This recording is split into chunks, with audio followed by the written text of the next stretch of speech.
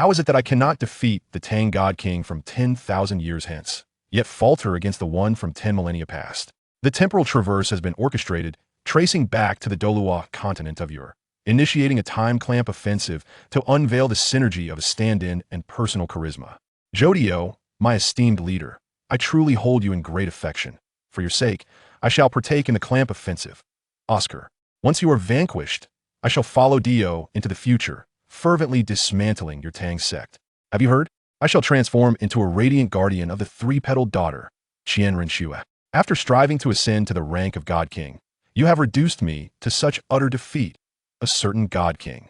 Quickly, leader, we must act. Something formidable approaches, and the future shall not withstand it. Huo Yuhao. Hark! Jodio has captured the Tang God King.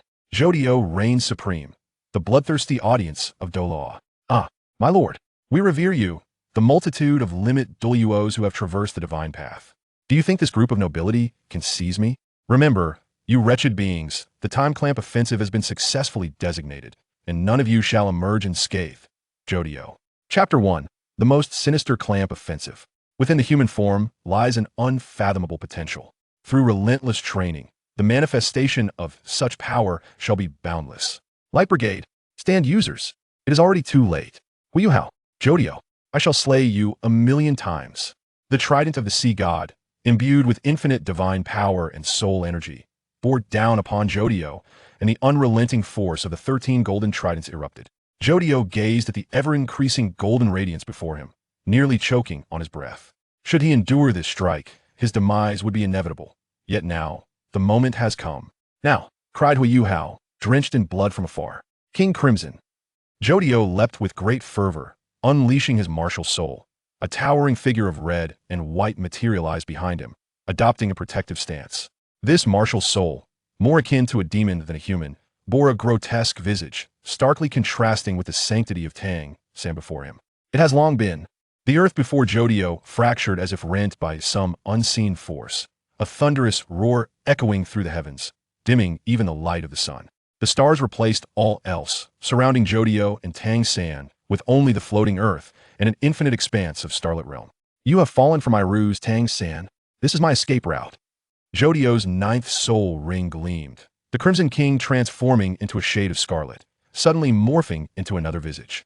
This was a nobler form, its once twisted countenance now resembling a pure white triangular mask worn by an artist, with emerald green light emanating from its eyes, obscuring all other expressions.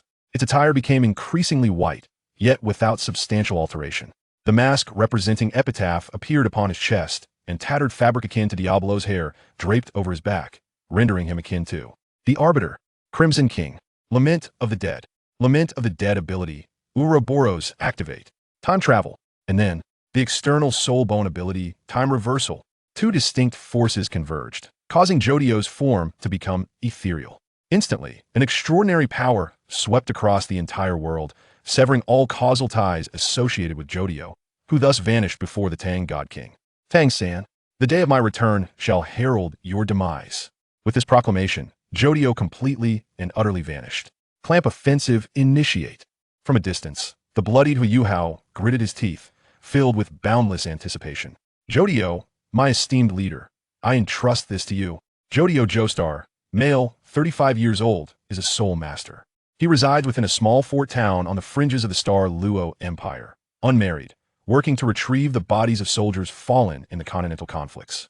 He neither smokes nor drinks, adhering to a strict bedtime of 11 o'clock each night, ensuring a full 8 hours of restorative slumber. Prior to sleep, he typically consumes hot orange juice and engages in 20 minutes of soul power cultivation, thus ensuring a sound sleep until morning.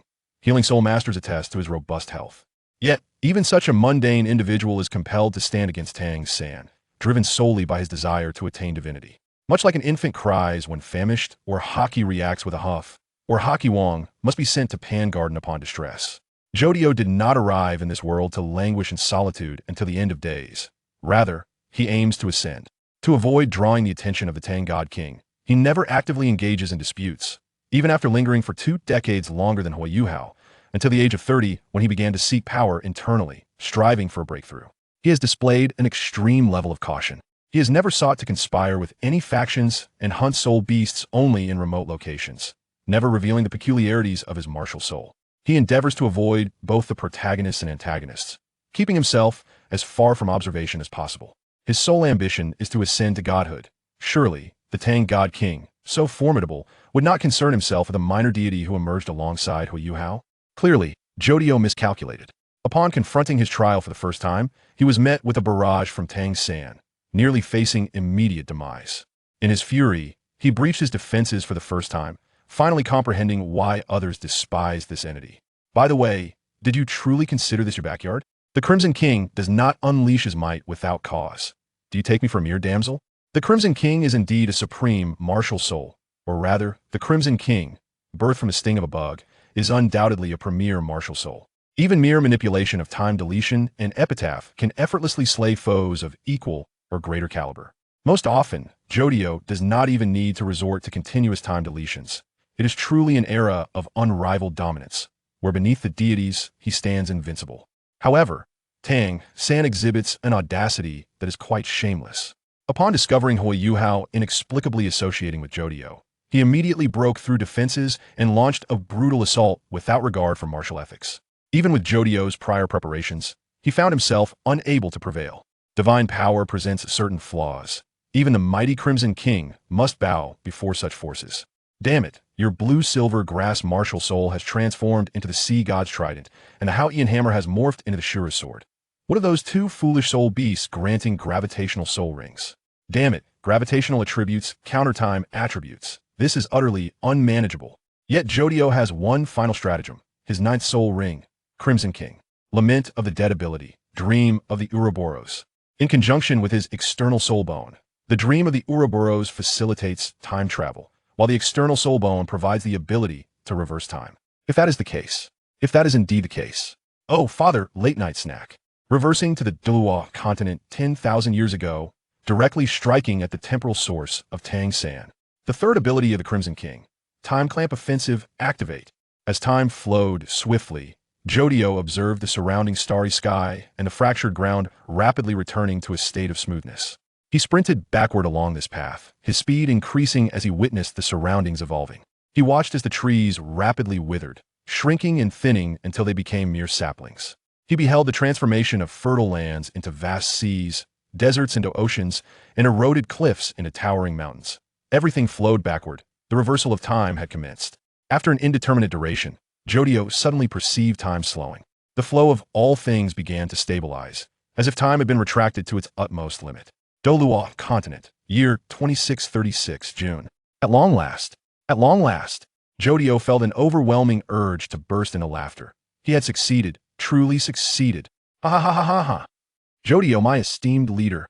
The wristwatch emitted a peculiar sound, followed by Huo Yuhao's voice, sounding exceedingly urgent and punctuated by intermittent sounds of battle.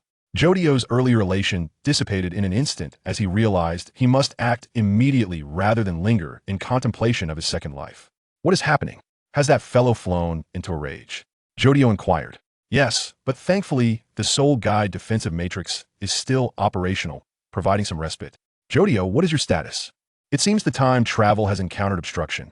I am uncertain of the cause, but it appears there is a divine being covertly intervening, creating a rift in this world against me.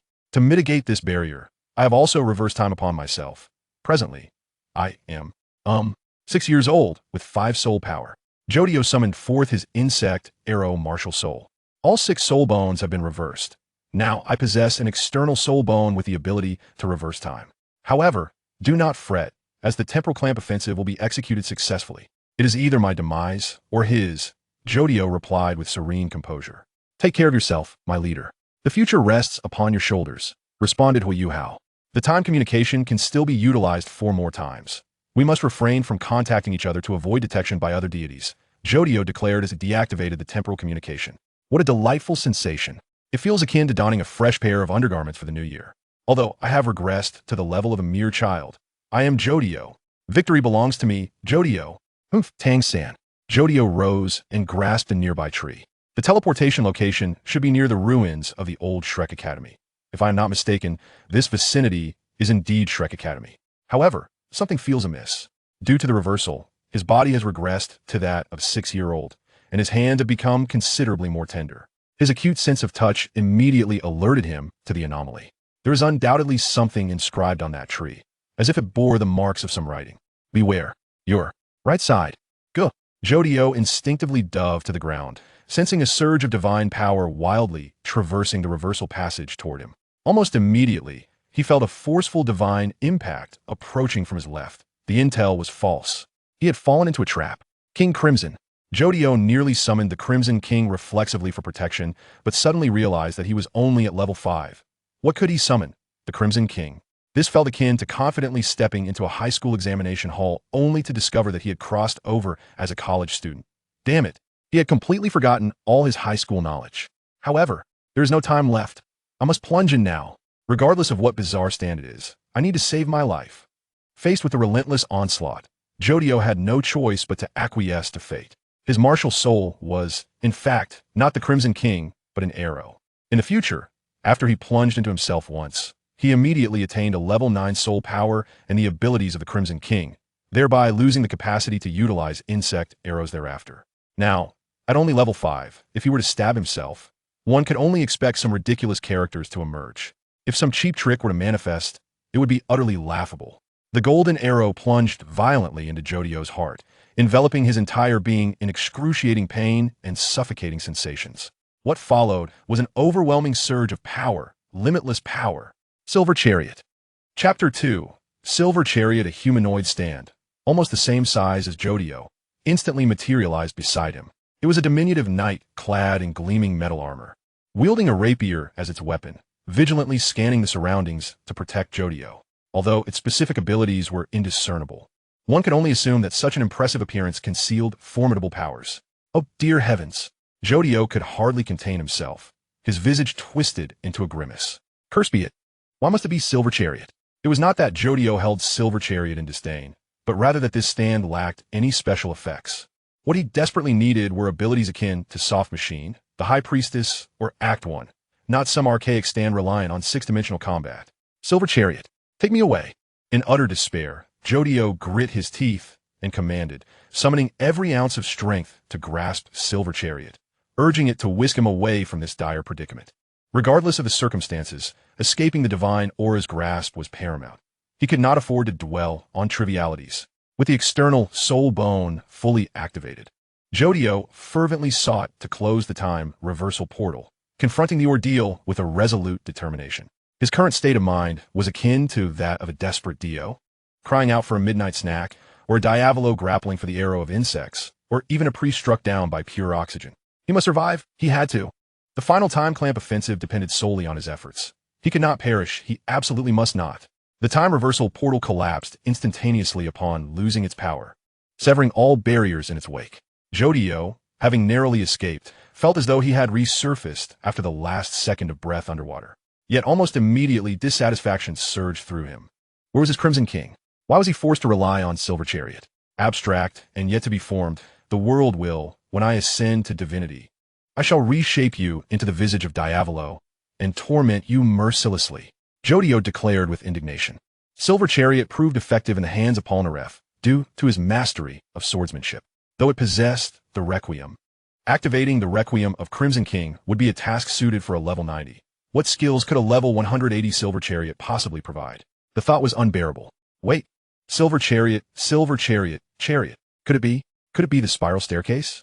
Jodio fell silent, summoning the arrow of insects once more, only to discover that his soul power had transformed into level 10, and he could still utilize the arrow.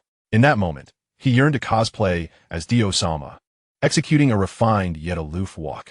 However, his elation surged, compelling him to emulate Lord Kars. Ahhhh. Jodio's expression shifted dramatically, performing a theatrical fit of laughter, but he soon adopted a serious demeanor, turning towards the distant village. The time for comedic antics had ended. Now approached the indomitable Jodio Joestar. Wait, wasn't the protagonist of the 9th part also named that? Regardless, it mattered not. His true name was not this. So he would simply borrow the title. With a soul power of 10 and barely over 6 years of age, his only means of attack rested with Silver Chariot.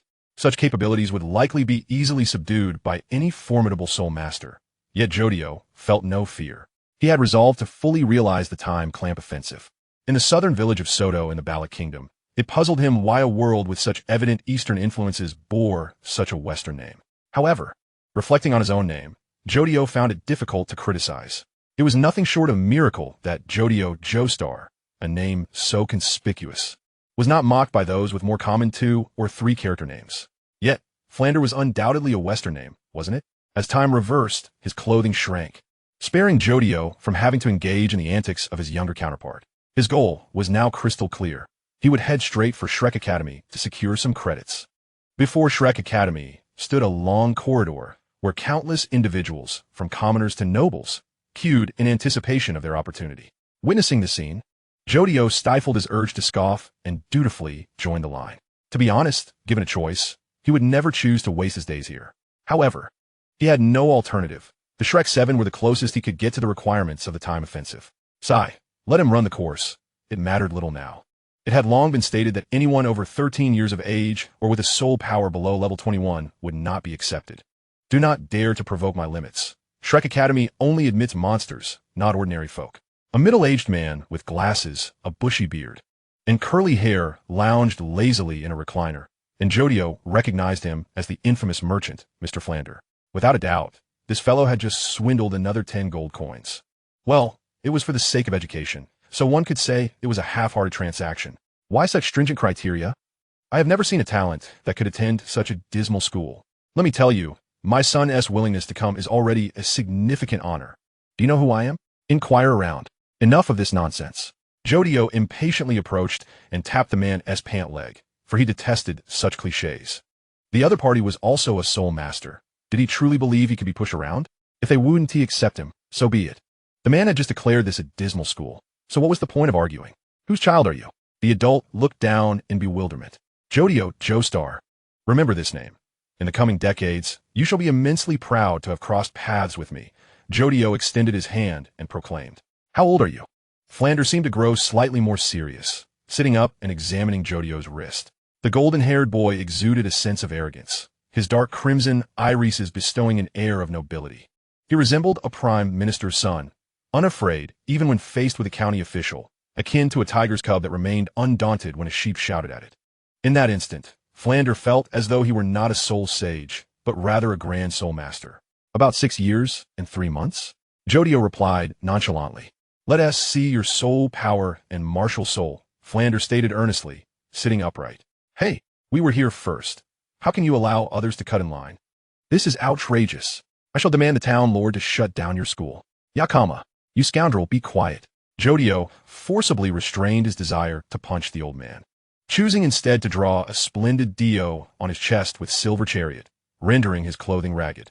While Silver Chariot was somewhat reliant on sword techniques, executing a small trick was still effortless. Listen, just as one cannot grasp mathematics without understanding it, being anxious changes nothing. It is akin to pretending to be looking for a book while knowing the teacher will check your homework. If your strength is lacking, it simply is.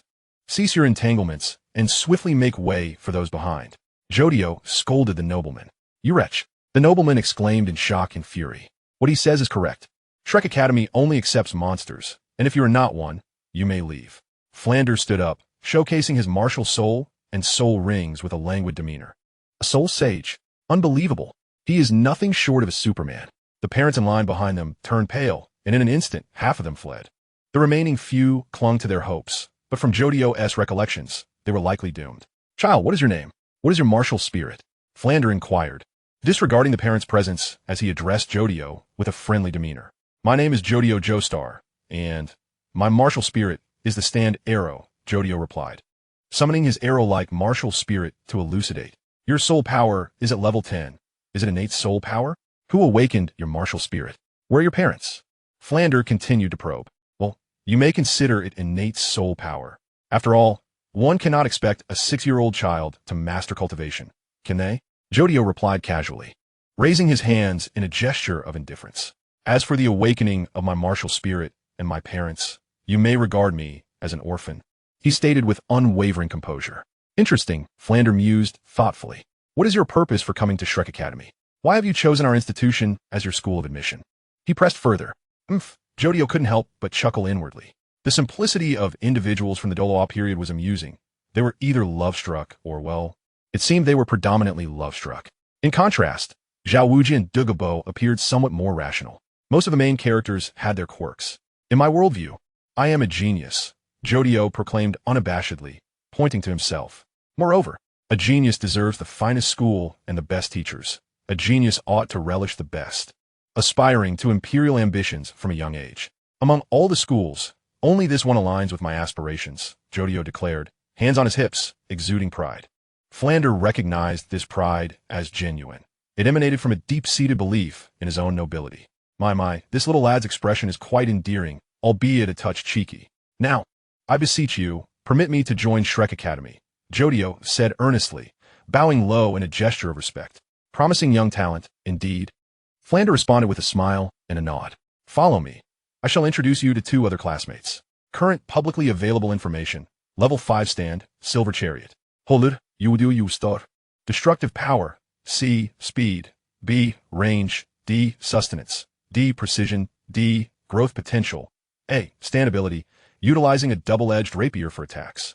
Its attack speed is extraordinarily swift, capable of slicing through air with rapid sword swings, allowing it to sever flames. The armor worn provides a degree of defense, but can be removed upon removal. The chariot speed significantly increases, leaving afterimages during movement, enabling it to create multiple replicas, thus obscuring the true identity of the real chariot. Attack speed also sees a marked increase, though defense diminishes correspondingly when the armor is shed.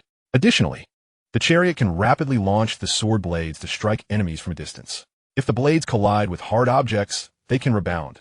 Through precise calculations, they can reflect and strike the enemy's vital points. Chapter 3. The Irreverent Soul Sage. Teacher, have new students arrived already? Jodio casually inquired, trailing behind Flander. You seem quite surprised? Flander questioned. Nothing much, teacher. I simply relish being the first. Whether it be arrival, ability, or status, only being first aligns with my character. It is what I ought to do, Jodio remarked, glancing toward the low-lying building. Having endured past tribulations, Jodio had come to understand one principle. One must be audacious. Just like the inflated puff pastry teacher or the panda that spreads its arms to intimidate foes. The more blusterous one is, the less likely opponents are to act recklessly, thus facilitating their own demise. Of course, this premise is contingent upon possessing genuine capability. Otherwise, one risks becoming a mere laughingstock. The more audacious one is, the less likely the foolish will dare to provoke, thereby averting numerous troubles. Caution throughout life would only lead to being treated as a mere footnote by the esteemed Tang Shenhuang, had it not been for the formidable Crimson King.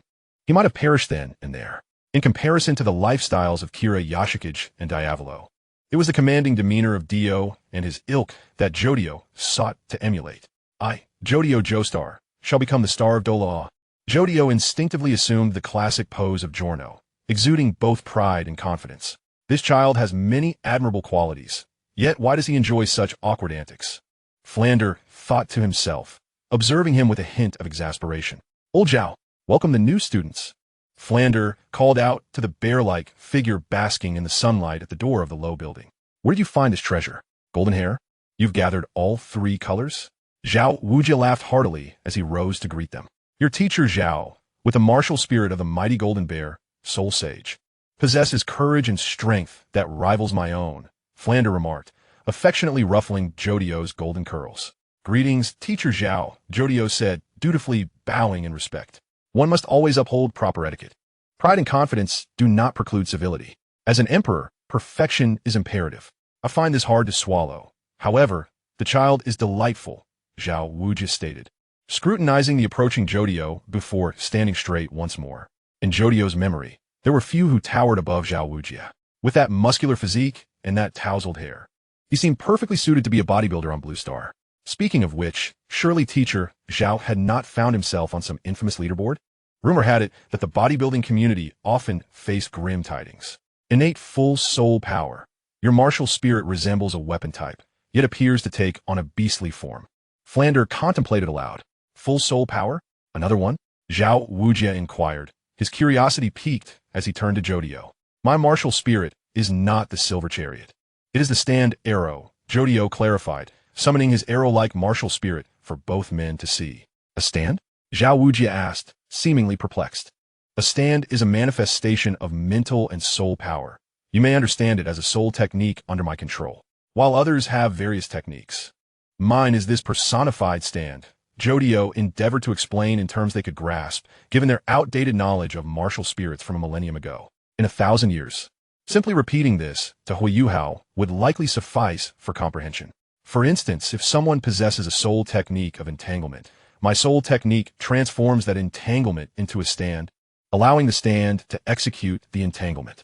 However, the consumption of soul power remains mine, Jodio elaborated, once more summoning the silver chariot.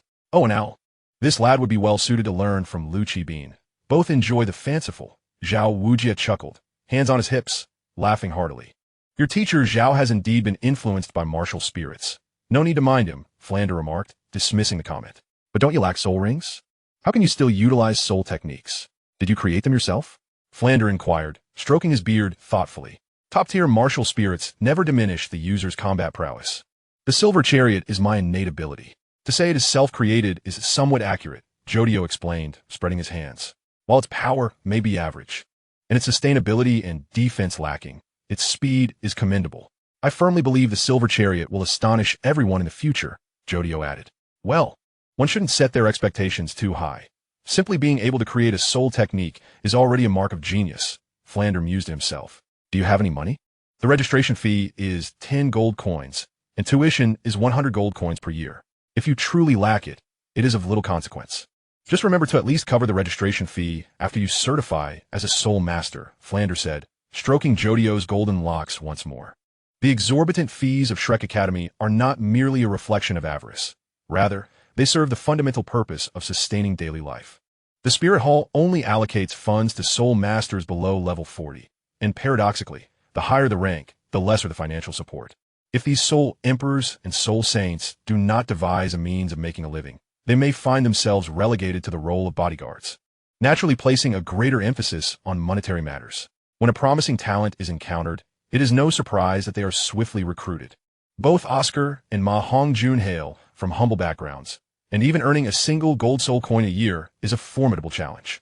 Yet they were still ensnared by Flinder's formidable grasp.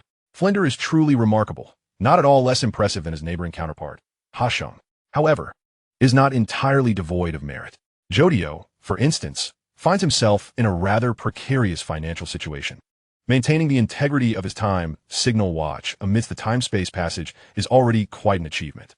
His soul bones have been reclaimed one after another, leaving little hope for his soul tools to remain intact. The time signal watch is a collaborative creation between him and Huo Yuhao, designed from soul tools conceived by Huo Yuhao and powered by Jodio's time soul energy. The back casing of this watch is, in fact, crafted from gold, an unexpected boon in his current circumstance. Perhaps it would be prudent to let the debt accumulate for the time being, with the intention of repaying it gradually. Flinder, upon observing Jodio's intent to dismantle his wristwatch, promptly intervened. While he may not be entirely destitute, it suffices to gradually accumulate the funds. If necessary, they could have old Zhao take a job at a club. His muscular physique should be quite appealing. Hey Owl, this lad seems rather extraordinary, doesn't he? Zhao Wujie whispered to Flinder. With a superior spirit, formidable soul power, and an admirable demeanor, it is hard to believe he is not from a prominent family. Yet, one must wonder why a child from such a lineage would be sent here. Regardless, whether from the Seven Treasures Glazed Tile School or elsewhere, he will first have to endure my rigorous training running 10 laps around the field. After all, I can run. If necessary, I can always change locations, Flinder replied nonchalantly. Zhao Wujie could hardly fathom the audacity of such individuals. Admittedly, this old fellow has never been one to shy away from shamelessness. In the future, that old owl will charge 200 gold coins for a mere broken yellow crystal, and there will be no one to rival him. Cool, me. Let us meet your other two classmates, Flinder said, disregarding Zhao Wujie's complaints as he greeted Jodio and Zhao Wujie before continuing onward. I will briefly outline the school's requirements for you. To graduate, you must reach the rank of Soul Zone before the age of 20. Obtain a silver badge in the Great Soul Arena while being at least level 35, or win the championship in the Continental Elite Soul Master Challenge. Should you fail to meet any of these criteria, you will need to find a way to repay your debts and seek your own path, Flinder elucidated. That is understandable, Jodio replied calmly. The current graduation requirements at Shrek are somewhat more humane compared to 1,000 years hence. He recalled how Yuhao had endured countless trials and tribulations to graduate. Had he known that level 40 was sufficient, he would have surely rejoiced. If I am able to meet all three conditions, might I remain here to observe? Jodio inquired with a playful grin. Stay here and suffer alongside us old-timers? You have a senior who has gone on to teach at another school. Surely that would be a better option. Flinder chuckled in response. Once I graduate, I will certainly make a name for myself and bring you out to enjoy a life of comfort. A genius teacher, such as yourself, cannot possibly languish in poverty.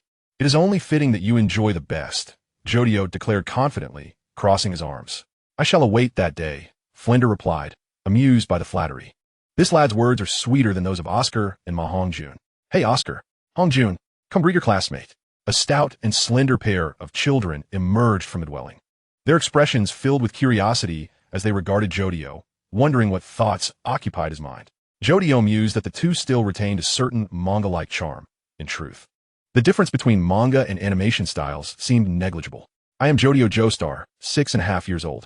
Feel free to call me Boss Jodio or Dio-sama, Jodio proclaimed, striking a classic pose. Get to know each other. Tomorrow, I will take you all hunting for souls. And do note, Jodio is actually 6 years and 3 months old. So do not be deceived by his claims, Flinder said casually, waving his hand as he departed, leaving Jodio to mentally grumble about the old man's indiscretion in divulging everything. I am Oscar, exactly 8 years old, with a sausage as my martial soul and rank 14 soul power. Oscar beamed like a delicate flower as he shook Jodio's hand. I am Ma Hongjun, 6 years and 5 months old, with a phoenix as my martial soul and rank 10 soul power. Ma Hongjun replied with a hint of dissatisfaction. What do you mean you want me the boss? I refuse to accept that. Refusal is futile, just as Wang Tiansheng is destined to inherit the throne. The phoenix is inherently suited to rest upon the parasol tree. The identity of boss is naturally mine. Your objections are irrelevant, Jodio retorted without hesitation, summoning forth the silver chariot. I feel as if you were deliberately trying to provoke me. It is quite disheartening. Appear, Phoenix Chariot, Ma Hongjun exclaimed, summoning forth the flames that clung to him. Jodio? Currently available public information. Martial Soul. Phoenix Holder. Ma Hongjun Destructive Power. C. Speed. E. Range. D. Duration. E. Precision. E. Growth Potential. A. Martial Soul Ability. Summons blazing flames and a phoenix apparition to envelop the user, enhancing both attack power and speed. However, this martial soul is not sustainable and is better suited for hit-and-run combat. Given its status as a top-tier martial soul, it will evolve alongside the enhancement of soul power. Should the issue of cursed fire be resolved, its attributes may further improve. Chapter 4. The Talent of Chef. What is this Phoenix Chariot? Could it be that the JoJo art style is truly contagious? Jodio thought to himself as he observed the plump child opposite him adorned in a distinctly Iraqi-esque style, silently critiquing his appearance. Ah, my silver chariot indeed struggles against the intangible nature of flames. However, considering that this little fatso is still young, it is only fitting to take full advantage of the situation. The silver chariot executed a splendid flourish before charging forward, deftly using its hilt to block Ma Hongjun's claw just as it was about to make contact. Utilizing the blade itself would be ill-advised. Although it may resemble the stabbing sword used in the animation, the weapon of a chariot is, in fact, a standard Western sword. A mere lesson, not a life-and-death duel. Should I employ a move reminiscent of Popo? With a nimble maneuver, the silver chariot flicked a stone into the air, sending it flying toward Ma Hongjun's face. Much like skipping stones across water, the pebble struck Ma Hongjun on the forehead, leaving a small red mark that elicited a pained reaction, causing him to sit down and clutch his head with tears welling in his eyes. After all, he is but a child. It is entirely reasonable for a 6-year-old to endure such a level of combat and injury. It seems odd for Tang Sect to have entered the academy with such grandiosity. Wait, this is ancient times. It is not unusual for a 6-year-old to engage in fierce battles. No way. The Silver Chariot is the strongest stand under level 10, even without any special effects. Its speed and strength surpass your Phoenix Chariot, Jodio declared, shaking his finger in explanation. Ah, Dio. Ma Hongjun winced, nursing his swollen spot in pain. While Oscar could only summon a sausage to offer Ma Hongjun as a form of consolation for the little pudgy fellow, Jody, with remarkable composure, reached out for another sausage to savor, dismissing any notions of slogans or associations. After all, back on the blue planet, he had enjoyed black pepper sausages without a second thought. Are you convinced now? If so, I shall treat you to something delectable. If not, let us continue. He took a hearty bite of the sausage and inquired further, what shall we eat? Ma Hongjun, promptly rising and wiping his nose, responded, come on. In this day and age, what is there that we cannot find to eat? Let us go hunt a few soft-boned rabbits, shall we? You can start the fire, and I'll fetch some sugar beans from the teacher to roast alongside Xiao sausages. That sweet roasted rabbit will be a delightful treat. Want it? Shall we go? Shall we begin right away?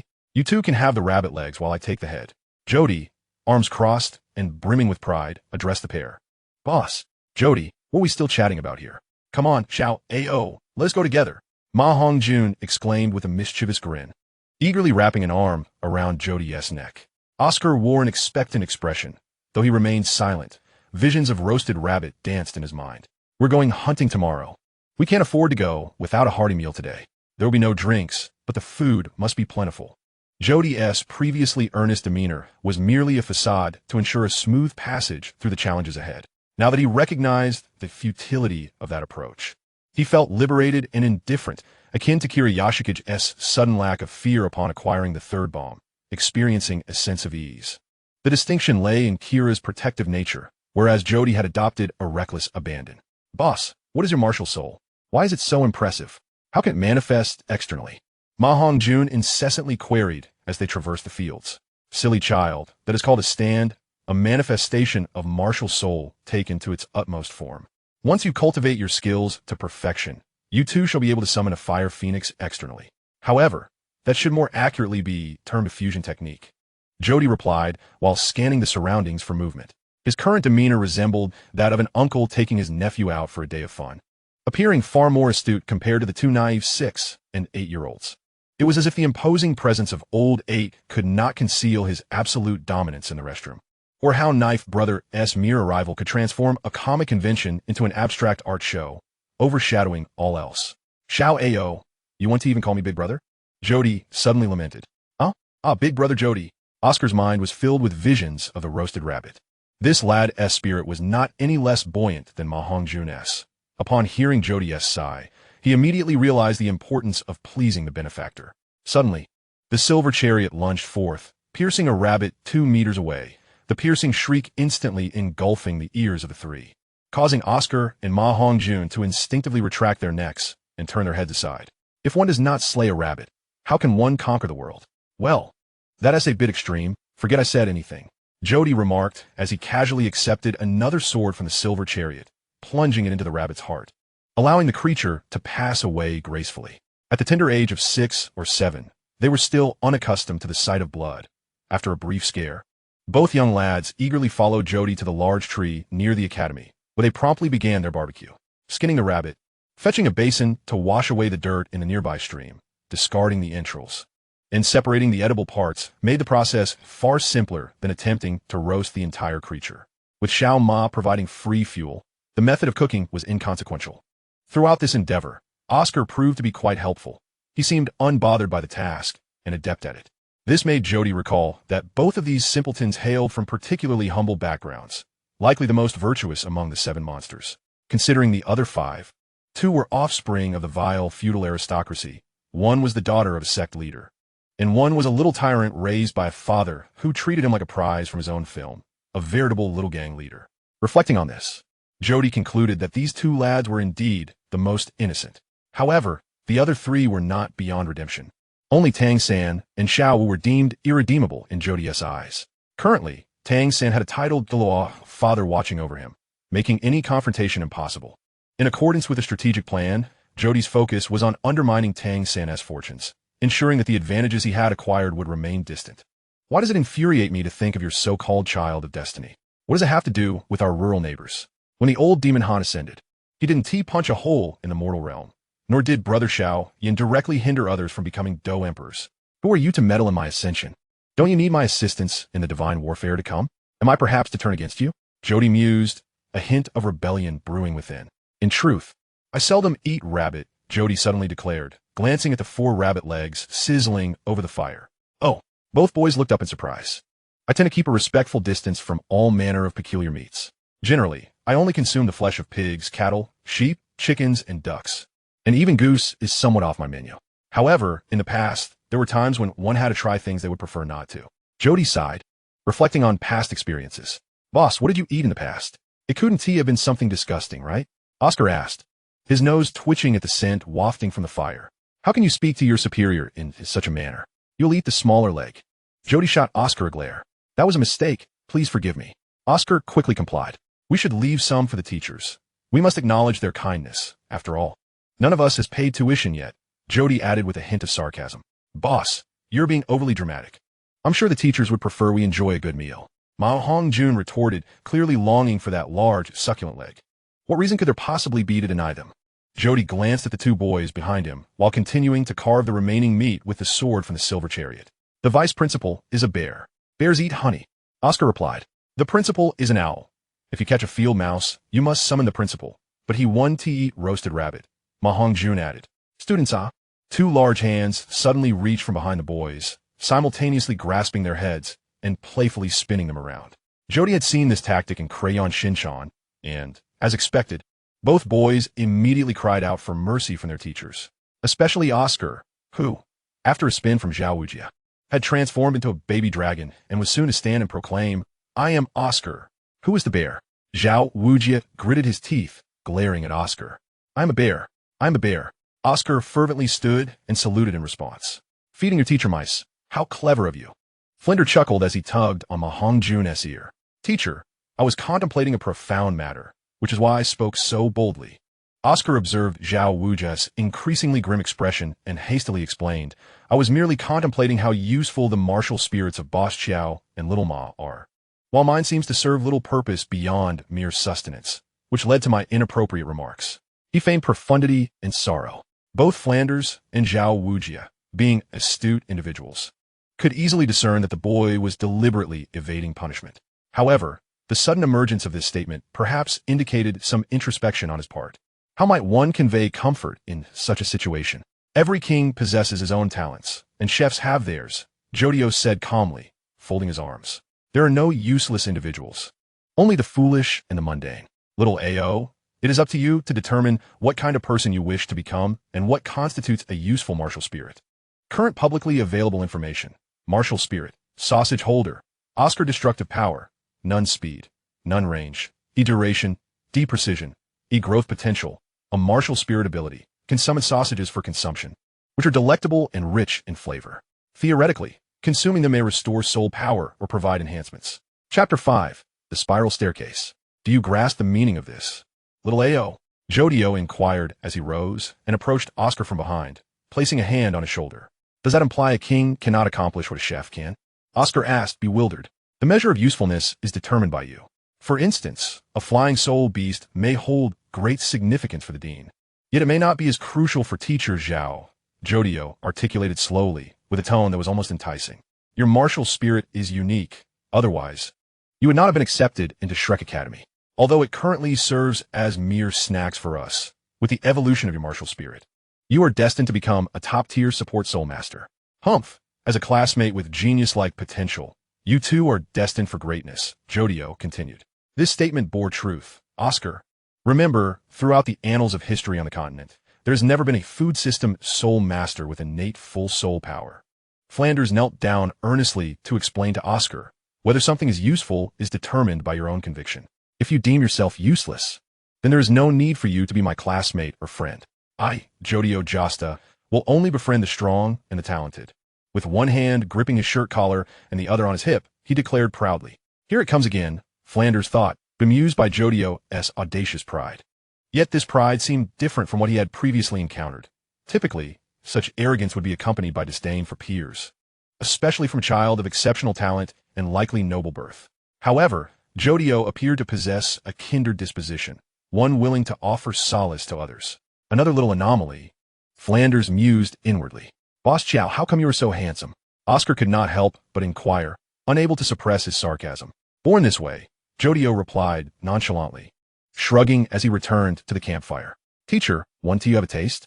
Purely organic, harm-free wild rabbit. Eat this sweet, roasted hare, and you shall find it surpasses even the emperor of the Tiando. Jodio said, offering the roasted rabbit leg with a flourish. Oh, little Qiao, quite the caring one. I shall graciously accept on behalf of your teacher. Flanders, Zhao Wujia said, extending his hand with a thick skin. Enough. Are you really so desperate as to wrest food from child? Go back and ponder how to assist these two in hunting for soul rings, Flanders said. Playfully grabbing Zhao Wujia by the neck, and waving him off as they departed. Is there any other way to hunt? Direct assault? Agile attacks? Support, perhaps? Zhao Wujie retorted. Have you figured out little Qiao's martial spirit?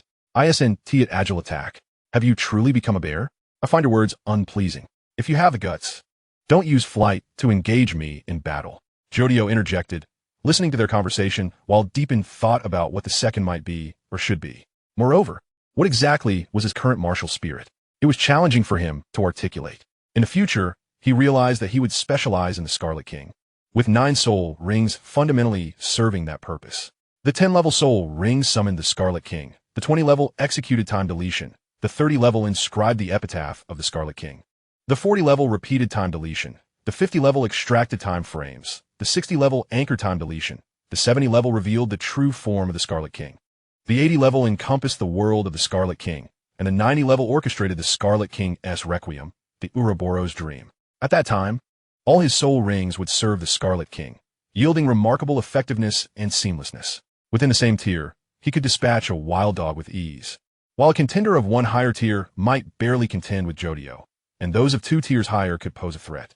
Those 3 tiers above could create the effect of a level 20 battling a level 10. This was the invincible Scarlet King, free from concerns about attribute allocation. Embodying pure numerical beauty, time was the essence of his prowess. But now, the Silver Chariot could not be enhanced in the same manner as the Scarlet King. Surely, it could not be time deletion of the Silver Chariot and the epitaph of the Silver Chariot? That seemed erroneous. Perhaps the initial soul ring was meant to be an alternative stand. Why not? Jodio suddenly realized that the secret of the spiral staircase lay therein. The whispered spiral staircase tumbled forth, a key to the elevation he would uncover in the future. Regardless, the emergence of the Silver Chariot bore a striking resemblance to this spiral staircase concept. Eat up. We must be well fed for tomorrow's journey, Jodio said with a hearty laugh, prompting both young men to feel a chill run down their spines. The way Jodio used descriptors was indeed ineffable. Listening to him speak was akin to hearing a bullfrog croaking in the fields. This fellow must refrain from misusing words. Shrek's conditions were limited, yet Jodio seemed unfazed. What a joke. I've spent over a decade as a corpse collector near the front lines of the Star Luo Empire and the Sun Moon Empire. What kind of harsh environments have I not encountered? Had they not needed a cleaner on both sides, I would have long since perished. In comparison to those unpredictable conditions, this square dormitory is of little consequence. Boss Chow, where do you hail from? Surely, you come from a prominent family? Ma Hongjun inquired after Jodio had forced him to wash his feet before crawling under the blankets, daydreaming about future soul rings. Prominent family? My father is a corpse collector, and my mother is a seamstress. It was only in my grandfather's generation that we had a soul master, and our martial spirit was nothing more than a useless shovel. We barely scraped by, Jodio replied nonchalantly. Impossible. You possess such a refined aura, and your clothing is quite luxurious. It must be worth a fortune. Oscar probed, equally perplexed. Foolish child. This was gifted to me by a wealthy gentleman I encountered on the road. His name is Huo Yuhao, a well-known figure. Now, do you believe me? Jodio sighed in exasperation. This statement bore truth. Prior to embarking on the trial, Jodio had dressed quite modestly, resembling an inconspicuous figure in the world. It was only after forming a sworn brotherhood with Huo Yuhao that he began to don extravagant attire and indulge in sumptuous feasts. Little Huo truly possessed great wealth, having earned considerable profits from manufacturing soul-guided devices. Well, Jodio held stakes in that endeavor as well, having contributed to the designs of numerous soul-guided devices. Before reaching level 80, Jodio had maintained a rather unkempt strawberry hairstyle, which transformed into his flamboyant golden locks only after acquiring the 100,000-year soul ring of the Scarlet King's world. At that time, Huo Yuhao had taken a disapproving stance toward Jodio's taste in open-shoulder sweaters, insisting that he change into a black shirt, golden jacket, and trousers. It is indeed a marvel that this outfit has shrunk along with me. I cannot comprehend it, truly cannot. Well then, boss, your dendrobium. Xiaowao. There is no need for such euphemisms. I shall certainly fulfill your wish and venture into the Amazon rainforest to find 4 burly men clad in scanty attire for your desires. Jodio chuckled, affectionately ruffling Oscar's blue mushroom-like hair. You are mistaken, boss. Long live loyalty. Oscar and Ma Hongjun promptly flipped over, readying themselves for slumber. Meanwhile, Jodio cast a final glance at his watch before settling down, his mind finally at ease. The flow of time is ever variable. This is the sole measure of the temporal disparity between both parties. I hope for success.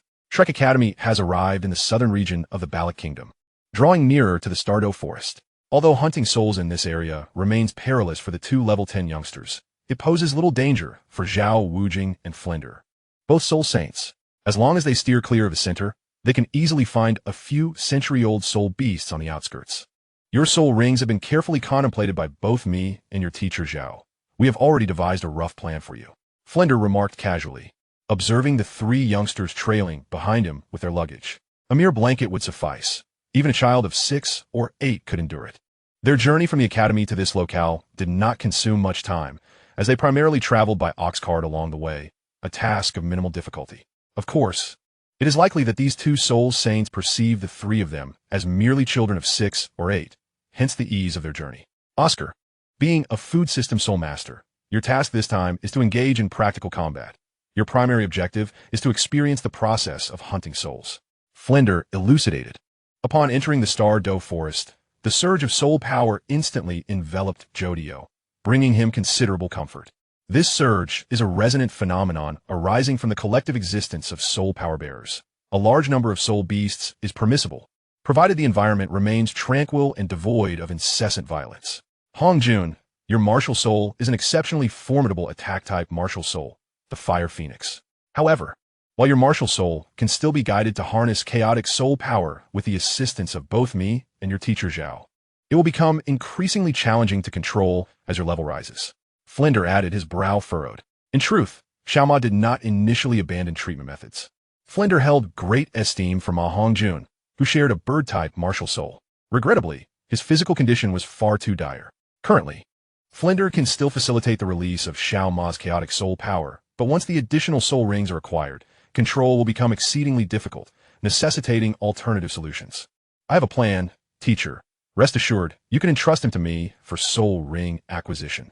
Jodio interjected suddenly. This matter was a concern a millennium ago, and it remains one today, yet for Jodio, it is truly no trouble at all. He simply cannot rely on other methods if they prove ineffective. If sacred herbs cannot be procured, then he shall resort to training therapy, exhausting his soul power each time. Should that fail, he will await the acquisition of a crazy diamond or golden experience. There shall always be a way to remedy such issues. Do not jest, Xiao Jio, be serious. Zhao Wujing admonished, his brow knitted. I am earnest. The simplest approach is training therapy, after which we can gradually await my soul ring. Jodio confidently replied, Teacher, have some faith in my martial soul. One day, you shall witness it gain renown across the continent. Chapter 6, Theory of Rapid Defense. Treatment? Flender inquired cautiously, having never witnessed an agility-type martial soul that also bore healing capabilities. In fact, it is generally believed that martial souls of various types cannot acquire abilities from other domains. Should they possess such, they would not be well adapted, rendering the effect rather mediocre. Do not question why the divine King Tang created a blue-silver overlord spear. Simply ask yourself why he could manifest such a soul skill that ensnares. Do not be surprised by the blue overlord crossbow. This individual never intended to cultivate his martial soul earnestly. Admittedly, employing ensnarement directly as a soul skill can simplify combat requirements, but can only be said that the disadvantages outweigh the benefits. Crazy Diamond can mend incomplete or damaged items, with training perhaps. Jodio pondered for a moment before explaining. What level of soul skill acquisition are we discussing? Furthermore, will this not affect your future direction? Flender was excited by this possibility, but was reluctant to see this diligent student sacrifice himself for another's sake. He had already formulated a plan for Xiaoma's issue. Perhaps that could provide a solution.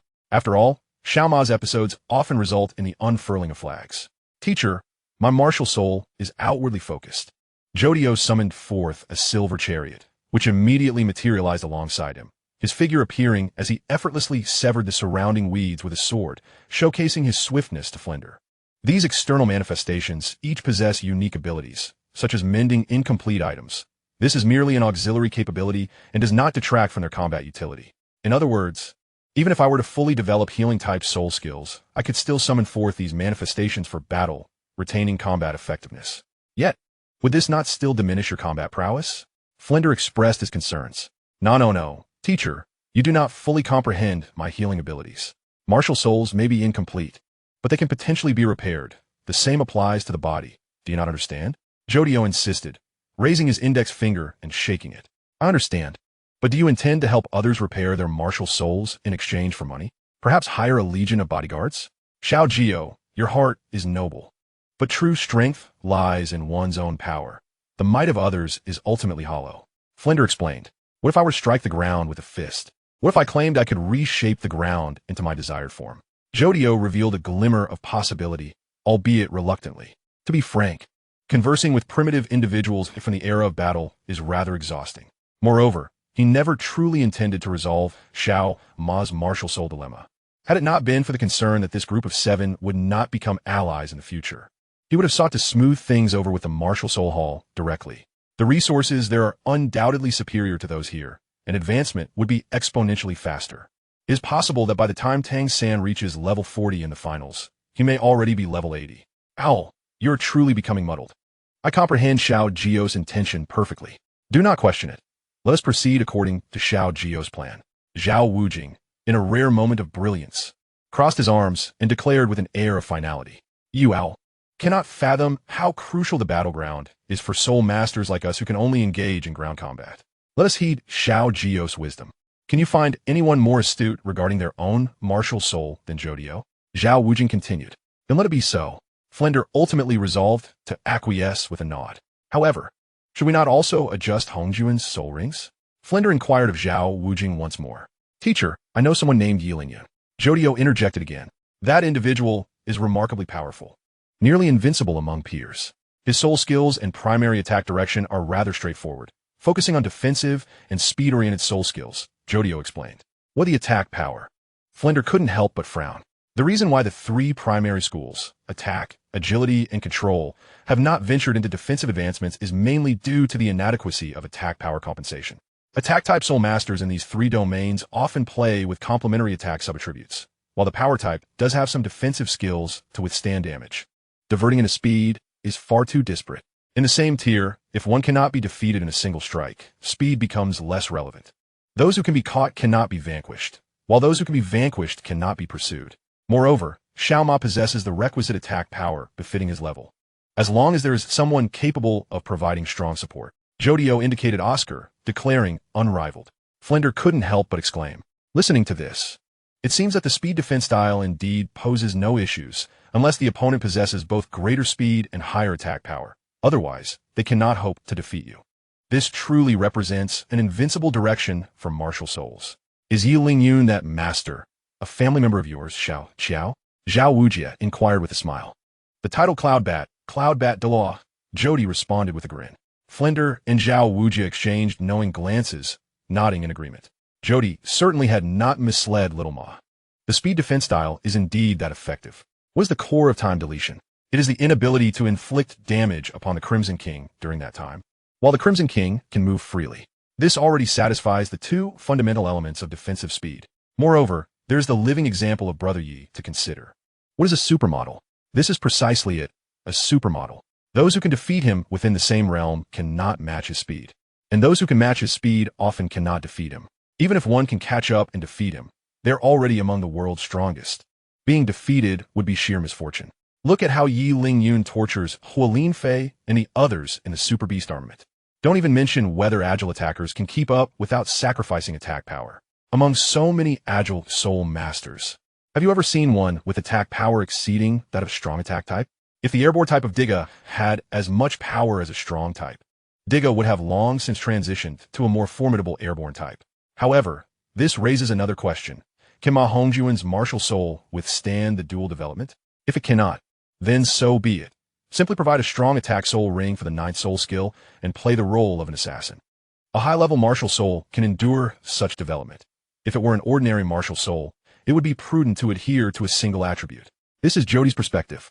Firstly, this old owl's 6 soul ring also focuses on defense. Secondly, differing viewpoints on planning in the Douluo Continent have influenced Jody, who has been immersed in MOBA-type games for many years. He naturally understands that there are numerous directions for development. Different equipment is akin to different soul rings, always capable of producing varied gameplay. Isn't the gameplay of that old poison user quite innovative? Isn't it also a form of skill? All tactics are noble, and all paths to victory are sacred. Of course, one must avoid excessive collateral damage. Is it worth a try? Flinder turned to Ma Hongjun and asked. No need. I trust Boss Qiao, Ma Hongjun suddenly declared, striking a pose with his hands on his hips and legs crossed. What on earth is this fluffy execution song? Jody remarked, his lips twitching in disbelief. Could it be that the JoJo virus spreads inexplicably like the magnetic field virus? Indeed, it must be so. Ma Hongjun proudly asserted.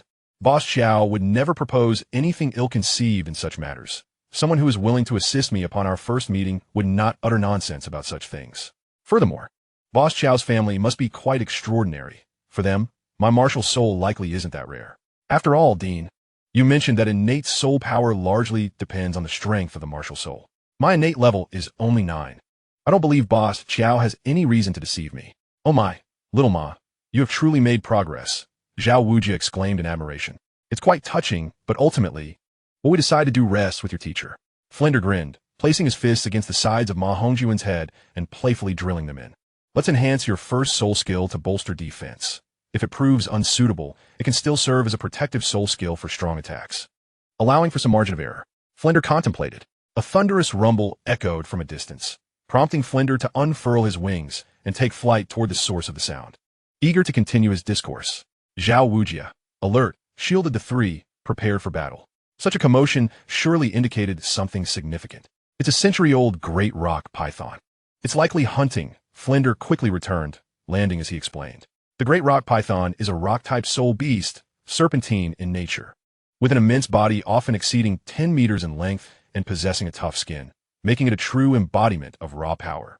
Unlike the mandala snake encountered by Tang Sect, the great rock python employs a strategy of layering armor and strength. It has been known to strangle far more than it bites, with the number of victims being tenfold. This is indeed a fitting challenge for Ma Hongjun, though its attributes differ significantly. I want it, Jody replied immediately. Teacher, once I absorb the great rock python soul ring, you will understand what my martial soul is like. He waved his hand. He knew Flinder's sharp mind would have many questions, but that was of no concern. The mysteries would soon be unveiled. Yet Flinder took to the skies once more. The fourth soul ring erupted with a thunderous roar, and dozens of wind blades shot from Flinder's wings, aiming directly for the great rock python's vital points. The serpentine beast, with a shell as hard as rock, was struck heavily without even a semblance of defense. After all, a soul beast of 300 to 400 years stood no chance against a soul sage. Roar, silver battle chariot, Jody exclaimed, walking over to summon the silver chariot, which precisely penetrated the vital spot to deliver the final blow, undoubtedly slaying the great rock python. Flinder and Zhao Wujia exchanged glances, both recognizing it as a display of the pride and confidence typical of a child from an illustrious family, choosing not to delve deeper into the matter. Shrek Academy was not lacking in monsters, nor in children of noble birth. However, the fact that many of these children do not participate does not imply their absence. Furthermore, many graduates have secured respectable positions. Who can say whether they were introduced by those same students? Perhaps this cohort will exhibit something different. Flinder stroked his beard, contemplating. A 400-year-old great rock python. Rest assured, I shall grant you a dignified memorial. A shrine will be constructed in your honor. Jody closed his eyes, sitting in contemplation. Now, the crux of the theory is upon us. Chapter 7. The Freedom of Stone.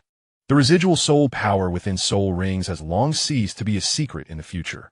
At the very least, everyone understands that the soul power within a soul ring ought to be compressed whenever possible, ideally resolving most of it during absorption. However, knowing and executing are two different matters. Jody had little desire to pursue this further. After all, few possess stronger mental power than his own. The stand itself is a manifestation of mental power. If he cannot subdue a 400-year-old great rock python, it would indeed be laughable. Wait, 400? Why 4? Jody frowned, acutely aware of the subtle difficulties and vague discomfort accompanying the absorption. However, upon summoning the silver chariot within the sea of consciousness, the process became considerably easier. He relentlessly stabbed at the vital points of the great rock python with his sword, shattering its last vestiges of power until it had no choice but to concede. The condensation of the soul ring posed some difficulty, but merely a bit. Victory still belonged to him. Jody the Emperor. This is intriguing. Truly, a unicorn beetle, Jody mused, rising after absorbing the soul ring, resting his hand upon his chin in contemplation. What soul ring? Flinder and Zhao Wujia inquired eagerly. Just a moment.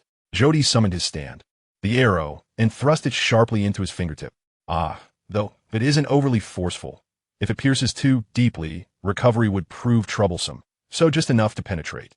The four watched in stunned silence as Jody engaged in self-mutilation, rendered speechless. Is this the peculiar aspect of a special martial soul? Must one harm oneself before summoning the soul ring? Blood spattered as Jody instantly felt power being drawn from within his body. A blue radiance surged forth, and with the sound of a piercing line, a humanoid figure adorned in blue, with peculiar striped glasses, materialized behind Jody. Judging by its muscular form, it exuded strength, contrasting with Jody's silver chariot, appearing to embody the characteristics of a powerful type. Is this a power-type soul skill? This is my freedom of stone. Jodio instinctively struck a pose. One leg straight and the other slightly bent, with one hand crossed protectively at his waist and the other raised, chin tilted in a manner reminiscent of Jotaro. The golden strands of his hair shimmered with a hint of emerald as he moved, and in that moment, both Xiao Ao and Xiao Ma felt that Jodio seemed somewhat more attractive. Goodness, possessed by a ghost, Jodio exclaimed in terror, staring at the green tips of his hair while hurriedly swatting at it. Bid, female ghost, do not come and haunt me. Just because I can use your stand doesn't mean I must take on your appearance. Well, if it were fluffy, that wouldn't be so bad. Oh my, boss, you smell delightful. Ma Ongjun shouted. Of course, I maintain excellent personal hygiene. Do you think I am as careless as the two of you? Jodio said contentedly, admiring his freedom of stone. Though it is merely a level 10 soul ring, it surely cannot match the attributes of Jotaro's freedom of stone right from the start. Yet it should still be more effective than Silver Chariot. Boss, why are you acting so feminine? Xiao Ao could not help but inquire. Silly child, this is called admiration. You are merely infected by this sentiment. Jodio cheerfully spread his arms and hummed. What about the soul skills ability? What does it do? Flender ignored the trio's banter and asked. Freedom of stone. Jodio immediately summoned his skill back into his body, then swiftly shot out a thread towards tree. The thread shot from Jodio's hand, and upon contact with the tree, it latched onto a branch, creating a point of leverage for him. In an effortless leap, Jodio ascended to the tree. This is the ability of freedom of stone. It allows me to transform my body into a supple thread and move freely. Jodio explained as he jumped back down with ease. Is that it? Zhao Wujia asked, puzzled. What use is this? It's practically more useless than blue silvergrass. See, Teacher Zhao, you're getting impatient again. Just watch, Jodio said, delicately pulling at his chest, which then split open, revealing a gaping hole. Miraculously, there was no blood. Instead, it transformed into flowing threads. Flender immediately grasped the nature of this soul skill. A top-tier soul skill. Undoubtedly a top-tier soul skill. Little Jodio, listen to your teacher, Flender said with a serious expression, pressing down on Jodio's shoulders. Before you encounter life-threatening battles, do not reveal your bodily transformation ability to anyone. At most, show your limbs. This is your life-saving technique. As long as you possess this soul skill, you can avoid a fatal attack unconditionally. Flender spoke earnestly. While the ability to transform into threads may seem trivial and dull, it becomes grave when life is at stake. The fact that the first soul skill possesses such an effect is already commendable. One might even say exceptional. It is known that most individuals' first soul skills involve cutting, striking, kicking, shooting, hammering, grasping, or entangling. Little Jodio's soul skill can actively be released to strike while also possessing this high-quality ability, which is quite remarkable. In fact, one cannot entirely transform into thread. At most, 70 of the body can do so, while 30 must remain in the form of organs. However, one can still be tethered by a thread and pulled through, allowing movement through narrow spaces. Jodio rubbed his hands as he explained. You're too straightforward. I want to interfere. Flender, this kid is mine to teach. Don't compete with me. Zhao Wujia firmly pressed Jodio's head down and patted his chest. Honestly, to candidly reveal one's soul skill weaknesses, is there anything more straightforward? Learning from Flender will only lead to becoming a little schemer. It's better to learn from someone honest and trustworthy. How selfish of you. Stand down, Flender retorted, a furious mark appearing on his forehead. If the plan works, Jodio thought with satisfaction. This so-called weakness isn't truly a weakness. Anyone who fights him a few times will soon understand, as it is merely an initial information gap. The crucial point is that these individuals still maintain a baseline of caution, ensuring they do not immediately disclose their weaknesses. Alas, it must be said, while each has their abstract qualities, this protective nature is undoubtedly beneficial to oneself. Boss, what does unicorn beetle mean? Oscar inquired curiously. It's an expression, Jodio said, gazing at his freedom of stone. The unicorn beetle symbolizes transformation. This is my first soul skill, thus it signifies my metamorphosis. Though I have lost the formidable Crimson King, I have gained a genuine passport to divinity. Hee, is this what is meant by the echoes of fate? Indeed, victory belongs to me, Jodio, he mused inwardly.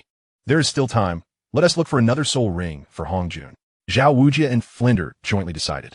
Finding a soul ring for Hongjun may take some effort, considering they need to look for a soul beast with fire abilities. It would be splendid if they could resolve this within the next 2 days. By the way, what is Oscar's first soul skill? Jodio casually asked. It's the shield armor scale worm. Aged 270 years, Flinder pondered. And its effect? It restores soul power and heals wounds, a rather plain skill. Flinder did not find anything particularly special about it, as most food-type first soul skills are generally similar, with few unique features. Xiao Ao, you have a higher level and should reach level 20 faster. I'll teach you a technique for comprehending soul ring skills that you will surely find useful in the future, Jodio casually offered. Concentrate your mind and send out a yearning to your inner self. Your inner self will respond to your thoughts. Jodio began preparing Oscar for how to select a soul ring that he desired. In a sense, soul rings do not solely depend on the type of soul beast, but are also significantly connected to one's subconscious. The appearance of mental power and martial soul will merge with the soul beast's soul ring, ultimately reflecting the unity of the three. That, my friends, is the essence of one's soul ring. Within humanity lies an astonishing potential. Through repeated training, the manifestation of this ability will become limitless. Jodio named this ability mental power. It is an essential capacity that must not be neglected. How far a person can go largely hinges on the strength of their mental power. How do I express a yearning? Xiao Ao was left bewildered. He could comprehend each word Jodio spoke, yet when combined, it became incomprehensible, transforming him into a confused Shrek. What does it mean to send a yearning to one's inner self? What does it mean that one's inner self will respond to their thoughts? Is this even something a person can say? In simple terms, if you desire a particular soul skill, focus on that skill. During the fusion of the soul ring, strive to comprehend as much as possible. Flinder discerned Jodio's meaning. Though it was uncertain whether this approach would work, it was certainly better than doing nothing at all. Boss, I feel like Xiao Ao can't grasp this. Maongjun complained. You, at level 9, question someone at innate level 10? What kind of logic is that? Jodio exclaimed in astonishment. My level 9 indicates that I have trained. Alright? Don't worry, boss. I'll definitely come up with the best defensive soul skill to take damage for you. Maongjun boasted loudly. Xiao Ao, summon your soul skill. Let me take a look. Jodio said casually, still curious about Xiao Ao's martial soul. Just curiosity, nothing more. Red bean paste. Red bean. And you use it? If the boss needs others to protect him, that would be quite a failure. Jodio retorted to Ma Hongjun's statement before turning his attention back to Oscar, who was preparing to unleash his martial soul. Oscar could only respond with a bemused expression to Jodio's request, shortly followed by a look of bewilderment reminiscent of a duck egg. Jodio suspected the boy was intentionally displaying such expressions, yet he had no evidence to substantiate his suspicion. Damn it, Jodio thought, feeling an overwhelming urge to voice his exasperation at the boy's soul technique. How utterly cliché, in every conceivable sense. Current publicly available information, level 10 stand, Stone of Freedom. Holid, Yudu Yustar. Soul ring level, yellow 400-year-old great rock python. Destructive power, B. Speed, C. Range, C. Duration, B. Precision, C. Growth, A. Standability, capable of transforming its body into threads and manipulating them freely. As the threads are composed of its own flesh, their extension is limited by its mass. If severed, it inflicts injury upon itself.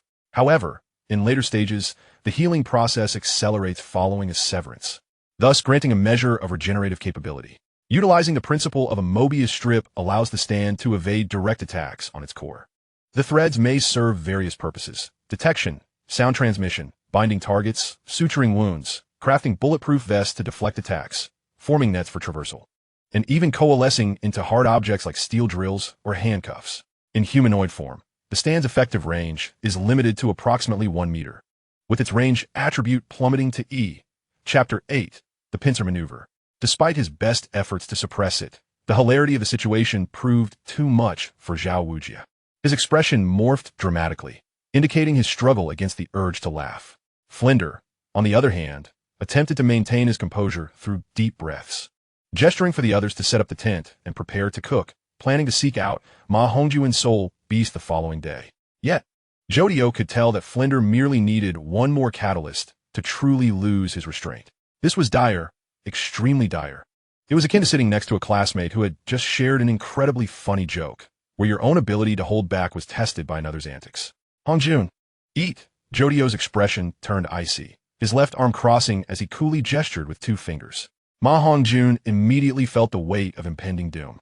At just 6 years old, he was not entirely naive, at least not in this context. Eat Oscar's large sausage. Damn, the Barak Kingdom doesn't even have mountains, let alone a habit of consuming spicy food. Eat, Jodio insisted, reaching out for the sausage while speaking. A king possesses his own talents, and a chef has his own skills. If you're not a food-type soul master, you have no right to question or express dissatisfaction with Oscar's soul technique. The soul curse is merely a phrase. The true value lies in the soul skill. Eat. Do not make me repeat myself a 3rd time. Oscar, overwhelmed with emotion, shed tears of joy as he summoned yet another sausage.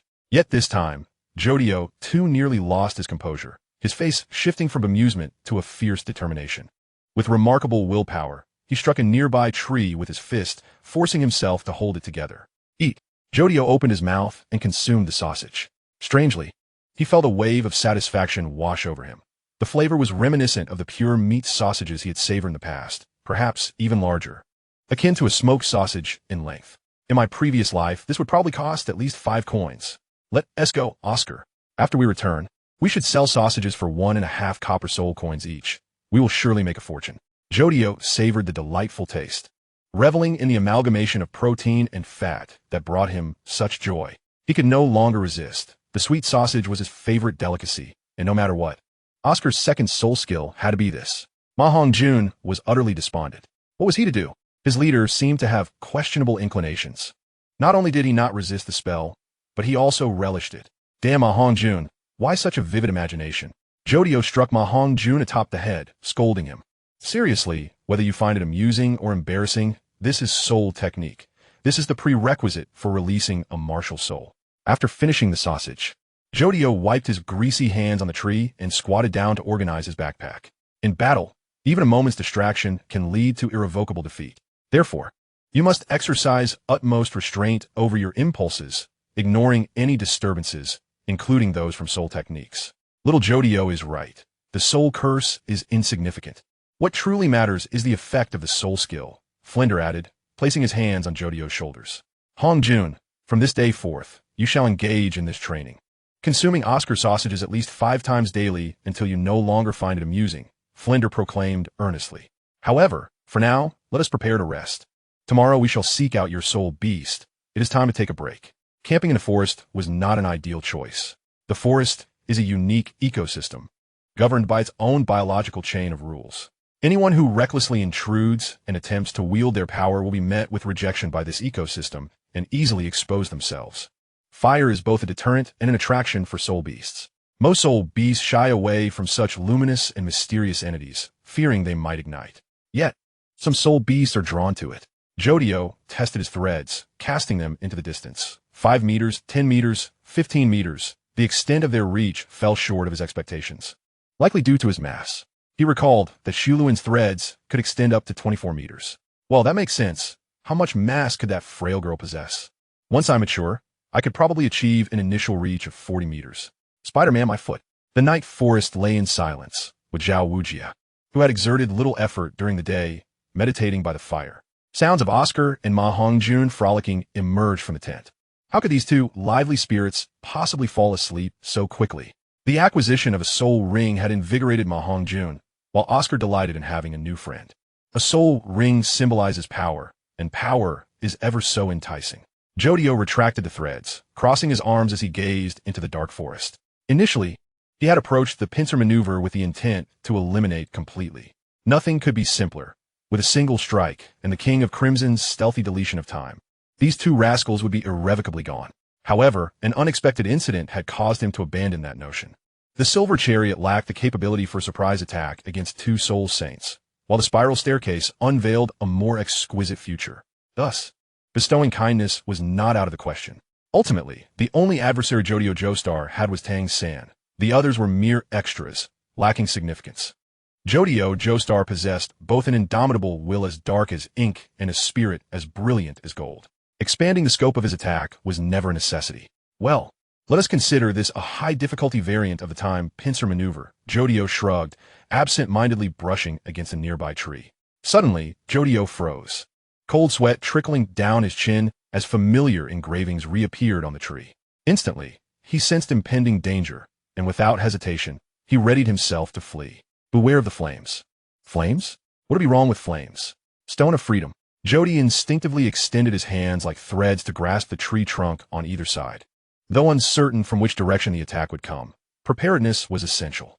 Little Qiao, do not recklessly unleash your martial spirit at night, or it will attract soul beasts. Zhao Wujia glanced up with a resigned expression as he spoke.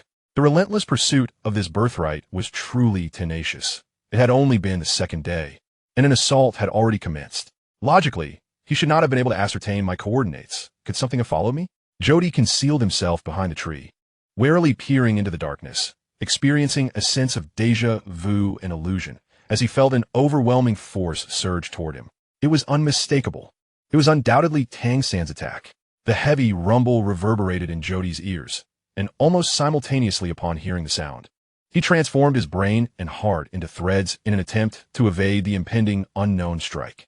As long as his brain and heart remained unscathed, there was still hope for revival. The nearly dismembering force grazed past Jody, with a tumultuous air and thunderous impact echoing around him, rendering him momentarily deaf and stripped of strength and means. Ah, Tang-san. Jody's pupils dilated in shock, only to find that the immense threat dissipated in the next heartbeat. The temporal assault had once again concluded, and it was evident that he had emerged victorious. For reasons unknown, Tang Sand's strike had once again miscalculated. He seemed to have mistakenly perceived the separated Jody, courtesy of the freedom of stone, as three entities. This momentary hesitation, engendered by his misjudgment, led to the apparent closure of the time portal. It was a narrow escape, yet he had slipped through once more. However, to his astonishment, this fellow could still open a time portal. It was utterly inconceivable. Thus, he would need to proceed with caution against any new offensive. Jody retracted his freedom of stone, panting heavily as he thought. Tang Sand's ability to initiate an assault through a time portal was beyond his expectations. After all, Tang Sand had never showcased such temporal powers. At most, he had relied on 2 gravity-based soul rings to react during his deletion and pause techniques. Surely, some divine entity must have aided him, perhaps the legendary god of time, the one who causes the flow of time in the divine realm to differ from that of the continent. It felt as though he had been interrupted while savoring afternoon tea by a creditor demanding payment, or like watching a mind-numbingly dull program during the New Year celebrations. Tang Sand, death would be far too lenient. I desire for you to find even death a luxury. Jody clenched his teeth in frustration.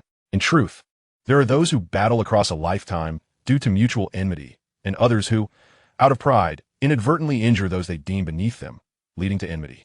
Yet, he had seldom encountered those who harbor grudges for obstructing the ascension of the weaker. Such individuals were merely asking for a beating, and even their mothers would not dare speak on their behalf. 30 years in the east, 30 years in the west. In 6 years, you shall arrive at Shrek, and the seniors will undoubtedly cherish you dearly.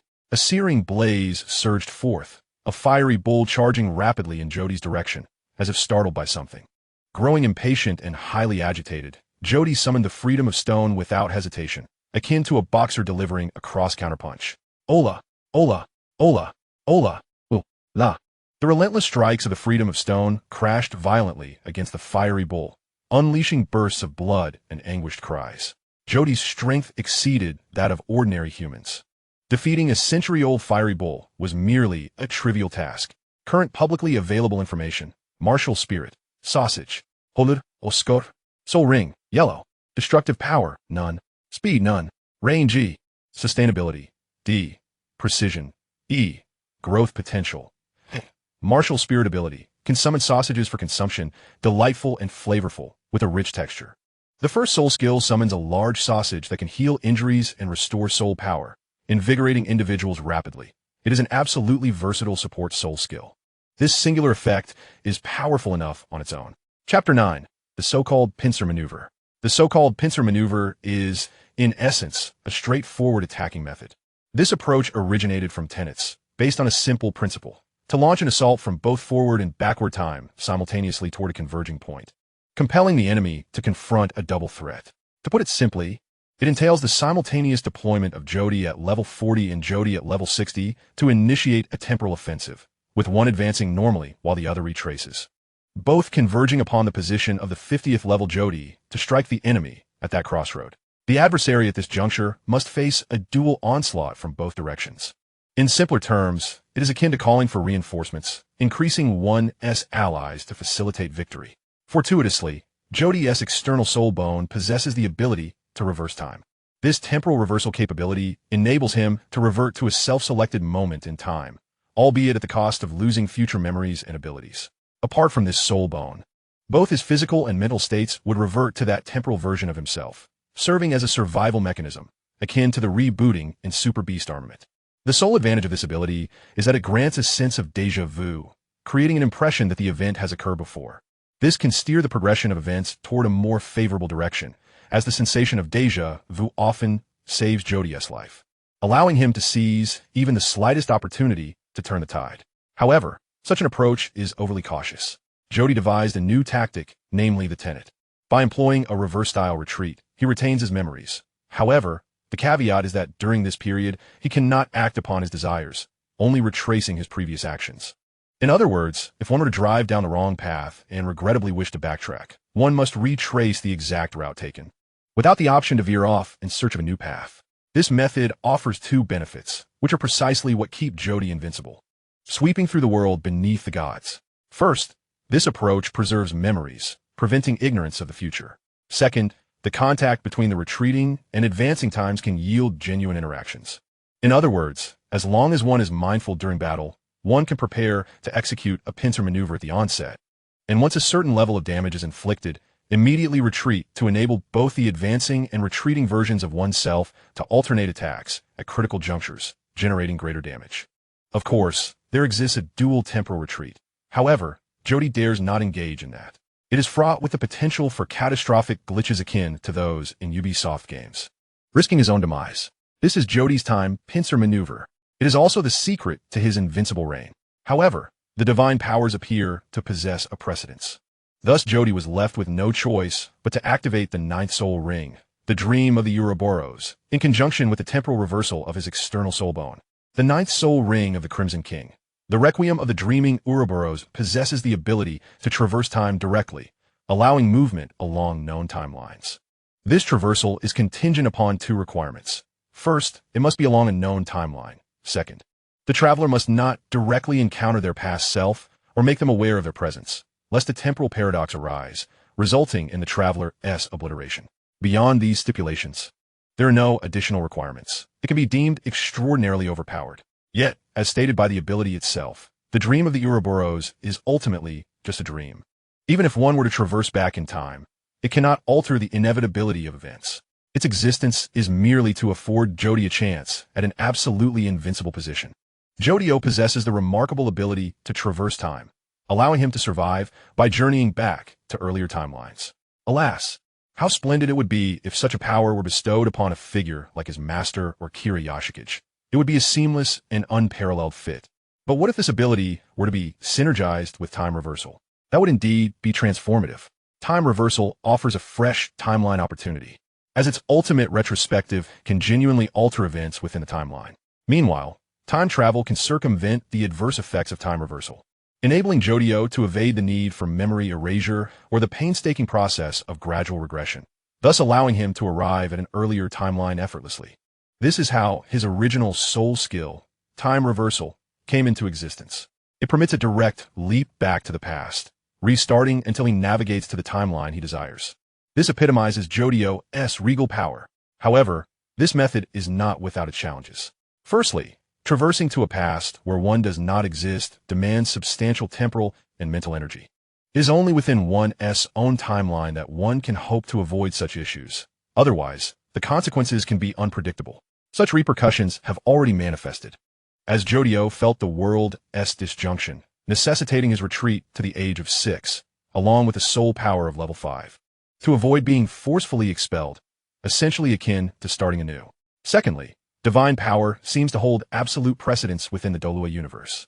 Jodio's time portal was inexplicably discovered, making it susceptible to premature destruction, thus compelling Jodio to abort his reversal. This is particularly true when facing opponents with even a modicum of temporal or gravitational abilities, which further increases the likelihood of disruption. This explains why Jodio can easily overpower most inhabitants of the Douluo Continent, yet finds himself at a disadvantage against Tang San. In desperation, the time clamp offensive can only be executed amidst despair. While one may be caught in a brief timeline, what happens when it extends to 10 millennia? Your ability to pursue me becomes futile. To enter, you must regress and train anew alongside me.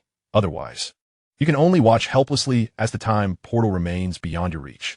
The disjointedness of time jumping will inevitably lead to the destruction of the time portal, rendering any attempt to forcibly pull Jodio back ineffective. And if the time portal is interrupted, Tang San will be unable to continue interacting with his present self. And at best, he will ascend to godhood, subsequently reformulating the Scarlet King's Requiem to find his path forward. Since it is already a known timeline, locating it will be effortless. At that point, the time clamp offensive will achieve a flawless cycle, successfully inflicting damage. One could even choose not to jump. Simply exhausting him for 10,000 years could lead to the merging of timelines, causing the future Tang San to vanish as the timeline becomes assimilated. Alas, this would bring suffering to Yuhao and a few other comrades. When that time comes, they will undoubtedly lose this segment of memory. Oh well, granting them a perfect life and subsequently transforming them into gods could be deemed a monumental success. If they forget themselves, so be it. This intricate web of causality compels Tang San to merely watch the time portal with frustration, as most attacks will swiftly be devoured and assimilated by the boundary force, making it exceedingly difficult to inflict harm upon the present Jodio. Two attacks have proven to be laughable at best, merely a wave, devoid of tracking capabilities, which Jodio effortlessly counters. Damn it, Tang San, once I ascend to divinity, I shall transform you into Tang San Mei and send you to Kaz for some leg fondling. Then to Dio to be treated like a mere pastry, followed by a visit to that despicable boss to be sliced. Then resurrected and delivered to the priest to be coerced into becoming a hymn player, and finally sent to the leader to engage in enigmatic games with his wife. Ultimately ending up with Toulon, forced to make contact with his stony appendage. Jodio vented his frustration while unleashing a flurry of strikes. Hold on, Jodio. You might just kill it. Flender hastily intervened to halt Jodio's relentless assault. The power of stone freedom combined with the speed of the silver chariot left him astounded, compelling him to elevate his attention towards Jodio. Such power is formidable, even for a Grand Soul Master, possessing the capability to combat beyond 1's level. A century-old soul beast, regardless of its weakness, is still a century-old being, let alone a battle-suited flame bull. The fact that Jodio's first soul skill can withstand the flame bull's onslaught is beyond imagination. This flame bull's attributes and age are perfectly suited for Ma Hongjun. Let us spare its life for him, Flender suggested. Very well then. Jodio gradually calmed, retracting the silver chariot and settling beneath a tree to recuperate. Ma Hongjun and Oscar emerged, drawn by the commotion, and soon began to joyfully absorb soul rings, leading to the birth of the third soul ring. Boss, you are so mighty. I want to be your little brother for life, Oscar exclaimed, gazing up at Jodio in admiration. You were always meant to be, Jodio replied, his mood lifting slightly at Oscar's innocent words, regaining his proud and confident demeanor akin to Dio. Let us see how Ma Hongjun's soul skill fares. If it's a defensive skill, the three of us could coordinate effectively. How will we coordinate? Oscar inquired, perplexed. You hold Ma Hongjun in front, activating his defensive soul skill to absorb damage, while you continually summon sausages to restore his stamina and wounds from behind. I'll stay behind you both, launching ranged attacks. Wouldn't that be perfect? Jodio proposed. Boss, you are quite ruthless. Oscar gasped in admiration. Boss, you seem to be plotting something against me. Ma Hongjun, having finished absorbing the soul ring, overheard this audacious discussion, feeling his heart shatter. I'm clearly your best brother. Why are you doing this to me? He lamented. Oscar, why are you betraying me? Was this part of your scheme? What is your soul skill? Jodio pressed, getting straight to the point. It's a defensive one. The Phoenix Flame Shield. Upon activation, it causes the flames surrounding me to expand while absorbing 50 of soul power impacts. The greater the absorption, the shorter the duration. Ma Hongjun declared, summoning his martial soul, the Phoenix, and activating his first soul skill. The crimson and violet flames coiled around him, gradually forming a flame armor. The more Jodio observed, the more Ma Hongjun resembled the chubby comrade from Super Beast armor. This is promising. Ma Hongjun is destined for a rather peculiar future, undoubtedly capable of making opponents lament with his rapid defensive maneuvers. Current publicly available information: Martial Soul, Evil Fire Phoenix, Holder, Ma Hongjun, Soul Ring, Yellow Destructive Power, B Speed, E Range, D Duration, D Precision, E Growth Potential, A. Martial Soul ability summons blazing flames and a phoenix silhouette to envelop the user, enhancing both attack power and speed. However, this martial soul is not durable. It is more suited for swift engagements. The Phoenix Flame Shield can have the impact suffered and increase the radius of flame radiation, synergizing well with the user's high attack and speed for commendable outcomes. Note: the six-dimensional display data represents numerical values within this realm as comparison. In other words, if a martial soul has significant shortcomings, even at level 90, it may possess A, C, or D in certain aspects. Likewise, even if it holds an advantage within this realm, it may still only rank as C or D due to insufficient values. Chop de Dios, Impet de Dio. The Flame Bull appears to have arrived wounded. No wonder Jodio could easily defeat it. Flander observed the wounds on the fiery bull and pondered. It appeared that Jodio had sustained mostly boxing injuries and piercing damage. However, this bull bore signs of impact. Could it possibly be connected to the colossal rock python they encountered earlier today? Flander began to formulate a hypothesis. Little Joe, is the Joestar family a prominent lineage? He inquired, turning to look down at his companion. Indeed, but they have been extinguished, Jodio instinctively replied, but then felt the weight of his words, realizing that such a dismissal of a family embodying the golden spirit was somewhat inappropriate. Moreover, the collateral branches of the Joestar family in the east and the lineage of Giorno still persisted. At most, it could be said that the direct line of the Joestar was lost. Oh, there should still be Joestar Jolan remaining. Aside from myself, it seems I'm the only one whose name still adheres to the proper Joestar format. Well, though this name did originate from the ninth part, considering the precedent set by Johnny's two-character name, mine should be acceptable as well, Jodio mused, casually placing his hands in his pockets. Flander felt a pang of sympathy for the boy. After all, he was an orphan. Surely, that figure must be the servant of this orphan.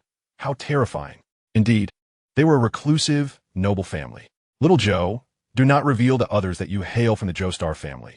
You may have many enemies lurking in the shadows. Flander admonished gravely. Oh, what a grave matter. Teacher, you are far too suspicious, Jodio replied nonchalantly, though inwardly he chuckled. Second Joe, do not blame me for borrowing your family's name. Should the day arise when I venture into the JoJo world, I shall ensure to eliminate that priest for you. The shield of flame protection, boss, it seems to lack the shield effect you imagined, Ma Hongjun remarked with a grimace. This is a 50 absorption power. Do you understand what that entails? Jodio retorted. If this ability can later enhance with your soul rings, do you grasp the implications? Moreover, this is the most precious form of power absorption within the techniques of strength. Alas, it appears futile to explain this to you attack-oriented soul masters, Jodio sighed, shaking his head in exasperation. Though it lacks a shield effect, it is still incredibly potent. Flander pondered for a moment before nodding in agreement.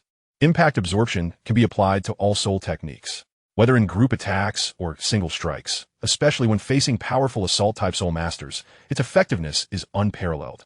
An absorption of 50 impact means that no matter how the opponent enhances their strength, they will only deliver a blow with a force equivalent to 50, effectively halving the damage. Zhao Wujia interjected to elucidate. Will we still get hit? Ma Hongjun lamented, his round face displaying a comically pained expression. Thus, it is essential to strengthen your training. Flander chuckled, crossing his arms. Transform into a tank, and you need not fear being struck. The return journey held little worth discussing. 2 soul saints escorting 3 soul masters, who would dare impede their passage. At most, onlookers would merely steal a glance before hastily retreating. 1 gold soul coin, unthinkable. Oscar and Jodio mused as they descended the steps of the spirit hall. That single coin could sustain him for nearly a year. It was difficult to fathom, yet somehow not. Treasure that coin, and remember to consult Little Joe when spending. He is your class leader now, and henceforth he shall guide your lives, Flander explained. Boss Joe, I want to eat something delicious, Ma Hongjun exclaimed, waving his hands eagerly. I'll whip something up for you upon our return. Some bread, lettuce, eggs, and a bit of sauce, along with little Oscar's sausages. You shall come to understand what true delicacy is. Jodio stretched languidly. See, that is how to save money, Flander remarked, shaking his head in disappointment at Jodio. Boss Joe is not a normal person. There is no one more normal than I, Jodio replied lazily. Little Oscar, if your mother were killed by a great power, would you seek vengeance? Jodio suddenly found the topic intriguing and decided to interject. I would, Oscar responded, puzzled by the question, but answering nonetheless. Then, would you aim for total annihilation? Jodio queried as they walked. Perhaps. Oscar replied uncertainly. What if the majority of that power's members were entirely oblivious to the matter? In that case, it could be considered, Oscar pondered. What if this power had provided you support during your childhood? Jodio continued to probe. Flander remained silent, merely listening and reflecting. Yet, one cannot simply let it go unpunished. Right? What if this power had helped awaken your martial spirit? That complicates matters. Perhaps only the instigator should be punished? Oscar struggled with the complexity of the question. At 8 years old, his mind could hardly grapple with such intricate dilemmas. No, it remains the same. This organization must be dismantled, and the vast majority must face judgment. Jodio replied with a resigned smile. Why? Mao Nujun inquired curiously. To cut the grass without uprooting the roots allows it to grow again. Unless you are a natural-born emperor, this is the only course of action. If you lack the confidence and pride of an emperor, you must take such measures. For you cannot know if those you forgive harbor resentment. They may, like you, secretly gather strength to strike back, Jodio elucidated. Wow, boss, are you praising yourself? Claiming you possess the capacity to accommodate others? Oscar exclaimed, suddenly animated. Great. Little Oscar, you are indeed exceptionally clever. Jodio laughed heartily, mimicking the antics of prosciutto while tousling Oscar's blue hair. He always managed to laugh heartily and replicate various peculiar sounds, a talent Jodio cherished. While his neighbor, Huo Yuhao, merely noted it down for future amusement. Yuhao, I shall make you endure a little longer. My success is imminent, Jodio contemplated. Indeed, I am the emperor. The emperor is I. I am destined to become a star of Douluo. Thus, I shall extend kindness to my friends and grant mercy to most of my foes, for I possess absolute confidence. Invincible, unparalleled, Jodio declared with pride. Would that not invite numerous challengers? Flander inquired, chuckling as he lowered his head. I care not. As an emperor, I possess the patience to await their challenges and the pride to permit them, Jodio said, spreading his arms joyfully. An era of unprecedented fairness will dawn. All thanks to me, Jodio Joestar, I shall patiently await in the future, anticipating their emergence from the cradle of a just future, challenging me, the absolute emperor. As they forge their own legacies, just like all the legendary heroes of yore, Jodio proclaimed with unwavering confidence.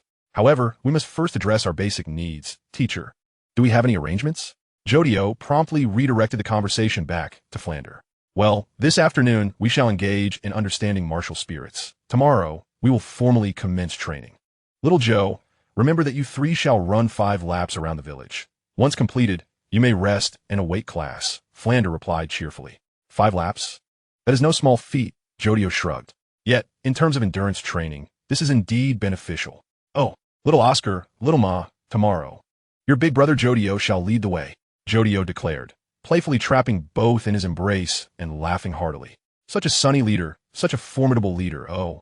The hard days are upon us, Oscar and Ma Hongjun thought in unison as they covered their faces. In the majestic Yuther River, the heroic Zhenbao Island stands tall. The magnificent Wada Mountain pierces the clouds. Xiaodiao sings joyfully at the forefront, while the 2 little ones stumble along behind him.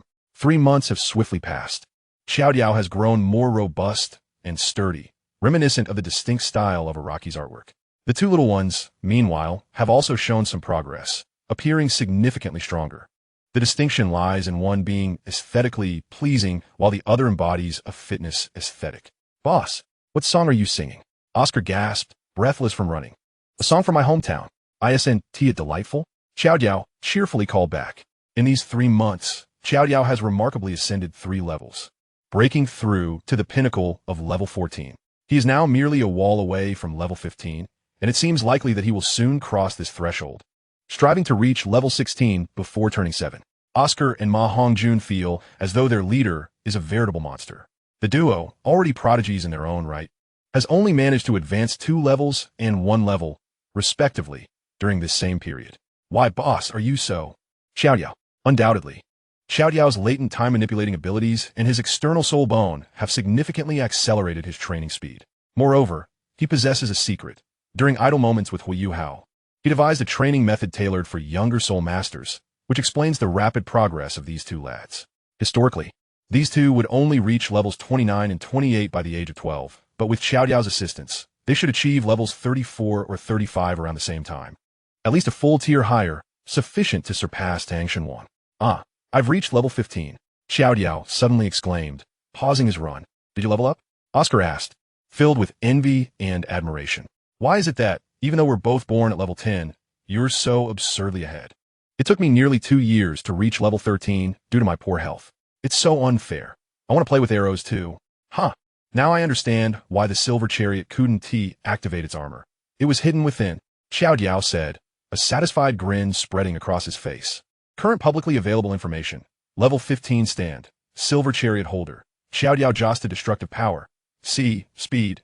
B. Range. D. Sustenance. C. Precision. C. Growth. A. Stand ability. At level 15. Silver chariot gains the additional capability to shed its armor, allowing for higher mobility in combat. In this state, silver chariot becomes more fragile, yet its speed increases dramatically, and it can create effects similar to shadow clones. Chapter 11. Silver chariot unleashed. What are you talking about, boss? Oscar puffed, clearly struggling to keep pace. Nothing much. It seems the abilities of silver chariot have been enhanced, Xiaoyao replied casually, waving his hand. When Xiaoyao first acquired silver chariot, it possessed only basic abilities, lacking the capacity to shed armor, which had once been a source of frustration for him. However, that concern is now moot, although the numerical values still fall short. Silver chariot's abilities have become fully realized, capable of demonstrating most of its in-show performance. Let us finish our run and celebrate. It's on me, Xiaoyao declared, resuming his stride with a smile. This is a qualitative breakthrough deserving of a proper celebration. What shall we eat, boss? Ma Hongjun asked, now brimming with excitement. Let us have barbecue. Xiaoyao laughed heartily, turning back to make a classic bowing gesture. Barbecue is affordable, filling, and a single meal for the three of them would only cost about 10 copper coins, just enough. Xiaoyao, Oscar, Ma Hongjun.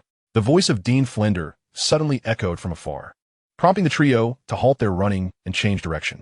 It is generally understood that when Flender calls them during training, it is for a special purpose, often related to unique training sessions or, occasionally, cultural assessments. You've broken through to level 15? Flender observed Xiaoyao with a pleased expression. At nearly 7 years old, achieving level 15 is the hallmark of a true genius. At this rate, reaching level 35 before you turn 12 seems assured, especially considering your diligence and hard work. Yes. Teacher, I plan to go out for a meal tonight. Would you like me to bring something back? Xiaoyao replied politely. Bring what? The last time you brought that chicken soup, it was all snatched away by that rascal Zhao Wujia. Just focus on enjoying your meal outside. Flender said with a hint of exasperation. Despite Ma Hongjun being his favorite disciple, he finds Xiaoyao's sweet tongue more endearing. Ah, the children of others, how enviable. Then I'll bring something for the teachers as well. Xiaoyao smiled. Don't waste your money. Save up, Flender advised, gently ruffling Xiaoyao's golden green hair. Try to save up 10 gold soul coins within a year and a half, and then you'll begin your second stage of training. When the time comes, I'll take you to the Great Soul Arena to register for competitions. You'll need to secure at least a silver medal to graduate, so give it your all. Competitions? Oscar asked, bewildered. Just observe for now. After Xiaoyao and Hongjun have participated for a while, then you can decide who you want as your teammate. The Great Soul Arena features 1v1, 2v2, and multi-person formats, but right now, we only have 3 students. We'll have to wait until next year to see if any new students join, Flender explained with a sigh. I want to team up with Boss Chiao. Oscar and Ma Hongjun exclaimed in unison. Then you two can form a team, Xiaoyao replied, spreading his hands. I'm serious. Our training may be comparable for now. But what about the future? Those with vastly different levels can't compete together. Xiaoyao elucidated. Boss, why are you so confident? Ma Hongjun asked, perplexed. When you no longer question your worth, and instead accept that you two have the right to team up with me, then you will also possess the aura of a ruler, Xiaoyao chuckled, shaking his head. Now let us run. Let us enjoy a great meal tonight. Oh, hooray. We love you, boss. The bustling Soto city was still vibrant under the night sky, with lights flickering along the streets as many shops remained open for business. Breathing in the lively air of the city, Xiaoyao felt enveloped by a rich atmosphere, reminding him that he lived within a civilization. The village, though populated, felt somewhat desolate. Xiaoyao was a man who thrived in bustling environments, destined to be a ruler. It would be too tragic for a ruler to lack subjects and citizens. Boss, let us go to Big Beard's barbecue. Ma Hongjun exclaimed excitedly, rubbing his hands together. Xiaoyao was known for his frugality during training, often subsisting on what the academy provided. His greatest expenditures typically went towards purchasing books or bringing small gifts for his teachers, or occasionally treating the two of them to a meal, making him the wealthiest among the trio. "How is your mother doing now?" Xiaodiao inquired of Ma Hongjun. "Ah, always saying how promising I am and how wonderful I am. You know how women are, boss. They love powerful men," Ma Hongjun replied nonchalantly. "One should not describe their mother in such a manner. Let us be civilized. Generally, the only person in the world who will unconditionally accept you is your mother," Xiaodiao calmly reminded him, crossing his arms. "Yes, boss, you're absolutely right." Ma Hongjun immediately straightened up and saluted.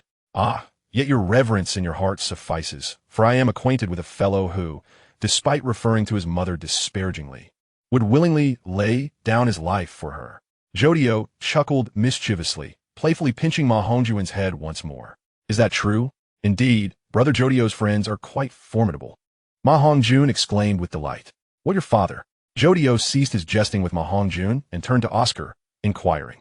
As ever, he remains melodramatic, constantly lamenting that the money sent back is insufficient. "Oh, poor Yashi." Oscar sighed. "Pay him no mind. You're the hope of your family. Prioritize your own sustenance," Jodio suggested, suppressing his desire to critique Oscar's family. Oscar's father seemed excessively sentimental, a character trait that appeared to stem from some fanfiction, rather lacking in substance.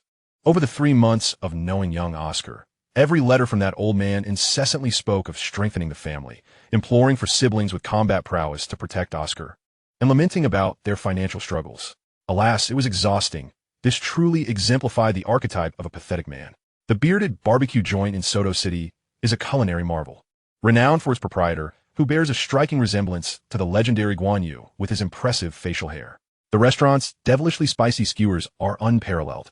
Ma Hongjun, with a penchant for fiery flavors, cunningly lured the two others to join him for a government-funded spicy feast. "A table for 3. Boss, let us start with 30 skewers of the ultra-spicy barbecue," Ma Hongjun bellowed upon entering, then swiftly rushed to pull out a chair for Jodio, welcoming him to sit. Oscar painfully realized he was a step too late. Ugh, that rotund fellow has become increasingly swift since acquiring his spirit ring.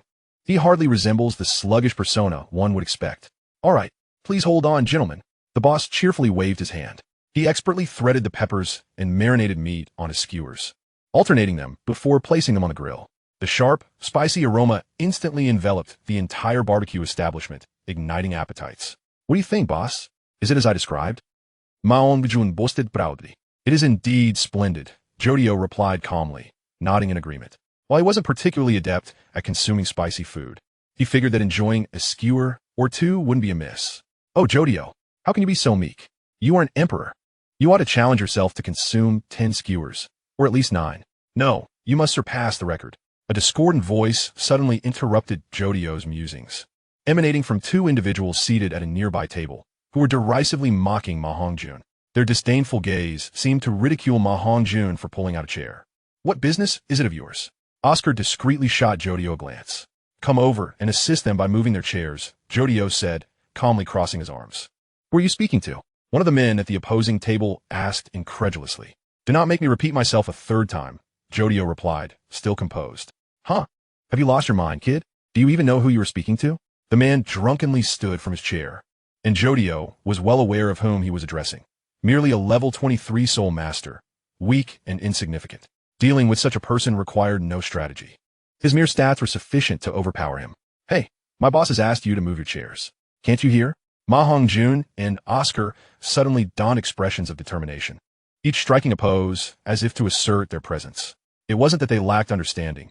They had merely observed Jodio's usual behavior.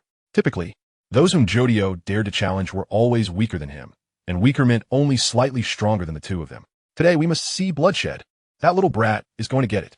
With a thunderous crash, Stone of Freedom emerged from behind Jodio, his left fist extending as he unleashed a powerful blow to the Soul Master's face. Another heavy punch followed, his right fist crashing into the man's visage.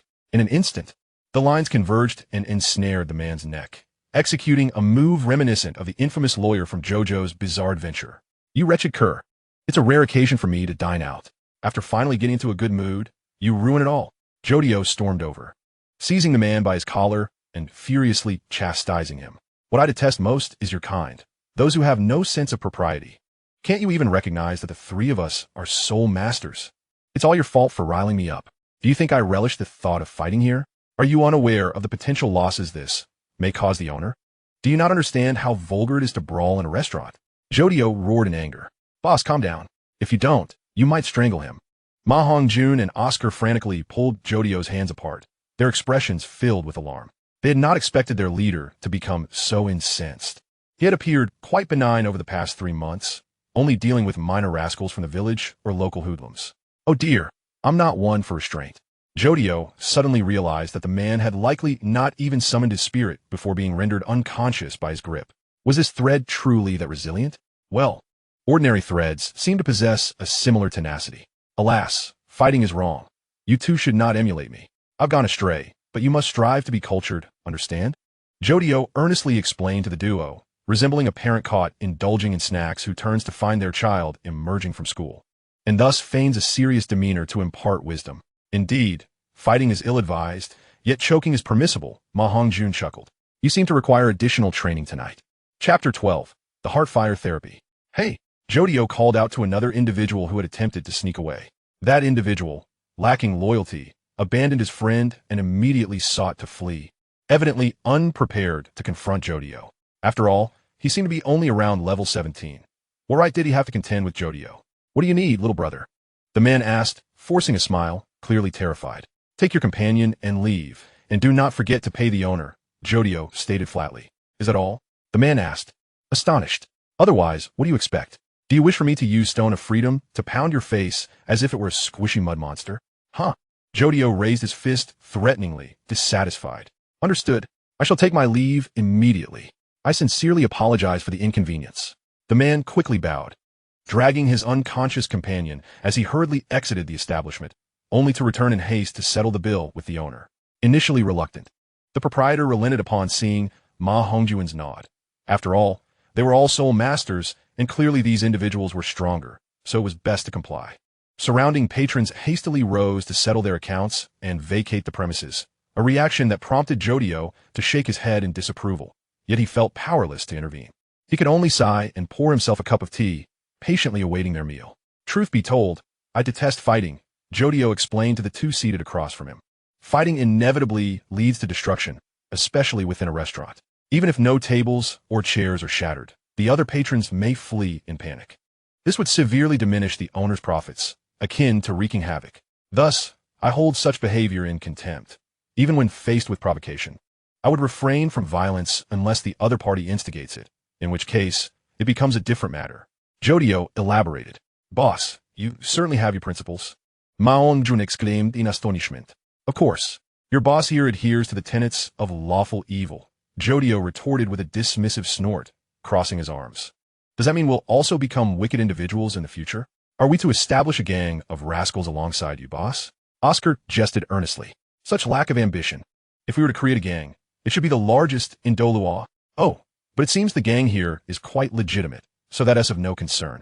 Your boss must be classified as neutral good. Jodio waved his hand grandly. Esteemed guest, your 30 skewers of explosively spicy devilish pork are ready. Please enjoy.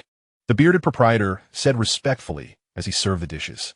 He knew better than to offend soul masters, especially those with fiery tempers. In fact, he had mentally prepared himself to offer them complimentary meals, as it would be wiser to avoid inciting their wrath. Isn't this supposed to be lamb? Jodio recalled from the comic version, questioning the discrepancy. Although this was a novel adaptation, it was indeed surprising that the fiery skewers were not lamb. We've run out of lamb skewers, esteemed guest. Only pork remains, the proprietor clarified. Then let us eat. By the way, bring me another 30 skewers that aren't spicy. Jodio instructed.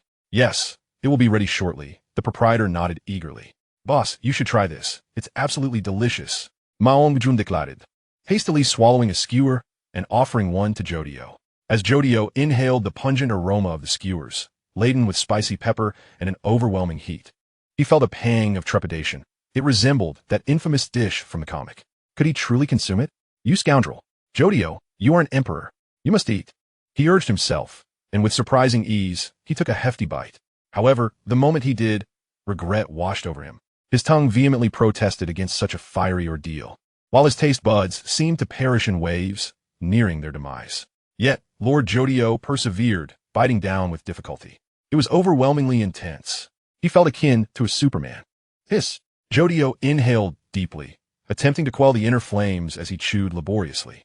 It was indeed delicious, quite delectable, in fact, but far too spicy. By the heavens!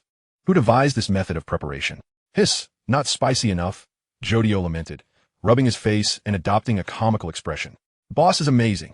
Try it again. It's incredibly tasty. Mahong exclaimed joyfully. It is quite good, Jodio replied, placing the skewer down with restraint. He could no longer endure it. A bite or two sufficed.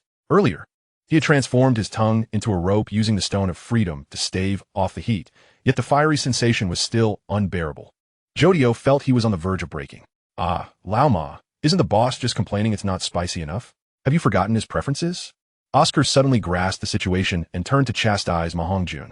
In that instant, Ma Hongjun's wisdom illuminated him as well. Boss, bring us some spicy sauce for dipping and some wraps. Ma Hongjun shouted excitedly. Coming right up.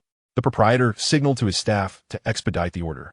While Jodio's face flushed with irritation, these two were utterly insufferable. Boss, here you go. Ma Hongjun poured the spicy sauce into a dish, generously coating Jodio skewer with it. Speaking of which, Hongjun, how have you been feeling lately? Jodio segued, taking a whiff of the nose-stinging skewer. Not too bad. Since you started physical training, the evil fire hasn't flared up much, Ma Hongjun replied, his mouth full. After the last soul hunt, Jodio had imparted a simple method to Ma Hongjun for managing his evil fire, fully releasing his energy and exhausting his soul power to prevent the fire's resurgence. Though this approach could not entirely eradicate the feelings of restlessness and discomfort, it significantly alleviated them, making them manageable. According to Jodio's perspective, not adopting this method would lead to emotional turmoil, resulting in a descent into depravity and possibly even temptation into becoming a malevolent soul master. Upon hearing this outcome, Flinder had been seized with dread, subsequently subjecting the plump lad to rigorous daily training, leaving him utterly exhausted, so much so that there were times when he could barely muster the strength to climb in a bed after a bath, having been completely drained. While exhaustion might be beneficial, it also meant that the innocence of a 6-year-old should remain intact. By the age of 12, one should not be so jaded. However, this was not a sustainable solution. Jodio intended to gravitate toward the healing aspect with his next soul ring. He needed to acquire either golden experience or crazy diamond. Since he had taken on a younger brother, he felt a sense of responsibility, but he certainly did not want to end up like that certain rabbit who, upon accepting a younger brother, ended up becoming their spouse. Ah, that rabbit's daughter seems to be the same, doesn't she? I recall Xiao Huan never managed to defeat him. Jodio mused nostalgically. He recalled his first trial at level 70, where he had been forcibly thwarted, necessitating his alignment with the main protagonist group, and he had previously lamented this predicament. By the heavens, it was merely a perfect replication of the first arc's plot. Thankfully, I arrived just in time, otherwise that young lad would have been ensnared once again. Alas, it's a pity that heroes often face trials at the hands of beautiful women. At level 20, I'll strive to obtain a healing-type soul ring. Perhaps it will aid in your recovery, Jodio continued. Enough of that, boss. It's all in the food. Ma Hongjun eagerly urged Jodio to swallow. This prompted Jodio to take a deep breath. Then he bit down, chewing roughly a few times before swallowing, while he covered his face, lost in thought. Boss, what is wrong? Is it too spicy? Oscar inquired. Hiss, no, I just suddenly recalled Xiao Ma's martial soul issue. Alas, it's commendable that he has managed to endure the discomfort on his own, Jodio lamented. Stop talking, boss. It's all in the meat. Boss, bring us a bowl of super spicy explosive beef noodles. My boss hasn't had enough. Ma Hongjun exclaimed excitedly. Ah, Xiao Ma, let us have a heart-to-heart. The food is of little consequence. Jodio quickly gestured for Ma Hongjun to calm down. He truly felt he could not tolerate much more. It was overwhelmingly fiery. Food is important. Don't you know their beef noodles are especially delicious? Ma Hongjun insisted. Boss, 3 bowls. He exclaimed cheerfully. Xiao Ma, if you had to choose between 2 options again, which would you pick? Jodio diverted the topic. Boss, are you finally willing to help me find a woman? Ma Hongjun asked in shock. By heavens, I'll find you a 250-pound sister to help you relieve your fire. Dare you refuse, and I'll pluck your feathers. Jodio retorted furiously. Wrong, brother, wrong. Please spare me. Ma Hongjun quickly capitulated. Recalling how Jodio had once suggested a slender beauty from the village when he was at his wits a month ago. Well, let's leave it at that. It's best to endure, he thought. Seriously, one must not recklessly expend their essence. It is best to maintain it intact. Those of us dedicated to cultivation should minimize external influences on our bodies, ensuring they remain in optimal condition, Jodio explained. Beef noodles are here. The bearded proprietor cheerfully placed 3 bowls before them. Boss, you must try it. It's exceptionally good, and you'll love it, Ma Hongjun immediately praised. How can a cultivator think only of food? Let us save some for our teachers to enjoy, Jodio declined. Boss, you wouldn't be afraid, would you? Flatulence. You, my esteemed leader, are merely 3 years my senior. At 4, I indulged in Orland's chicken leg burgers. At 5, I savored spicy soup. And by the time I was 6, I had become one with chili peppers. Is there any reason to fear? Bring on. Jody, without hesitation, grasped his chopsticks, inhaled the spiciness deeply, and took another vigorous breath. This time, he truly could not hold back. The audacity of this boss must indicate some masochistic tendencies. Is this fit for human consumption? It would be better suited for dogs, and even they would be at risk of succumbing to it. It is far too spicy. I cannot endure it any longer. Where's the water? Where's the water? Spotting the water jug beside him, he seized it, viewing it as his lifeline, and poured himself half a glass, trembling as he prepared to rinse his mouth. To his dismay, Ma Hongjun, misunderstanding his intentions, proceeded to pour both sesame oil and chili oil from the table into his glass, eagerly awaiting praise. "Oh dear, Ma Yun," Jody exclaimed, his expression shifting in an instant. Chapter 13. The Silver Chariot Against the Fiery Toad. As time swiftly passed, at the age of 7.5, Jody successfully ascended to level 20, leading Ma Hongjun and Oscar by 5 levels as he entered the realm of great soul masters. This filled the two with a mix of envy and joy. They coveted Jody's 10 gold soul coins while also rejoicing in the prospect of enhancing their shared living conditions. A year of training had transformed the two lads into ardent admirers of Jody. His charisma, strength, and academic prowess had effortlessly won over these 7-year-old children. One might inquire whether Jody's celebratory feast upon leveling up was delectable. If it were not, they would be promptly dismissed with 100 skewers of fiery meat as a reward. This is astonishingly rapid. I had anticipated that one would reach level 20 around the age of 9. Flanders remarked incredulously as he examined Jody's soul power. 7.5 years old. Level 20. Can a human truly achieve such heights? He is nothing short of superhuman. Generally, those with a talent level of around 13 consider themselves fortunate to attain level 30 in their lifetime.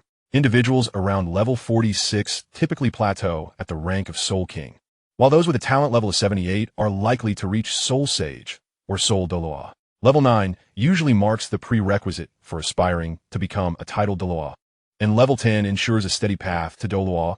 But how many levels can one possibly achieve at 7.5? Most observations suggest around level 14 or 15.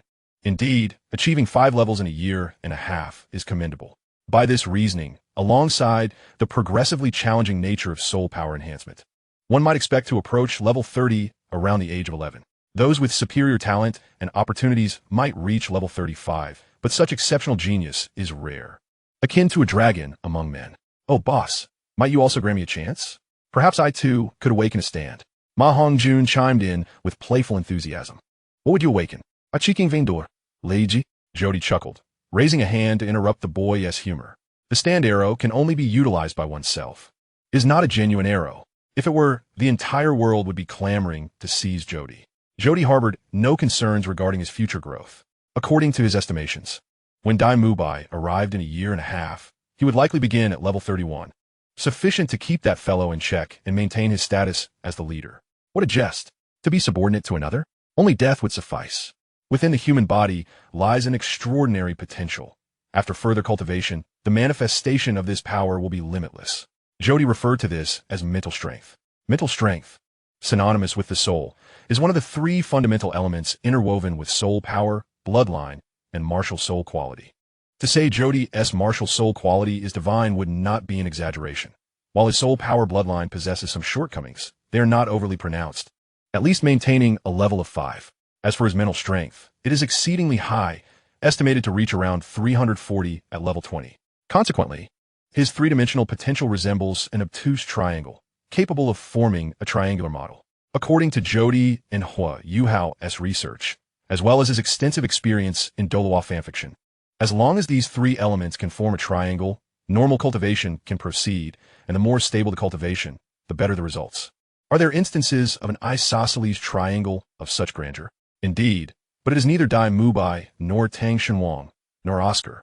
Tomorrow we shall hunt for soul beasts. Today, prepare yourself, and remember not to train, but rather conserve your energy. Tomorrow, I shall personally lead you, Flanders contemplated. In that case, I shall continue training the two of them. Jody casually waved his hand and gracefully took the two back to training. His plan was to ensure they reached at least level 31 before Tang Sect's arrival, absolutely ensuring they did not fall behind. What a joke. If he arrived at levels 29 and 28, and upon his arrival remained at those levels, would that not render his efforts futile? At the very least, he must attain level 32. No, level 33 would suffice. He must achieve a level comparable to 33. This lad, Flanders, shook his head in resignation. Jody's extraordinary talent and intelligence rendered their lessons almost unnecessary. What they could impart was largely historical and political knowledge. Typically, only these historical matters left Jody with a notable lack of understanding. Beyond that, he learned swiftly, encountering no confusion or distress. This resulted in most of the time being spent in self-directed learning and training. Flanders often felt no need to oversee Jody, having grown entirely confident in his capabilities. Since Jody began conducting six-dimensional training with the others, Flanders even found little necessity to monitor them, allowing him to immerse himself in his antique shop. This is utterly reassuring. He is truly a prodigy among mortals. Meeting the rigorous standards of Shrek, he is nothing short of exemplary. The so-called six-dimensional training encompasses the cultivation of one's strength, speed, attack range, soul skill duration, martial soul precision, and mental strength. These encompass an individual's complete capability. It is said that if these 6 aspects are perfected, even a martial soul may be enhanced, potentially leading to an elevation in quality. Flanders recalled Jody's words and inadvertently thought of the master. He had once casually discussed the master with Jody, who seemed largely indifferent, as though he held no curiosity regarding the master's theories. Alas, upon reflection, it makes sense. Little Jody likely comes from an educated background and is not overly concerned with the master's theories. Nonetheless, Flanders believed the master's theories to be quite valuable, at least providing a logical framework, was it not? Should Jody ever learn of Flanders' current musings, he would undoubtedly find it absurd, yet he remains oblivious, rendering discussion moot. In Jody's perspective, if that old fellow were to survive into an era where martial soul awakenings were largely monopolized, he might hold some relevance. However, in this age, 1,000 years ago, such monopolization was not as pronounced, and thus he was more akin to a scholar than a master, at best. Very well. Can you manage to hunt the soul beast on your own?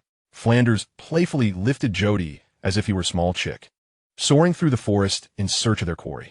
Their hunting was considerably simplified. Flanders, being a speed-focused flying soul master, could whisk Jody along, reaching the Star Doe forest in less than an afternoon, a remarkably convenient arrangement. A trial? Then I shall pursue the quarry of my desires, dear teacher. Jody gazed down at the low-lying trees, feeling a twinge of discomfort. He had a slight fear of heights. After achieving level 80 and learning to fly by wall running as Castillo, he had become less fearful of heights, knowing he could fly. However, being held and susceptible to a fall rekindled his old anxieties, making him feel somewhat nauseous. Please articulate how you wish to develop. Flanders intended to suggest continuing along the agile attack path, as Jody's Silver Chariot and Stone of Freedom seemed inclined toward agility, and acquiring an agile soul skill to enhance his base speed would be ideal. Thus, the martial soul has essentially taken shape, allowing for profound development. The initial 3 soul rings serve as the foundation. There's a saying with which I wholeheartedly concur. The trajectory of the first 3 soul skills largely determines one's future. In fact, if the types of these initial skills are highly consistent, they may even enhance the strength of one's martial soul, Jodio elucidated. However, I am different, yet the same. The first 3 soul skills indeed dictate my future, but not in terms of developmental direction. Please believe me, teacher. I shall select the soul rings most suitable for myself, Jodio responded earnestly. One commendable trait of Flinder is that if you have managed to persuade him once, he tends to become less obstinate. Especially if you can present undeniable evidence. He becomes even more amenable to flexibility. Of course, he has his limits. But Jodio is confident in his ability to convince him. Very confident indeed. What do you intend to hunt? Flinder inquired with curiosity. Healing type. Preferably a soul beast like a beetle or frog that possesses strong suggestive effects, Jodio explained, feeling a sense of relief as Flinder had considerably lowered their altitude. What about that fiery toad? What fiery toad? Oh my goodness. Jodio was suddenly thrown down by Flender, but fortunately, they were only about 20 meters from the ground.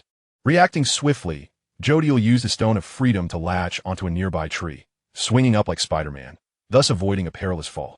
I shall cheer you on, Flender remarked cheerfully as he steadied himself on a tree nearby. That detestable owl. Jodio gritted his teeth in silence as he glanced down at the fiery toad in the swamp, which was warily observing him. He felt an innate aversion to engaging with such an unsightly creature. The fiery toad, leaning towards the water and poison attributes, typically remains hidden in the swamp, rarely venturing out. However, it fiercely resists any intruders encroaching upon its territory, exhibiting a fight-to-the-death attitude.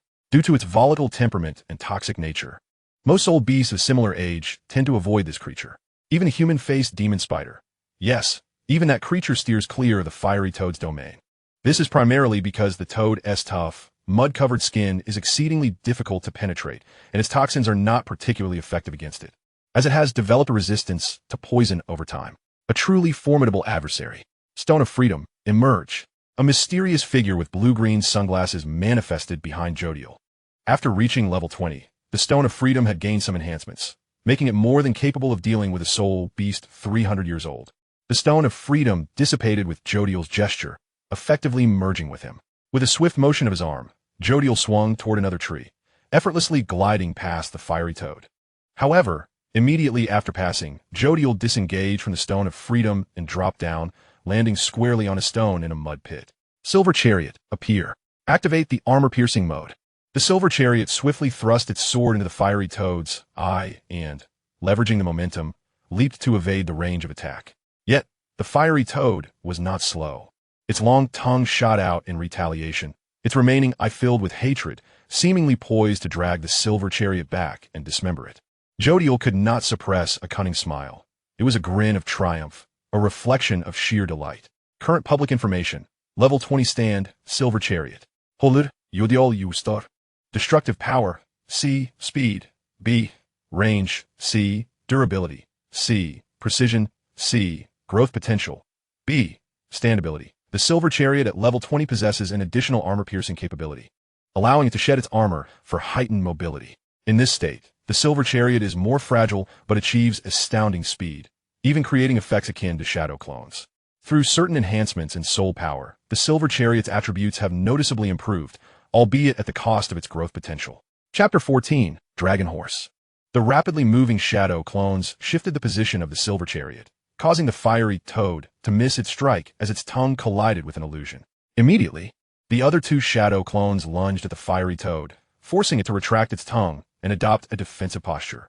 This time, the fiery toad became cautious and vigilant. It focused on the diminutive human child, attempting a different method of attack. Area bombardment.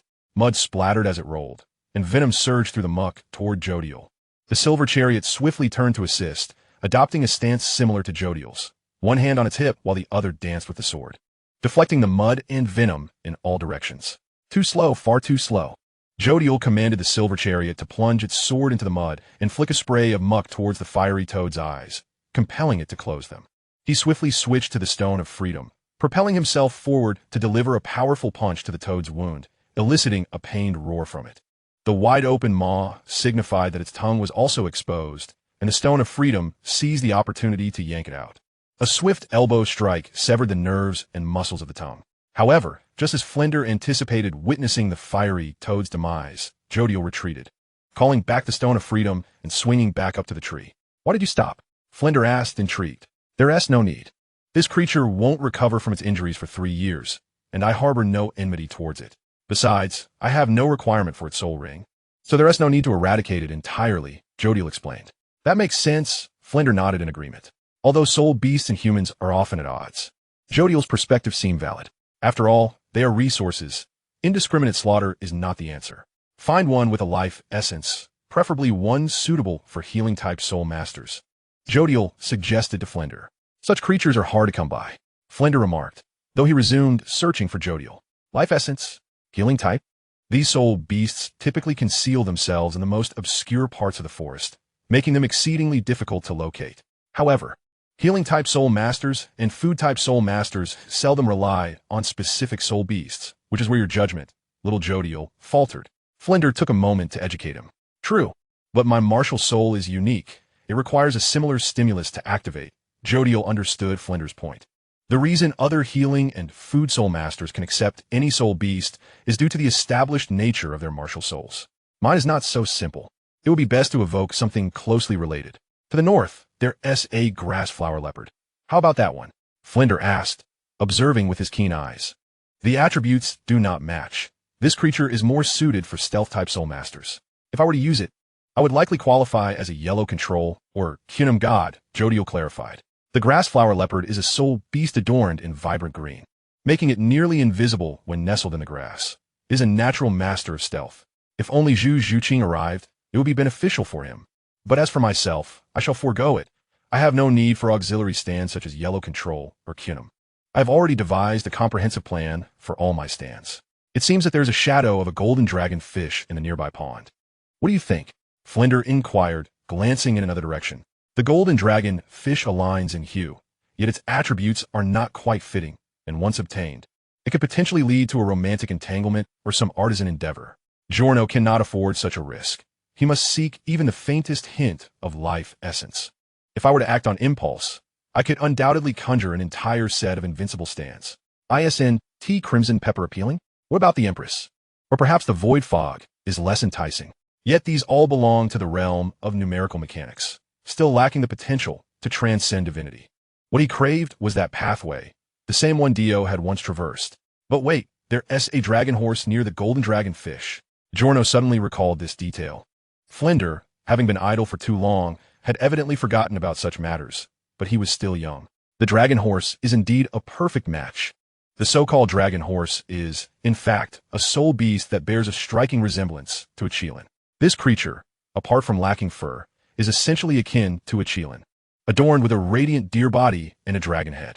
However, the capabilities of this soul beast are significantly diminished, possessing only a rapid self-healing ability and little else of note.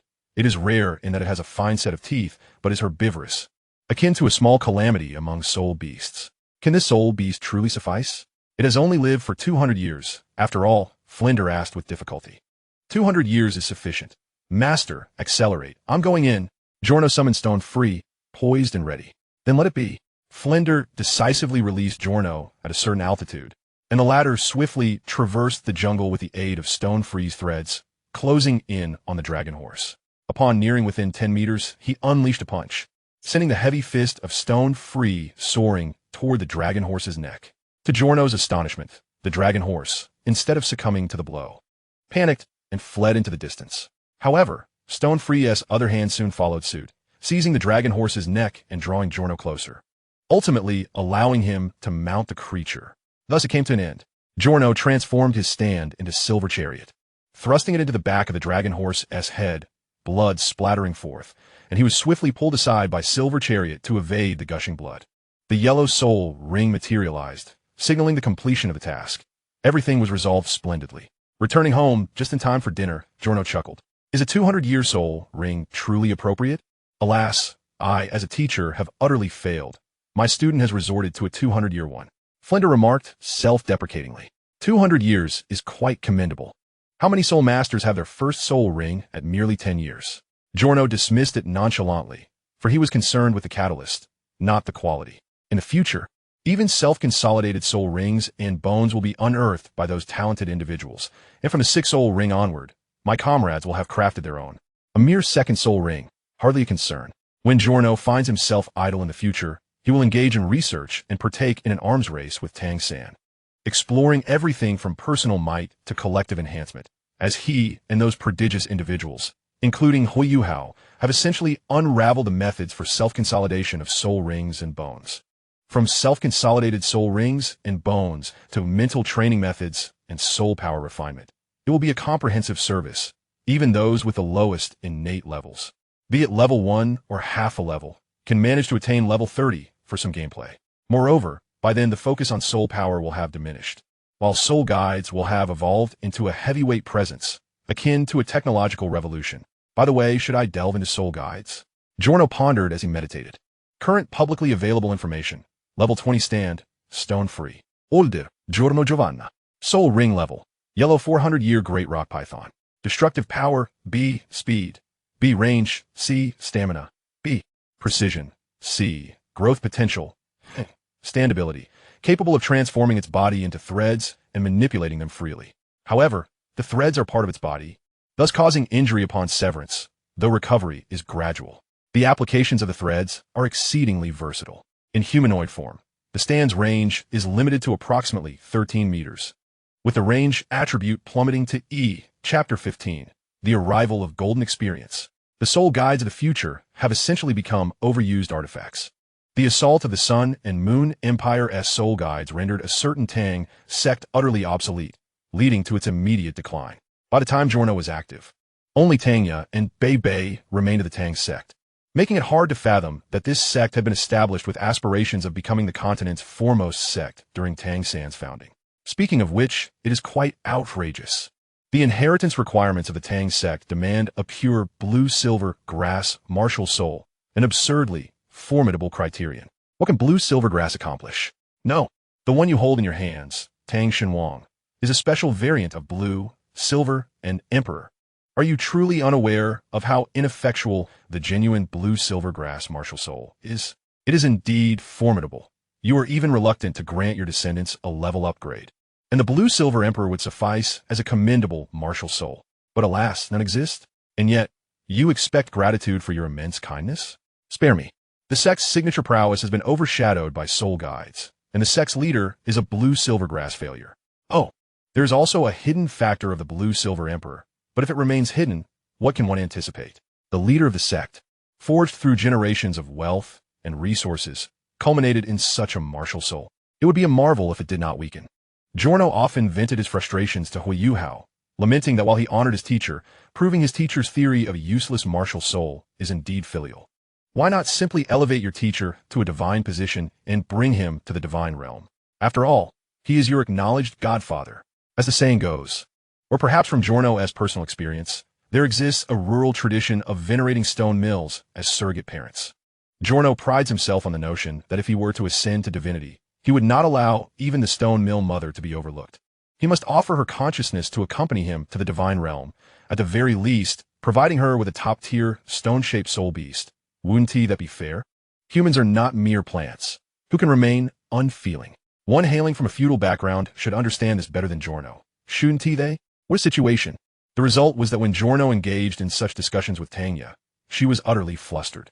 Her defense crumbled so thoroughly that she straightforwardly became involved with Giorno.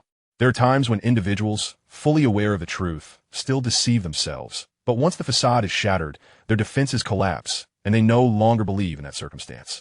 More weighty was the moment when Tang San confronted him, using this as justification to chastise him for leading his descendants astray.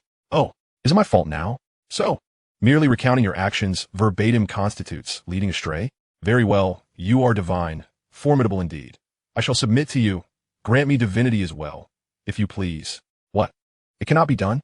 Then there is no room for negotiation. I not only seek to lead astray, but also wish to recruit her as my confidant to engage in a duel with you. You have admitted that I am wicked, so do not be surprised if I become even more wicked. Alas, I wonder how Huo and the others are faring. On the 457th day of the world's journey 10,000 years ago, I think of them. Giorno gathered his focus and began to earnestly absorb the soul ring. Arrows danced within his heart, seemingly sensing the traces of a new stand. Giorno began to inwardly yearn, for his only aim was that decisive stand. Golden experience. Opening his eyes, Giorno, casting a glance at the reflection in the pond, beheld his new hairstyle, with 3 delightful donuts adorning his head, exuding a vibrant and playful charm. What do you think? Flander opened his eyes and inquired, his curiosity piqued by Jodio's soul spirit and the capabilities of his new soul ring. While one could easily delve into ancient texts to glean insights about the soul rings and spirits of Xiao Ao and Hongjun, Jodio's was far too novel and intriguing to follow that path. Just a moment, teacher, let me activate it, Jodio said as he summoned the insect arrow once more, lightly tracing it across the tip of his finger. This time, it did not require the harsh stabbing akin to activating Stone Free.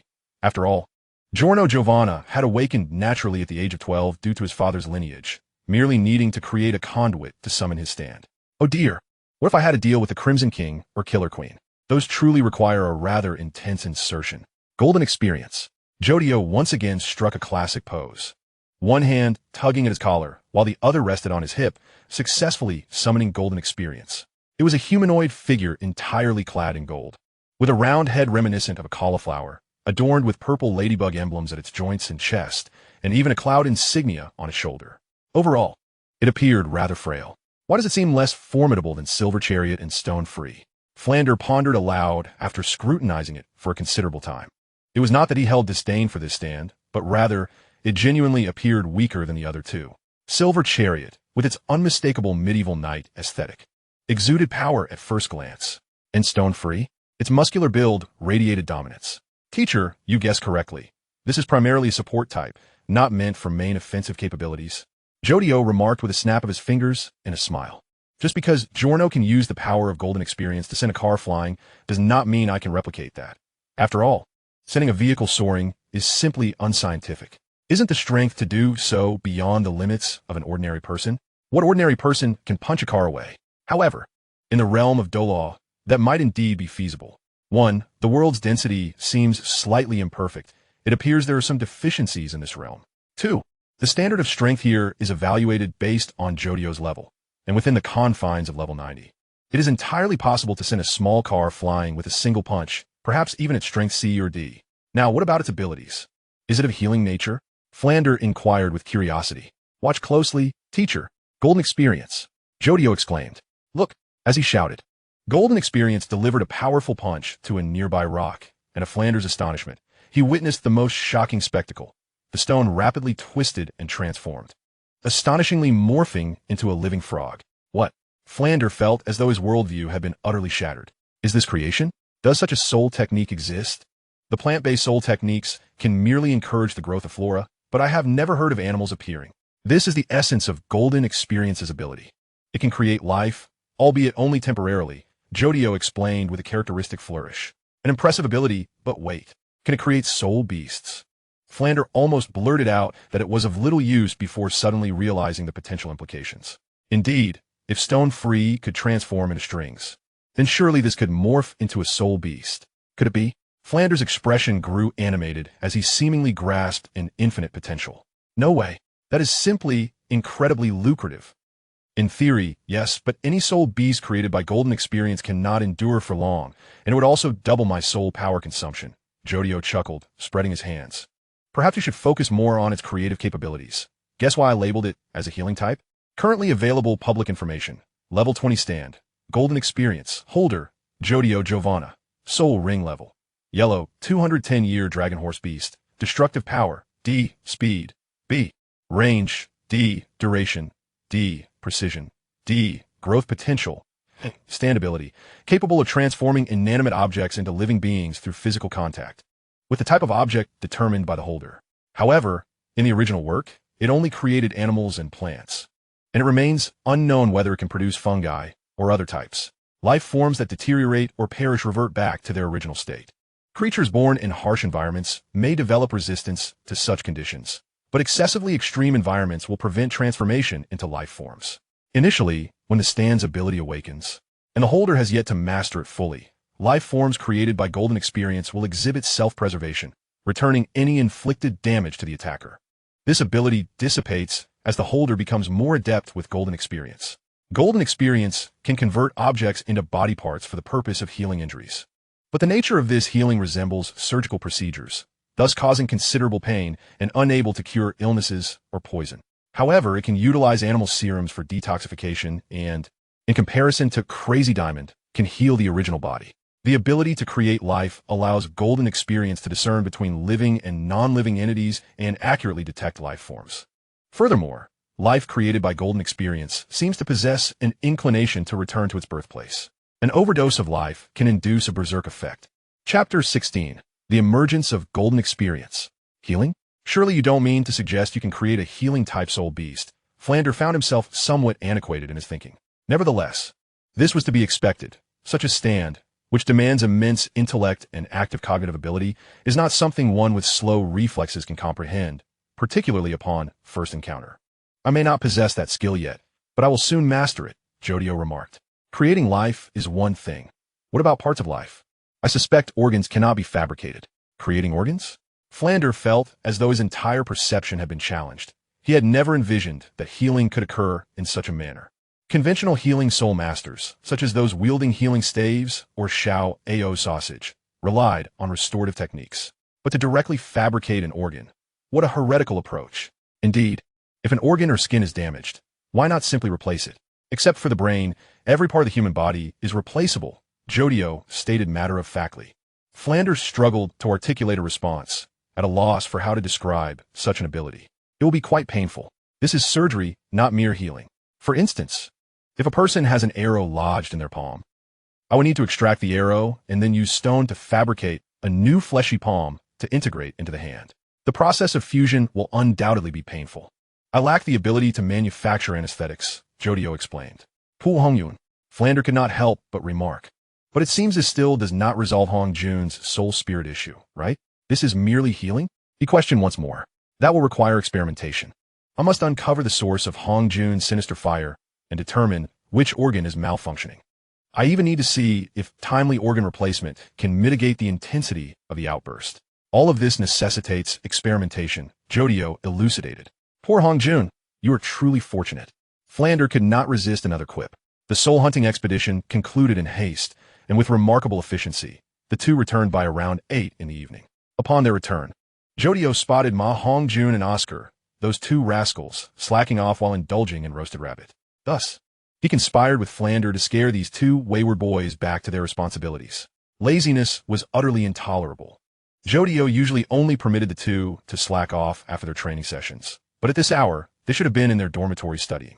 Instead, they were outside enjoying a picnic, clearly neglecting their studies. Golden Experience. As Jodie's second soul ring illuminated, Golden Experience abruptly struck a stone by the tree, instantly conjuring an array of wild rabbits. The distinction lay in their remarkable size, each resembling a small dog. Go! Jodie gestured for the rabbits to pursue Xiao Ma and Xiao Ao, and they surged forth from beneath the tree, charging towards the two individuals who were roasting rabbits in the fields. Huh? Ma Ongjun bowsed, perplexed. What is wrong? Oscar inquired, his mouth watering as he gazed up at the fragrant rabbits. I sense something amiss. It feels like danger is looming, Ma Hongjun said, scanning the surroundings with keen awareness. Having spent over a year with Jodie, he had absorbed valuable lessons, particularly in reconnaissance. As Jodie had diligently taught both of them the essence of intelligence warfare in their stand battles. When will the boss return, theoretically? Ma Hongjun asked Oscar.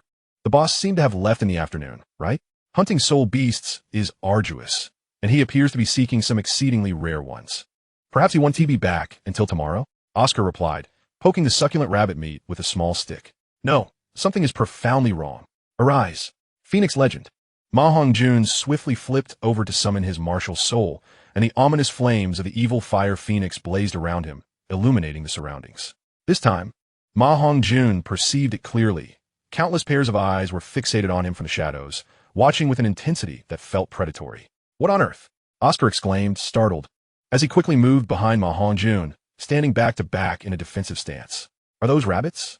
No, it can't be. How could rabbits be this enormous? Ma Hongjun shouted in disbelief at the colossal rabbits emerging, each the size of a dog, their muscular limbs indicating formidable strength. Under normal circumstances, he and Xiao Ao would relish a feast, but the current scene was too surreal, especially considering it was night. One rabbit lunged towards Ma Hongjun, aiming a powerful kick. But enhanced by his martial soul, he narrowly evaded the blow and retaliated with a punch that sent the rabbit crashing to the ground, bloodied and struggling. Yet astonishingly, the rabbit began to contort, slowly morphing into a rock of similar size. A cold sweat broke out on Ma Hongjun's brow. He was truly terrified. That is a martial soul attack. Ma Hongjun bellowed. Oscar, stay close to me. Don't separate. He nervously scanned the vicinity, questioning who dared to assault Shrek Academy, where a soul sage and 3 soul emperors resided. Theoretically, at 7.5 years old, Ma Hongjun should have been oblivious, screaming like a child. But thanks to Jodie's training, the first lesson imparted was to never underestimate any attack. Sometimes, your foes are devoid of reason. You might assume the academy boasts a soul sage and 3 emperors, but what if the adversary is unaware? And how can you ascertain whether they fear these instructors? To take a step back, What if they come seeking vengeance, intent on killing you without regard for their own survival? What'd you do then? From the moment you encounter a martial soul attack, you must treat it as a matter of life and death. Ma Hongjun immediately activated his first soul skill, the Phoenix Flame Barrier, while Oscar instinctively prepared for battle, clutching a sausage in his hand. They both awaited the next wave of assault, drenched in sweat and tension. Mere soul masters lacking even a second soul ring, merely at level 18. Such a level would be trivial for an adversary of the Academy's caliber. Even Jody could deal with them with ease. They were merely stalling, waiting. Suddenly, the rabbits charged forward, and Ma Hongjun decisively swung his fists, launching one across the field as Oscar stayed closely behind, shielding him from attacks. In truth, he had already been kicked several times by the rabbits. But with the sausage replenishing his energy, he could endure. A colossal creature charged through the woods, and Ma Hongjun instinctively pushed Oscar aside to prevent him from being harmed. In an instant, the heavy being barreled forth, sending Ma Hongjun flying. Ma Hongjun! Oscar shouted, his face contorting with horror and rage. Chapter 17. Golden Experience emerges. Ma Hongjun was propelled away by the massive beast, hurtling through the air like an arrow. Oscar felt despair wash over him. His dear friend was now in peril, while he, a mere support soul master, loathed his lack of combat prowess. How he wished to possess Jody's kind of stand. Ma Hongjun, he gasped, glancing back at the beast to discern its nature. Indeed, it was a gigantic gray bear, its bloodshot eyes dripping with foul drool as it turned its gaze toward him. This was overwhelming. A gray bear, no less. At that moment, Oscar felt as powerless as Caesar facing a polar bear in the dragon race. Yet the difference was that Caesar had a fighting chance. He genuinely could not contend with this gray bear. Although Caesar's spirit was supportive, his physical prowess far surpassed that of Oscar. The bear lunged at Ma Hongjun, intent on continuing its pursuit. Oscar knew he had to act courageously, and his method was simple. Summon all the sausages. Every single one. Cover himself in their enticing aroma. The savory scent of the sausages immediately captured the bear's attention, and Oscar, seeing it was effective, resolutely continued summoning them, one after another. He even tossed some to draw the bear closer. Oscar had come to a realization. For his brother, he would lay down his life, even if it meant buying mere seconds. Dark blue flames flickered in Oscar's eyes as he stealthily reached for a fruit knife tucked in his clothes, slowly drawing it out and gripping it tightly. This was a gift from Jody, intended for self-defense, to ensure he could at least inflict a wound on an assailant. Little did he know he would have to use it so soon. Come closer, beast, just a bit closer. If you dare bite me before I lose my strength, I will have a near-perfect chance to stab out one of your eyes. I'll leave a scar on your face, just like Teacher Zhao. Oscar thought fiercely. Damn it. Xiao, Georgie, you stop scanning Xiao. Why play such a heavy hand? Suddenly, a larger bear, or rather, Zhao Wujia, ambled out from a nearby thicket, stifling laughter. Oscar stood frozen, his flames extinguished. He stared blankly at Ma Hongjun, who was now beside another figure, Teacher Xiao Xian from the academy, as Ma Hongjun ravenously devoured the teacher's jelly beans. I was merely testing your reaction time and combat abilities, Jody chuckled, emerging from the woods with golden experience floating behind him in a JoJo-like fashion. Upon seeing this new stand, Oscar immediately understood. The elder brother was testing them. Good grief, Jody, why do you have to be so terrifying? Oscar slumped onto the field, shaken, having just contemplated a life-or-death scenario. It was all Jody's fault for not choosing a gentler method of testing. They had faced 1-on-2 before, hadn't they? Jody, it's all your fault. You owe us a treat. Ma Hongjun grumbled, chewing on jelly beans while raising his fist. Indeed, level 21 now. You must treat us. The sudden ambush was indeed my fault, and I sincerely apologize. I shall treat you all. Giorno laughed heartily, appreciating the effectiveness of gold experience. Its unique abilities aligned perfectly with his desires, proving to be exceptionally useful. It seems I have no choice but to treat you, especially since these two youngsters have performed admirably and certainly deserve it. As for Oscar, Giorno pondered momentarily, astounded that a child of just over 9 could possess such resolve. Truly, he is a prodigy worthy of cultivation. Is it your new ability, boss? Asked Ma Hongjun, seated on the ground. This fellow? I refer to him as gold experience. He can transform other objects into animals or plants, which I can control to a certain extent. It's quite an impressive power. Moreover, the most significant aspect is that with mastery, I could eventually clone even organs, Giorno explained proudly, hands on his hips slightly bending forward, one leg straight and the other slightly bent. Hongjun, we're about to conduct a series of experiments, so you best prepare yourself, Giorno indicated towards Ma Hongjun. What experiments? Ma Hongjun asked, bewildered. His instincts warned him that this was not a good sign. Haha, you'll find out soon enough, Giorno replied with a humorous smile, causing Ma Hongjun to feel a chill in his lower body, sensing that trouble might be brewing. A 7-year-old great soul master? The registration soul master looked incredulously at the 7-year-old child before him. 7 years? A great soul master? Is this even human? At 7. I had only reached level 8 soul power. This is an entirely different realm. Indeed, a genius such as myself. Sister, would you care to celebrate my achievement? Giorno proclaimed with a grin, causing the registration soul master to brighten up, finding the child utterly adorable. Particularly, the 3 sweet donut-shaped hair buns atop his head and the vibrant green tips made him exceedingly charming. Let me see. Giorno Giovanna, age 7 years and 4 months. The last reported soul power was 19, which was approximately 2 months ago. The innate soul power was 10 at the time of first reporting. So this isn't too surprising, the registration soul master mused, understanding that a genius with an innate level of 10 was not unheard of, though she had never encountered one. However, if he reached level 20 in just a year and a half, surely he would attain level 30 before turning 12, right? Here are your 10 golden soul coins. Remember to keep them safe and not let anyone deceive you. Where are your parents? Did you come here alone? The registration soul master recorded the information and retrieved 10 golden soul coins, placing them into a small pouch along with the receipt, smiling as she handed them to Giorno. I came with my 2 classmates. Giorno gestured towards the 2 youngsters behind him, who had already received their own golden soul coin at the entrance of the Soul Master Hall. Farewell, big sister. Remember my name, Giorno Giovanna. One day, you will be proud of having granted me benefits. Giorno waved goodbye as he departed. Giorno Giovanna? What an odd name. It should be abbreviated to Gio, right? The registration soul master pondered curiously. Jojo, could anyone have such a name? Boss, are you planning to use that money to enter the Grand Soul Arena for a competition? Ma Hongjun and Oscar inquired excitedly. The Grand Soul Arena. Soul Master Battles. We must see this. Not tonight. There is an event this evening. Giorno yawned in response. Are you interested in joining me to cosplay as Spider-Man and act as a vigilante in the city tonight? Vigilante? Acting as a hero? Oscar asked, puzzled. Simply helping ordinary people. Think of it as an additional evening activity. Well, that doesn't seem quite right. In any case, there is an event tonight. So come along with me, Giorno clarified. After I fully master gold experience, I might set up a stall as a doctor. Ha, Xiao, Ao, Xiao Ma. Our family will be wealthy. Current publicly available information. Level 78, Martial Soul. Cat Eagle. Holud, Flender. Soul Ring levels. Yellow, yellow, purple, purple, black, black, black. Destructive power, B. Speed, A. Range, C. Endurance, B. Precision, C. Growth, B. Standability. When a martial soul is manifested, it significantly increases speed and attack power while also enhancing vision. In its true form, it transforms into a 5-meter-tall giant cat eagle, with all attributes enhanced and capable of more efficient flight. As an excellent martial soul, Flender's cat eagle possesses both ranged attack capabilities and close combat defenses. Its explosive power and ambush potential are remarkably high, especially when fighting at night, where it enjoys additional environmental advantages. As the soul power support for the Trinity Martial Soul Fusion technique, Flender will unleash formidable power upon entering the Golden Sacred Dragon stage.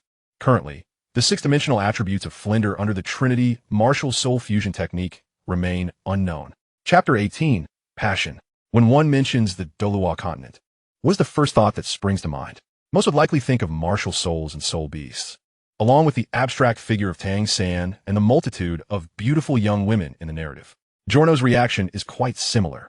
Not to mention, Douluo is indeed home to many captivating maidens, with hair of every imaginable hue, red, blue, green, yellow, golden, silver, gray, brown, bodies of all shapes and sizes, and temperaments ranging from elegant and aloof to passionate and flirtatious. The variety is dizzying. However, to stray off topic, Giorno intends to convey that despite the apparent allure of this place, it fundamentally remains a feudal dynasty, merely appearing more culturally advanced. Poverty persists, and the wealthy remain indifferent. One cannot only appreciate the favorable aspects of Douluo while ignoring its darker realities. Giorno has collected many fallen soldiers amidst the conflicts on the continent and has rescued numerous ordinary soldiers from the aftermath. The experiences of these soldiers and Giorno himself confirm that this continent is far from ideal for ordinary individuals. Their living conditions are perhaps only marginally better than those in a magnetic field world. They could be eliminated at any moment by powerful soul masters or evil soul masters. Their lives extinguished without a trace. Not to mention the plight of little Huo, who is a direct victim of the feudal dynasty and the continental conflicts. Compared to the worldview of the second, the first is relatively mild, considering the existence of the martial soul hall, a somewhat progressive entity born out of self-interest, serving as a balancing force where many soul masters would not suffer undue injustices. However, during the second era, the circumstances for Giorno were far less favorable. A millennium of relentless oppression without ascension to godhood, coupled with continuous theoretical advancements, has resulted in an exponential increase in the number of soul masters. Yet, the treatment and opportunities have drastically diminished, and the pressures they face have multiplied significantly. Some talented children may even be unable to awaken their martial souls due to financial constraints, thus wasted. Giorno holds a deep disdain for that era, yet he endures it for the sake of achieving godhood. This culminated in a complete rupture of his relationship with Tang San, as their ideological conflicts reached a boiling point. At times, Giorno feels it an exaggeration to label this fellow as possessing imperial ambitions. In truth, he has consistently embodied the mindset of a sect, perhaps even lacking the decorum of some older sections. He is utterly transparent in his motivations. Nonetheless, Giorno has managed to refrain from interfering with Tang San's intentions until his own ascension was thwarted, at which point he began to obstruct Tang San's plans at every turn. An emperor, after all, must possess the ability to embrace others and exude unparalleled confidence. Giorno lamented from the rooftop, "The weather tonight is dismal, with dark clouds obscuring the moonlight, casting a gloomy pall over the entire Soto city. The dogs are particularly noisy tonight, prompting the night market to close early. Everyone anticipates a downpour, and, judging by the weather, it may be wise to return home. Add more chili, less cilantro," commanded the soul master, gesturing animatedly before the humble vendor. For someone of noble status, or rather, for a soul master steeped in the customs of this era, there was no need for politeness towards the common folk. The power of one's martial soul was akin to a magnetic force, instinctively drawing individuals towards its unique essence, leaving a trace of its influence. "My lord, it is late, and traveling is perilous. Might I suggest you return home soon?" the vendor urged, deftly preparing the savory pancakes. "What? Are you afraid of entanglement?" the esteemed soul master scoffed. Soto City, although not insignificant, harbored only soul kings and soul emperors at its apex. As a powerful soul master, he considered himself above the masses, convinced that none would dare challenge him or invoke his ire. "Recently, a gang has emerged in the city, claiming to be the fear of judgment," explained the vendor. "They have been rumored to seek ancient tomes of various kinds, purportedly in search of bones." "Bones?" the soul master exclaimed, his brow furrowing in surprise. "Not soul bones, I believe. They seem to be after human bones," the vendor replied, his expression perplexed. "Human bones?" The soul master was baffled. He could comprehend the pursuit of soul bones, but what purpose did human bones serve? "My lord, your pancakes are ready. I shall not request payment. The night is fraught with danger."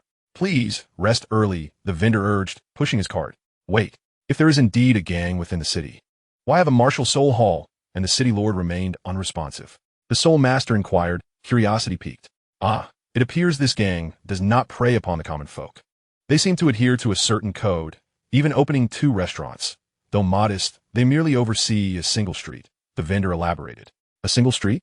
Intriguing. Who could be behind this?" The soul master mused.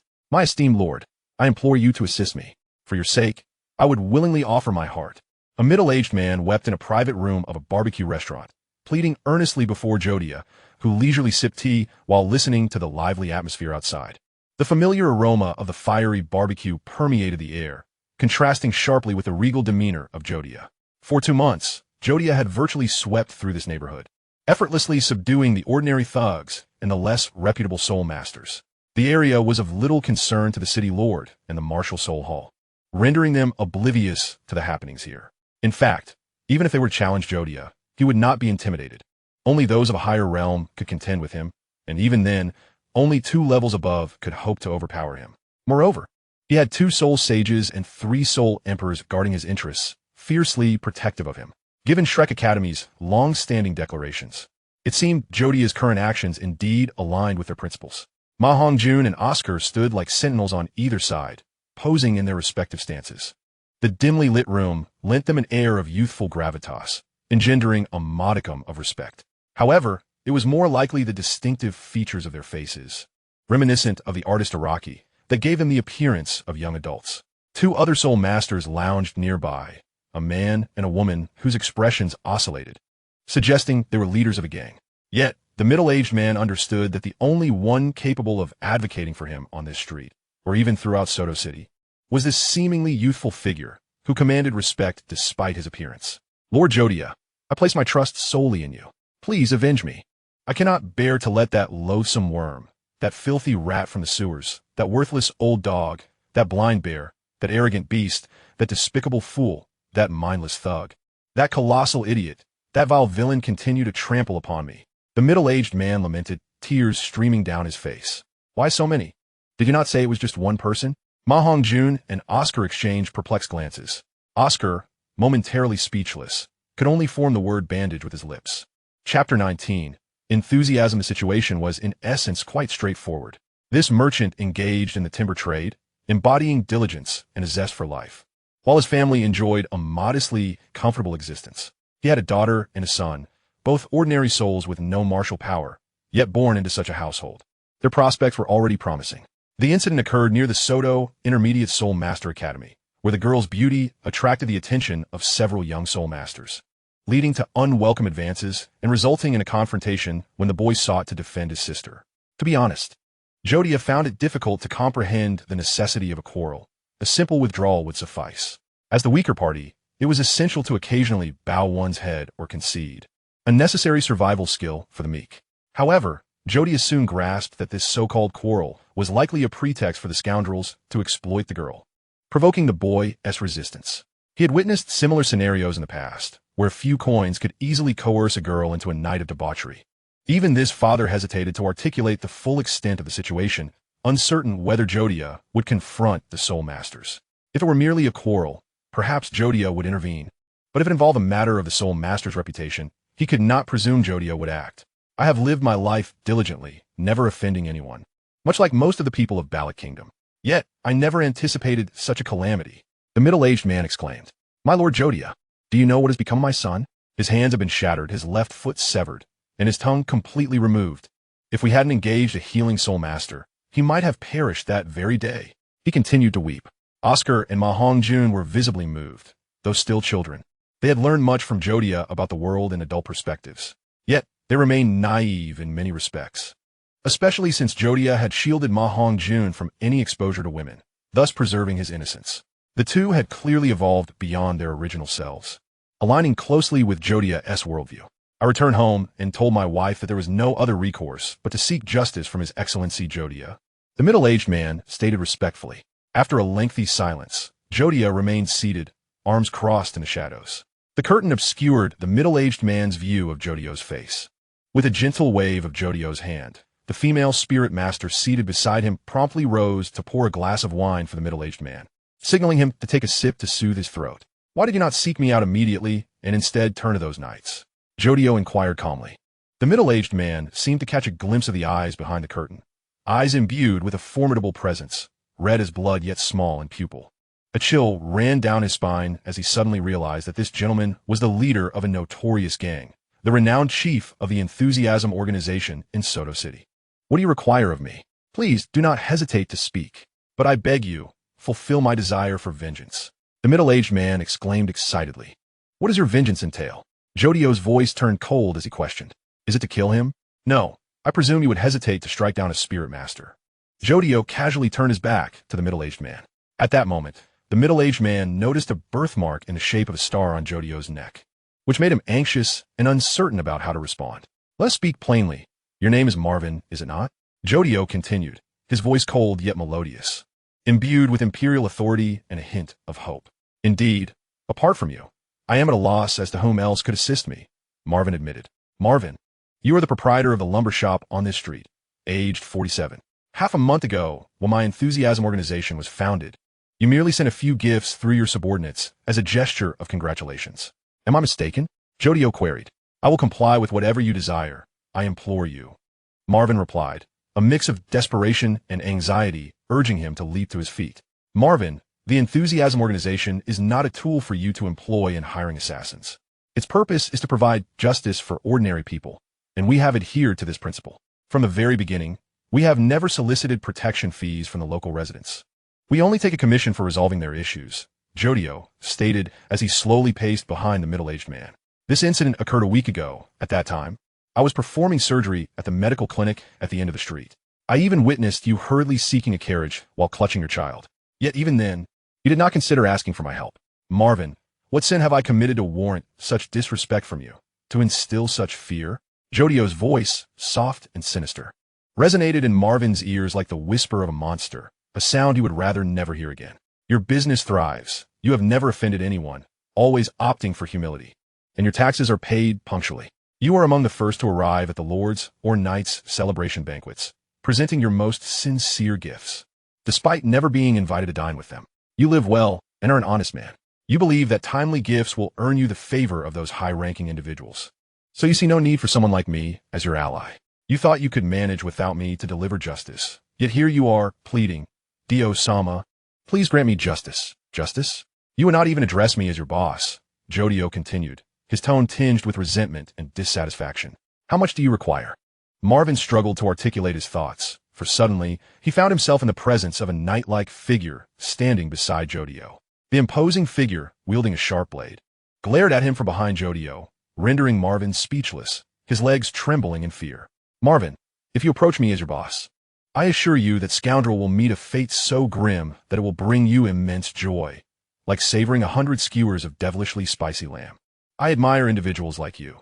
Those who provoke you have provoked me, and I shall instill fear in them, just as they fear me. Yet, you still resort to humiliating me with money, akin to a patron belittling a courtesan, or a cat rampaging through a henhouse in a frenzy of slaughter. Now, what shall you call me? Jodio asked calmly, turning his body to face Marvin. Dio-sama, please grant me justice, Marvin implored, bending down to grasp Jodio's hand earnestly. My most esteemed boss. Chapter 20. The Gospel of Jodio. What are you observing? Queried a man cloaked in crimson and shadows, gazing at Soto City on the Douluo Continent with a sense of intrigue. In this day and age, such a being aligned with the path of Shura is indeed remarkable. Have you discovered this so-called intruder? Surely you weren't fixated on this just now? The man opposite him inquired incredulously. A fleeting moment. How could one possibly pinpoint it? The other appeared well-versed in divine powers, adept at evading divine scrutiny and erasing traces. Forget it. Not long ago, there was another intruder. A fellow whom the sea god still protects closely, the man scoffed.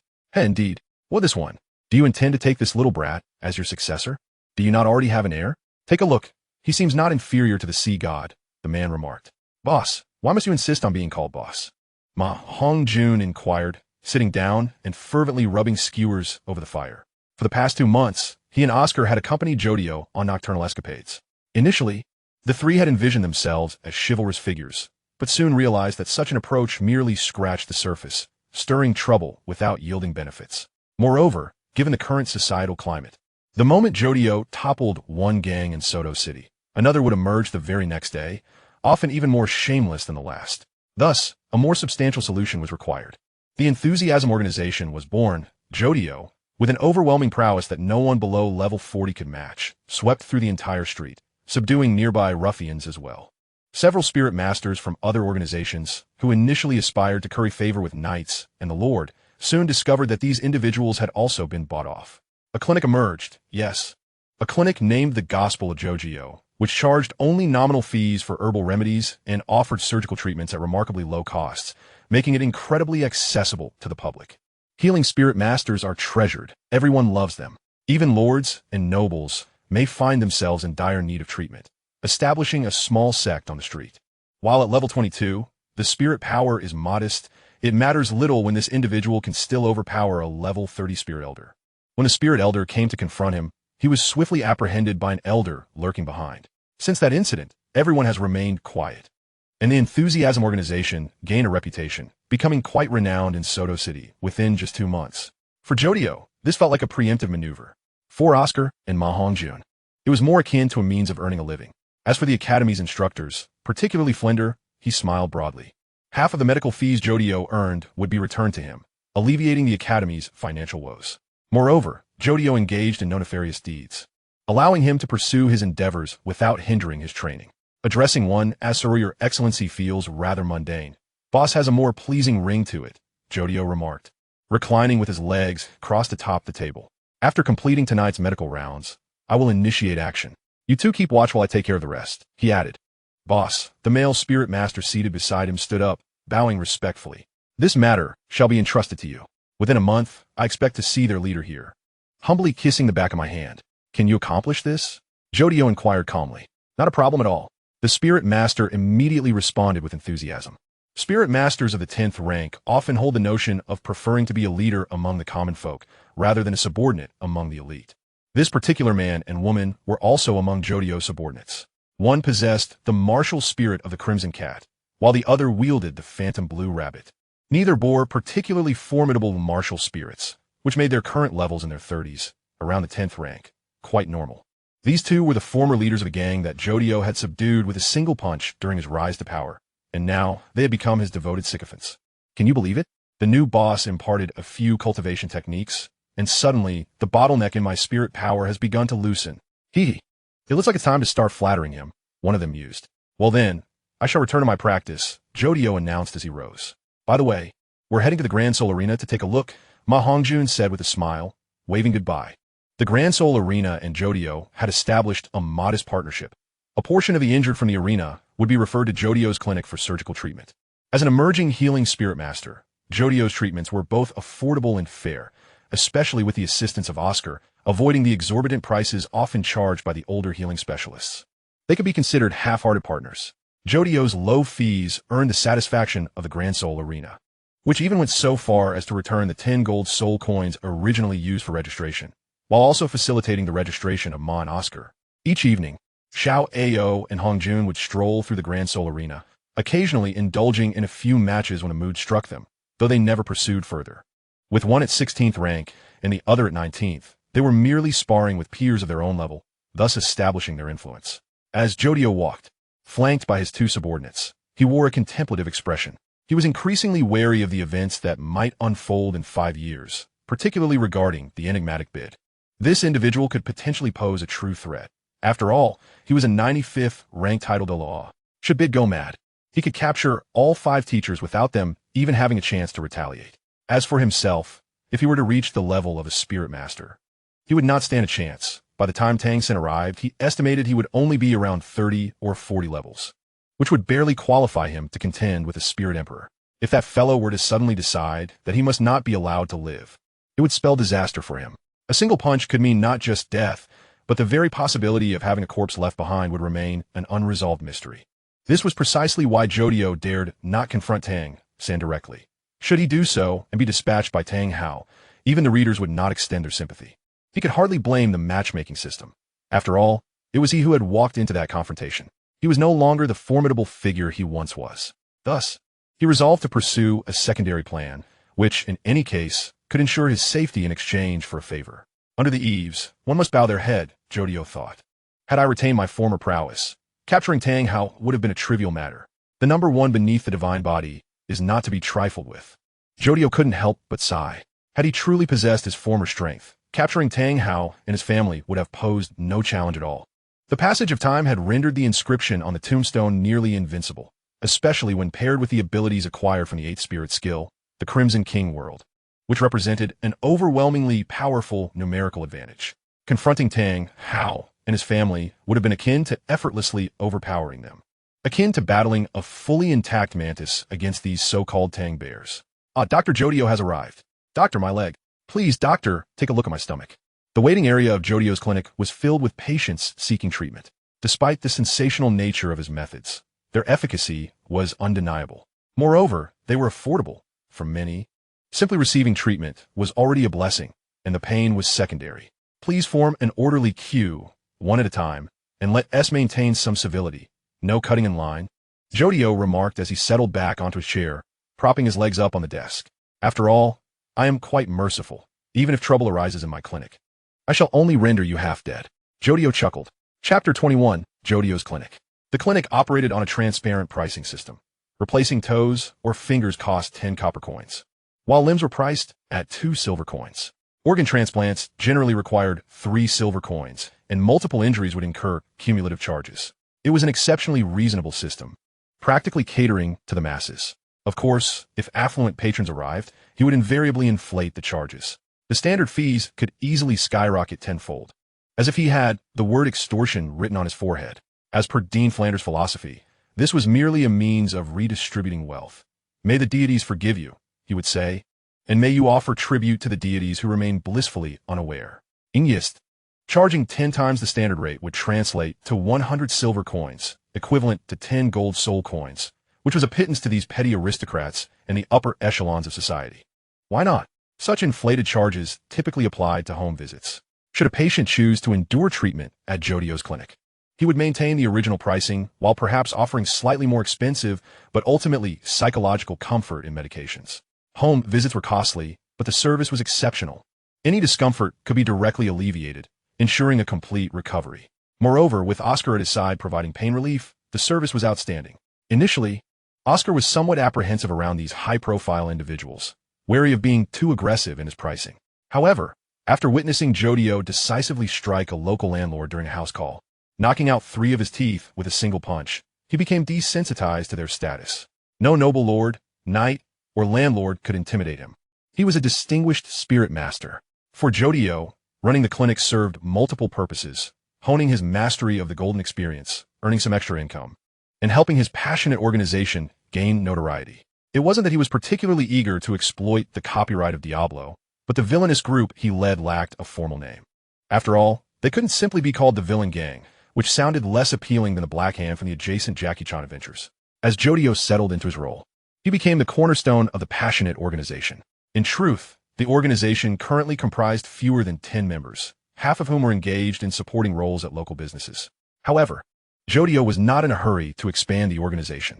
He figured he would wait until he reached level 30. By then, apart from facing Spirit King-level adversaries, he would be able to navigate Soto City with ease, unperturbed by the Spirit Masters participating in the arena. Skin torn, deep enough to expose bone, Jodio assessed the wound of the man before him. He appeared to be an elderly farmer, his gaunt face with sunken cheekbones and coarse stubble, accompanied by a visibly anxious wife, corroborating Jodio's assessment. Such individuals typically serve as the backbone of their families, often having borne 4 or 5 children. The essence of their existence fundamentally revolves around the gamble of producing a child endowed with soul power, one who might rise above their circumstances. It is difficult to fathom that this place lacks even a civil examination system. As agrarian folk, unless they strike it rich, they are condemned to a lifetime devoid of hope, unable even to take a chance on cultivating opportunities for their offspring, akin to a mere sugar-coated pill. During the era of the Douwan, there were public academies that offered impoverished spirit masters a chance to ascend socially, thus presenting a semblance of fairness and progress. However, in the era of Do, what divine or demonic forces linger? As a representative of the old feudal era, Tang sought to consider the plight of the common people of Douluo Continent, who are mired in suffering, shun, tihi. If one is reluctant to embrace social reform and a unified system, then surely the civil examination system deserves some attention. This endeavor is not solely reserved for spirit masters. If successfully implemented, it could leave a commendable legacy. Many would express their gratitude for such a move. Yet, what is the outcome? The only remark from Jodio is that he is indeed akin to a mob boss. Even calling him Tang feels like an exaggeration. It is likely that he himself would take pride in being part of the Tang clan. Yet, the fact that individuals from the Tang clan could one day have their reputation rehabilitated is a source of astonishment for Jodio, who muses that contemporary transmigrators are increasingly transcending limits and becoming more abstract. Compared to some of the newer generations of transmigrators, Brother Tang surprisingly retains a modicum of charm. To the extent that he is even tolerable, this era is truly absurd. No one anticipated that a transmigrator would actually consume another's lifeblood. According to the clinic's policy, the procedure will cost 2 silver coins. However, it will be quite painful. Can you endure it? Jodio inquired. The farmer, with a countenance reflecting hardship, replied, Doctor, 2 silver coins are indeed burdensome for someone of my standing. His expression resembled that of a student caught peeking at an exam paper in a 46-level English class. Guided by the stern Lu Xiaoyan, a person both shy to ask for a loan, yet eager for financial aid, and reminiscent of the ambitious Director Qi. In summary, he certainly cannot afford such an amount. The fee of 2 silver coins is not exorbitant, approximately equivalent to 20 copper coins, which represents 3 months' worth of living expenses for an average farming household. Jodio assured that with his healing, he would restore the farmer's hand to perfect functionality. making the price quite reasonable. Yet even so, for those in dire straits, it remains excessively high. Let us defer payment. I shall collect debts at the year's end. Jodio replied nonchalantly, gesturing dismissively. As the income from the Grand Soul Arena and occasional rounds of consultations sufficed for himself and the academy, he did not lack for funds to insult his own reputation. But how can I? The farmer awkwardly responded. Jodio Costa did not establish this clinic for profit, but rather to heal the ailing, Jodio stated gently, rising to rest one hand on his waist and the other on his slightly bent left leg. I have little patience for the groans of pain and am averse to witnessing the suffering of the ill. I am deeply empathetic and often too soft-hearted. Alas! Go to the bed, disrobe, and await. The surgery shall commence shortly. He indicated towards a small adjacent room. We are immensely grateful, esteemed spirit master. The farmer and his wife humbly expressed, bowing in deep respect. Surely, you must have heard of my name to seek my clinic. And you do not look down upon me for my youth, do you? Jodio, displaying impatience, retook his seat. What should you call me? Think carefully. Is spirit master sufficient? He continued coldly. The farmer, suddenly enlightened, realized the weight of the situation. For the honest and somewhat affluent Ma Winnie, this was a debt akin to an insurmountable favor, possibly requiring him to shield Jodio from future tribulations. Yet, for this farmer, devoid of any support, it represented a connection, a patron. Oh, my most esteemed boss, he exclaimed, tears streaming as he grasped Jodio's hand with one hand. Please, take care of this humble and impoverished farmer. Now, that is the spirit. Jodio beamed, placing his other hand atop the farmer's head. The surgery will be swift. Rest assured, you shall soon regain your health. Chapter 22. The Grand Soul Arena. The sounds of anguished cries and pools of blood were swiftly tended to by the clinic staff, who maintained the operating room's cleanliness. Jodio's surgical methods were far from refined or gentle. Employing his golden experience to assist in treatments, he paradoxically inflicted the most pain, as this technique did not merely repair but replaced. It involved excising damaged or diseased body parts and suturing on pristine replacements. The logic behind golden experience healing was rooted in external solutions, presenting a stark reality. Naturally, this came at the cost of considerable pain. Nevertheless, those seeking treatment appeared somewhat accustomed to such anguished cries, which quickly transitioned into whimpers.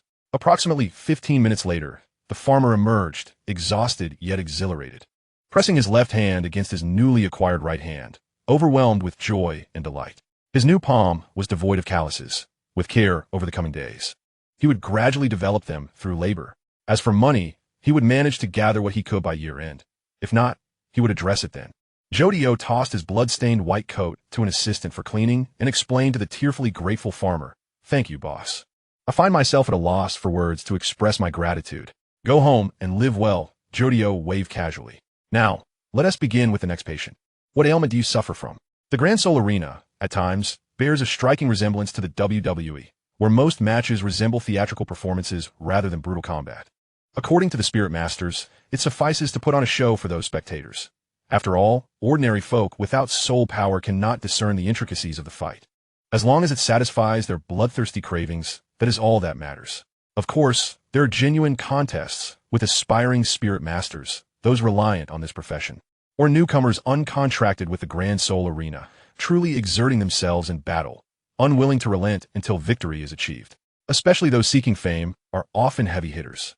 "Oh my, the blood is everywhere. The cleaning staff will have a tough time," exclaimed one. "That is quite terrifying. If I get hit, I can't guarantee a cure. Look over there, my goodness, an arm has been severed. If they call for me later, I'll need extra compensation." From his elevated viewing box, Jodio observed the ongoing battles below, exchanging quips and critiques with several fellow healing spirit masters from the Grand Soul Arena.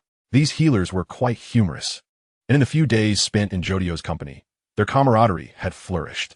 Remarkably, Jodio never expected teacher Xiao Xin to occasionally be on duty, yet it made sense. After all, 5 high-ranking spirit masters surely needed to earn some additional income. On the day they crossed paths, both wore expressions of guilt, pretending not to recognize one another as they passed. Every evening, he would offer his medical services at the Grand Soul Arena for approximately 1 hour, charging 3 silver coins per hour, plus an additional silver coin for each individual treated. While this may initially seem a modest sum, a closer examination reveals that he could easily earn at least 1 gold coin in a single night, an income surpassing that of an ordinary soul master by a staggering 365 times. according to the economic perspective presented in the original text. A typical family would spend roughly 1 gold coin annually, meaning that Jodio could earn this amount in just one evening, effectively elevating him to a petite bourgeoisie status and somewhat distancing him from the common populace. In fact, Jodio's rates were relatively low. Resident healing soul masters typically earned around 100 gold coins monthly, with additional compensation for overtime and holidays. However, Jodio was unconcerned. He believed that as long as he had enough money to live comfortably, that was sufficient. Many of the things he desired were not attainable through wealth alone. After all, was what he had been searching for recently something that could be bought with money? "Hey, Jodio, you're in charge of the one with the severed hand," said a healing soul master, patting Jodio on the shoulder with a smile. "Yes, it's not particularly challenging," Jodio replied calmly, leaning against the glass window and gazing outside. The healing of a severed hand was a feat beyond the capabilities of most healing soul masters. Even those who could perform such a miracle would expend a significant amount of soul power. Otherwise, Tang would not have found himself unable to heal after becoming the Sea King, relying instead on Tang San for gradual recovery. This was precisely what made Jodio invaluable. He was remarkably unperturbed by tasks involving severed limbs, executing them with an ease that bordered on the extraordinary. The Grand Soul Arena recognized this quality and thus forged a contract with Jodio for their collaboration. Well, the benefits were plentiful, at the very least. They genuinely wished to retain Jodio, even resorting to the allure of beauty to entice him. Unlike many others, Jodio harbored no aversion to the Grand Soul Arena. After all, it was merely a gladiatorial venue, a pure entertainment establishment. One could not lash out at them in frustration, could they? Was it the moral fabric of society that had deteriorated? Then how could such an establishment still exist within the Shrek Academy? Why did so many spectators flock to the beast fighting arena? Surely they were not merely there to critique the spectacle, were they? Critically observing the battles of soul masters? The Shrek Academy, in that case, bore a striking resemblance to the institutions of the neighboring Sun and Moon continent, the only difference being that while they were basking in sunlight, the Shrek Academy was left with only the sun. Who could fathom why Tang San's actions led to the eventual extinction of the Grand Soul Arena a millennium later? Despite the absence of significant changes in societal productivity or structure over the past 10,000 years, many entities that thrived a millennium ago had simply vanished. Jodio was oblivious to whether the soul masters from the various sects during the era of the Martial Soul War felt gratitude toward the esteemed Tang San, the little son of Douluo. Nonetheless, he sensed that the soul masters without sects, particularly those around levels 10 to 20, felt utterly bewildered. What happened to my 10 gold coins and 100 gold coins each month? The Spirit Hall was indeed establishing an empire. Yet could they not reconstruct a similar institution to provide subsidies for everyone? Jodio believed that a particular saying aptly described Tang San, the first sword upon reaching the shore, swiftly slays the one of his affections. In truth, they were not the most afflicted. The most wretched were those children who no longer received any subsidies at all. Setting aside whether educational opportunities or working positions existed, they were certainly not going to scrape together that elusive gold coin. Surely, Tang San could not have been unaware of the significance of that single gold coin, as he had once relied on it for a comfortable life. The fact that Tang San, after attaining divinity, swiftly severed ties with the Soul Masters left Jodio feeling quite perturbed. So, for a century after his ascension, he focused solely on granting divine positions to his brothers while enacting no societal reforms. Alas, it was disheartening, a classic case of a tyrannical chief's mindset. A cautionary tale for Jodio, who vowed never to emulate such behavior. Oh, Jodio observed with intrigue as Ma Hongjun and Oscar stepped onto the arena stage. This piqued his interest. He realized he had scarcely witnessed these two in combat at the Grand Soul Arena, and today seemed promising. Next up is the legendary Lollipop duo, consisting of the 16th level Soul Master Phoenix Legend and the 19th level Soul Master Super Lollipop. With the exuberant introduction from the host, the bloodthirsty audience erupted in applause. Eager for a thrilling spectacle, regardless of rank. Everyone had paid copper coins for their tickets and wagered silver coins, and they were not there to witness lackluster skirmishes. They demanded a display of bloodshed. The legendary Lollipop duo currently boasted a record of 5 victories and 7 defeats. Although their wins were few, their tenacious fighting style often left the outcome uncertain until the very last moment, with several instances of breathtaking comebacks. Audience, do you adore them? The host continued to shout. Yes, Lollipop, you're amazing. And Phoenix Legend, crush them. Jodio felt an overwhelming urge to bury his face in his hands and flee. as the two young men had shamelessly appropriated the humorous anecdotes he had casually shared about his childhood. Oh dear, how mischievous Ma Hongjun and Oscar are, their opponents. Self-styled as the super comparison duo, with the Shermu Monkey and the Stone-Armored Bear brothers. Let's welcome these soul masters of levels 18 and 19, announced the host, introducing the clash between the legendary Lollipop duo and the super comparison duo. Jodio experienced a strong desire to hide his face and escape.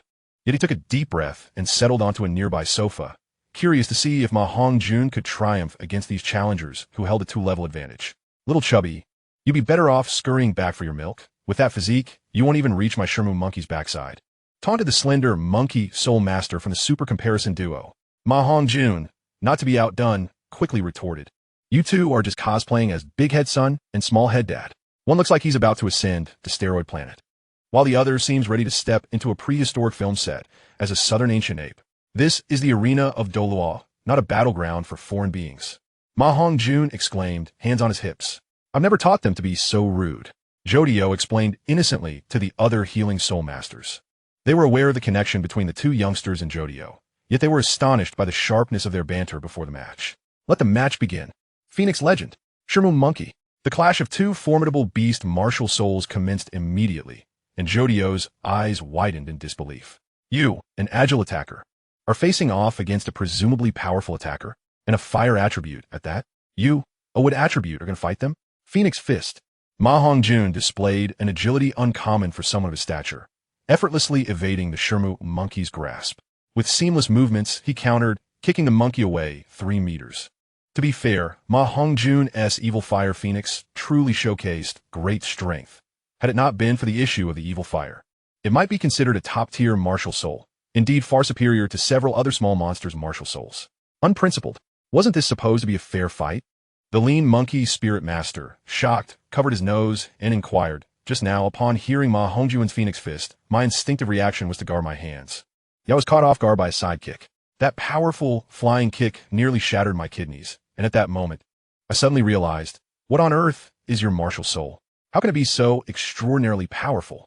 I certainly do not wish for my enemies to control my corpse after my demise. That explanation should suffice, right? Ma Hongjun retorted, once again adopting a combat stance. Why do I strike with my legs instead of my fists? Do you lack any awareness? As an offensive spirit master, how could I possibly engage you two without employing some cunning? Must I wait for that bear to trample my good brother, Xiao Aohong, to ensure his safety?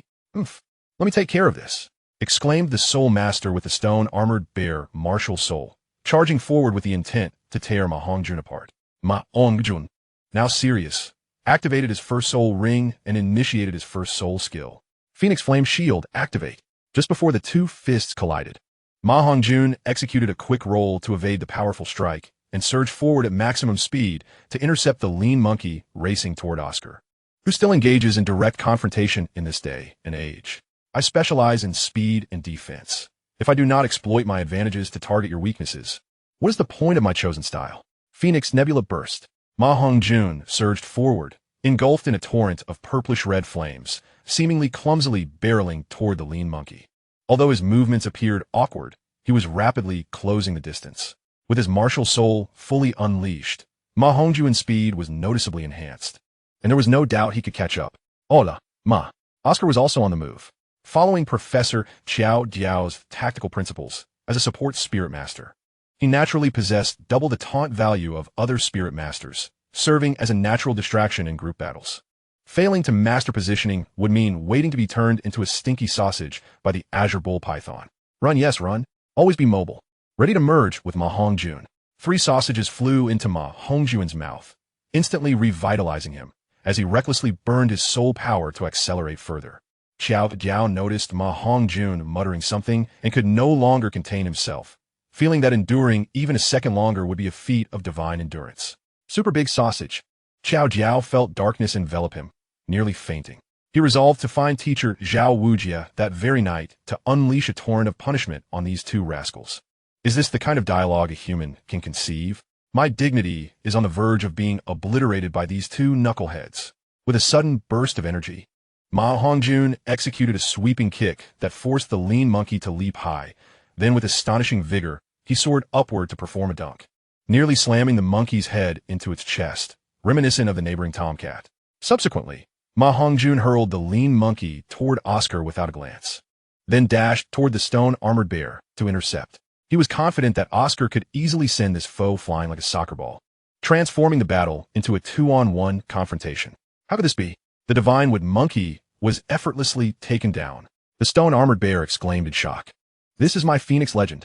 Ma Hongjun leaped once more, turning to unleash a decisive punch. Prepare to meet your end, foul bear. Currently available public information. Martial Soul, Evil Phoenix, Holder, Ma Hongjun, Soul Ring, Yellow, Destruction Power, B Speed, D Range, D Duration, D Precision, E Growth Potential, B Martial Soul Ability, summons Raging Flames and a Phoenix apparition that envelopes the user, enhancing both attack power and speed. However, this Martial Soul is challenging to sustain over time, making it more suitable for swift, decisive combat. The Flame Shield reduces incoming impact by half, while increasing the flame's radiation range, synergizing well with the user's high attack and relatively high speed for commendable results. As his soul power increased, his speed saw significant improvement. Chapter 24. Golden Rectangle. The current date is Douluo Calendar, year 2633, June. 3 fleeting years have passed, and Xiao Jiao's cultivation of soul power has never faltered, reaching a remarkable pinnacle of level 30. This rate of progression has left the Academy's instructors collectively astounded. After all, he is a genius among geniuses, and it was already generous that his first 2 soul rings were purple instead of something more extravagant. On average, he has leveled up 10 times in a year and a half, which roughly translates to 1 level every 2 months. In Xiao Jiao's eyes, this pace seems rather ordinary, possibly even a bit slow. However, to the instructors, it is nothing short of miraculous. Just look at the similarly gifted Oscar, who has only reached level 26, lagging behind by a noticeable 4 levels, an evident disparity. Yet, Xiao Jiao finds this speed quite typical. Firstly, he has already shattered those bottlenecks once, and overcoming them again is considerably easier. Secondly, his mental refinement method rivals Tang San's Xian Tiangong, being a genuine pathway to internal breakthroughs. This technique is a culmination of 30 years of experience with stand-ins and collaboration with the esteemed mentalist, Huo Yuhao, and if it could be outdone by Xian Tiangong, then Xiao Jiao might as well abandon his pursuits and travel to Tang San's hometown to seize everything. At level 25, Xiao Jiao acquired the willpower rampage ability of Golden Experience, which proves highly effective, especially in initial encounters. He believes this ability could be best utilized by giving Stone Freedom a head start, allowing him to establish control before unleashing a chaotic onslaught. After all, this is how Giorno executed his strategy against the likes of Bucciarati. Thus, it aligns with the essence of the Golden Spirit. The primary drawback of this technique lies in its lack of range and speed, ultimately limited by the 6-dimensional constraints of the fluffy stand. However, Xiao Jiao remains optimistic, always embracing the acquisition of new skills. Other spirit masters at level 25 might not offer any gifts, so securing additional abilities at this stage is commendable. Hey boss, why is your soul power leveling up so quickly? Oscar at level 26 asked enviously. Teacher Xiao Xin had told him that reaching level 26 by age 11 was already a sign of genius. But how could the boss be even more talented? Fool. The reason the boss is that he is the boss, Ma Hongjun replied enigmatically. Your speed isn't slow either, Xiao Ao. Are you confident you can reach level 35 before 14? Xiao Jiao asked, half jokingly and half seriously. Who do you think you're looking down on, boss? I'll hit 40. Oscar declared proudly, hands on his hips. All right, if you don't reach 40, don't blame me for being ruthless, Xiao Jiao said, summoning Golden Experience with a sly smile. Let's aim for 35 then. 35 is still good, Oscar quickly backtracked, realizing it was better not to boast in front of his prized possession. After all, Xiao Jiao was a prodigy in surgery. If he were to operate on him, who knows what might happen? Ma Hongjun, I have a premonition that the solution to healing your martial soul is drawing near, Xiao Jiao said, glancing at the somewhat dejected Ma Hongjun, who had been struggling with his martial soul's innate issues and had only recently reached level 21. Xiao Jiao yearned to secure a crazy diamond from Ma Hongjun this time, yet he felt a summons, a call from something beyond. I solemnly promise, by my honor and dignity, that I will heal your martial soul before you turn 12, Xiao Jiao declared earnestly, placing a hand over his chest. Boss, this is not actually your responsibility. Ma Hongjun chuckled, attempting to console him. Yet, he soon found the words lodged in his throat, for he noticed the profound seriousness in Xiao Jiao's gaze, an intensity that was unmistakable. Are you implying that you could succumb to debauchery or indulge in the company of women to alleviate this predicament. Xiaodiao rose slowly, articulating his thoughts. Ma Hongjun, I, Xiaodiao Qiasta, regard you as a friend.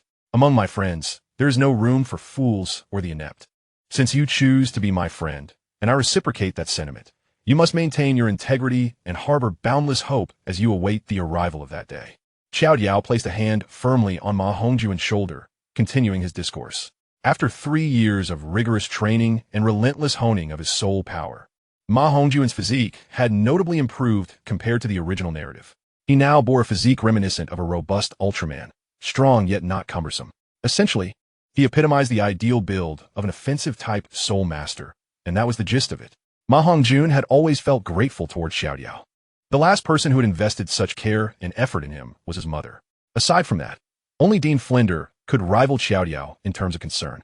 For him, resolving the issue with his martial soul was an unattainable luxury, especially since his progress had been steady, far from the terrifying 29th level novice Xiaodiao had previously described. I promise to resolve this for you, and I shall certainly deliver. It is said that a gentleman's word is worth 1,000 gold pieces.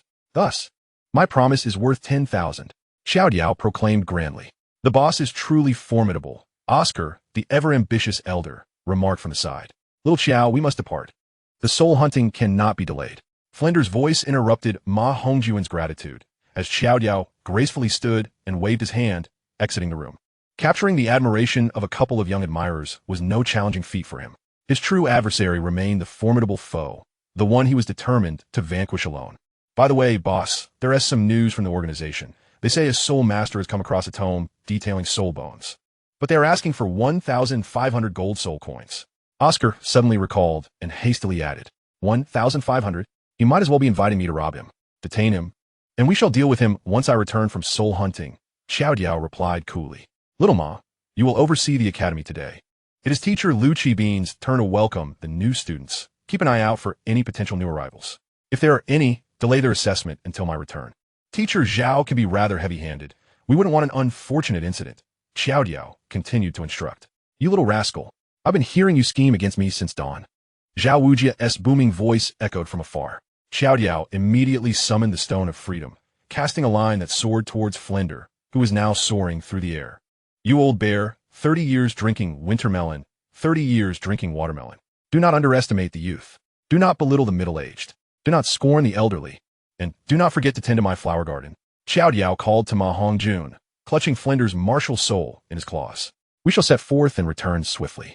With Flinder spreading his wings, the duo soared into the distance, while Zhao Wujia ground his teeth in frustration before his expression softened, quickly shifting to one of melancholy. What troubles you, Dean Zhao? Oscar promptly offered a small sausage to soothe Zhao Wujia's wounded spirit. Sigh, little Xiao has already reached the 30th level. He is just 10 levels shy of graduation. I never anticipated this. I thought he would linger in the academy for a decade or more, Zhao Wujia chuckled. Shaking his head, the boss will undoubtedly accompany the academy until the end. I am confident of that, Ma Hongjun asserted earnestly. With the boss's character, he would never allow the academy to fall into disrepair. Bah, two little brats. What do you mean by the academy falling into disrepair? Extra training. This morning, run 10 laps, and then each of you can go about your business. Chapter 25, The Golden Rectangle. Upon returning to the Stardow Forest, Xiaodiao felt an overwhelming sense of familiarity, akin to returning home. Over the past 3 years, he had visited almost annually, once at the 10th level, again at the 20th, assisting Ma Hongjun and Oscar in soul hunting, and now this marked his 4th journey. However, even this frequency paled in comparison to the numerous times he would come here in the future. In the past, Xiaodiao had often traversed the Stardow Forest to recruit external aid alongside Tang San, but Guyana had never been swayed, reluctant to assist Xiaodiao. What could he do? His strongest combat power was himself, yet he often found himself on the losing end of encounters. This made direct confrontations even more arduous. That old fool Mu had transformed into a coward after the internal conflict within the illusory god, having previously struck fiercely, suspecting Xiaodiao of harboring ill intentions towards Little Hua. It was true that he had ulterior motives, so he could not entirely blame him. However, the subsequent battles made it increasingly difficult for Xiaodiao to endure. In skirmishes with Tang San, he often found himself overshadowed, as the Black Dragon was genuinely willing to engage in combat, unrestrained by any concerns. Alas, never mind. considering that Mu-In, my old comrade, fought alongside me until his last breath. There's no need for excessive post-battle accounting. Qiao mused, his thoughts drifting into silence, his spirit dimming. If only he had possessed the relentless diamond or even the golden experience back then, though Mu-In had a foul temper, treating little Huo like a cherished grandson while being harsh towards him. At least he had been willing to stand by him until the very end. Wait, this is the true path, Qiao reflected, gazing towards the vast forest once more. Flinder inquired, tilting his head in curiosity. The secret of the stand lies within. Being obsessed with power only leads to entrapment. The true strength is concealed within the most precious arrangements and combinations, Qiao mused aloud. Little Qiao, what type of soul ring do you intend to hunt this time? Still focusing on healing? Flinder inquired. Though Qiao's golden experience might not match the combat prowess of his companions, its derivative abilities were indeed remarkable. Now Flinder had altered his perspective. Healing was indeed the way to go. Qiao concentrated, his spiritual energy coalescing inward, seeking answers from his martial soul, the arrow of the stand. After the clouds parted and the fog lifted, what unfolded before him was none other than sharp fangs and claws, with aspirations soaring like a rainbow. Teacher, seek out a beast of a horse type or a snail beast. Perhaps an armadillo or pangolin would suffice, Qiao suggested. What, planning to take the defensive route? Flinder jested. Teacher, have you heard of the secret of the circle? Qiao raised a finger to inquire. The circle? Do you mean teacher Xiao Xion's jelly beans and teacher Lu Qi Bean's star arrangements? Flinder asked, intrigued. Have you ever witnessed a perfect circle? Qiao continued with a smile. Silly child. A perfect circle does not exist. Even I, your teacher, know this, Flinder chuckled, his pride evident. Despite the notion that Douluo humans were not keen on learning, Flinder had indeed developed a habit of collecting old curiosities and perusing antiquated texts. Then, what are the perfect circle? Qiao pressed. A perfect circle? Now that is something I'm unfamiliar with, Flinder admitted. Observe. In this configuration, its rotation can progress infinitely. With each revolution, it diminishes but never dissipates. Nor does it terminate prematurely due to instability in shape. It is an infinite rotational form. I shall name it the Golden Spiral. Jodio sketched the general design of the Golden Spiral for Flandre using the freedom of stone. Flandre, possessing a rudimentary understanding of mathematics, struggled to grasp Jordio's explanation, failing to comprehend why Jodio had brought it up. Could it be that the soul beast they were about to hunt and the activated soul ring were somehow related to this circle? Indeed, they were intricately connected. The soul ring I am about to acquire is significantly linked to the concept of the circle. Teacher, this time there are no restrictions on the attributes of the soul beast. As long as it has some relation to the circle, it suffices. Of course, the more elements associated with the circle, the better. Ideally, it should also be a long-range attack type, Jodio elucidated. Is a 100-year soul beast acceptable? Flandre inquired with a hint of amusement. 1,000 years would be preferable. You know, teacher, if the third soul skill were derived from a 100-year soul ring, it would undoubtedly be a subject of ridicule, Jodio replied candidly. While the effects would be similar, the power in 6 dimensions would be somewhat weaker, necessitating a longer growth period. However, a third soul skill derived from a yellow ring would certainly be the subject of mockery, particularly among peers.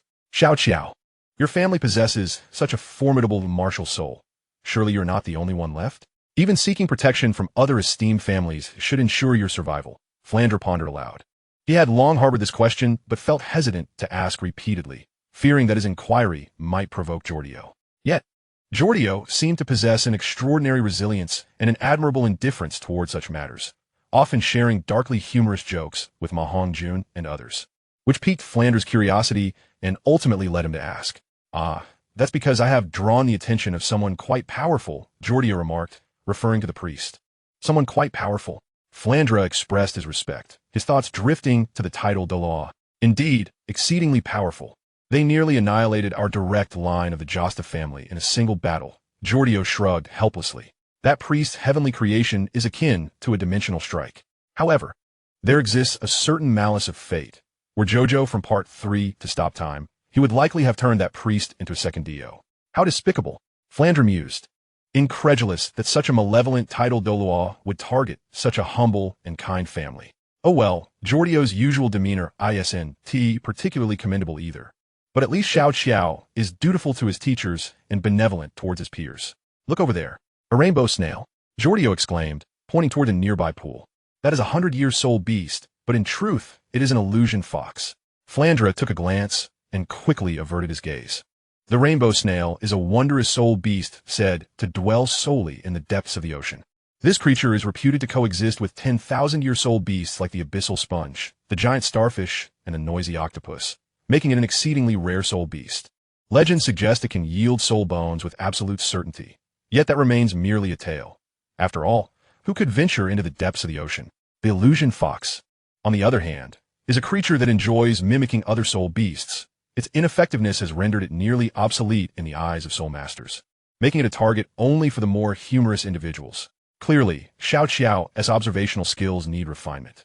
The seasoned Flandre is a mountain he still must learn to scale. Moreover, teacher, did you know? The Golden Matrix is a discovery that could overturn the entire continent. Soon, you will be applauding its emergence and marveling at having nurtured a genius among geniuses, a king among kings, Jodio said with a smile. Haha, I shall await that day. Flandre responded with a hearty laugh. Chapter 26. Ruined streets, this must be Shrek, right? Dai Mubai gazed in bewilderment at the dilapidated Shrek Academy sign, resembling a ruin, and the academy behind him. After enduring countless hardships, he had finally arrived from the Star Luo Empire to this legendary institution of great renown. Next, 15 and still pretending to be young, and your soul ring is incorrect. 1 white and 1 yellow, and you wish to enroll? Next, stop trying to bribe us. My boss has already taken care of us. At 12, only at level 17? You must be joking. Can we really say that my boss was level 7? 5 at that age? Listening to the cacophony at the enrollment desk, Dai Mubai felt increasingly perplexed. Is it even possible to be level 17 at 7.5? I think I was only around level 14 at that age. 17 levels. What could possibly account for such rapid advancement? I would like to apply, Dai Mubai said as the crowd dispersed, stepping forward to make his request. Before him sat a refined middle-aged man and a robust young lad who appeared as if he could crush a bull with a single punch. He presumed this was the senior. But why did he look younger than himself? First, pay a registration fee of 10 gold soul coins. And then we will assess your soul power. The middle-aged man extended his hand. That's rather expensive. Dai Mubai exclaimed in shock. He had encountered numerous noble academies and elite soul master schools, but he had never seen a fee this exorbitant. 10 gold soul coins for registration? Why not just rob a bank? If you think it's too expensive, you need not register, the middle-aged man replied with a flat expression. Please, state your requirements first. Dai Mubai thought it prudent to conserve his soul coins. Although he currently possessed several hundred gold soul coins, it seemed unreasonable to squander them frivolously. It was akin to having 1,000 in living expenses, only to see a new drink priced at 10, which appeared rather lackluster. 10 coins should not be dismissed so easily. He could buy a large bottle of Pepsi or 2 1-liter bottles instead. Just complete the registration.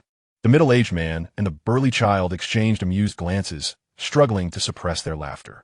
I gathered a bit from the chatter. Your standards appear to be quite high. You likely wouldn't consider anyone below level 20.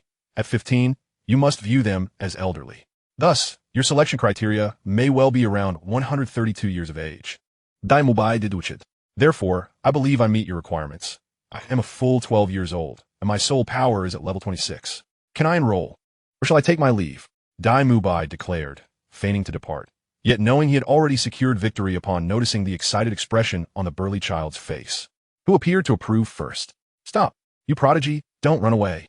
My boss needs you. Ma Hongjun was ecstatic, as they were in dire need of strong labor. It was exhausting for him and Jodio to alternate in dealing with adversaries, and he had long sought someone to share the burden. Do you understand what it means to shift from a 2-shift system to a 3-shift one? Let us assess your abilities first. Lu Qibin remarked upon hearing Dai Mubai's proposition. Feeling quite pleased. It had been 3 years, and finally, there was a student who met their criteria. More people would bring more vitality, wouldn't it? Please manifest your martial soul, so I can examine it. Lu Qibin instructed after concluding the soul power assessment and collecting the fee. White Tiger manifest. Dai Mubai, sensing that success was likely, immediately released his martial soul to showcase its effect. He noticed the middle-aged man across from him momentarily stunned, causing a flicker of tension in his heart before he quickly relaxed. This was within the territory of Tiando. There was little chance of being apprehended. Roar. So, it turns out to be a martial soul of the same type as my Phoenix legend.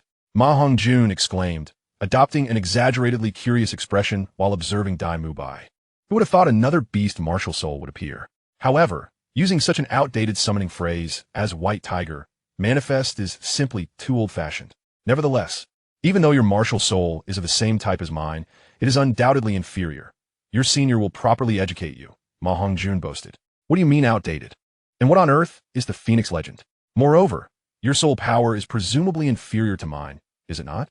Dai Mubai gritted his teeth slightly, feeling aggrieved at home and now having to endure the insolence of this brat.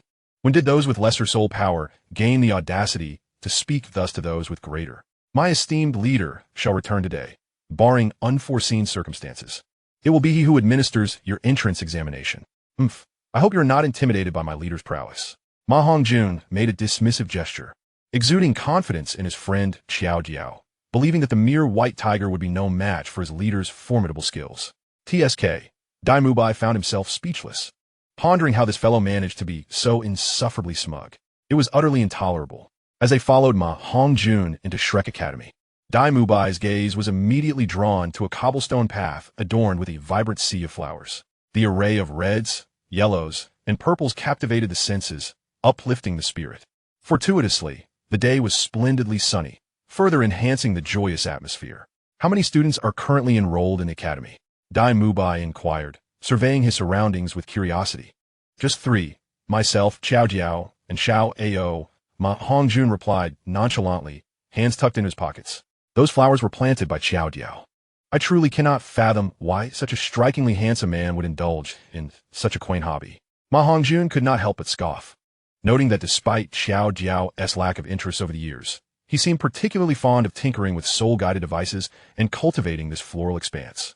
Of course, he has yet to fully grasp the intricacies of the former. He often blames his failures on a myriad of abstract reasons. Divine interference, a sinister aura he sensed, or a restless night of sleep, to name a few. However, he has been quite successful with the latter, having cultivated this splendid flower garden. Children from the village would frequently visit during spring to play amidst the blossoms. Oscar and Ma Hongjun attempted a few times to shoo them away, but each time they were thwarted by Qiao Jiao. According to him, the garden was created solely for his own pleasure, and watching the children frolic within was rather amusing, a shift in perspective, yet yielding the same outcome. Because it must be, Qiao Jiao's voice resonated from above, and soon, Dai Mubai and Ma Hongjun beheld a slender hand descending from the sky, grasping a nearby tree branch to secure itself, followed by the graceful descent of a youth whose physique was nothing short of sculptural perfection. Pleased to make your acquaintance. I am Qiao Jiao, Qiao Sta, he declared, a gentle smile gracing his lips as he stood amidst the floral sea beneath the tree. It seemed the purpose of this garden had finally come to fruition. Current publicly available information: Martial Soul, White Tiger, Holder, Dai Mubai, Soul Rings, Yellow, Destructive Power, Speed, C, Range, C, Endurance, C, Precision, D, Growth, A. Martial Soul ability summons the illusion of the White Tiger and embodies its traits, significantly enhancing attack and defense upon possession, providing a dominant advantage over most soul masters, characteristic of an offensive martial soul. The first soul skill amplifies attack, defense, and strength by 50, while the second soul skill offers a measure of ranged combat capability, with a maximum range of approximately 13 meters. The second soul skill also boasts commendable offensive strength, making it an exceptional means of ranged attack. As an offensive soul master, in conjunction with soul rings and skills, he can overpower most soul masters in direct confrontations. However, lacking in speed and sustainability, he may be vulnerable to the tactical assaults of agile or control-type soul masters. Chapter 27, Ruin Streets, Qiao Sta. Dai Mubai found the name rather convoluted. Could it be that Xiao Jiao is akin to a surname like Dai? Yet, why such an unusual name? Pleased to meet you. I shall serve as your examiner for this second trial. Rather, I am the second trial itself. Should you pass this stage, your fate with Teacher Zhao will be yours to decide. Xiao Jiao explained with a gentle smile, while Flinder, having gracefully landed nearby, stroked his beard with amusement at the unfolding scene. Upon seeing Flinder's arrival, Ma Hongjun quickly scampered over to flatter him, hoping to evade the afternoon's training, only to be met with Flinder's merciless grip on his ear, denying him leniency. Senior Qiao, what is the nature of the second trial? Dai Mubai inquired, sensing that the youth before him, despite appearing younger, towered over him at a solid height of 1.6 meters. Do you know how this floral expanse was created? Xiao Jiao ignored Dai Mubai's question, kneeling to admire the blossoms, relishing in the fruits of 3 years' labor, as the third phase was set to commence. Wait, why do you say created? Dai Mubai asked, his instincts peaked. This is the capability of my golden experience, the essence of my ambition. Xiao Jiao's hand delicately caressed the flowers, which began to wither rapidly, their decay spreading through the garden like a plague, transforming the vibrant blooms into a dismal sight at an alarming pace, akin to a disaster unfolding. This is a poisonous soul skill. Dai Mubai's expression shifted dramatically as he summoned his martial soul, leaping back to distance himself from Xiao Jiao. How utterly lacking in martial ethics this senior was, unleashing a poisonous technique upon their first encounter. Yet, why were that burly lad and the bearded elder unaffected? Upon closer inspection, what were these flowers composed of? Xiao Jiao straightened, one hand resting on his hip, the other dangling as he turned to Dai Mubai. Flowers, transformed into bricks? Cold sweat trickled down Dai Mubai's brow as he witnessed the flowers swiftly deteriorate into fragmented bricks. This dramatic transformation compelled him to look up, revealing that nearly the entire floral sea had succumbed to this fate. The ground was littered with ruins, with only the cobblestone path remaining relatively intact.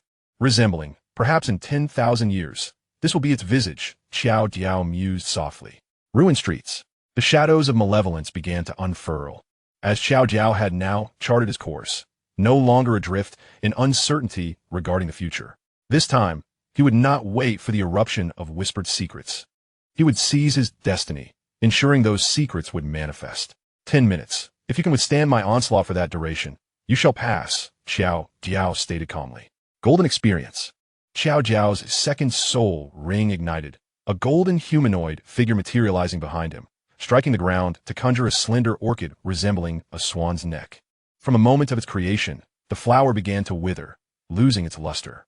Dai Mubai understood that this flower served as the timer for the trial. Once it withered, he could swiftly take his leave. Dai Mubai, martial soul, white tiger, level 26 offensive soul master, at your service, he declared earnestly, assuming a combat stance. Xiao Jiao Xiao STA, martial soul, stand arrow, level 31 battle soul sovereign, at your service, Xiao Jiao nodded, retracting the golden experience and summoning forth a silver chariot in response.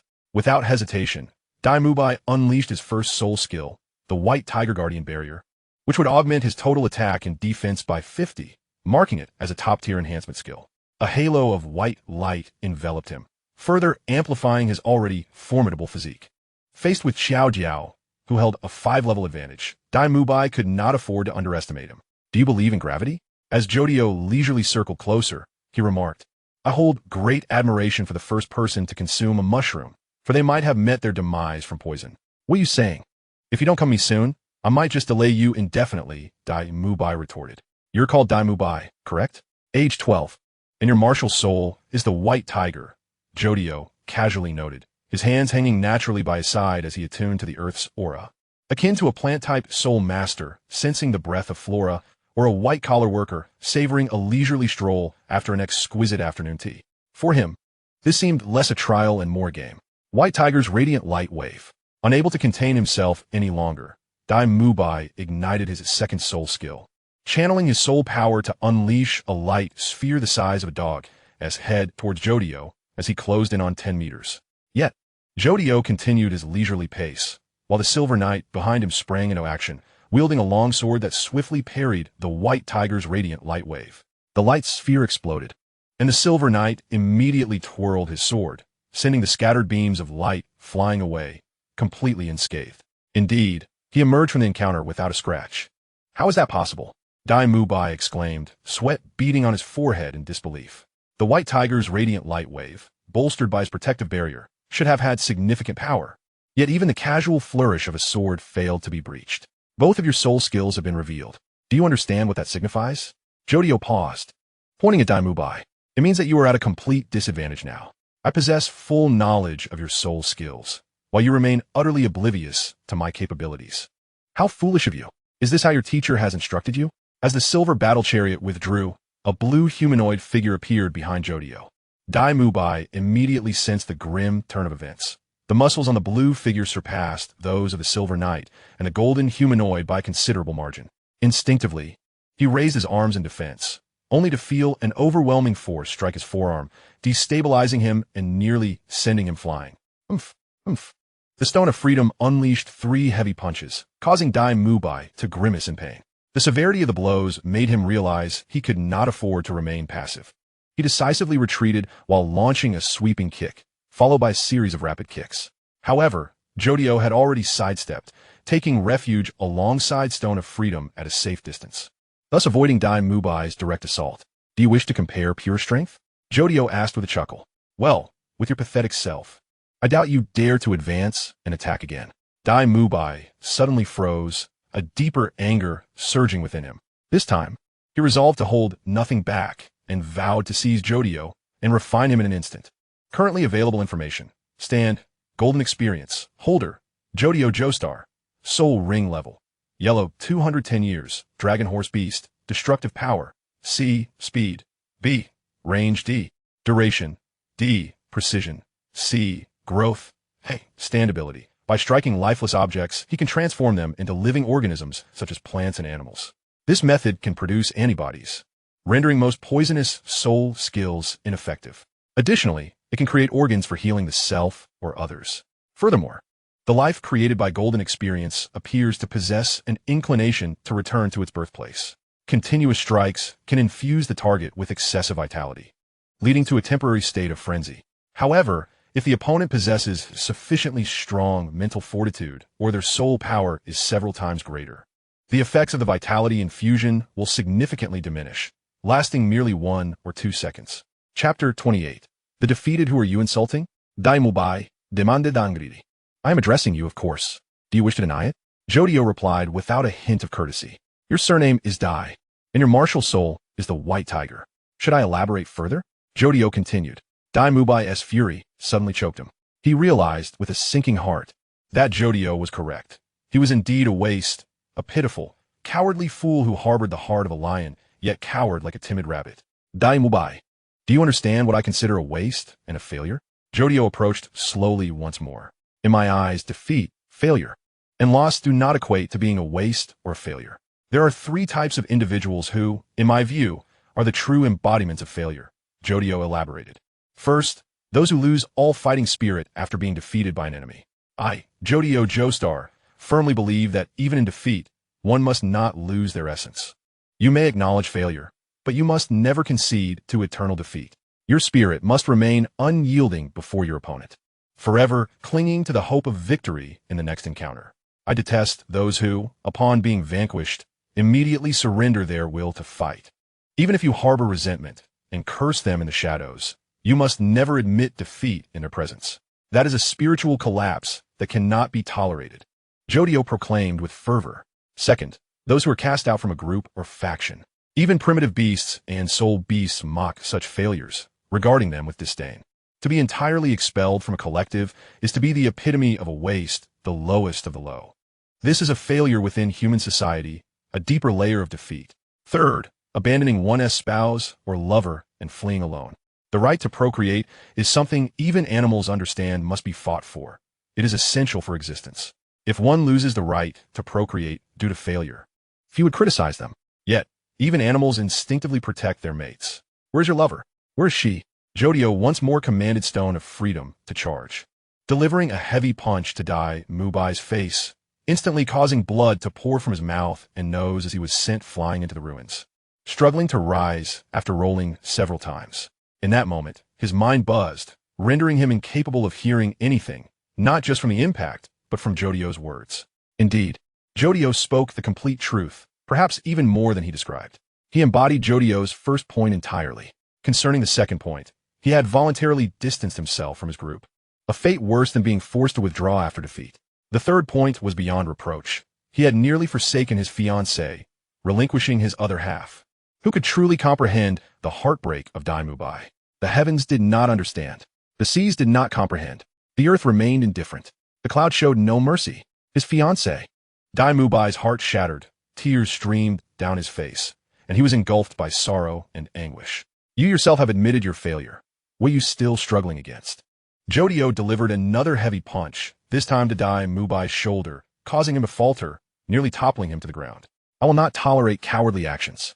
Jodio struck again with a powerful haymaker, sending Dai Mubai crashing to the ground. Jodio himself, was an unrivaled force within his realm. And facing the currently level 26 Dai Mubai was all too effortless. Oh. Dai Mubai, seemingly driven to madness, erupted in a frenzied attempt to retaliate with his clumsy punches. Yet, Jodio's precision far surpassed his own. With deft agility, Zio evaded a few strikes before delivering a series of powerful blows to Dai Mubai's abdomen, once again sending him crashing to the ground. Too slow. As if propelled by an unstoppable momentum, Jodio leapt beside Dai Mubai and landed another punch squarely on his ribcage, eliciting nothing but a muffled grunt of defiance from Dai Mubai. Casting a glance at the orchid behind him, Jodio noted he had at least 5 more minutes to squander. Surprisingly, was this all Dai Mubai had to offer? Your punches lack both speed and ferocity, he remarked, turning away with disdain. Individuals like you are merely well-born failures. What do you think I should gift you in Shaodong upon your wedding? Jodio, with a mischievous grin reminiscent of Dio, asked the still-reading Huo Yuhao. The latter, caught off guard, felt a wave of embarrassment wash over him, unsure of how to respond. What do you mean, boss? Huo Yuhao retorted, redirecting the inquiry back to Jodio. I believe, you see, that education is of utmost importance. Neither of you has any experience in raising children, and I happen to be a few years older than you too. How about I take it upon myself to teach your child some jokes? I guarantee it will bring joy to both of you, Jodio exclaimed enthusiastically. Huo Yuhao fell into silence. Indeed, whenever I tell jokes, you both seem to enjoy them quite a bit, don't you? Jodio asked, perplexed. Telling jokes is hardly a trivial pursuit. It can enliven the atmosphere and facilitate communication, an essential skill for navigating life's intricacies. Why they seem to fail to grasp this? Huo Yuhao grew even more reticent. If given the choice, he would prefer his future child not to surround him with corny jokes daily. Speaking of jokes, I have another brilliant idea. Would you care to hear my latest creation? Jodio inquired with unabashed enthusiasm. Boss, perhaps we should discuss your ninth spirit ability instead? Huo Yuhao suggested, attempting to change the subject with a forced smile. What is there to discuss? While spirit abilities are wonderful, they pale in comparison to the joy of jokes. Jodio mused momentarily, only to suddenly realize that his comedic inspirations had vanished as inexplicably as a drizzle during military training, leaving him pondering the meaning of life in the stillness of night. Alas, that confounded ninth spirit ability had scattered all his thoughts. By the way, Yuhua, you handled the previous situation exceedingly well, or rather, exceptionally. Jodio suddenly recalled another matter, raising his finger to emphasize his point. Protecting your beloved is second only to maintaining your will. Caring for your family is the third essential element. Your decision to push Shaodong away to prevent her from being captured by Old Tang was indeed correct. Although you sustained significant injuries, remember, a man's wounds are a badge of honor. What if it were you, boss? What would you have done? Huo Yuhao interjected eagerly as Jodio displayed renewed interest. Me? Your boss is the most perfect, exceptional, and outstanding man, the ultimate being and the ultimate Douluo, as well as a prospective deity. Thus, I have no need for a wife, Jodio replied nonchalantly, shrugging. Well, actually, I find Xiao Wu quite appealing. How about I become your new father-in-law? Jodio teased, flashing a grin at Huo Yuhao.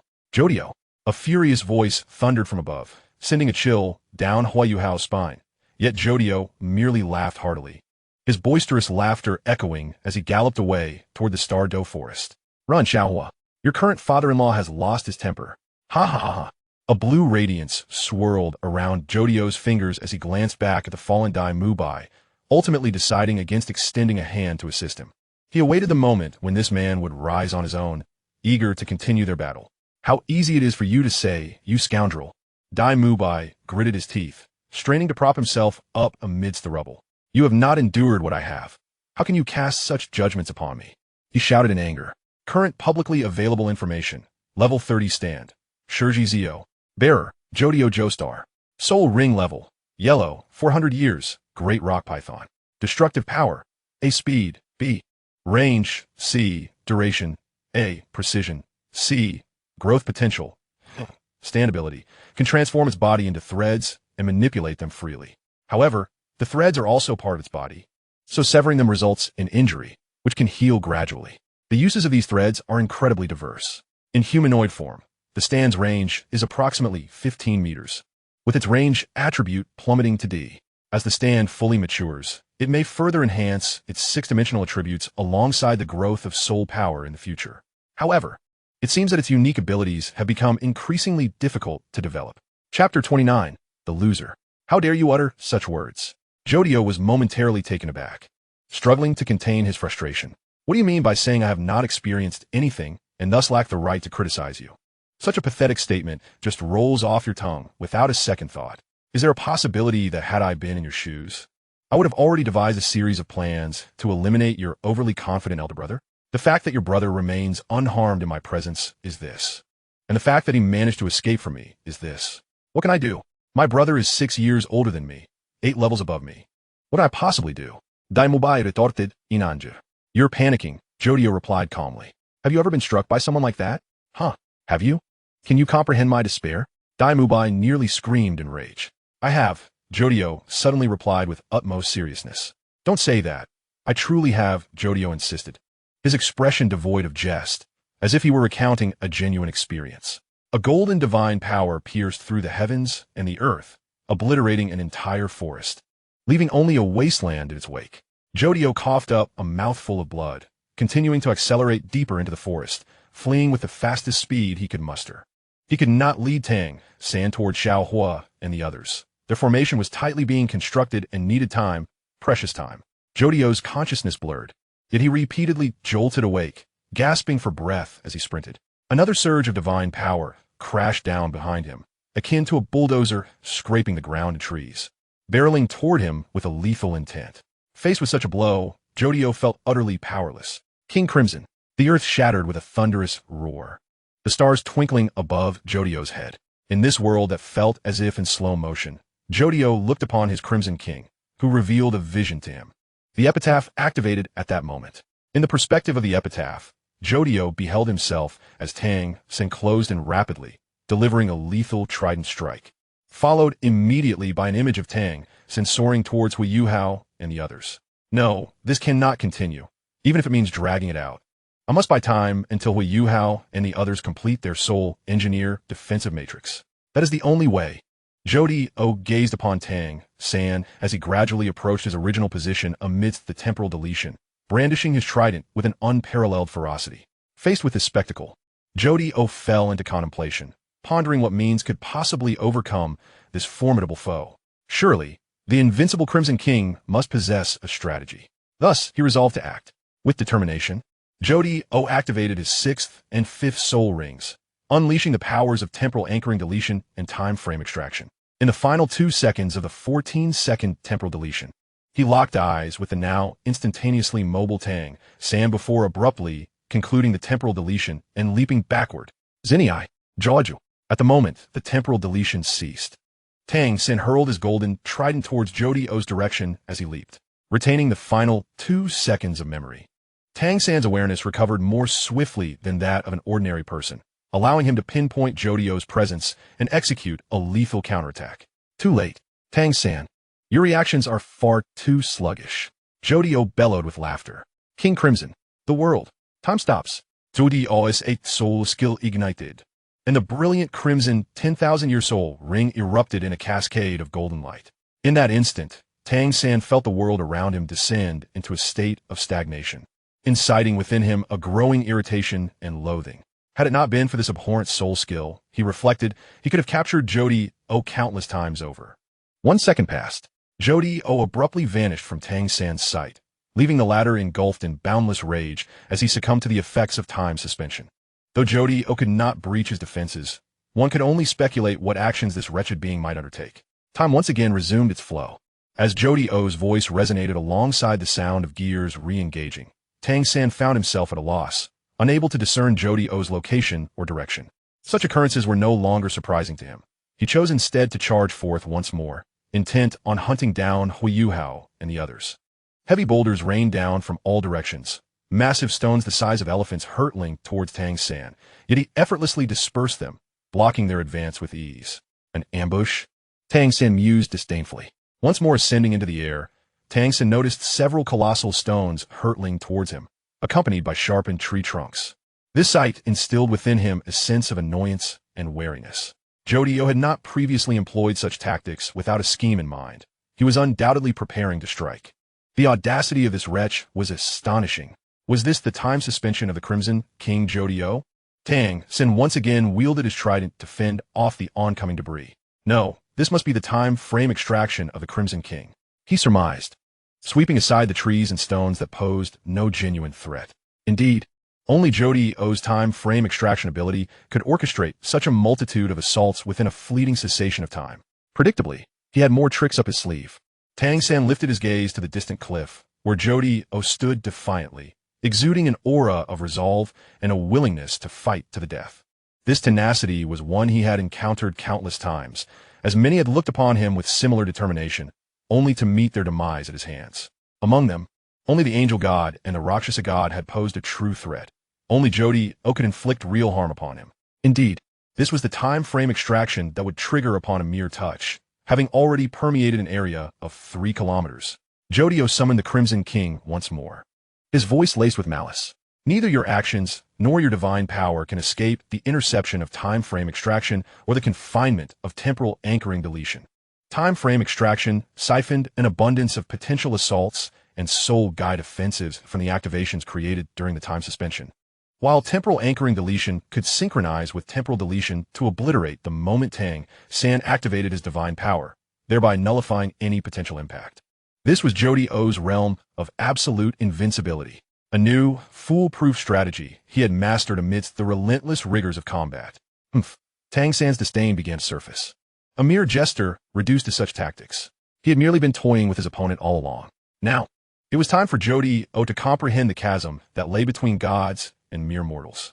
Prepare yourself, Tang Sect. A 15-kilometer radius. Continuous temporal strikes. Jodio, you are truly an exceptional, God-pleasing insect, Tang Sect remarked with a playful smirk. Tell me, who do you think I borrowed this from? As Jodio beheld the object, he felt a jolt of surprise. It emanated an aura imbued with the essence of time. Could it be? Current publicly available information. Level 97 stand. Crimson King holder. Jodio Joestar title. The World Soul Ring levels. Yellow, yellow, purple, purple, black, red, red, red. Red Soul Bone levels. Yellow, purple, black, black, red, red, red destructive power. A speed. A range. B duration. A precision. A growth. Complete. Stand ability. Possesses formidable time deletion and future foresight capabilities, effectively merging with time itself as a legendary martial soul. Following continuous upgrades. It has additionally gained frequent utilization of time deletion, pinpoint extraction and preservation of specific frames within a given time, and the capacity for anchoring deletion of specific actions, granting it an extraordinary mastery over time and elevating it to a fearsome realm. Through the time-reversing abilities of Soul Bones, the infiltration of time suspension, and the stand's Requiem transformation, the Crimson King achieves an unparalleled state of invincibility, invulnerable beneath the divine, and evenly matched in combat power with gods of higher tiers. Only a more powerful deity or high-ranking divine entity could contend with Jodio, due to the sustained high-intensity activation of his stand and the external pressures compelling him to tap into his potential. The stand had effectively evolved upon reaching level 90 during its Requiem transformation, rendering it exceedingly challenging to attain level 100. However, should he gather the secret words or sacred remains, or master other fateful creations, his growth potential could indeed be restored. Chapter 30. Tooth ACT-1. Oh no. Jodio instinctively sought to unleash his time suspension ability to ensure his escape, yet Tang Sect's speed surpassed his own. In a mere flash, he appeared before Jodio, wielding the Shura divine sword with immense force, striking down with an overwhelming surge of divine power and murderous intent akin to splitting a mountain. The Crimson King swiftly defended its master, delivering rapid punches to withstand the heavy blow. Yet just then, a crushing strike from behind landed heavily upon Jodio's back, causing him to spew forth a torrent of blood mixed with mucus and gastric acid, nearly causing him to collapse. In that moment, Tang Sect seized the opportunity, relentless and unyielding, executing a sweeping strike that sent Jodio hurtling through the air. Boss Jodio. Suddenly he was sent flying. How could this be possible? Huo Yuhao, observing from a distance through binoculars, cried out in desperation. How could this happen? I clearly activated time suspension. Do you believe such an experience is unique to you alone?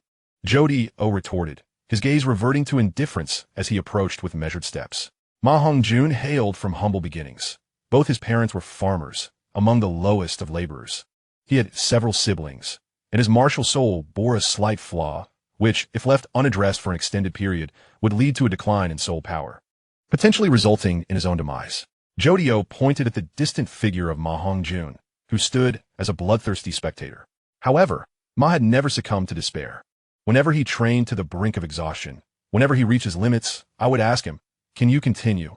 He would always grit his teeth, take a sip of water, and rise to train with me once more. Though he often complained, he never relinquished his resolve. Now, at the age of 9, he had reached level 22. "Tell me, what level were you at 9? 19? 18? Jodio inquired with a stern expression. Such is the nature of opportunity. Happiness, the future. They are always bestowed upon those who harbor faith, even when surrounded by wolves like a goat, or encircled by orcus like a shark, or trapped like a rabbit, or when a beautiful maiden is delivered to the private lair of the wealthy. Dai Mubai, what is your conviction?" Ora. The stone of freedom struck down with tremendous force, and astonishingly, Dai Mubai managed to summon the willpower to catch it, risking a fracture in his palm. "What?" Maon Vijun exclaimed in disbelief. "Did you just reveal both of your soul skills?" Dai Mubai's eyes were filled with a mixture of blood and tears as he gasped, seemingly exhausting all his strength just to utter those words. "Your first soul skill can transform into threads and possesses immense power. The second appears to create plants. Though I've never seen you use it, indicating its practicality is certainly inferior to the first." Dai Mubai gritted his teeth as he spoke. "Your night soul skill. Although you have never unleashed its full potential, I suspect it merely involved offensive capabilities or some peculiar abilities. Now, the only truly perilous aspect lies in your third soul skill." Dai Mubai continued to shout. "Come now, reveal your third soul skill to me." Dai Mubai's second soul skill flared to life once more, and he seemed to expend his last reserves of strength to unleash it. "This is me, the final white tiger radiant wave." As the radiant wave coalesced, Jodio swiftly leapt backward, his eyes brimming with joy and satisfaction, seemingly unperturbed by Dai Mubai's desperate struggle. Rather appreciating his tenacity, the stone of freedom retracted, and a blue luminescence re-emerged upon Jodio's fingertips. The glow danced like a miniature tornado, shimmering with an almost sentient quality. A diminutive pink figure manifested beside Jodio, dwarfed and feeble compared to the silver chariot, the stone of freedom, or the golden experience. Yet, for some inexplicable reason, Dai Mubai felt a sense of threat emanating from it, as if it were undoubtedly his third soul skill, one that could lead to his defeat. But how could he concede? How could he ever accept defeat? If victory were within reach, who would willingly choose to lose? Dai Mubai bellowed, "Rise high into the sky." The white tiger radiant wave surged forth, while Jodio raised his hand, casually aiming and uttering, "Tooth one." The sensations of pain in his shoulder, stomach, and calf felt almost liberating to Dai Mubai. He braced himself on his other leg, maintaining a precarious stance to avoid being declared defeated. He yearned to witness the radiant wave collide with Jodio, even if it was just a glancing blow. Jodio smiled, utterly satisfied, reveling in the realization that only through such rigorous training could one truly excel. The radiant wave grazed Jodio's forearm, leaving it bloodied, as if his skin had suffered a minor injury. However, such trivial damage was insufficient to incapacitate Jodio. He summoned the silver chariot once more, gradually approaching and thrusting another strike, which perilously halted just before Dai Mubai's eyes. "Why not evade?" Jodio inquired with a smile. "Because I am no longer afraid." "Great." Jodio applauded. "You have passed. Now, allow me to tend to your injuries and prepare for school." Jodio grinned as he observed the bloodstains on the ground. Dai Mubai collapsed, utterly drained, his thoughts not on victory or dignity, but rather on Zhu Zhuqing. If Jodio were to hear his inner musings, he would likely scold him for being a sycophant. What a fine lad, worthy of guidance. "Teacher, please accept him." Jodio stretched languidly and addressed Flinder behind him. "You are rather heavy-handed, young man, lacking in finesse." "Ma, call teacher, Xiao Xin." Flinder helplessly directed at Ma Hongjun. "What's the issue?" "I handle external matters while teacher, Xiao manages the internal. Any injury can be easily healed." Jodio replied nonchalantly. "Then, teacher, I shall head to the city for a bit. We can chat later tonight." Jodio wiped the blood from his arm, dismissing the superficial wounds, which had little impact on him, as the pain had hardly lingered. "Go on. Come back early tonight," Flinder said, lifting Dai Mubai.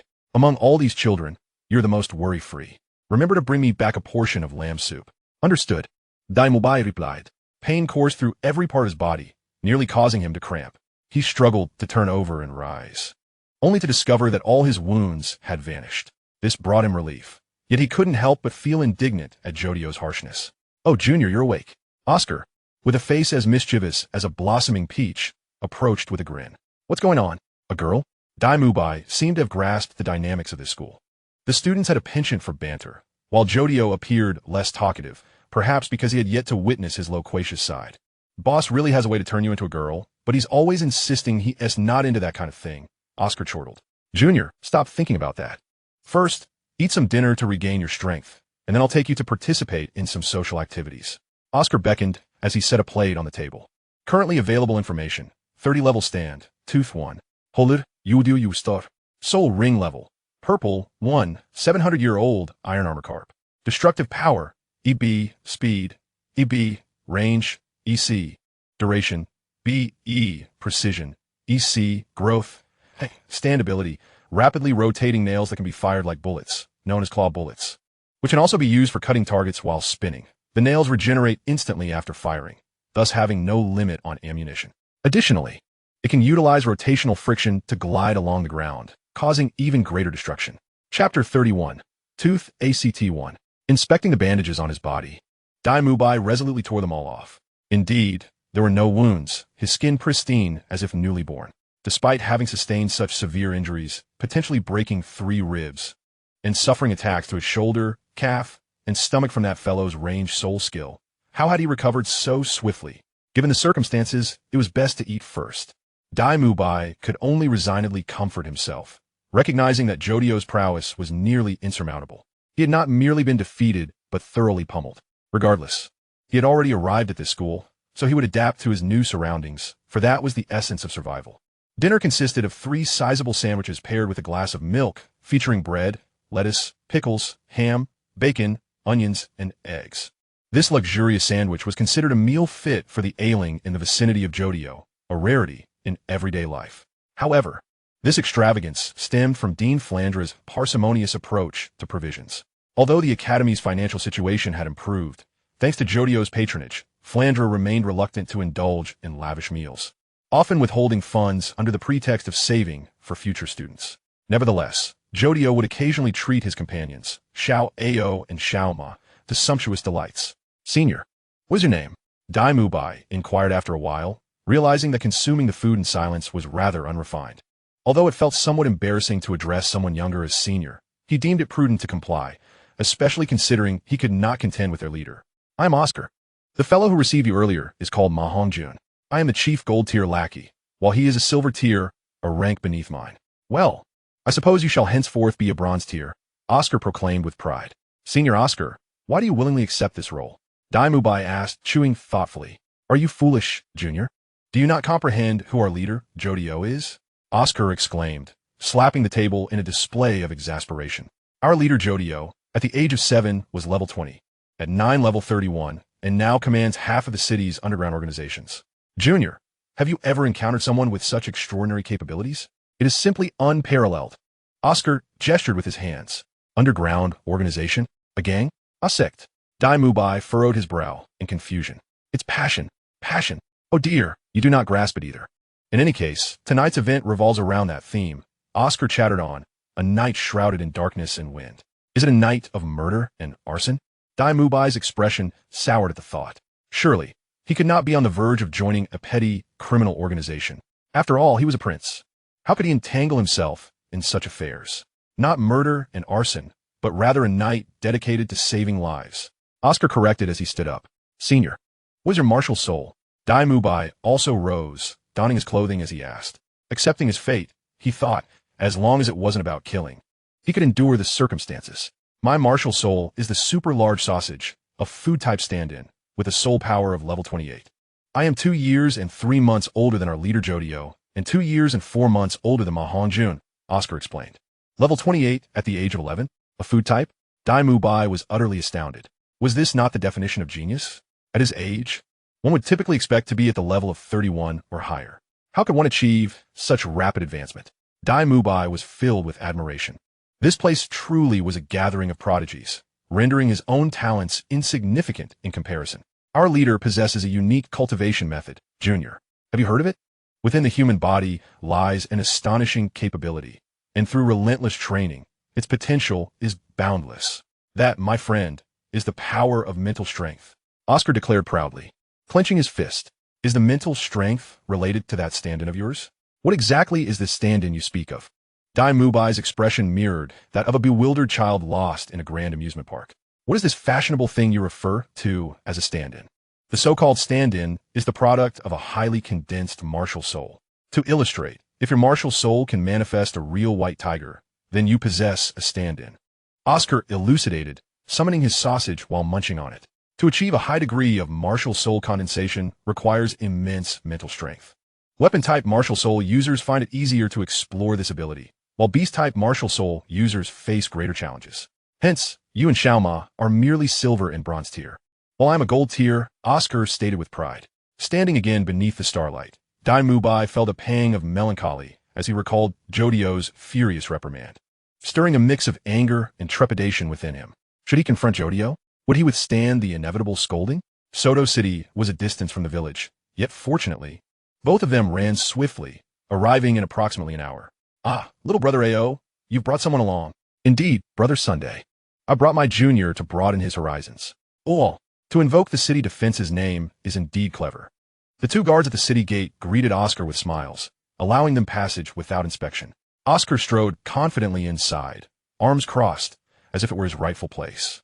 Dai Mubai internally lamented that if Oscar were a spy for Xinghua, this city would have long been conquered. Truly, Soto City could not compare to the might of Xinghua. Ah, little brother Ao, you've arrived. Good evening, brother Oscar. Lord Oscar, would you care to sample our establishment's latest fruits? Upon entering the city, they were met with a vibrant and amiable atmosphere. Nearly everyone recognized Oscar, greeting him with nods and smiles. Oscar, resembling a young adult, reciprocated with cheerful salutes and small talk, leaving Dai Mubai perplexed. Was it possible for a criminal organization to hold such a reputable standing? Or were the citizens simply predisposed to masochism? Passion is not merely a clandestine organization, at least not entirely. Oscar discerned Dai Mubai's bewilderment and clarified. We, the Passion Organization, never extort protection fees from residents. Our funds are generated through tasks and legitimate ventures. We possess our own businesses, the majority of which are entirely lawful. Thus, we are not disruptors of order, but rather its maintainers. When someone can provide a robust and commendable order, the populace will swiftly rally behind them. That is the foundation upon which our Passion Organization thrives. Currently available public information. Martial Soul, Super Large Sausage, Holder, Oscar, Soul Rings, Yellow. Yellow, Destructive Power, None, Speed, None, Range, E, Duration, D, Precision, E, Growth. Martial Soul Ability, can summon sausages for consumption, delectable and richly flavored. The first soul skill summons a large sausage that can heal injuries and restore soul power, invigorating individuals, making it an exceptionally versatile supportive skill. No additional effects are needed. This alone is immensely powerful. The second soul skill can summon what is known as the Slim Meat Sausage, which when consumed, grants a 30-point increase in attack and strength, as well as a 50-point enhancement in poison resistance, serving as an excellent supportive combat skill. Chapter 32. The Awakened Ones are truly fortunate. The development philosophy of Jodio's Passion Organization is quite straightforward, to forge a powerful order. Even if it is a rather flawed one, it will still garner widespread support. Moreover, the Passion Organization is not so flawed. It does not extort, willingly assists residents, and enforces clear rewards and penalties. This hardly qualifies as a poor order, but rather as a functional one. Indeed, Jodio has drawn inspiration from the Passion Organization and the humorous 8 families of the neighboring Dragon Clan to establish the Douluo Passion Organization. In terms of organizational structure, it resembles the passion depicted in JoJo's Bizarre Adventure, while its approachability is akin to that of the Sheki Ba family. However, Jodio believes that while the Sheki Ba family-like organization might emerge, the complete replication of such a structure is unlikely. Thus, he did not copy everything verbatim, but merely stitched together a semblance of the two. The next encounter with Jodio took place in a treatment-oriented soul master clinic named Jojafuku. This clinic has now become the most renowned in Soto City, celebrated for its affordable prices throughout the entire region. Currently, most healing soul masters render their services on a random day each month, ostensibly to cultivate a favorable reputation. It is said that the Intermediate Soul Master Academy in Soto City has even earmarked this place as a potential site for internships, and negotiations for a contract are already underway. The notion that the notorious Black Boss is a doctor struck Dai Mubai as amusing. prompting a resigned shake of his head as he entered. The situation did not seem dire. Surgical intervention was unnecessary, as it appeared to be merely a superficial injury, a scratch. Nothing more. Xiao Ao, your timing is impeccable. A single sausage will suffice to address the issue, Jody remarked while tending to the wounds of a middle-aged woman. Boss, I've arrived. You can carry on with your work, Oscar said with a cheerful grin as he donned a white coat. All right, I leave it in your capable hands. Call for me if anything arises, Jody replied without hesitation, gesturing for Dai Mubai to follow him. Though Dai Mubai yearned to protest, he recognized he could not best Jody in a confrontation and thus trudged along in silent discontent. The nightlife in Soto City remained vibrant, and several times Dai Mubai contemplated speaking up but ultimately remained silent as he watched Jody nod and greet others before entering a barbecue restaurant. The air was thick with the spicy aroma, causing Dai Mubai to furrow his brow, yet he followed suit and entered. The cacophony of sounds was overwhelming. Such places filled with ordinary folk were not to his liking. However, he soon observed two soul masters clad in black cloaks parting the curtains for Jody, leading him into a private room, which piqued Dai Mubai's curiosity and added an element of intrigue. Within the dimly lit confines, Ma Hongjun was idly igniting small flames in his hand, awaiting Jody's arrival. Upon seeing Jody enter, he promptly pulled out a chair and cheerfully urged him to sit. This is the real boss of this place, the true leader of the enthusiastic organization, he thought. When will that person arrive? Jody inquired in a low voice. Soon. Just a little longer, Ma Hongjun explained from behind Jody. Hey, newcomer, don't you know to serve tea to the boss? Ma Hongjun exclaimed, slamming the table and glaring at Dai Mubai. Serve tea? Dai Mubai felt a mix of irritation and amusement.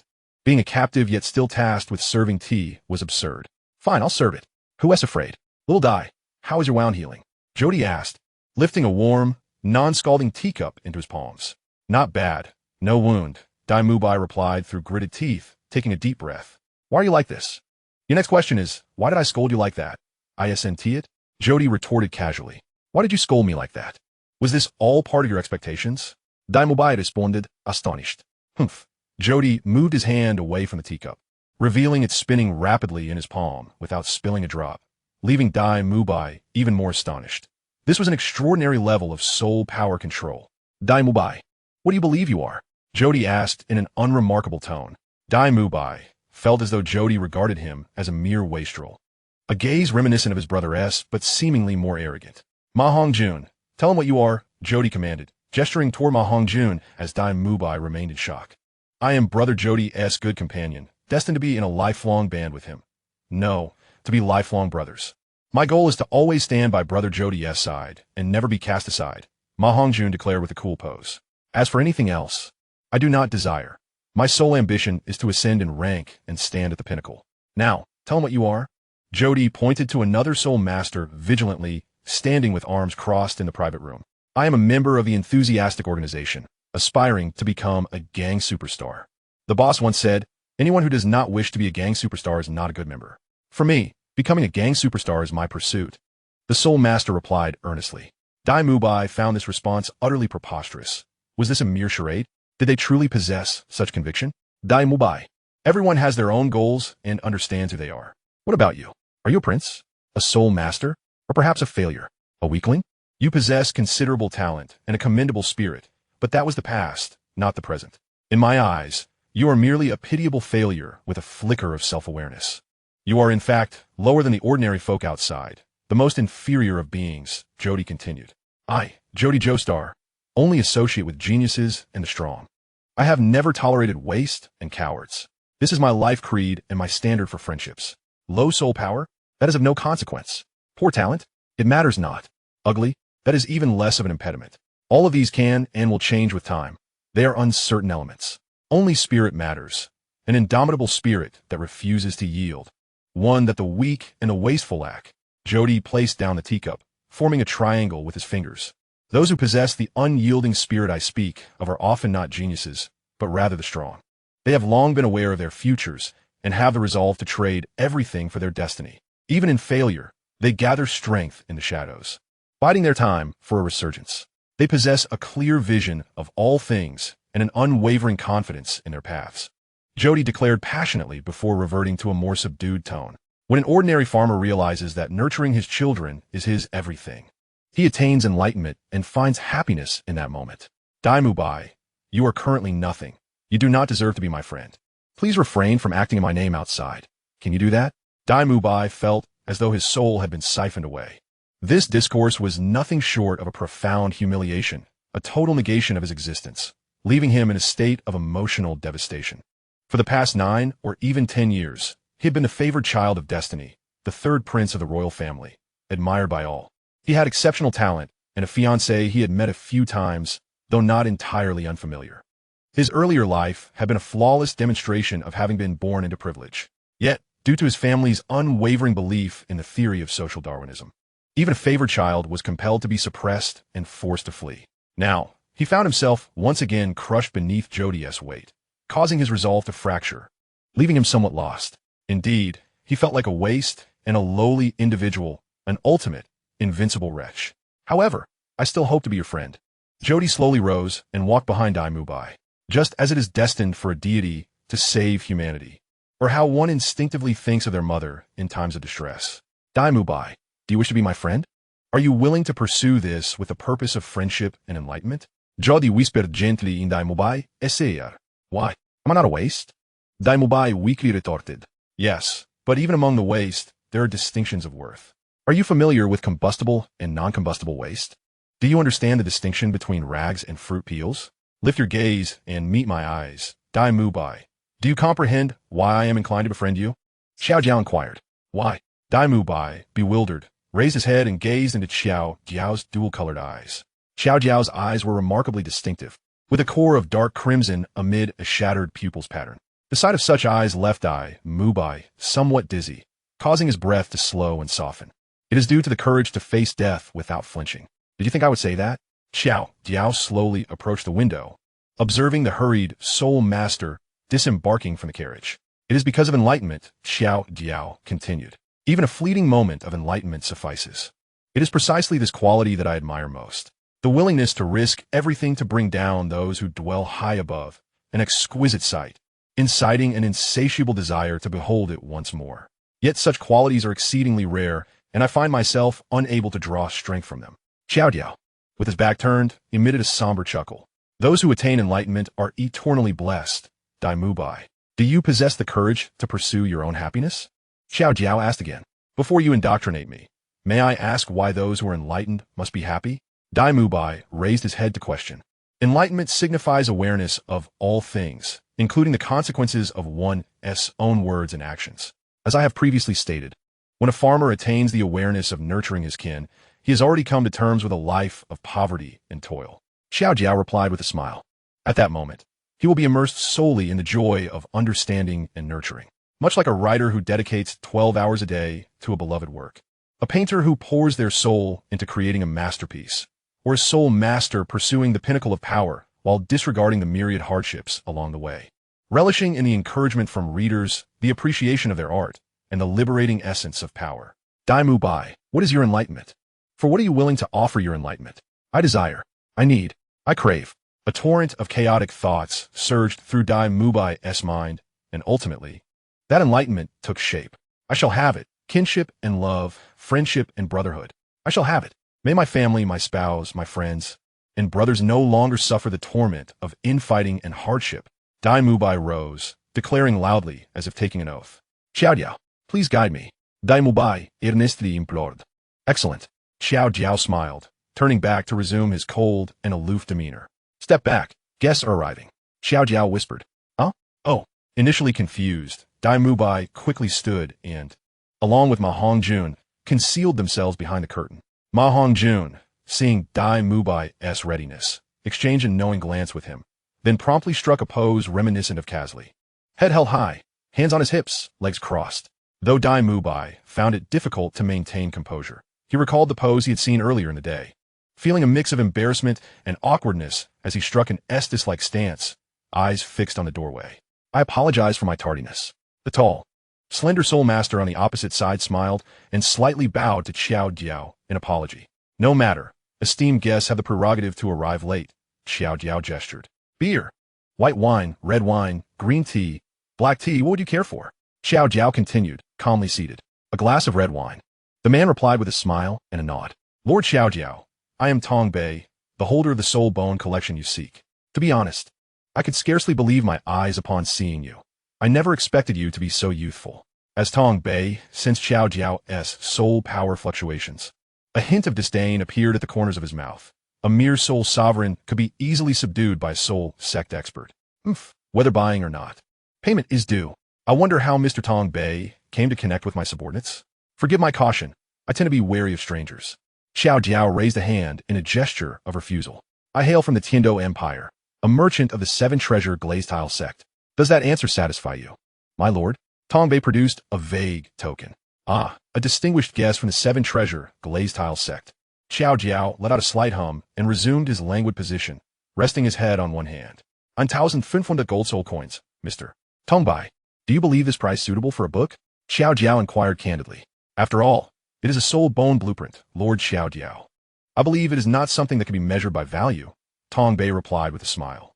Dai Mubai and Ma Hongjun exchanged glances, sensing the man's ill intentions. Nonsense. If this fellow manages to leave upright tonight, I'll be impressed, Ma Hongjun signaled back. I pursue with all my might that which I cherish, and I pay no heed to anything I dislike, regardless of its merit, Xiaojiao remarked. 900 gold coins. Let's be friends. Xiaojiao lifted his teacup. Lord Xiaojiao, 1,500 gold soul coins is not merely the price for the book.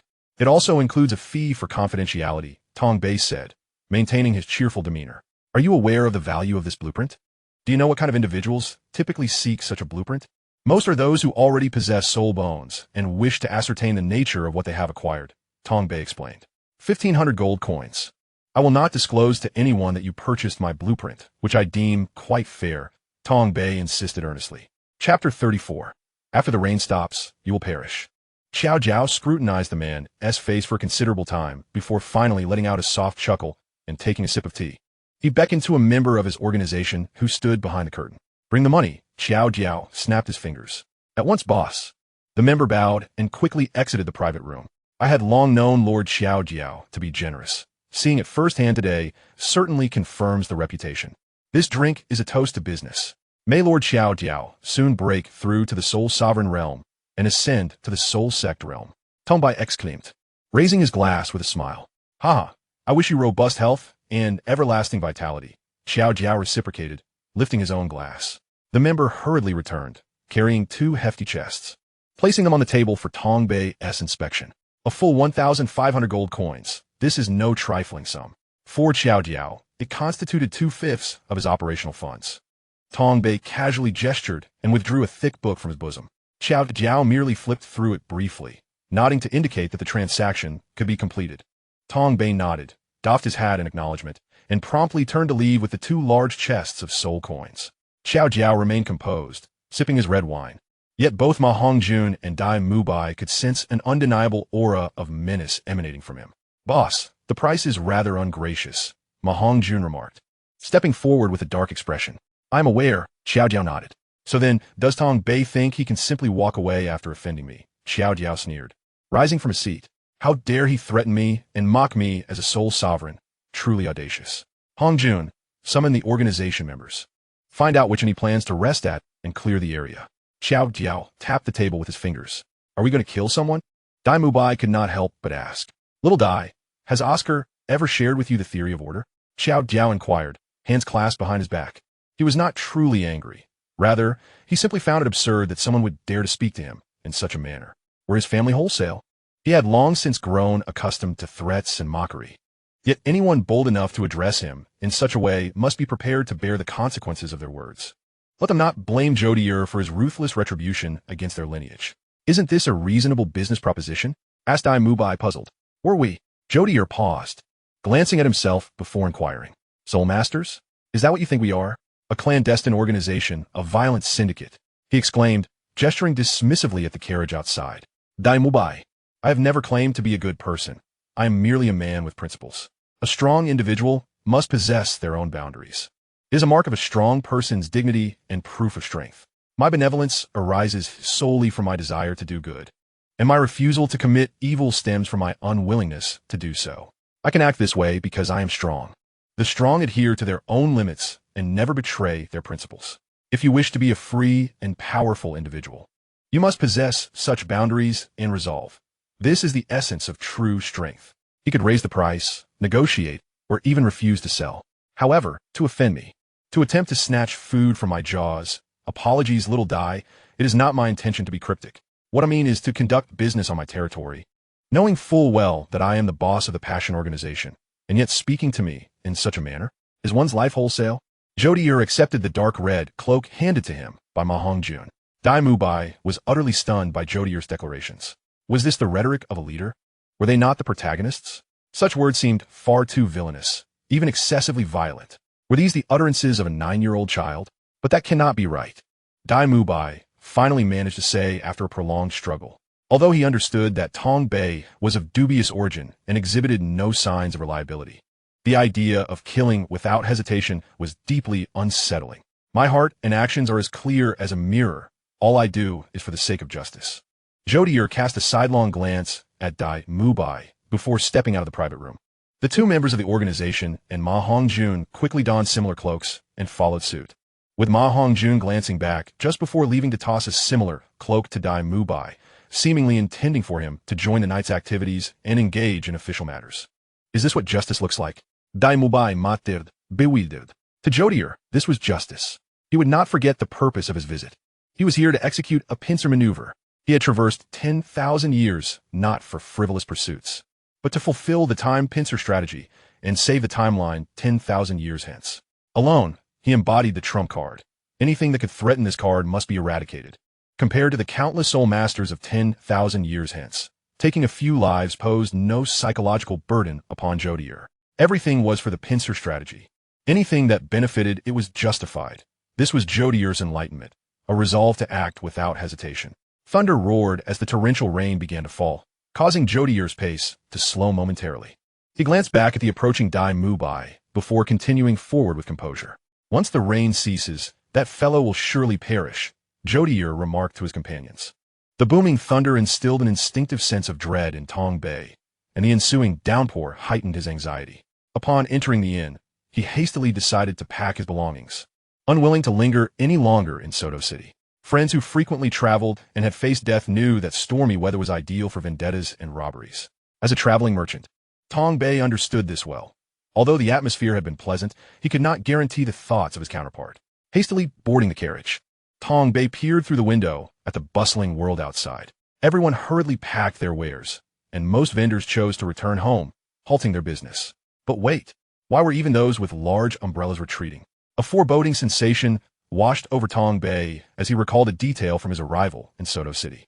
He had once visited the local branch of the Spear Hall and remembered what the chief soul master had said. Soto City, half surnamed Su, half surnamed Xiao. Cold sweat trickled down his back as he noticed individuals casting furtive glances toward his carriage, their expressions far from benign. Why is the rain arriving so inopportunely? Tong Bei muttered, his visage contorted with distress. Let me see what a mere soul master can stir up. Chapter 35. Once the rain stops, you shall perish. Let us leave. No business will be conducted tonight. Why not, old Wu? Did you not bring an umbrella? The organization has issued a bounty. Did you not see the dark red flag atop the clock tower?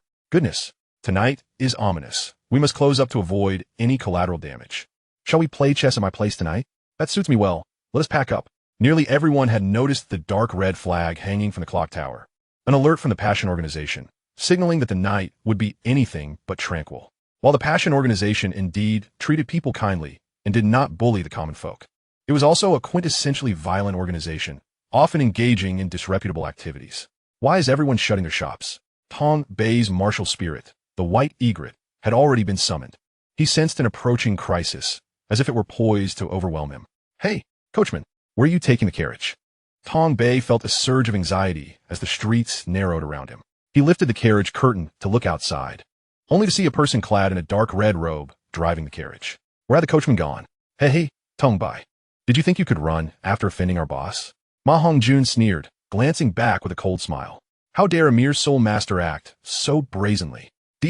Tong Bei, initially anxious, quickly became enraged. He swung a punch, only to be met with the sudden illumination of the second soul ring of the soul master, who vanished in an instant, leaving only a lingering ember on the carriage seat.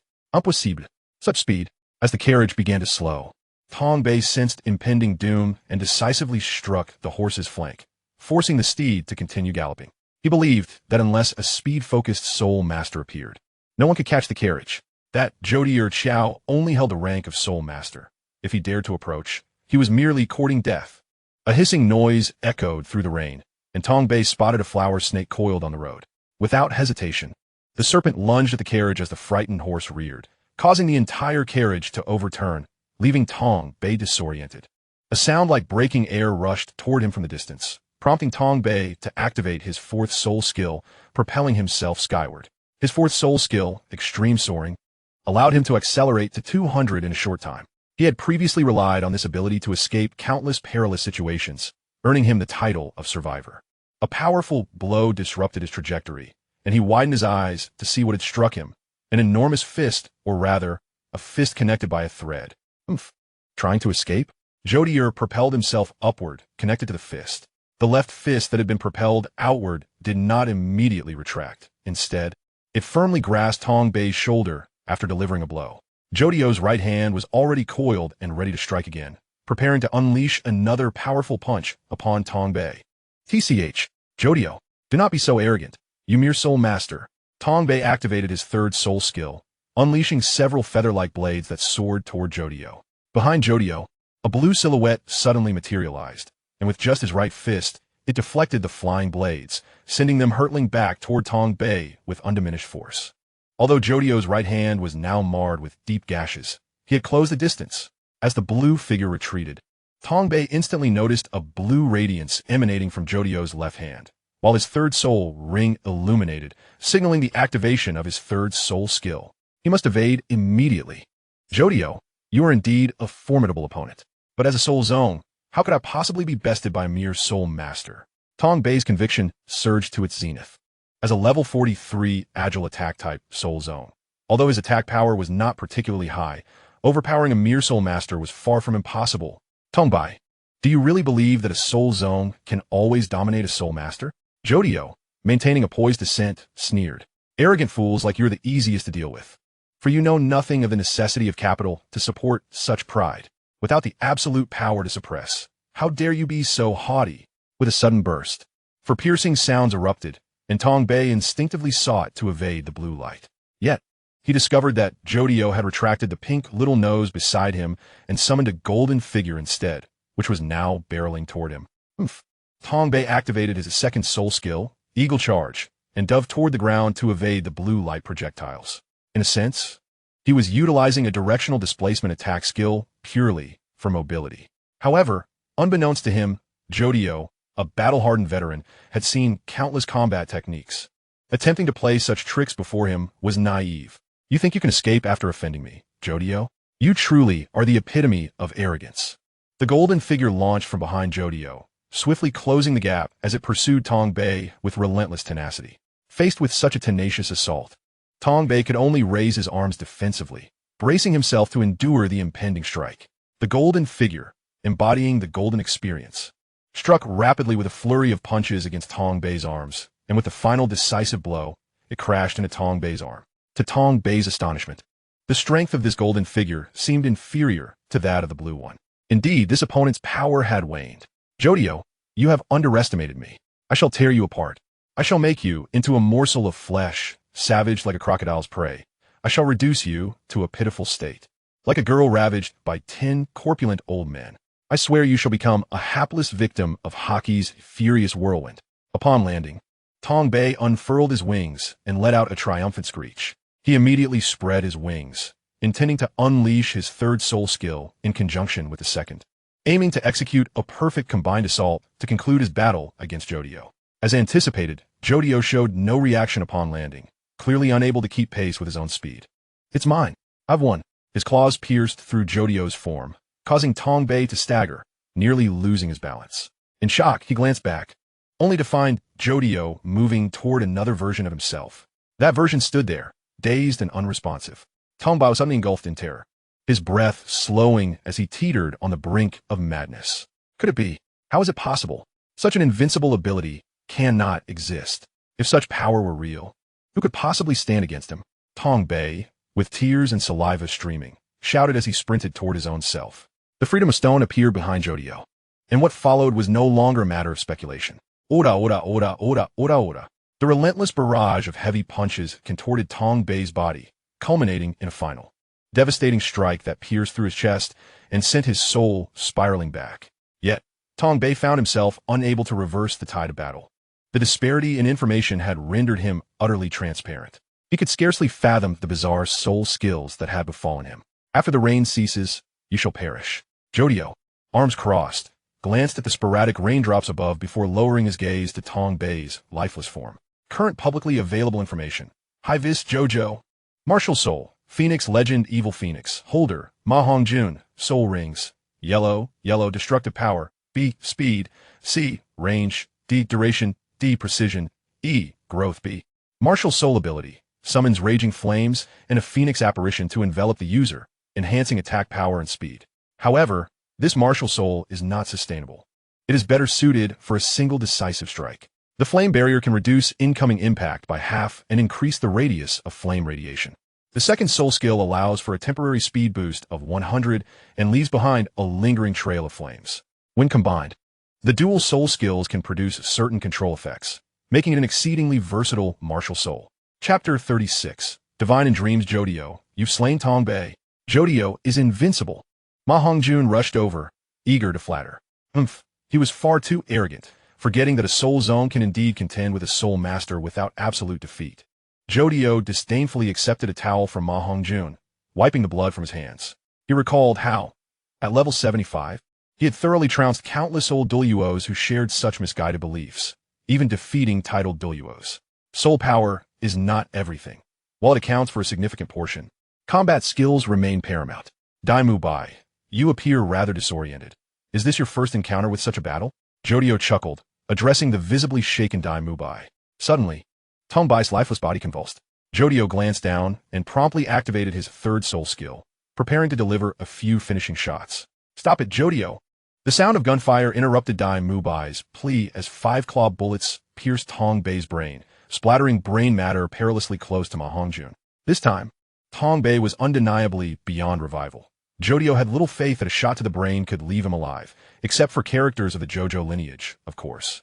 With a snap of his fingers, several enthusiastic members of the organization promptly approached Jodio, nodding in acknowledgement before dispersing to retrieve the body, collect gold coins, and manage the carriage. The coachman, apprehensively led by other members, approached with hands clasped and a mix of respect and fear in his eyes.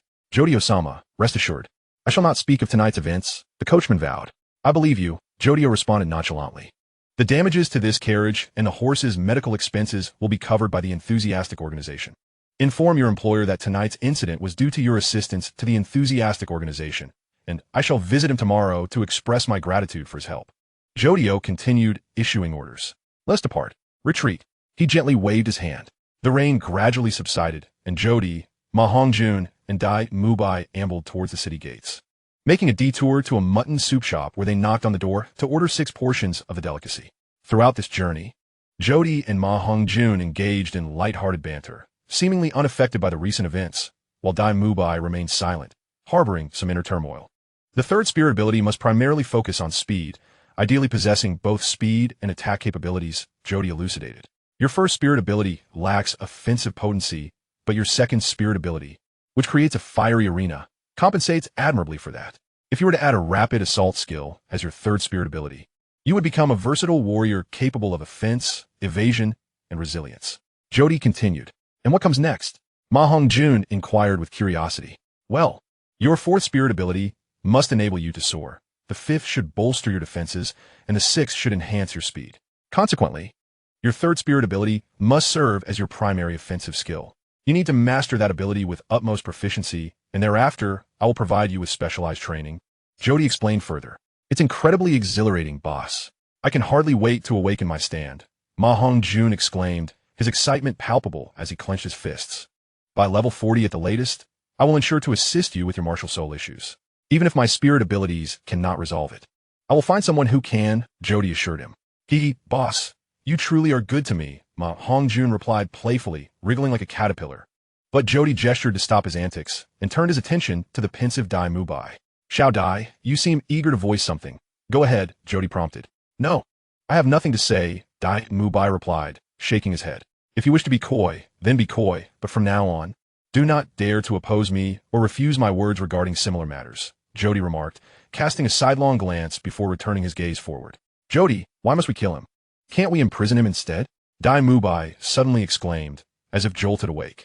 Ma Hongjun nearly spewed his drink, exclaiming incredulously, Whoa, Xiao Dai, are you into that sort of thing? Imprisonment play? When did our esteemed boss allow this big white bird to take the lead? Surely, it should be a transcendent beauty. Or perhaps a fine gentleman would suffice. Dai Mubai, you're feeling guilty. You know that if he escapes, he will divulge everything.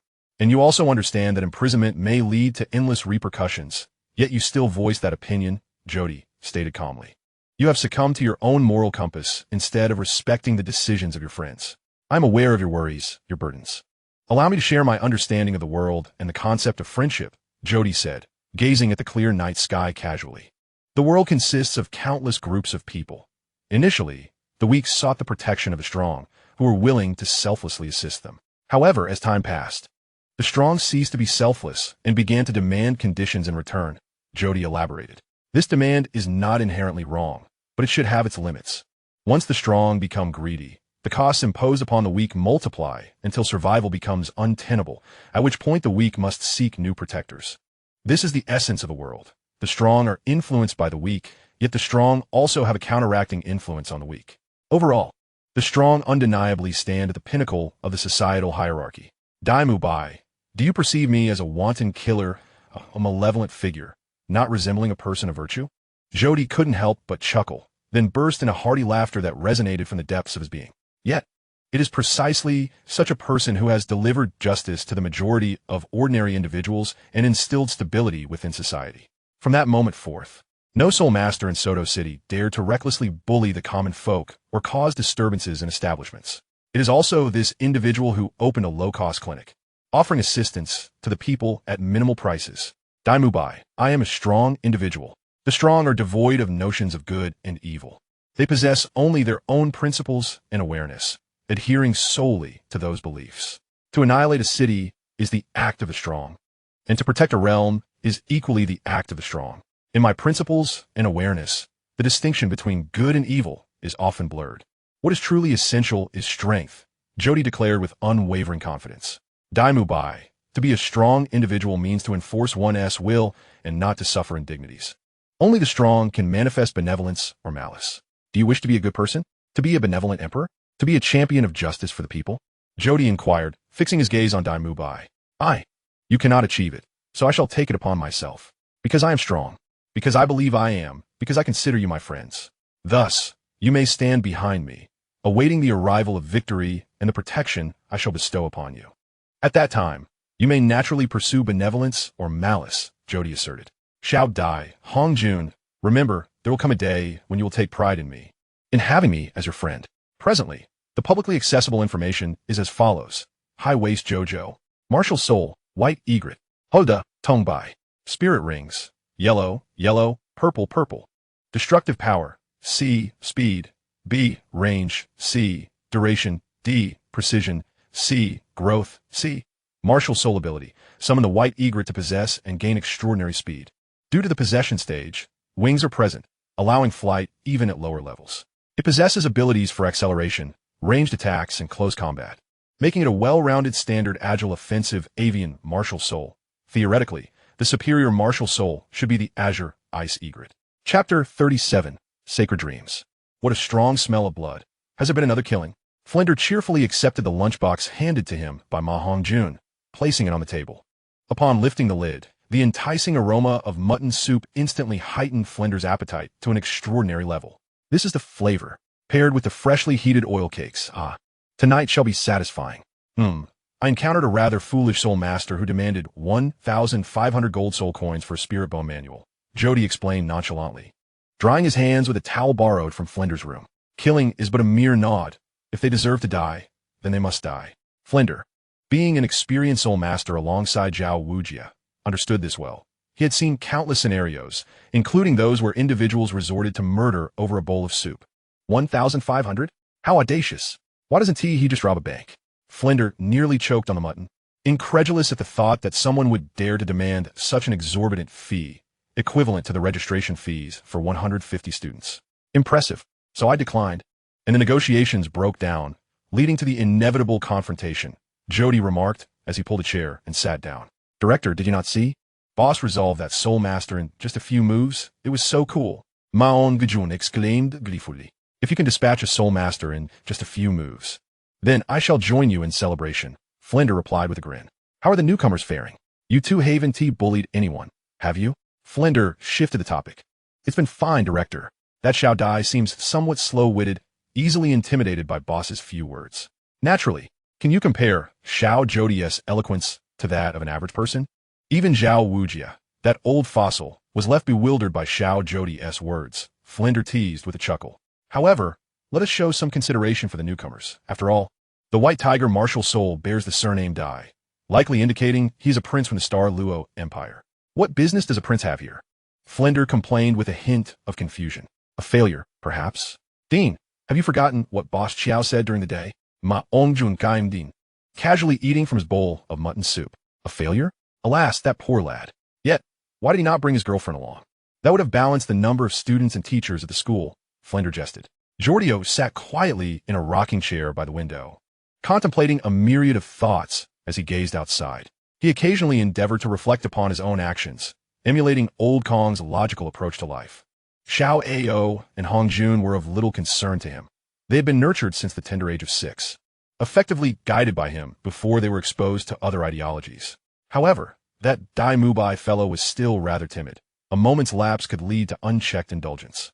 Jodio suddenly remarked, Hong Jun, for the next few days, pause your and Oscar's soul-fighting assignments. Take him out to indulge in the pleasures of life. But remember, you must accompany him, and then return to your training. What is this operation? Ma Ongujun inquired, perplexed. Although he harbored some yearning for indulgence, it was not overwhelming. After all, training diligently with Boss Chiao each day ensured they enjoyed delicious meals. But why treat Dai Mubai in this manner? A person possesses a sense of shame. Ultimately, whether he can find his own enlightenment depends on him. A little indulgence might just trigger his awakening and help him rediscover his original intent, Jodio explained calmly. Xiaoma, if you had an older brother who consistently overshadowed you, and upon reaching adulthood, you were to engage in combat, where the loser either loses their soul power and is exiled or faces death, how would you feel? Jodio queried. I don't know. I only know that my all-powerful boss will surely help me solve my problems, Ma Hongjun replied vaguely. You rascal, Jodio lamented. Well, it matters not. I have many years ahead to correct him, he added, rising and waving his hand. Get some rest. Tomorrow, put on a demonstration for the newcomers, Flender nodded. Shrek Academy had undergone a minor renovation in recent years. At the very least, the buildings were no longer in such disrepair. Though the dormitories remained large communal spaces, they had been partitioned with curtains and furnished with small tables and wardrobes, creating a much cozier and reassuring atmosphere. Jordio's evening routine remained unchanged. He retired promptly at 11, enjoying a warm glass of orange juice before engaging in 20 minutes of soul power training. His ample and robust mental energy kept him perpetually invigorated and exceptionally alert. Fatigue had not visited his body for quite some time. Challenges? The unknown? The future? Jodio would not be consumed by these concerns. He would simply pursue that which he deemed worthy of his effort. It was a conviction, a steadfast belief in his path being the righteous one. After tending to his personal hygiene, Jodio climbed into bed. The gentle flicker of candlelight illuminated the experimental soul guide devices on his desk. Ah, those were failed creations. Although soul guides had become commonplace by the time of the second generation, Jordio's craftsmanship remained rather mediocre. Producing any soul guide capable of recording was an accomplishment in itself. After numerous failures, Jordio had grown disinterested in crafting intricate offensive soul guides. He planned to allocate time for creating storage and recording devices instead. There was no need to stubbornly pursue excellence in areas where one lacked proficiency. Just because others were swiftly producing soul guides did not obligate him to do the same. The visions in his dreams were often surreal. He wandered across an endless expanse of white, devoid of direction or origin. This dream brought him comfort, so he chose to embrace it as a rest, meandering through it, reciting 2, 3, 5, 7, 11, 13, 17, 19, 23, 29, 31, 37. Counting prime numbers while traversing this boundless dreamscape proved to be a wonderful method of relaxation. However, Jordio abruptly recalled something. If one found themselves in a vast, white world, With no discernible horizon in any direction, where the infinite earth stretched endlessly, what would such a place be called? Death? Jodio pondered, stroking his chin thoughtfully. The sounds of thunder and storms interrupted his reverie. He looked up to see only flames consuming the forest and fleeting shadows. Jodio! Jodio! A voice called. Who? Jodio turned. His senses heightened, ready to confront an assault akin to that of a death-bringing soul master. In dreams, many soul masters were known to strike. For instance, the neighbor Xinian excelled at such tactics. Time, a bifurcating Mobius strip, offered the choice to continue in a loop or to forge ahead. Jodio, do you possess the courage to choose? Jodio replied succinctly. Then seize it. Upon hearing this voice, Jodio turned to see its source. In an instant, his pupils contracted. Upon awakening, all faded away. The song of the cuckoo and the slanting sunlight streaming through the window illuminated Jordio's bedside. He sat up, as calm as ever, and began to tidy his bedding in preparation for training. Indeed, he had enjoyed a splendid dream last night, one filled with delightful visions. Chapter 38, Bone. Jordio's day was fulfilling. He typically rose at 8 o'clock a.m., relishing the morning sun as he began his morning run. According to the academy's custom, students were expected to jog 5 laps around the village to start. Jodio found it rather humorous that little brat, the class instructor from Class B, had proposed a regimen where battle soul masters and healing soul masters all ran 10 laps while bearing weights. Was this truly a rule that could be enforced?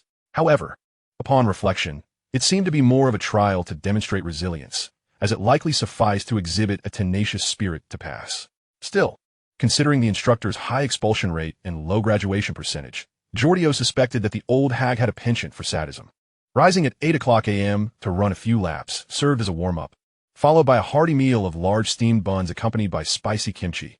Quite a delightful breakfast indeed. Following that, the morning was dedicated to academic education, lasting until around 11 o'clock a.m., which felt more like an enriching experience for Jodio, allowing him to broaden his knowledge and familiarize himself with scholarly concepts. After a brief hour of rest at noon, the afternoon was devoted to physical and practical training. Trek Academy operated on a bi-weekly schedule, with classes running from Monday to Friday of the following week, focused on academics. Odd-numbered afternoons were reserved for physical and combat training, while even-numbered afternoons featured various cultivation activities, such as playing chess with Lu Qibin, learning to control fire with teacher Xiao Xian, or engaging in simulated soul master duels, often referred to as mere theoretical discussions. Afternoon training concluded at 5 o'clock p.m., leaving the remaining hours free for personal pursuits. In truth, teachers often grew complacent. Afternoon training typically involved a few students engaging in physical training together, and once they felt adequately prepared, they would dismiss class early to pursue their own interests.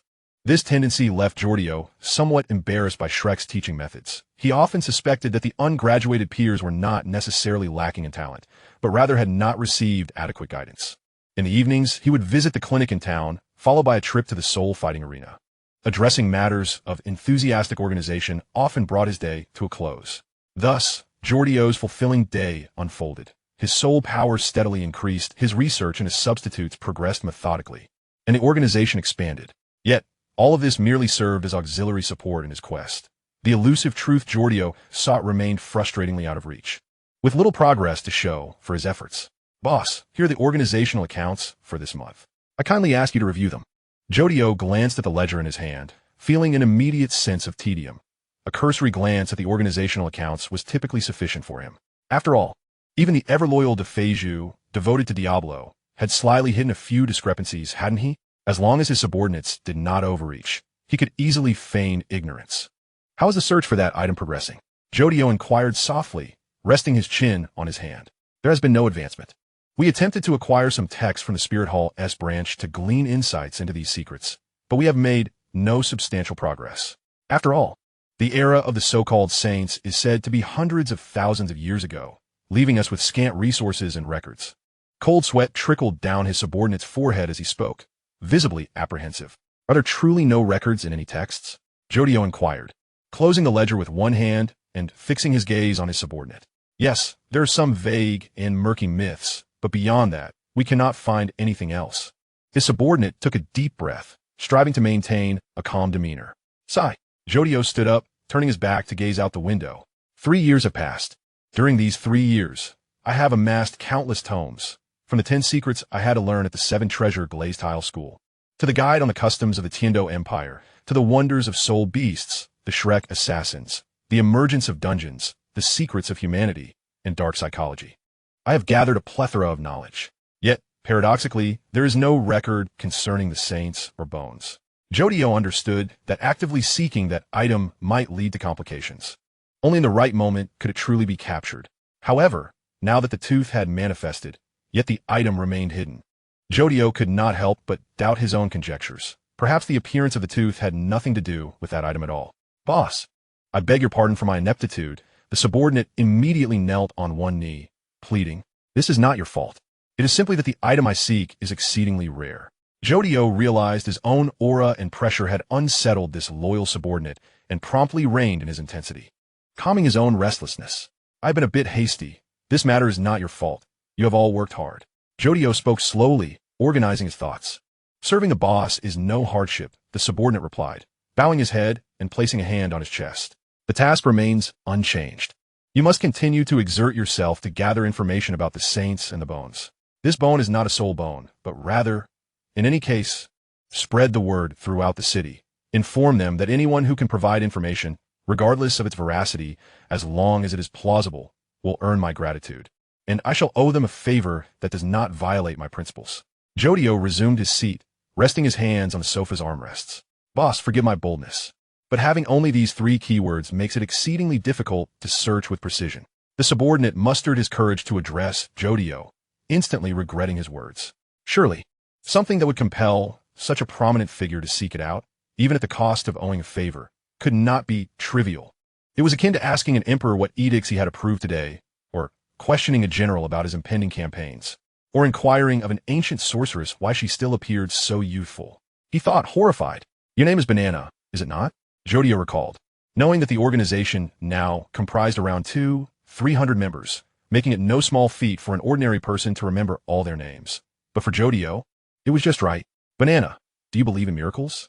Jodio asked, standing with his hands placed on his waist in a leisurely manner. "Miracles?" "Yes, miracles, true miracles. A miracle is an extraordinary event or birth, such as a level 10 soul master defeating a titled Douluo. We call that a miracle. Or, for instance, a person being born from a corpse. We call that a miracle. Or a deceased body resurrecting on its own. We call that a miracle. Or predicting a natural disaster. We also call that a miracle. Those legendary deities seem too distant from us, and their so-called divine signs have become increasingly obscure, rendering them difficult to discern.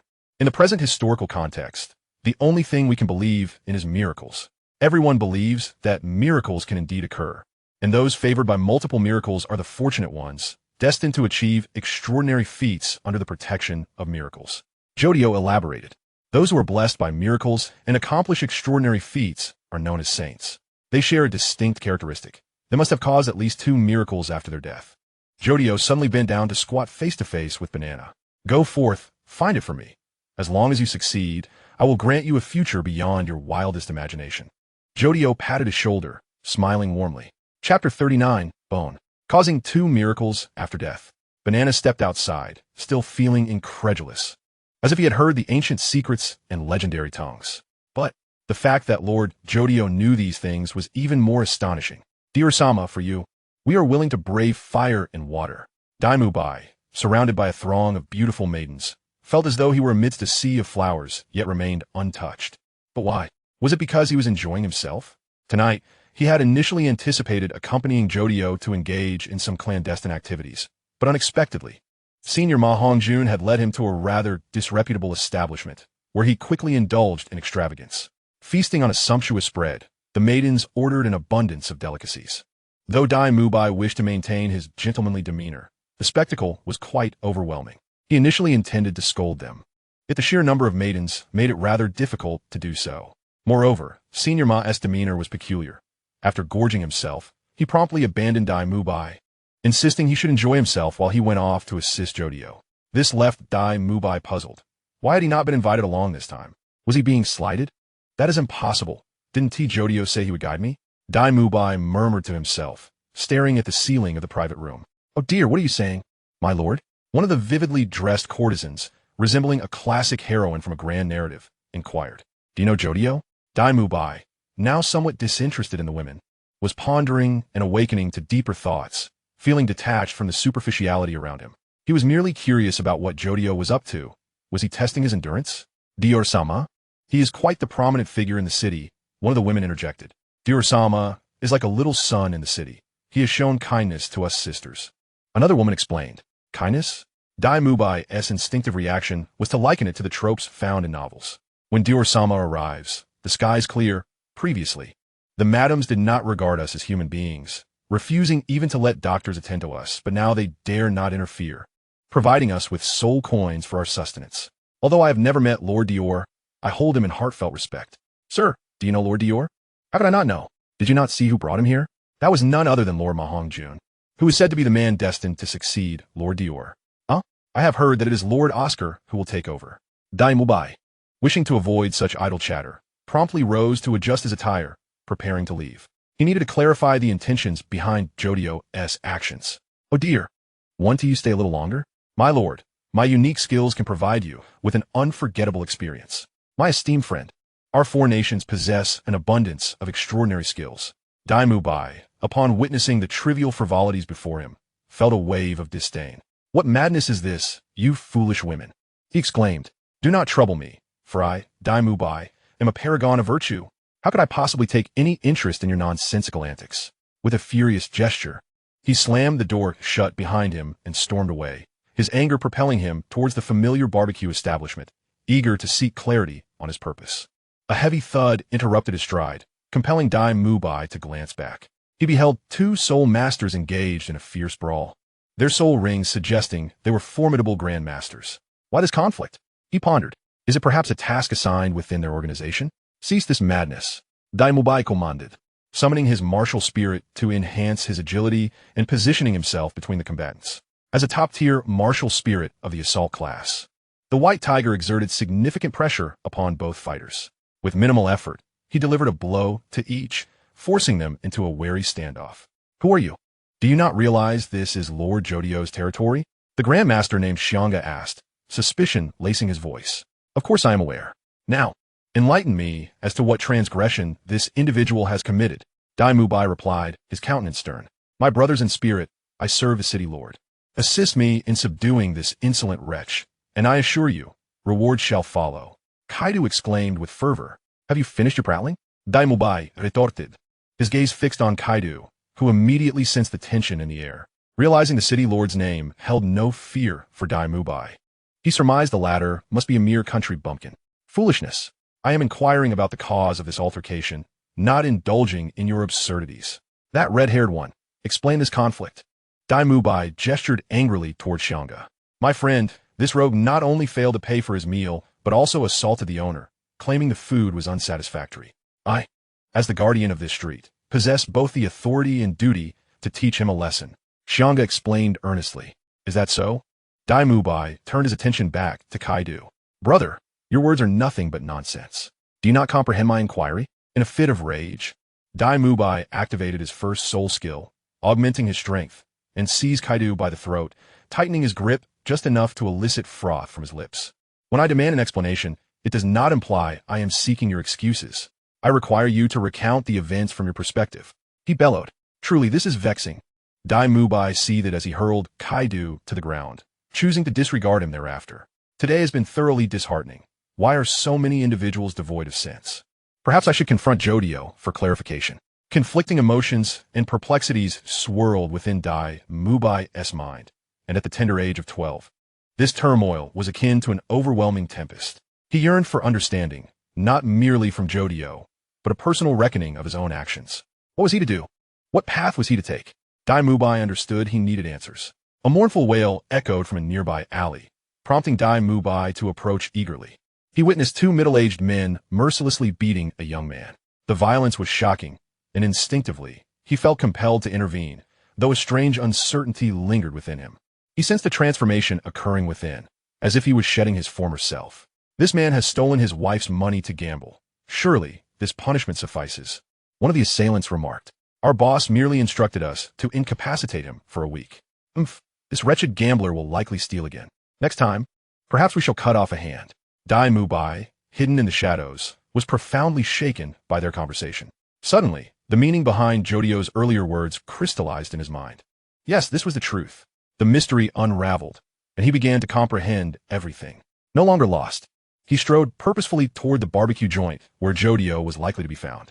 Upon encountering Jodio once more, Dai Mubai discovered him seated in a corner of the barbecue establishment, enjoying dinner with Oscar and Ma Hongjun. Let us indulge in a light meal tonight, shall we?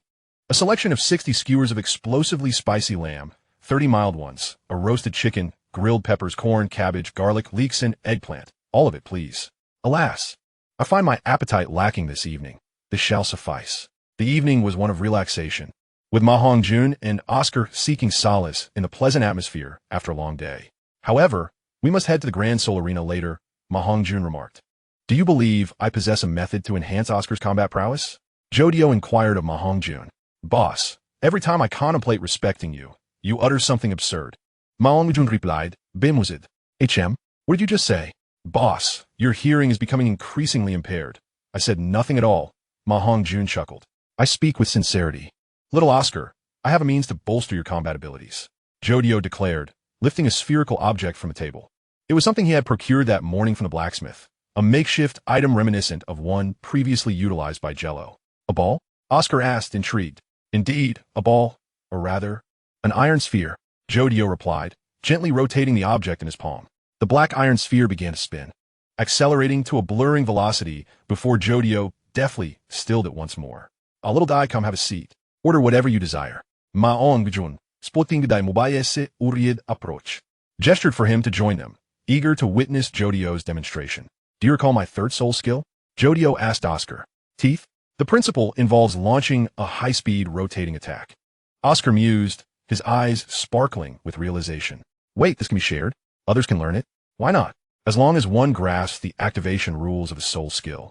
There is nothing that cannot be emulated, Jodio replied nonchalantly. The future soul-guiding devices operate on this principle, utilizing soul power to simulate the activation rules of soul skills and produce similar effects. What difference is there between swordplay and knife techniques? As long as one comprehends the principles and rules of a specific soul skill, theoretically, one can execute it without possessing the skill themselves. This is the essence of self-created soul skills. Have you heard the golden spin? Jodio inquired further, stating that as a mentor and friend to these two youngsters, he had imparted considerable wisdom regarding worldviews, historical perspectives, and rudimentary scientific concepts. The term golden spiral might pose a challenge in comprehension, yet when illustrated, they could grasp its essence. This spiral possesses a remarkably unique ability to maintain energy while revolving. Thus, objects that adhere to the principles of the golden spiral invariably acquire greater and astonishing energy. This energy is precisely what we endeavor to learn. I have designated it as the golden spiral force. Jodio continued to elucidate. This energy can be harnessed post-meticulous training for bone alignment or nerve repair, as well as to alleviate pain or diminish sensitivity to external stimuli. It can even be utilized to amplify kinetic energy or alter trajectories. All of this is influenced by the energy generated through the spiral. Imagine my hands pressing firmly on Ma Hongjun's shoulders. Behold, with a certain application of force, one can induce pressure and pain. Let us quantify that force as 10. Now, if I take this iron ball, do you think it can achieve the same effect? Jodio queried as he lifted the iron ball. Boss, have you not slept well? I could knock someone unconscious with this thing, Ma Hongjun replied, exasperated.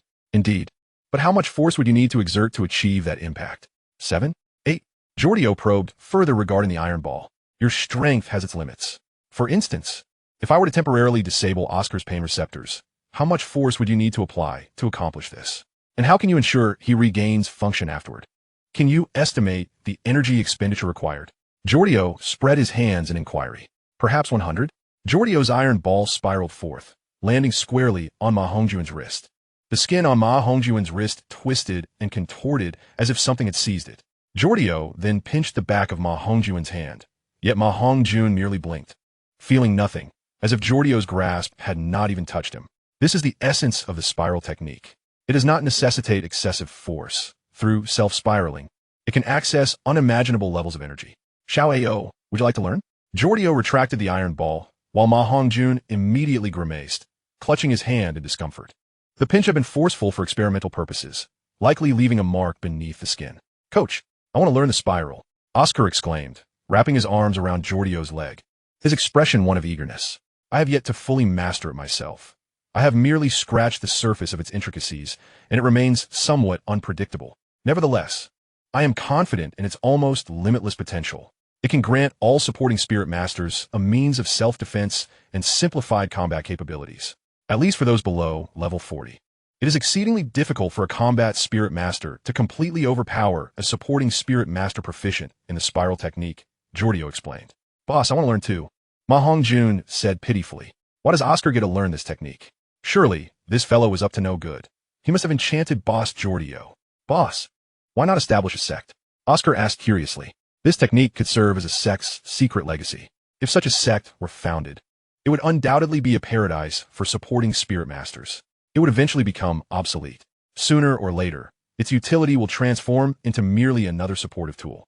It is feasible to rely on this for a sect, but you must brace yourselves for the eventuality, Jodio remarked, not overly concerned about the future status of the spiral technique. Nothing could eternally maintain a lofty position above the majority. One day, with the advancement of spirit guidance technology, the spiral technique would revert to its rightful status. There was no need to cling to it like Tang, who held onto his concealed weapon with fervor. I cannot fathom the boss's line of thought. Before even witnessing life, one has already encountered death, Oscar complained. Shifting the topic, Xiaodai, what brings you here? Currently available information. Spiral technique. The secret art passed down through generations of the Executioner family, the Cabalan clan, applies the golden spiral to the rotation of an iron ball, aiming to ensure that death row inmates face execution with minimal resistance and suffering. It is also employed in the Cabalan family's facade as physicians, utilizing the infinite energy derived from the golden spiral to miraculously treat a plethora of so-called incurable ailments, such as performing highly delicate optic nerve suturing surgeries. Chapter 41, Spy del Dio. Dai Mubai called out the name before falling into contemplation. What was his purpose for being here? Was it to express his resolve to Jodio?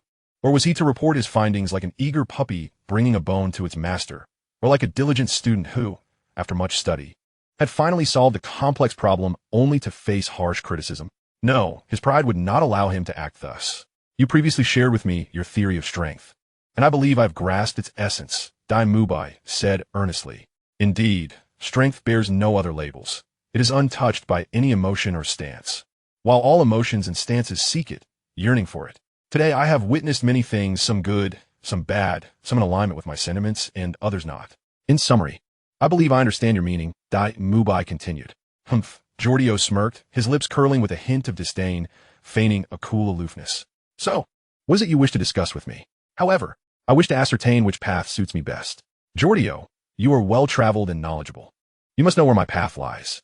I request this of you as a friend, to offer me some guidance. Dai Mubai said, placing a hand on his chest earnestly. You clever little monkey, you possess a fair bit of insight for a tiger, Jodio remarked, adding a green onion to his wrap and stuffing 2 lamb skewers inside, deftly swatting away Ma Hongjuan's hand as he reached for a spicy, devilish skewer. After crafting a perfect meat wrap, he spoke. I have a variety of mental techniques, totaling 11 schools of thought. Would you care to learn? I would like to learn, brother, Dai Mubai responded earnestly, tilting his ear to listen intently, performing a fist salute. He then plucked a roasted chicken leg from Oscar's plate, nibbling on it as he inquired, what are the paths of evil mastery and the path of life? The path of evil mastery entails an unwavering commitment to evil, where no malice is too great and no deed is too vile. One who becomes the master of the dark dungeon is destined to be the sovereign of malevolence. To learn this mental technique is to become aware of the world's evils and embody that very evil. The path of life, conversely, seeks to find truth in the mundane, to seek joy and indulgence within the simplicity of existence. This technique is suited for those with dark desires, yet yearning for a tranquil life. Mastering it allows one to pursue both survival and desire, unveiling one's true self, Jodio explained. Is there a path to becoming a strong master? Dai Mubai inquired, discarding the bone onto the plate. Indeed, yet should one engage the righteous in battle, one may find their grand edifice crumbling, unable to protect oneself. The light and the dark coalesce, both seeking their respective desires, drawing attention akin to the Twin Towers on 9/11, just as a pillar within a wall. It shall inevitably decay, Jodio elucidated. Such ungraciousness, unbefitting of a ruler, whether it be a heart laden with malice or a timidity akin to that of a mouse, devoid of learning or growth. Dai Mubai shook his head and remarked, Then allow me to instruct you on the way of divine perception and the way of national reverence. How does that sound? Jodio pondered the abstract nature of such evaluations, questioning what it meant to be timid as a mouse when one could be fierce in battle. The way of divine perception signifies a life devoted to the divine, embodying holiness in its entirety. Where the divine resides, so too does one's essence. Where the divine yearns, so too do one's desires align. Mastering this philosophy clarifies the heart, rendering one impervious to the whispers of malice and enabling a steadfast pursuit of truth, thus forging an unyielding spirit. Conversely, the way of national reverence embodies a singular devotion to one's country, aspiring for its prosperity and the happiness of its people. For the nation, one may sacrifice all, even resort to malevolent deeds in the name of righteousness. To embrace this philosophy is to find a sense of belonging, achieving satisfaction in understanding all things without regret. Might one, then, seek the path of the strong? Dai Mubai inquired, biting into a scallion. Indeed, but one must be wary of the means employed. The aspirations are lofty, and one must act in accordance with personal desires, unbound by external influences. Yet, should one oppose fate, divine retribution is inevitable, and the weight of many desires may lead to one's downfall. To defy the heavens and alter destiny is, in itself, a perilous endeavor, Jodio explained. This is not in accordance with my heart. I refuse to learn from such unscrupulous individuals. Dai Mubai declared with pride, hands on his hips. Then shall I teach you the paths of determination, the gospel, the clarity of wealth, or the self-realization. Jodio chuckled, inquiring further. One may be loyal to righteousness, willingly sacrificing oneself to overcome evil, or cherish friends and family, ready to exhaust all for their well-being. Alternatively, one may pursue wealth, boldly facing peril for profit, undeterred by adversity.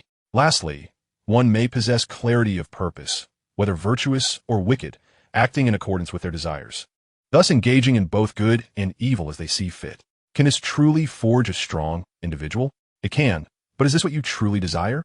Or shall we abandon this pursuit? While these paths resonate with my intentions, they seem to lack something essential. Dai Mubai expressed his uncertainty. You foolish tiger, unwilling to learn this or that. What do you wish to study? The path of the second son? The way of hell? Jodio lamented. Thus, we are left with the paths of the emperor, the martial warrior, and the holy king, he concluded after some contemplation.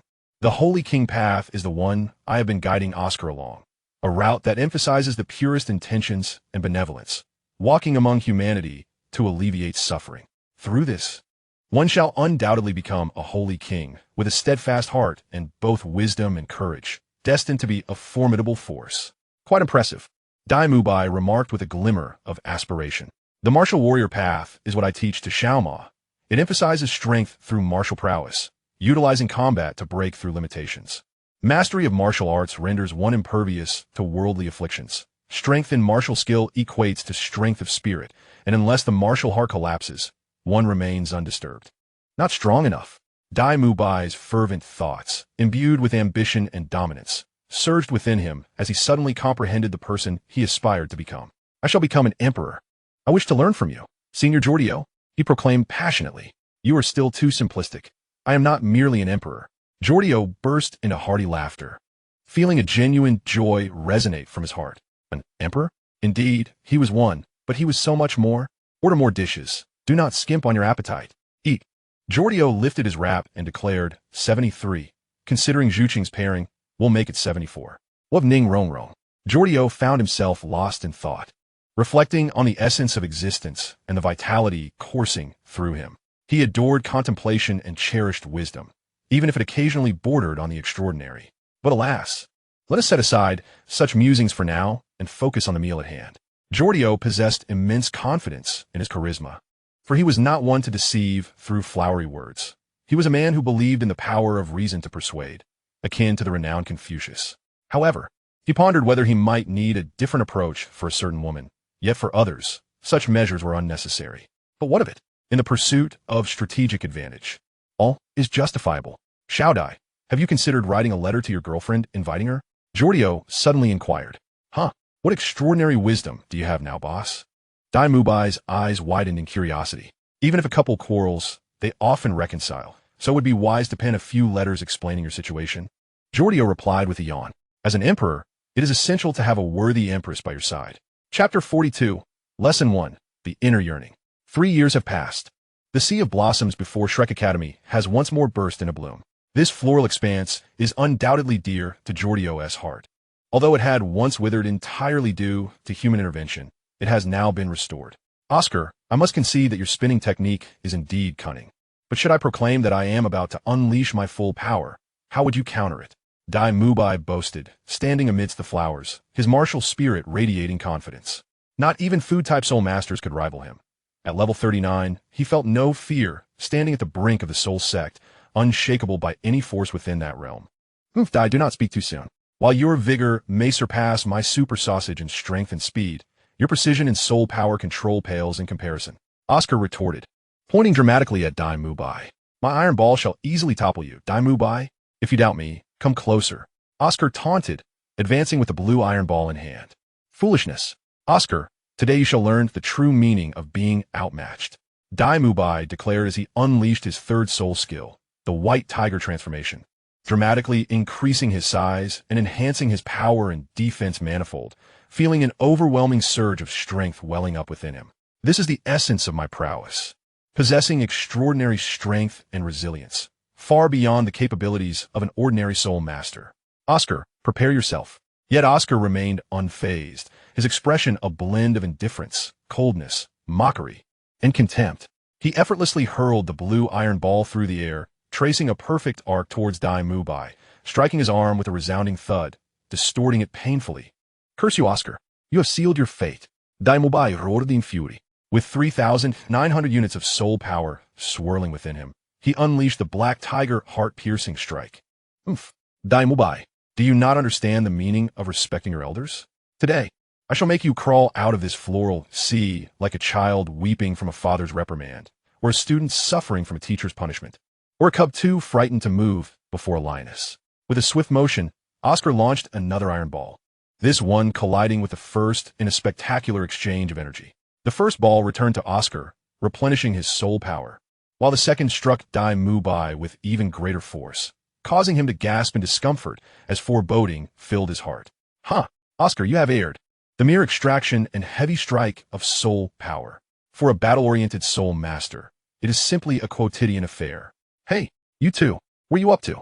A languid voice interrupted the skirmish of the two, as a colossal blue hand descended from the heavens, quickly followed by the figure of Jodio himself. The large hand grasped the trunk of a tree by the sea of flowers, anchoring it, while Jodio swung onto the branch like a child on a swing, landing gracefully and observing the two with an air of haughty curiosity. Oh, Boss Jodio, has the soul hunt concluded? Boss Jodio, have you acquired a new stand-in? The two promptly ceased their combat, flexing their wrists and chests as they approached Jodio. With a cheerful demeanor, Jodio leapt down from the tree, stretching his limbs with sheer delight and comfort. The new soul skill should theoretically resolve Xiao Ma's martial spirit issue. Of course, it's merely theoretical. Whether the so-called restoration can indeed apply to a martial spirit remains uncertain. If it truly cannot be restored, we'll have to activate Plan B, Jodio chuckled. Why might there be a possibility of failure in restoration? Oscar inquired. Because my restoration ability can be fine-tuned according to my intentions. I am uncertain if there's a limit to this fine-tuning. If there isn't, then it will succeed, Jodio elucidated. Moreover, if Plan A fails, there is still Plan B, and if Plan B is delayed, there is actually a Plan C. However, Plan C will require considerable time, as I need to remaster the extraction technique, Jodio declared with confidence. By the way, what were you two just fighting about? Jodio inquired with curiosity. This fellow disrespects his seniors. This fellow disrespects the strong. Oscar and Dai Mubai accused simultaneously, their faces etched with anger. However, Jodio found this amusing, bursting into laughter as he playfully grasped each of their heads, reminiscent of years past. Fellow Oscar, fellow Dai, you are both here. Ma Hongjun's boisterous voice descended from the sky. Panting, Oscar and Dai Mubai looked up just in time to see this robust figure flamboyantly gliding down from above, landing stylishly amidst the flowers and igniting a patch of blooms. This prompted both to exchange glances, their expressions betraying a sense of anticipation. Just wait until you lose favor in front of Boss Jodio. The flames consuming the flower sea instantly transformed Jodio's expression into one of seriousness, while Ma Hongjun, his face flushed with embarrassment, hurriedly extinguished the flames of the still manageable flowers to prevent the conflagration from spreading further or his own status from diminishing. Ma Ongjun, how is your third soul skill? Have you found one that you desire? Oscar straightened up, examining him with delight. Finally, all 4 of the prairie swordsmen have reached the rank of soul sovereign, a fact that certainly carries weight. The third soul skill, Phoenix Nebula Rupture, immediately boosts my speed by 33 and enhances soul skill damage while entering an unstoppable state for 3 seconds. Ma Hongjun replied, stylishly brushing back his hair. Uffed. Is that all? It pales in comparison to my white tiger guardian shield, Dai Mubai scoffed. Impatient? I haven't even mentioned the latter half yet. The latter half of the effect allows for a targeted melee attack against the opponent during this period, ignoring 1 instance of defensive soul skills, the level of which is determined by my soul power.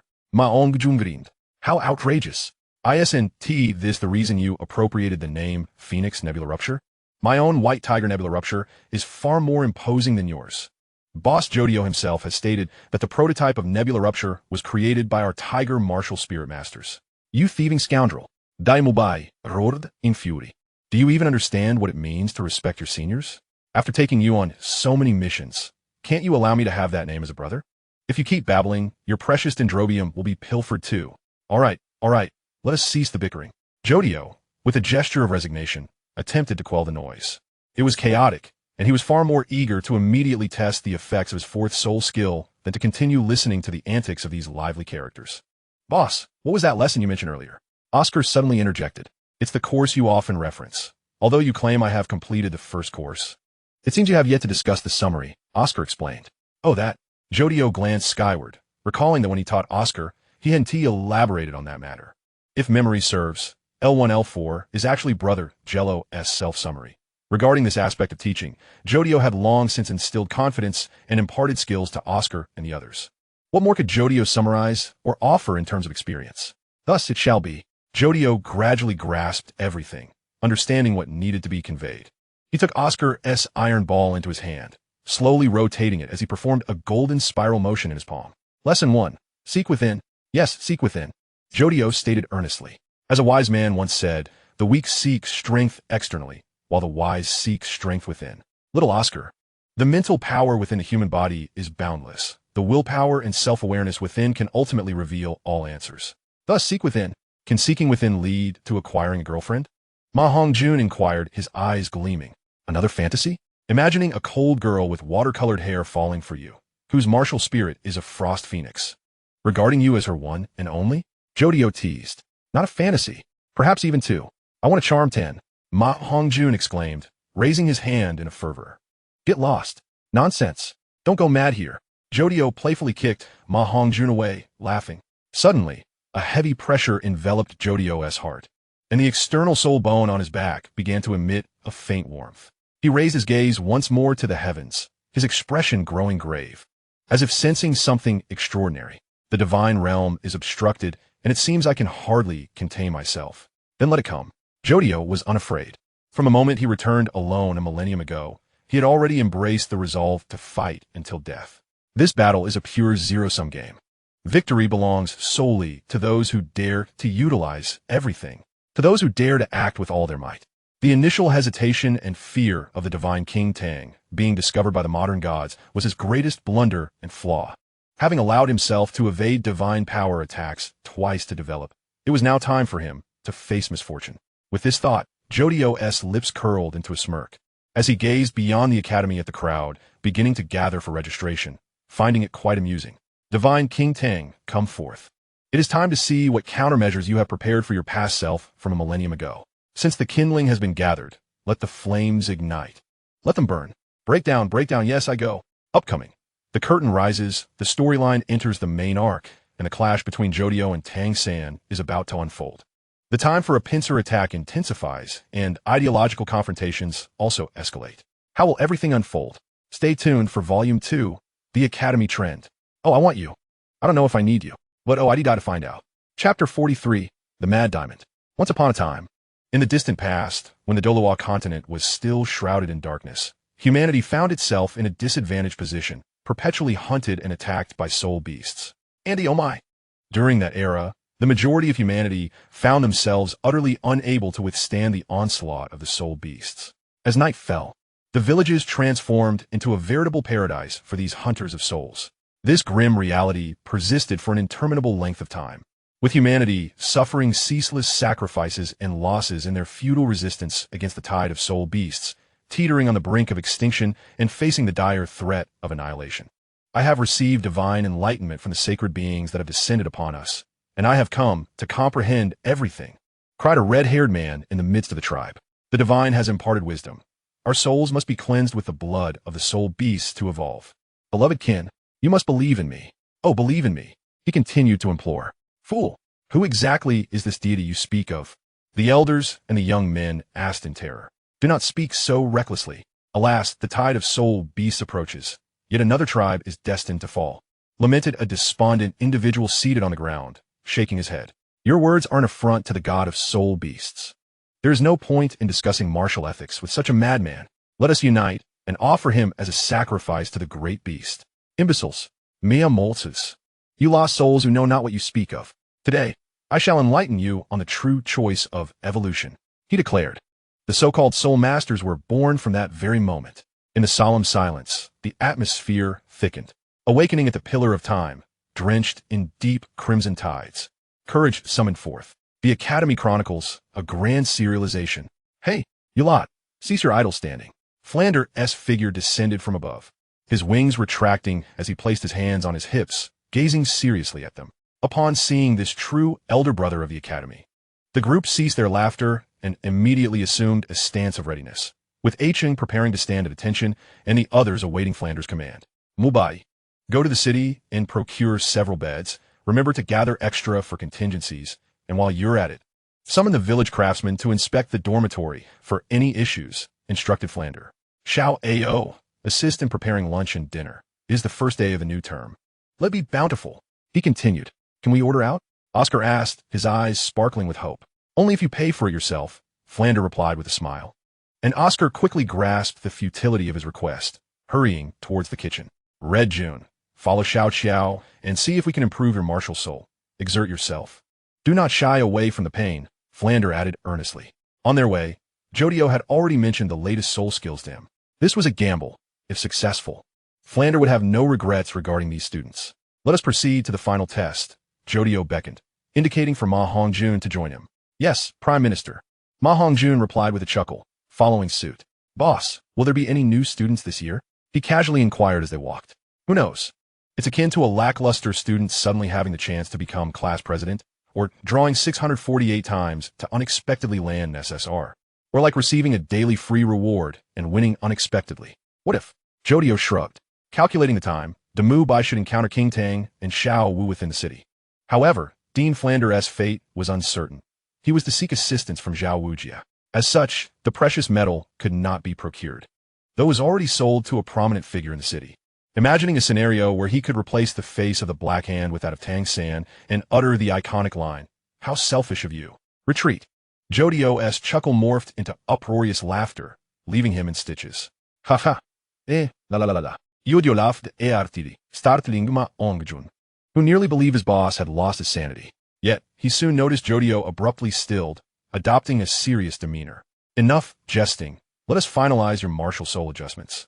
Jodio declared confidently, crossing his arms as he moved forward. The martial soul was not of paramount importance, but boss, ISNT your hairstyle.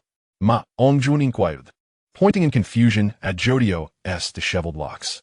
Jodio's hair had been transformed by various soul skills into a chaotic mess. The initial silver battle car awakened at soul power level 5, which he could still manage, but the 10-level stone of freedom had given him a fluorescent green highlight, and the 20-level golden experience adorned him with 3 sweet donuts. Now, the antics of his stand had grown increasingly outrageous. At present, Jodio gazed at the starry blue bandana as if it were a chicken flock to Hakimi, a toilet to Hacky Dog, or a sailing sailor spotting a fluffy lamb. How infuriating! This was nothing short of mean pollution. Currently, Jodio could only suppress his cravings by wearing the bandana at night. However, the real trouble lay with the absurdity of his stand. Damn it, who would dare to sport such a hairstyle? Now, Jodio's hair would periodically intertwine, and he could only glimpse at his reflection in a watch to ascertain any changes. This simply wouldn't he do. While the hairstyle looked dashing on Jotaro, he personally could not accept it.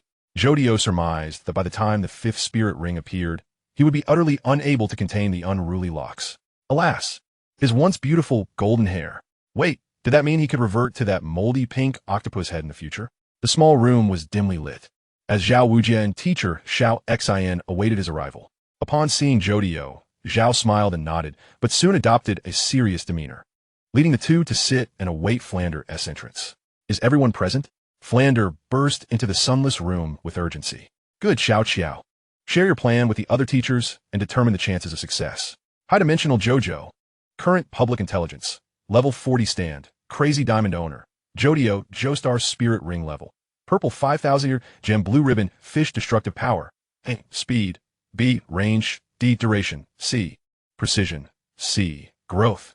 A stand ability. Crazy diamond possesses the extraordinary power to repair shattered objects, combining strength and speed to both break and then restore or reorganize items, rendering it an unpredictable force in battle. However, it is a treasured combat asset, as it can only repair objects with all their components intact. Parts lost to this world cannot be restored by Crazy Diamond. If two components are distanced apart, it can autonomously decide which component moves towards the other. A method useful for tracking positions or grasping moving parts during the restoration process. Crazy Diamond can shatter and recombine two items together, revert items to their raw materials, and even heal living beings, regardless of the severity of their injuries. However, it cannot heal itself, nor can it resurrect the deceased or mend congenital defects. Healing effects can take immediate effect. If this ability is utilized during Jotaro's displeasure, the target struck may suffer distortion due to improper restoration. Chapter 44. Crazy Diamond. Alright. I shall succinctly outline my plan, Jodio began, seated upon the chair, his voice steady and deliberate. Firstly, allow me to share my perspective on the concept of martial souls. The interplay of soul power, bloodline, and the quality of the martial soul is indispensable. They must form a harmonious triangle. Should the spiritual power be insufficient while the soul power and martial soul quality are excessively elevated, the formation of this triangle becomes precarious during the awakening phase of the martial soul. Consequently, this imbalance adversely affects the other two components, leading to a rapid degradation of the overall state in a desperate attempt to establish the triangle, ultimately resulting in the emergence of a mutated martial soul. As elucidated by Xiaodiao. Flander had heard Xiaodiao articulate this theory numerous times, yet, considering Zhao Wujie's sharp intellect and teacher Xiao Xian's lack of comprehension, it necessitated Xiaodiao to elaborate once more. The essence of soul power and bloodline is inherent from birth, subject to variations influenced by parental genetic traits. For instance, if the mother possesses a level 10 and the father a level 7, the innate soul power of the offspring would fluctuate around level 10. 5. Do you grasp this? Xiaodiao inquired of the instructors, who nodded in agreement, prompting him to continue. The quality of the martial soul operates under similar principles. It exists in a dormant state from the moment of birth, awaiting the awakening ritual. However, during this awakening, it is not the quality of the martial soul that manifests first, but rather the spiritual power. Let us employ an analogy. Imagine my ancestors possessed the blue lightning tyrant dragon martial soul, which can be rated as an A in quality. This is theoretically the highest martial soul quality I could awaken under normal circumstances.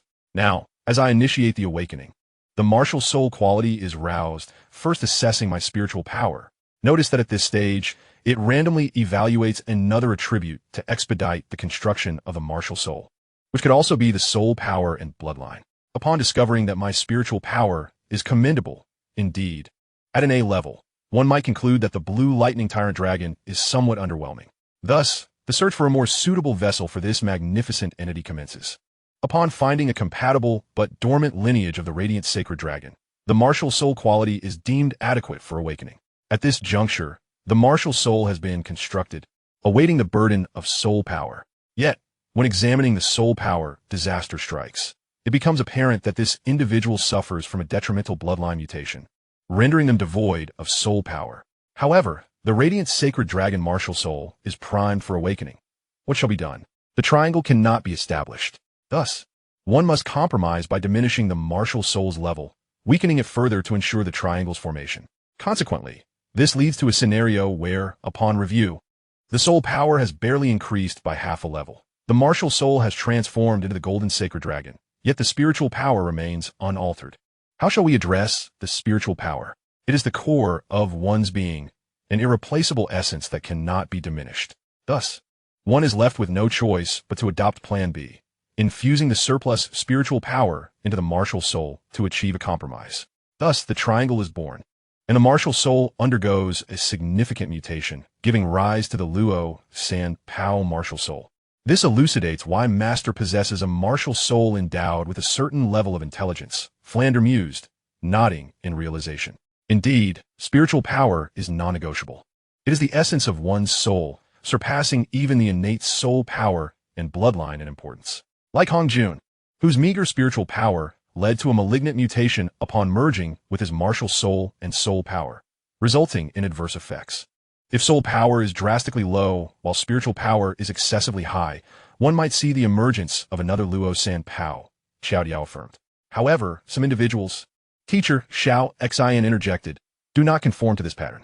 The bloodline represents the foundation, the material substance. The quality serves as the signboard, determining one's potential. Spiritual power acts as the employees within the establishment, dictating the trajectory of development. A signboard that is too grand paired with a dilapidated establishment renders even the finest employees ineffectual. Conversely, a substantial establishment coupled with an impressive signboard, yet staffed by negligent employees, is destined for collapse. An establishment may be commendable and its employees exceptional, yet lacking a legacy signboard. One must embark on the arduous journey of self-creation and mutation to forge a new lineage. Of course, I do not claim that my assertions are infallible. They are merely my perspectives and rudimentary conclusions drawn from my studies of various cases. This process contains significant flaws, often presenting exceptional cases and inexplicable anomalies, such as Oscar, whose spiritual power, martial soul, and soul power are all top tier. Yet why does his martial soul manifest as a sausage? Shouldn't it encompass a variety of foods? This conundrum has perpetually puzzled Xiao. The comic version seems somewhat reasonable, possessing the semblance of a food deity. However, is it not plausible that the taste of a certain food deity has influenced the manifestation of the martial soul? Baba. Ma Hongjun and Zhao Wujia exchange bewildered glances, utterly confounded by Xiao's elaborate explanation. I comprehend. Teacher Xiao Xian nodded thoughtfully. Ultimately, it circles back to the issue of mutation. An incomplete martial soul can lead to adverse circumstances, which we often refer to as innate deficiencies. Teacher Xiao Xian conveyed this to Teacher Zhao Wujia, who suddenly grasped Xiao's intent. Is it really that simple? Xiao expounded for so long just to convey that the martial soul had mutated? Couldn't you have simply stated that the martial soul is defective? Zhao Wujia queried, exasperation evident in his gaze directed at Xiao. Xiao found himself momentarily at a loss for words. Indeed, why had he elaborated so extensively? Wouldn't it suffice to state that the martial soul is mutated and incomplete? Why indeed? What was the point of my lengthy explanation? Xiao mused. You scoundrel, Zhao Wujia retorted, feeling the urge to strike. What my sharp intellect? In conclusion, my previous discourse merely indicates that I have conducted some research on this matter. Should anyone hold differing opinions, I encourage you to voice them, though I may not heed them. Now, I shall present a solution for Xiao Ma's martial soul. Xiao shifted the topic with resolve. My frenzy diamond can mend what is broken. Utilizing the theory I previously presented regarding the establishment of the martial soul and subsequently forming a triangle, it should be capable of repairing Ma Hongjuan's martial soul. However, I cannot guarantee its efficacy. Thus, there exists a more perilous yet potentially more rewarding alternative. Xiao spoke solemnly. This involves self-degradation to further damage the martial soul, followed by the application of the frenzied diamond to repair it according to my desires. Perhaps this will definitively resolve the issue with the martial soul. Boss Jodio. Currently available information. Martial soul. Phoenix legend evil phoenix holder. Ma Hongjun soul rings. Yellow. Purple destructive power. B. Speed. B. Range. D. Duration. D. Precision. E. Growth. B. Martial soul ability. Summons a blazing flame and a phoenix apparition to envelop oneself, augmenting both attack power and speed. However, this martial soul is difficult to sustain, making it more suitable for a hit-and-run combat style. The flame shield can have incoming impacts while expanding the flame's radius. The second soul skill allows for a temporary doubling of speed, leaving a trail of flames in its wake. The latest third soul skill exhibits remarkable offensive capabilities and speed, representing the pinnacle of this martial soul's damage potential. strategically employing soul skills in tandem with evasive maneuvers to deplete the opponent's soul power, followed by a burst attack using the third soul skill, constitutes a mature and reliable combat tactic. Chapter 45, The Awakening of Abandonment. What did you just say? Zhao Wujie exclaimed, his eyes widening in astonishment. The deliberate destruction of one's own martial soul, followed by subsequent restoration, is an audacious endeavor. Given that my soul skills possess the capacity to mend to a certain extent according to my will, it stands to reason that the outcome could be even more favorable. Before Jodio could finish his statement, Zhao Wujie abruptly seized Jordio's black vest, akin to that worn by magnetic field masters, his face etched with incredulity and trepidation. A myriad of emotions, shock, anger, concern, and disbelief, flickered across his countenance, as if Jordio's decision had profoundly unsettled him. Xiao Qiao, are you aware of what you're proposing? Zhao Wujie exclaimed, his voice a mix of anxiety and urgency. It's akin to coercing a virtuous soul into debauchery, or compelling a water buffalo to consume beef skewers, or forcing students to prank in their teacher's office. Do you truly comprehend the gravity of your words? I am fully cognizant, Jodio replied, his demeanor remarkably composed as he gently pressed Zhao Wujie's hand away. This carries significant risk, even the possibility of death, potentially leading to your downfall. Teacher Zhao, you have traversed the world. You must have encountered such soul masters, have you not? Jodio inquired, lifting his gaze. Sweat beaded on Zhao Wujie's brow as he slowly retreated, ultimately sinking heavily into a chair. Under the scrutiny of all present, he began to recount the harrowing experiences of his past. Years ago, I found myself in a perilous situation after offending a particularly foolish gorilla-type soul master, Zhao Wujie recounted, his eyes fixed on the ground. I briefly allied with a team of soul masters and quickly forged friendships with them. Yet now, their faces have blurred in memory. Save for that woman, her visage remains vivid, like a haunting nightmare. One fateful night, rest eluded me. The camp's dogs barked incessantly, and the moon shone brightly, prompting me to step outside for a moment of tranquility beneath a tree to cultivate my soul power. However, upon exiting the tent, I was beset by the unmistakable scent of blood. It was human blood, without a doubt.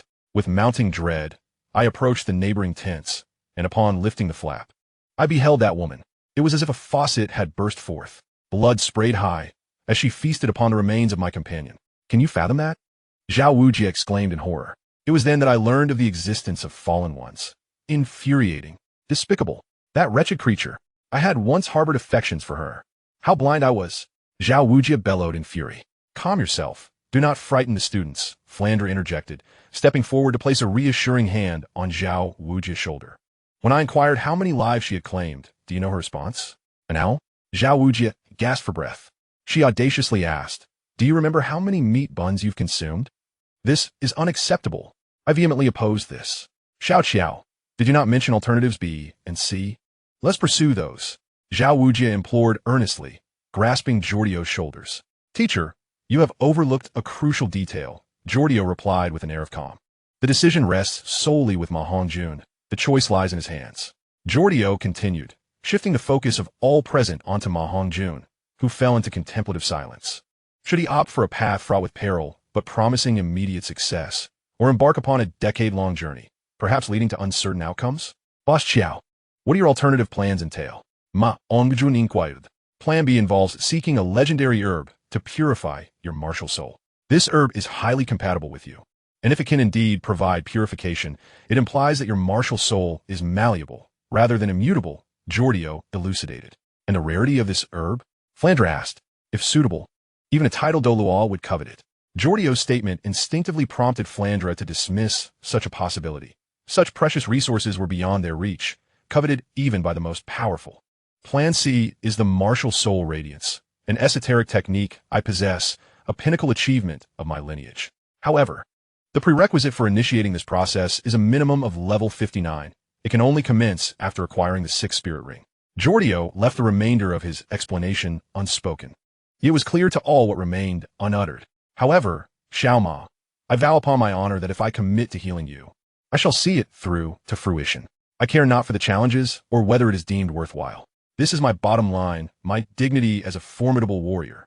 Jodio stated earnestly, to merely exist in a state of survival, or to stand resolutely like a warrior, akin to a Roman gladiator, ready to embrace the unknown, What shall it be? Jodio mused casually, resting his chin upon his hand. Enough, Xiao, Flandre interjected, raising a hand to signal for silence. He approached Ma Hongjun, locking eyes with him before firmly placing a hand on his shoulder, lifting him into an embrace. Ma Hongjun, you are the student of whom I am most proud, Flandre said gently. I do not expect you to have a future as illustrious as Oscar's, Jordio's, or Daimubai's. For me, your happiness and ability to live freely is sufficient. It is utterly unacceptable for me to place you in such jeopardy. Xiaoma, follow your heart. A simple life is genuine. What of a teacher who dedicates his life to his students? Flandre inquired with a smile. Teacher, Ma Hongjun felt a lightness wash over him, tears streaming down his cheeks as he confronted his shame, anguish, pride, and aspirations. How could I be so foolish, so indecisive? Maliza, Ma Hongjun cried out, surrendering to his emotions, weeping openly and profoundly, releasing all his pent-up pain and gratitude. His outpouring lasted a full 3 minutes, until he could weep no more. Slowly rising from the ground, he realized that the strength of his earlier sobs had nearly caused him to collapse. Yet now, he was imbued with courage, unafraid of the uncertainties that lay ahead. Hey, old bean, Ma Hongjun said with a grin, addressing Flandre. You must live a long life. I am counting on you to enjoy my retirement. Humph, Jodio grinned, his eyes narrowed in amusement, as Ma Hongjun's determination seemed to surge forth from within him. Hee boss. I am now filled with resolve and ambition. Let us commence immediately, Ma Hongjun declared, standing tall and smiling at Jodio. Current public information, level 76 martial soul, mighty diamond bear holder, Zhao Wujia soul ring levels, yellow, purple, black destructive power, a speed, C, range, C, duration, B, precision, B, growth potential, C martial soul ability. Possesses formidable defensive and offensive capabilities, making it a challenging spirit master to contend with. The mighty diamond bear, like many bear-type martial souls, leans towards defense and direct assaults, exerting significant pressure in offensive scenarios. However, due to the gravitational nature of its soul skills, it should not be underestimated. It exhibits an exceptionally peculiar style of attack and combat. Through the enhancement of gravitational abilities and the manipulation of gravitational repulsion and attraction, one can create a localized gravitational field centered around oneself. Zhao Wujia often capitalizes on this to create a significant informational advantage over his opponents. After all, few would anticipate that a bear-like martial spirit could wield such intricate gravitational forces. With further exploration and understanding of gravity, theoretically, Zhao Wujia's potential could extend far beyond this. However, due to the passage of time and the lack of familial support, his growth has now diminished to a mere C grade. Chapter 46, The Awakening of Abandonment. With resolute determination, Jodio rose to summon gold experience. After a brief silence, Flandre stepped forward to close the door, plunging the room into complete darkness. Ma Hongjun stood nervously in the center of the room, awaiting the impending event. After a prolonged moment, he felt Jodio place a hand atop his head, followed by the insertion of 2 earplugs, which heightened his anxiety. He was uncertain of what the so-called descent entailed, but he was acutely aware that something was about to transpire. The sound of air being sliced through emerged from the shadows. Instinctively, Ma Hongjun raised his hand to retaliate, only to feel it glide smoothly through an unseen entity. Almost reflexively, he sought to ignite flames to discern the nature of the presence. Yet he was immediately struck from behind, causing his surroundings to blur and brighten in an instant. As the flames ignited, Ma Hongjun suddenly found himself in a frenzy. He beheld a figure piercing through his arm, none other than Flandre. How could this be? The esteemed dean was a soul sage. How could he be wounded by a mere soul scholar? In his instinctive reaction, Ma Hongjun initially sought to suppress his emotions, yet soon realized he was powerless against the surge of restless anxiety. He vaguely perceived a colossal shape moving outside the window, resembling the shadow of a ferocious beast.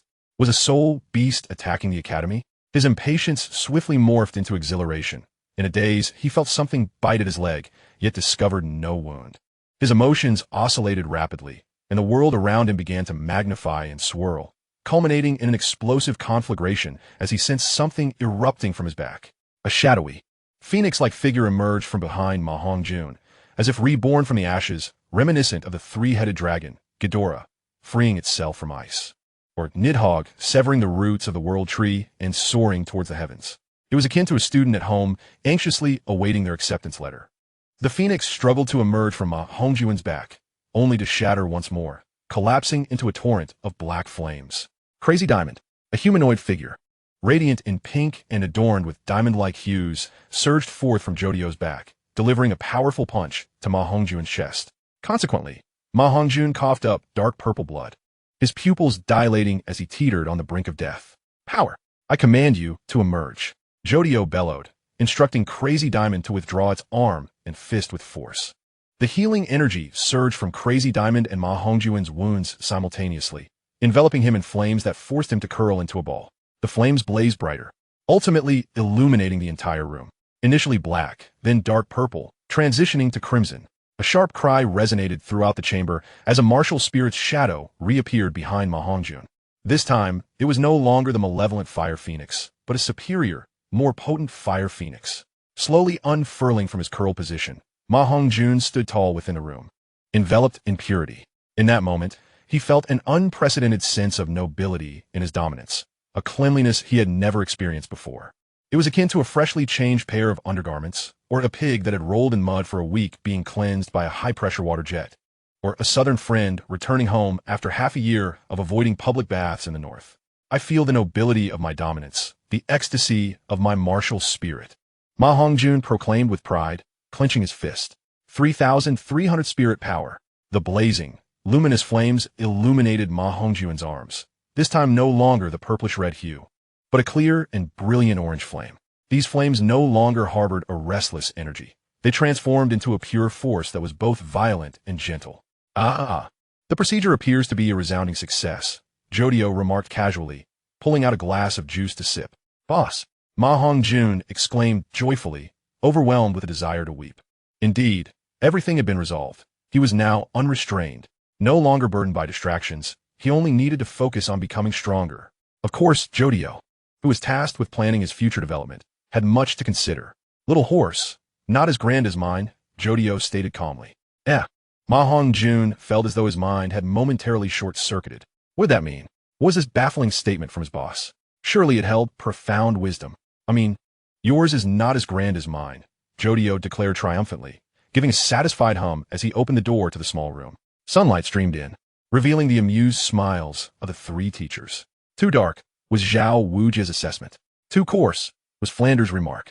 That seems different from the descriptions in the color novels I've read, mused teacher Xiao accent, recalling the fearsome depictions in those tales. Xiaowao, boss. They've been possessed. Ma Hongjun cried out, alarmed by the inexplicable entities. I command you to depart from my boss. Otherwise, I shall burn you to ashes with absolute certainty. He rushed out the door, but suddenly felt a chill and sensed something amiss with his attire. Go change your clothes.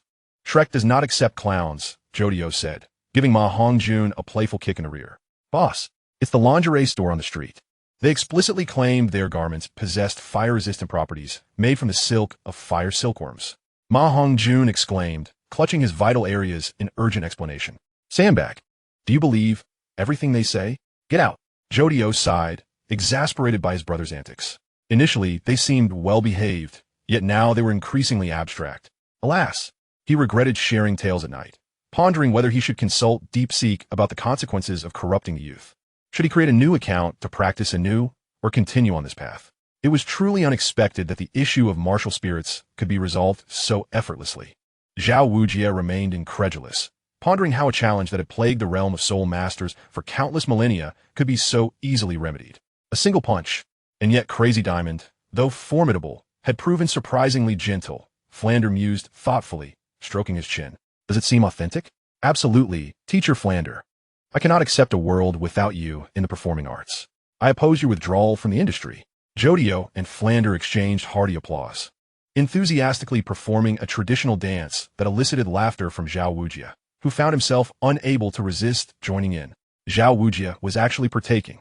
Could this be the result of the left brain attacking the right brain, leading to an unexpected revelation? Have you already conducted experiments? Zhao Wujia inquired, astonished while dancing. Otherwise, what do you think? Why have we been away for so long? It's merely the result of our prior experiments. Jodio replied with a serious expression, turning to face him. However, it is indeed true that I conducted experiments without informing Xiao Ma, and it is equally true that I must assess Xiao Ma's resolve. Nevertheless, I am resolutely determined to resolve this issue before Xiao Ma reaches level 35. This is my unwavering bottom line. Boss Jodio. Current publicly available information. Martial Soul. Phoenix Legend Fire Phoenix Holder. Ma Hongjun Soul Rings. Yellow, purple destructive power. B, speed. B, range. D, durability. D, precision. D, growth potential. A, martial soul ability. Summons a blazing inferno and a phantasmal phoenix that envelopes the user, simultaneously enhancing attack power and speed. However, this martial soul is challenging to maintain and is more suited for hit-and-run combat. The flame shield can have the impact of incoming attacks and expand the radius of the flames. The second soul skill temporarily doubles the user's speed and leaves behind a trail of flames in its wake. The latest third soul skill boasts exceptional offensive capabilities and speed, representing the highest damage output of this martial soul to date. Thanks to the restoration of the martial soul, its original negative effects have completely vanished, and its growth potential has further improved. Theoretically, all soul skills' power effects will be enhanced, possibly yielding even greater results. Chapter 47. The Entanglement of Fate. Today, the weather in Soto City is splendid, with the sun shining brightly, the vibrant blooms against the lush green grass, merrily running forward. Traversing the verdant mountains while remaining youthful at heart. Soto City is situated somewhat north of the Balak Kingdom, closer to the Stardo Forest. The scenery here is enchanting, and the agricultural industry is well developed, making it a notable granary of the Balak Kingdom. Just looking at the names of the nearby villages reveals this, such as the Shrek Academy, located in the village of Shurzwen. There are also various villages named Wheat Village, Barley Blessing Village, Cow Paradise Village, and Pig Tenacious Village, all of which signify that food scarcity is virtually non-existent here. Theoretically, famine could not possibly strike this region. Speaking of which, Qiao Diao wishes to voice a complaint. In his recollection of the original work, the first introduction of Balak mentioned that the king was named Kandela, and when introducing the Tiendo Empire, it stated that the king was called Okura. Was he perhaps Kandela's cousin? Could it be that Shuya's full name is Shuya Okura? That does seem plausible, which explains why not many find the name Qiao Diao Kiasta peculiar. Upon entering the city, a check of identification documents is required. If one does not have them, one can apply for a temporary permit for a fee of 1 silver coin. The guard at the city gate stopped the 2 children who were about to enter. Is an academy recommendation letter acceptable? The dark-haired youth pulled out a neatly folded letter from his pocket and presented it. This appears to be genuine. You may enter. The guard nodded amicably after reviewing it, recognizing the recommendation from the principal of Nodding Academy. After all, if there were any issues, they could easily verify it. A friendly reminder, Soto City has unique regulations. Here, soul masters are not permitted to bully ordinary citizens, at least not without cause. Additionally, do not provoke those who claim to be enthusiastic or part of an organization. Otherwise, you shall face the consequences, the guard added. All right, I understand. Let us hurry. I'm hungry. Fine, let us go. The pair, a young man and woman, embodying a romantic connection, are none other than Tang San and Xiao Wu. With 5 years of academic endeavors behind him, Tang San has officially received the Master's recommendation to enroll at Shrek. Although he is unaware of what Shrek entails, he knows that the Master is his mentor, who would never lead him astray, so he feels assured in proceeding without further concerns. However, as Tang San walked, he suddenly pondered, why are Soul Masters subjected to such stringent restrictions here? I didn't hear anything about this at Nodding Academy. He remarked to Xiao Wu, brother, your focus is rather strange. Shouldn't we be more concerned about that so-called enthusiastic group? Such an odd name. They must lack taste, Xiao Wu responded playfully. Tang San instinctively wanted to agree. Regardless, the name enthusiastic is indeed peculiar, and why refer to themselves as an organization? What bizarre sect is this? Hey, you clueless woman. Was it you who was whispering about the organization just now? Clearly, you're a despicable outsider. You outsiders should know shame. A youth with a disgruntled expression suddenly stepped out from the roadside, pointing at the two, causing both Tang San and Xiao Wu to feel a wave of displeasure. Excuse me, who are you? What does our private conversation have to do with you? Tang San felt a surge of annoyance, for reasons unknown, ever since he turned 6. He often experienced bouts of irritability, leading to unpleasant thoughts. Although he couldn't fathom why, he increasingly found himself resistant to and irritated by things that triggered his agitation. Like the youth before them. Huh, old man, you're not planning to fight me over something so trivial, are you? Xiao Wu could hardly contain herself. Having lived with Tang San for 5 years, She could easily discern his subtle changes in expression and mood. With a mischievous glint, she felt a twinge of excitement at the prospect of a confrontation. Listen, the most crucial aspect of a person is their pride. In the face of an insult to one's dignity, the organization has taught us to retaliate fiercely until our adversary is left incapacitated.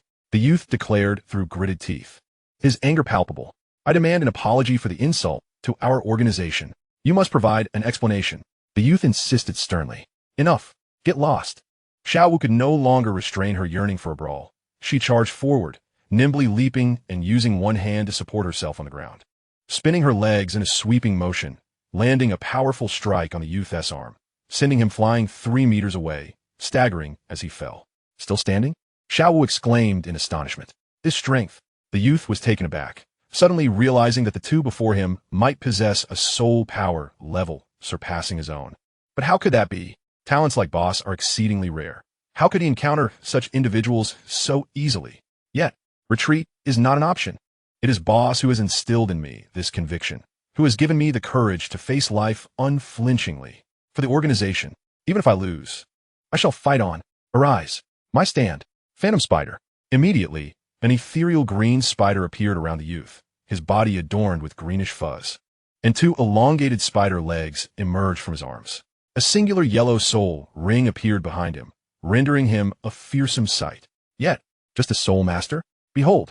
Xiao Wu unleashed her martial soul, the soft-boned rabbit, gracefully advancing once more. With a swift motion, she arched her waist, and in an instant, she leaped to the front of the youth, executing a high kick that shattered his defensive stance.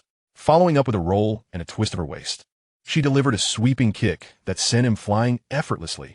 Oof! The youth landed heavily in a pile of refuse, feeling utterly incapacitated. Yet, in the face of such an insult to his pride, he chose to rise unsteadily. Goodness, how tenacious! The youth thought, wavering internally. Don't get too cocky. I have 3 more brothers named Wind, Thunder, and Lightning waiting for you. Hee. They will surely bring you endless surprises. Blood trickled from the corners of his mouth as he forced a smile. Not to mention our boss. You're in deep trouble now. The boss will undoubtedly storm in like a child bursting into your collectible room, akin to a wild boar rampaging through your vegetable garden, and like a furious woman rushing to the scene of a verbal skirmish, effortlessly obliterating you all. Xiao Wu, with a swift and decisive motion, stepped forward and delivered another kick. This time, the young man truly could not rise again. The force behind this kick was tremendous, conservatively estimated to break several ribs, potentially causing his chest to cave in. He collapsed entirely on the road, and it was evident that these injuries would keep him incapacitated for quite some time. Name, Rain Martial Soul, Phantom Spider. Incapacitated. Such is the fate of those who boast, Xiao Wu proclaimed with pride. Passers-by on the street, upon witnessing this scene, hurriedly vacated the area, deliberately avoiding this place. Nearby merchants swiftly pulled down their shutters and hung up closed signs, as if to evade these calamities. Let us go. Xiao Wu, let us find a restaurant for lunch, Tang Sect suggested as he grasped Xiao Wu's hand and walked alongside her. He felt a sense of unease. The earlier scene had stirred memories of a long-forgotten experience. In his recollection, when individuals from the martial world offended local tyrants, such scenes would often unfold. It seemed that Soto City was not as safe as it appeared, Tang Sect mused. Hi Boss Jodio. Current public intelligence, Martial Soul, Phantom Spider Holder, Rain Soul Ring, Yellow Destructive Power, D, Speed, B, Range, B, Duration, D, Precision, E, Growth Potential, C. Martial Soul Ability. As the name suggests, it possesses a notable advantage in speed, classifying it as a standard agile attack type Martial Soul, due to the inherent characteristics of spiders. It also possesses venomous capabilities, allowing the user to acquire venom-related soul skills after hunting poisonous soul beasts. It is a relatively low-tier type among spider martial souls, significantly inferior to a certain Pope's martial soul, and also falls short of many powerful spider martial souls, such as the abyssal magic spider or the man-faced venomous spider. However, with growth, it still retains commendable practical combat abilities. Chapter 48, The Entanglement of Fate. I'm sorry, dear guests, but our restaurant is closed for the day. Regrettably, we lack sufficient ingredients to serve you both, the manager stated. Esteemed Soul Master, all our tables have been reserved. May I recommend another establishment?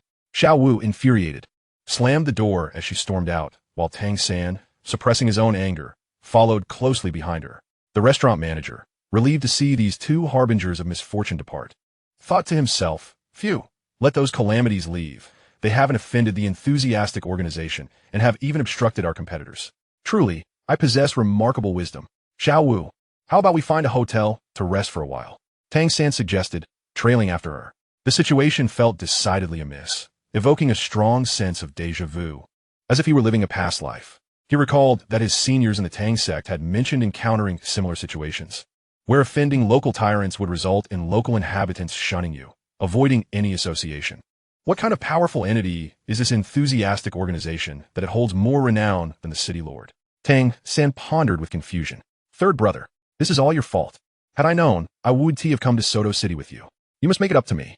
Xiao Wu exclaimed, hands on her hips. A hint of irritation in her tone. Xiao Wu, our immediate priority is to find a hotel to take a breather, Tang Sect said, trying to placate her. He sensed the precariousness of their situation, but with his hidden weapons, he believed he could hold his own against even a Soul Sect's attack. Third brother, didn't that restaurant give us an address? Xiao Wu, though still somewhat agitated, could distinguish between urgency and trivial matters, much like a child who, despite a spat with their mother, sneaks out for a meal, momentarily forgetting their pride. Ultimately, eating and resting took precedence over anger. Isn't that a rather obvious competitive tactic? Tang Sect remarked with a gentle smile, yet he decided to accompany Xiao Wu to that restaurant nonetheless. No one should go hungry, especially his sister, though her status as a sister remained questionable. The restaurant suggested by the previously rejected establishment was named Divine Chef Fugu, a name that intrigued Tang Sect. Along the way, he had encountered many establishments with peculiar names, such as noodles so delicious you could die, or noodles you'd eat even if you were dead. Goodness, can't these folks come up with better names? Boss, can you please open for business? Xiao Wu exclaimed angrily as she entered the restaurant, slamming her hand on the table. The employee behind the counter instinctively glanced at a nearby table, where Xiao Wu and Tang Sect also turned to see a balding man eagerly conversing with two blonde youths. It was a sight akin to a seasoned sycophant fawning over his beloved goddess, utterly nauseating. The two blonde youths instinctively turned their gazes toward them, while the owner immediately stiffened, fear evident on his face, trembling as if he didn't know how to react to the situation. Boss, this is a recommendation letter from other restaurants. You wouldn't dare refuse us, would you? Xiao Wu and Tang Sect exchanged glances and promptly adopted a more agreeable demeanor. Hands on their hips, with one hand producing the letter as they smiled amiably at the owner. Actually, our restaurant, the owner started, but at the signal from one of the golden-eyed blonde youths, he approached, anxiously wringing his hands. Boss, we'll eat and leave without causing any trouble. Tang Sect said seriously as he pulled out a chair to sit down.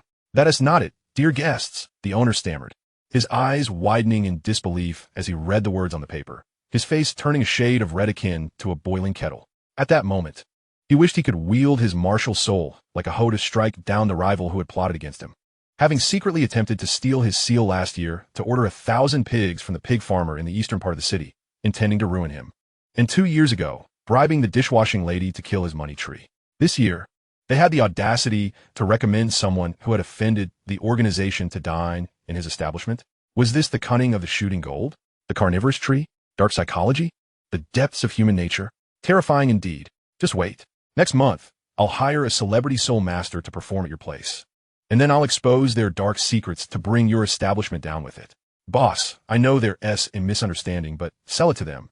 The golden-eyed, red-haired youth interrupted the dispute, calmly gesturing with his teacup. At his words, an immediate silence enveloped the room, all eyes turning toward him, as if he were the true protagonist of the scene. What does it matter? Guests are guests, are they not? The youth continued with an air of tranquility. Very well. The owner finally relaxed, wiping the sweat from his brow, and promptly instructed the kitchen to prepare the meal. With the true authority having spoken, he felt no need for further concern, believing that Jodio-sama already had a plan in mind. Thank you, Tang Sect said politely, nodding to Jodio. Jodio tilted his head slightly, finding the politeness amusing. It was rather humorous that he still knew to express gratitude. One could hardly imagine that this fellow would rapidly transform into such a person after ascending to divinity. Could one believe that he could effortlessly utter the phrase the path to death at any moment? The flames of anger within Jodio burned fiercely, yet they were soon suppressed. Like a line from a game, is it all worth it? Which fails to incite your anger. Akin to a scientist scoffing at someone claiming that the space shuttle operates on coal, or a wolf begging from humanity, deriding its own kind with disdain. Indeed, Jodio could become enraged, yet he must remember one crucial fact. This individual has traversed time from the ancient era. He is not a modern man. Their values, worldviews, and philosophies of life differ fundamentally, and even the ambitions of their earlier years diverge significantly. To put it bluntly, Tang San, as a researcher within the Tang Sect, can be considered fortunate to adopt the demeanor of a dark overlord after attaining divinity. One cannot hold unreasonable expectations of him. Just as one cannot expect a person who believes that a space shuttle is propelled by coal or firewood to comprehend the mechanics behind its flight. However, wrongdoing must be met with punishment. Retribution is necessary and just. Since time immemorial, the principle of an eye for an eye has been regarded as the highest moral standard among humanity. Even Sherlock Holmes once asserted that if the law fails to deliver justice, then, from that moment forth, private vengeance becomes legitimate, even noble and exalted. Jodio is a man of his word. Having declared that he would ensure Tang San meets a demise without a grave, he will undoubtedly fulfill that promise, where even death becomes a luxury. This is the baseline of a strong man's dignity and self-respect. He remains unyielding, impervious to any influence, both now and in the future, resolutely refusing to betray his past self. His former self expended every ounce of will in pursuit of vengeance, yearning for the future self to enact that revenge. To speak of letting go, to mention reconciliation, to suggest not allowing vengeance to blind one's eyes. What is past self? Is that not a betrayal of the self he once was? To desire to become a traitor? You must be jesting.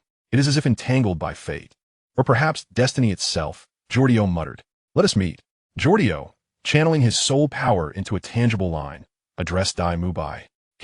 No need for further words. This suits my intentions perfectly. Dai Mubai nonchalantly stood up, sauntering over and reciprocating the gesture of channeling soul power into a line. Current publicly available information: martial soul, softbone rabbit owner, Xiao Wu soul rings, yellow destructive power, B, speed, A, range, D, duration, D, precision, B, growth potential, A. Martial soul ability. Although it theoretically should follow an agility-focused path, it has been shaped into a powerful attack martial soul. Due to its foundation as an agility-type martial soul, it retains considerable mobility even while delivering strong attacks, ensuring its speed does not lag. However, this also means that the unique high defense and resistance typical of attack-type martial souls are absent. Most often, it must rely on soul rings and soul skills to acquire defensive capabilities, as its inherent defense does not qualify as strong attack type, but merely aligns with agility-type defense levels.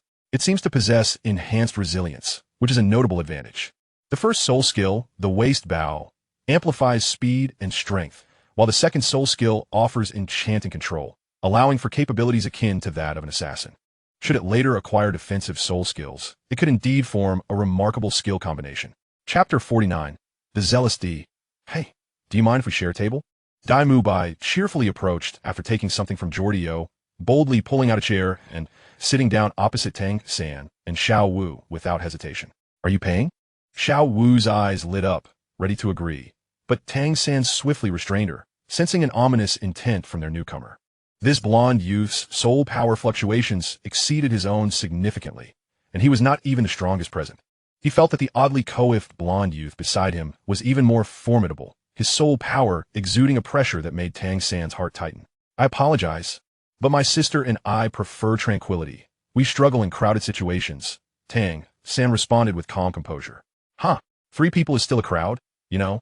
If my brother hadn't spoken up, you wouldn't even have a meal to eat. Dai Mubai remarked with a grin, leaning on the table. My name is Dai Mubai, a cadre of the enthusiastic organization. Dai Mubai suddenly dropped the jovial facade, speaking with a serious tone. Tang San's body jolted, exchanging a glance with Xiao Wu. Xiao Wu instinctively considered summoning her martial soul, but was again restrained by Tang San, who firmly kept her down. The enthusiastic organization, huh? I believe I've heard of it, Tang San replied coolly. I take it you haven't encountered a soul master who attacked our organization members? Dai Mubai brazenly propped his legs on the table, casually rocking his chair while studying the 2 children with curiosity. How could they possess such strength at such a young age? Were they scions of a noble house? Yet, how could they dare offend the enthusiastic organization? Even the city lord must collaborate amicably with them. It is well known that our enthusiastic organization is quite hospitable, like a gambler in desperate need of gold who spots a lender, or a person starved in the mountains for 7 days who lunges at a sandwich upon rescue. Soto City, too, must engage in foreign trade, always in need of many guests. Dai Mubai elaborated. However, while the enthusiastic organization welcomes guests and is eager to establish an order ensuring visitors can enjoy themselves, it does not welcome ill-mannered guests, nor those soul masters who resort to violence in public. Dai Mubai stood up, addressing them. My friend, what is your name? Dai Mubai inquired. I am Tang San, as in the Tang of the Tang people, and the 3 of 1, 2, 3, Tang San replied, maintaining vigilance while attempting to keep his tone as calm as possible, his wrist already poised to unleash his hidden crossbow at any moment, should this individual dare to attack. He was confident he could determine the outcome within 3 moves. If someone stood before you, hurling the most egregious insults, would you kill him? Dai Mubai cheerfully raised a finger while posing this question, seated at the table. Do I even need to say? Of course, he must learn the cost of his actions. Tang Sin replied, raising his gaze. Excellent. However, if this individual possesses a soul power superior to yours, should you retreat or bravely defend your dignity? Dai Mubai pressed further. Hey, you've been prattling on since earlier. We came to eat. Xiao Wu exclaimed, slamming her palm on the table as she stood, lending support to her man. She too sensed that this was the individual seeking them, but to avoid revealing their awareness, she decided to cooperate with Tang San, feigning ignorance of the situation. My apologies, but some matters must be clarified, Dai Mubai remarked, scrutinizing Tang San intently. Naturally, one must defend their dignity. Bamboo can be burned, but its integrity cannot be destroyed. Jade can be burned, yet its purity remains untarnished, Tang San answered earnestly, locking eyes with Dai Mubai. Remarkable. You nearly moved me to tears. Dai Mubai chuckled. Now, the final question. Have you at any point encountered that assailant? Dai Mubai leaned in closely, nearly face-to-face with Tang San, scrutinizing his expression for any signs of deceit. Yet, Tang San appeared unfazed, merely returning a neutral expression before signaling the waiter for their meal. Not a bead of sweat in sight, Dai Mubai remarked with amusement. Very well, I trust you. Regardless, should you uncover any leads, please contact the enthusiastic organization. Thank you both for your cooperation, Dai Mubai said, rising and patting Tang San on the shoulder with a smile. And now I take my leave.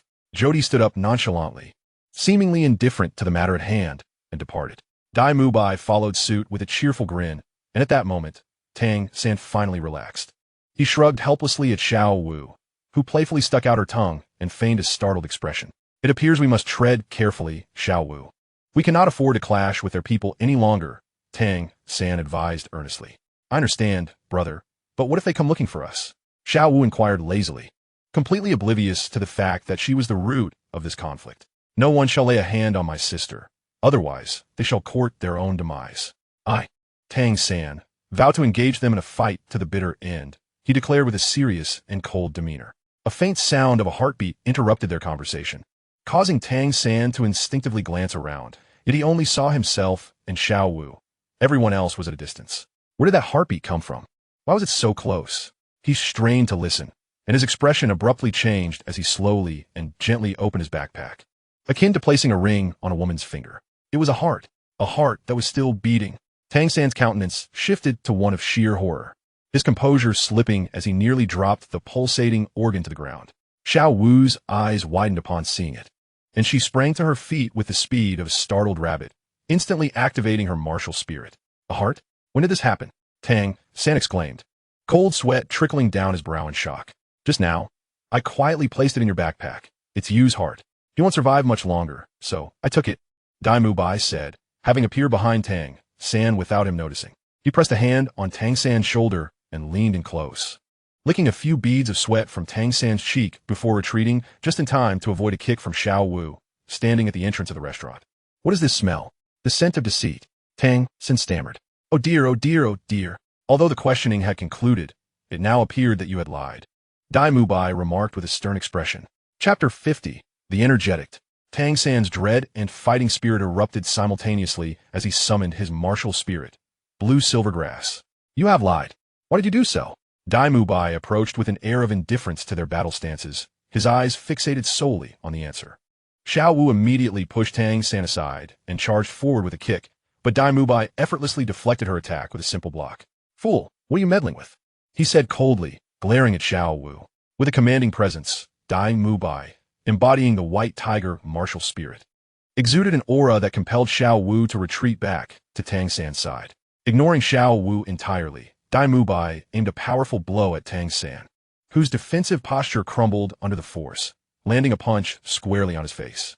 Third brother, Xiao Wu's eyes, resembling radiant rubies, flared with fury. She yearned to crush Dai Mubai like a machine wringing out waste, or as an eagle seizes a rabbit. Now, you must provide a reasonable explanation. Was it you, or did you witness someone else doing it? Dai Mubai summoned his spirit rings, pressing the interrogation further. The yellow, and purple rings represented absolute authority and dominance. He was indeed a sole sovereign. The restaurant, already sparsely populated, became eerily quiet as the owner and serving staff stared in shock, realizing that negotiations had rapidly deteriorated. Let them fight, Jody said nonchalantly, approaching the counter and placing a gold soul coin on the surface. What are you all staring at? Are you envious? Want to be beaten too? Dai Mubai shouted at the only remaining table of customers, who hastily dropped their payment and fled in terror. Xiao noted the resemblance of the trio's purple, yellow, and red hair to that of the fallen Yu, who had similar hues. Wasn't he a green-haired fellow? Answer me. The inquiry has turned into an interrogation. It was you, wasn't it? How audacious to disturb the peace. Dai Mubai's nude. This is bad. He's a sole sovereign. Tang Sen thought anxiously, recalling that the earlier punch seemed merely a probe, but now that they were both in their martial forms, it could not merely be a test. A mere sole sovereign is nothing to fear. Tang Sen feigned arrogance and confidence. Oh, Tang San, how bold of you, Dai Mubai replied, resembling a fierce tiger as he flexed his claw-like hands with a smile. Tang San, if you apologize now, perhaps I might let you two lovebirds off the hook. I, Dai Mubai, am not unreasonable. Apologizing and covering the medical expenses could spare you both, he said with a mocking tone. Tang Sen felt that this guy must have lost his mind. But if you refuse, there are many influential figures in the city, especially friends from the spirit hall who would take a liking to boys like you. And your girlfriend has a lovely appearance as well. Tang San, reacting instinctively, transformed into his spiked dragon form and charged forward, activating his Xianjade hand, preparing to strike Dai Mubai with a formidable palm. However, this was merely a facade. The true intent was the sleeve arrow concealed beneath his wrist. In close quarters, Tang San held the confidence that he could easily shred Dai Mubai's throat. Suddenly, a large hand grasped the impending sleeve arrow and his wrist, freezing the battlefield. Both Dai Mubai and Tang San stared in astonishment at the figure before them. For Tang San, this was particularly alarming. The imposing, golden-haired youth. He had finally made his move. Is this your style, to resort to lethal force over mere words? Jody asked calmly, observing the sleeve arrow on Tang San's wrist. If memory served, this little rogue seemed to carry a plethora of hidden weapons. Waiting for the test tomorrow with Zhao Wujia. As your organization's creed states, insults are absolutely intolerable, Tang Sen declared, swiftly withdrawing his hand like a slippery eel and stepping back to position himself alongside Xiao Wu, activating his first soul skill, Blue Silver Bind. Simultaneously, he aimed to control Jody and Dai Mubai with a preemptive strike. Xiao Wu coordinated perfectly, swiftly kicking away tables and chairs to create space for battle, delivering each kick with the force of a heavyweight fighter, enhanced by her high heels. Jody chuckled, then summoned his crazy diamond to counter her kicks, effortlessly executing defensive maneuvers reminiscent of the legendary Dio, blocking all of her attacks. He then leaped into the air, gracefully evading the blue-silver grasses entanglement, landing on a table and sitting down casually. He sat down, the owner exclaimed in shock from a distance. The posture he assumed was not merely seated at the table. Rather, he seemed to float effortlessly in mid-air, much like the stances depicted in martial arts novels, Jiao, with one leg crossed over the other, appeared to be sitting without any support. This fellow, could he possibly possess a spirit of weaponry? No. This manifestation clearly resembled a bee spirit, but why was it so detached? Tang Sen was taken aback by the thought. Could it be a disembodied, martial spirit akin to the Master-S? The astonishment deepened within him, and he couldn't help but feel a flicker of reverence for the Master. Indeed, the Master's words rang true. The world is vast and full of wonders. Insult? I refuse to believe my brother sought to offend you. Did you not first insult our organization and inflict harm upon others? By your logic, if you were to annihilate my entire family, I would then be barred from avenging them? The fault would rest upon my shoulders instead? Xiao Jiao questioned with a light-hearted smirk. It was akin to a cricket that, having hoarded no food in spring, faces starvation in winter, or like a truck driver who fails to secure steel coils, likely to be crushed under the vehicle's weight. Or even a white-collar worker who promises himself just 5 more minutes of sleep, only to oversleep. Were you not foreseeing your own consequences when you uttered those words? Xiao Diao scoffed. With such force, the inflicted wounds hardly seemed to bear your signature. It must have been that little girl. Xiao Diao cast a glance at Xiao Wu. Tang San immediately sensed the weighty aura of murderous intent and unabashed fury. The second soul skill, parasitism, was activated.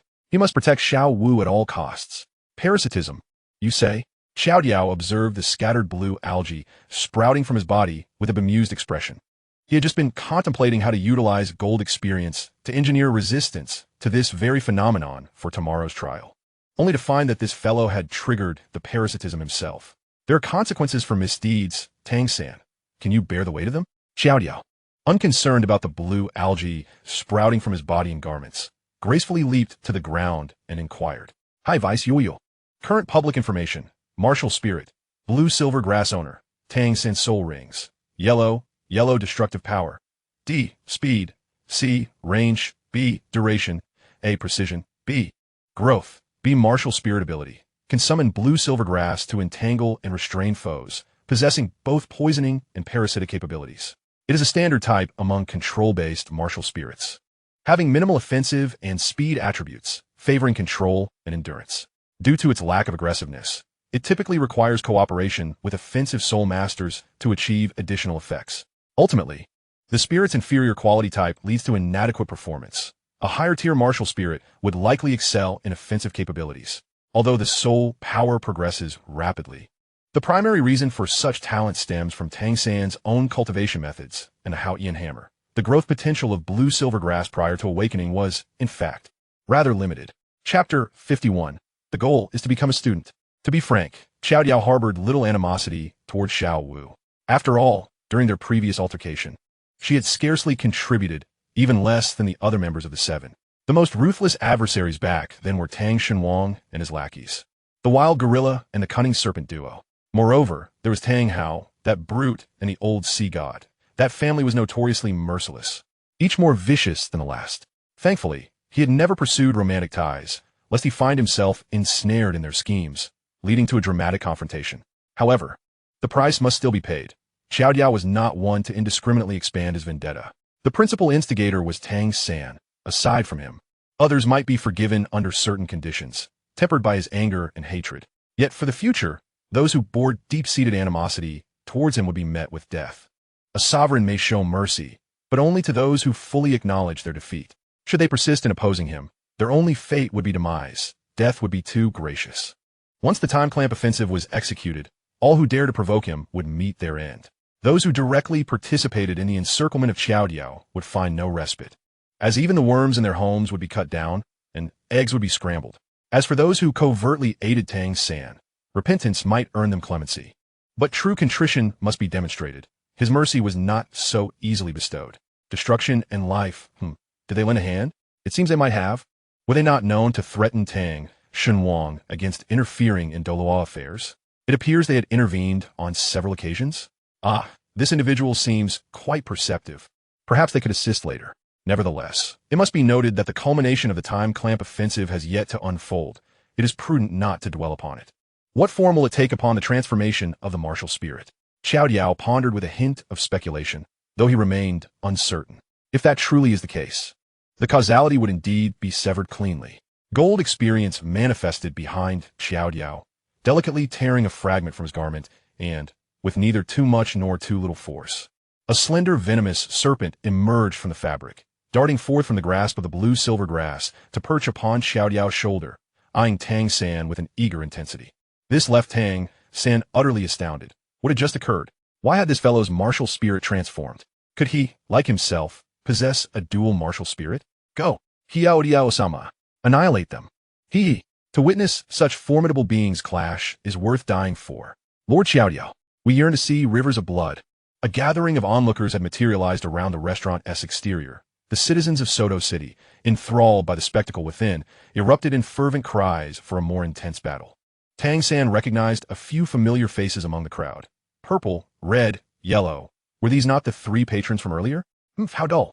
Xiao Diao lazily waved his hand, casting off the blue-silver grass before turning to leave.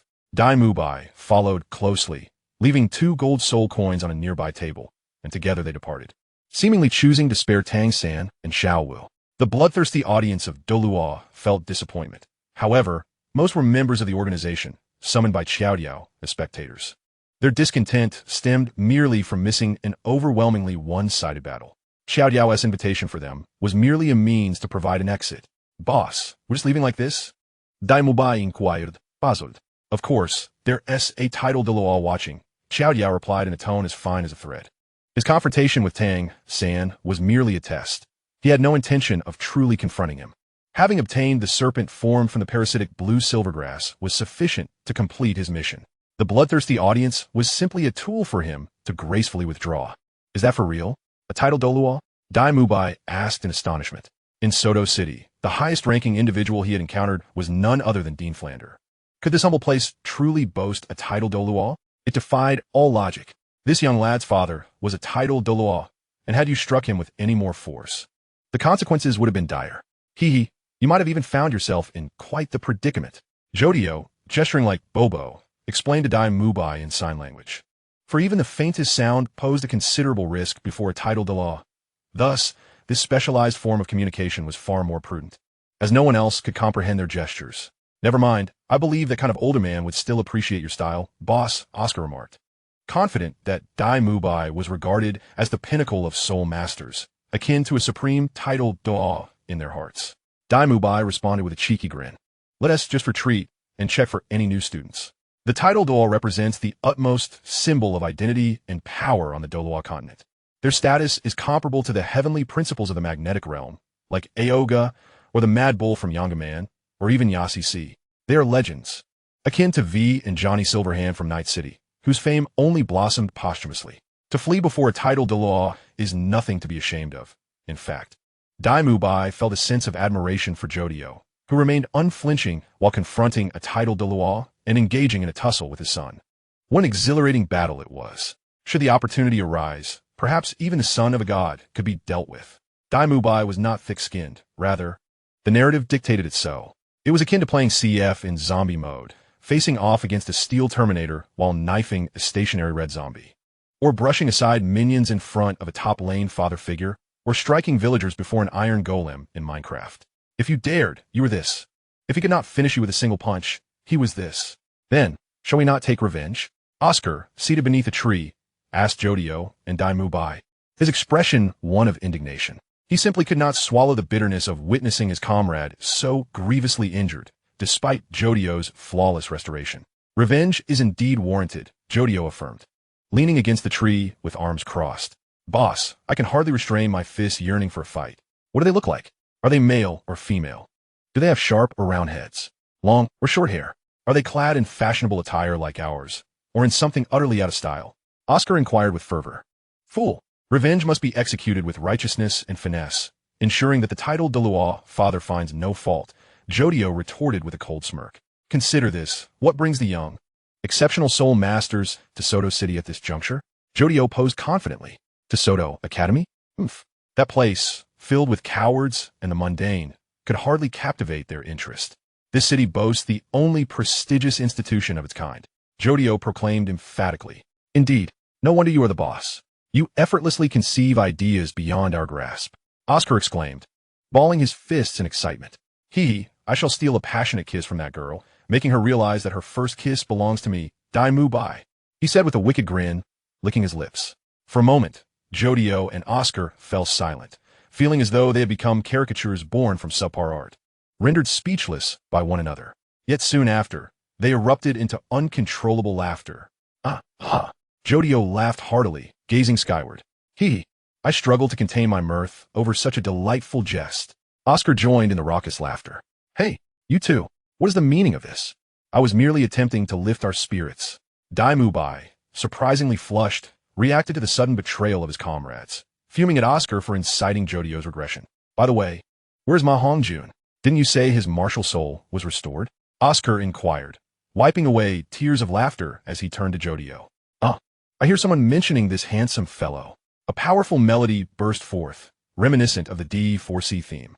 The red-haired handsome lad, donned in a flamboyant crimson vest and punk trousers, sauntered over with an irresistibly charming smile. Oscar, taken aback by the sight, glanced at Jodio, as if to say he desired the same. Desire what? Your looks hardly compare. Jodio chided with a laugh. That's beside the point.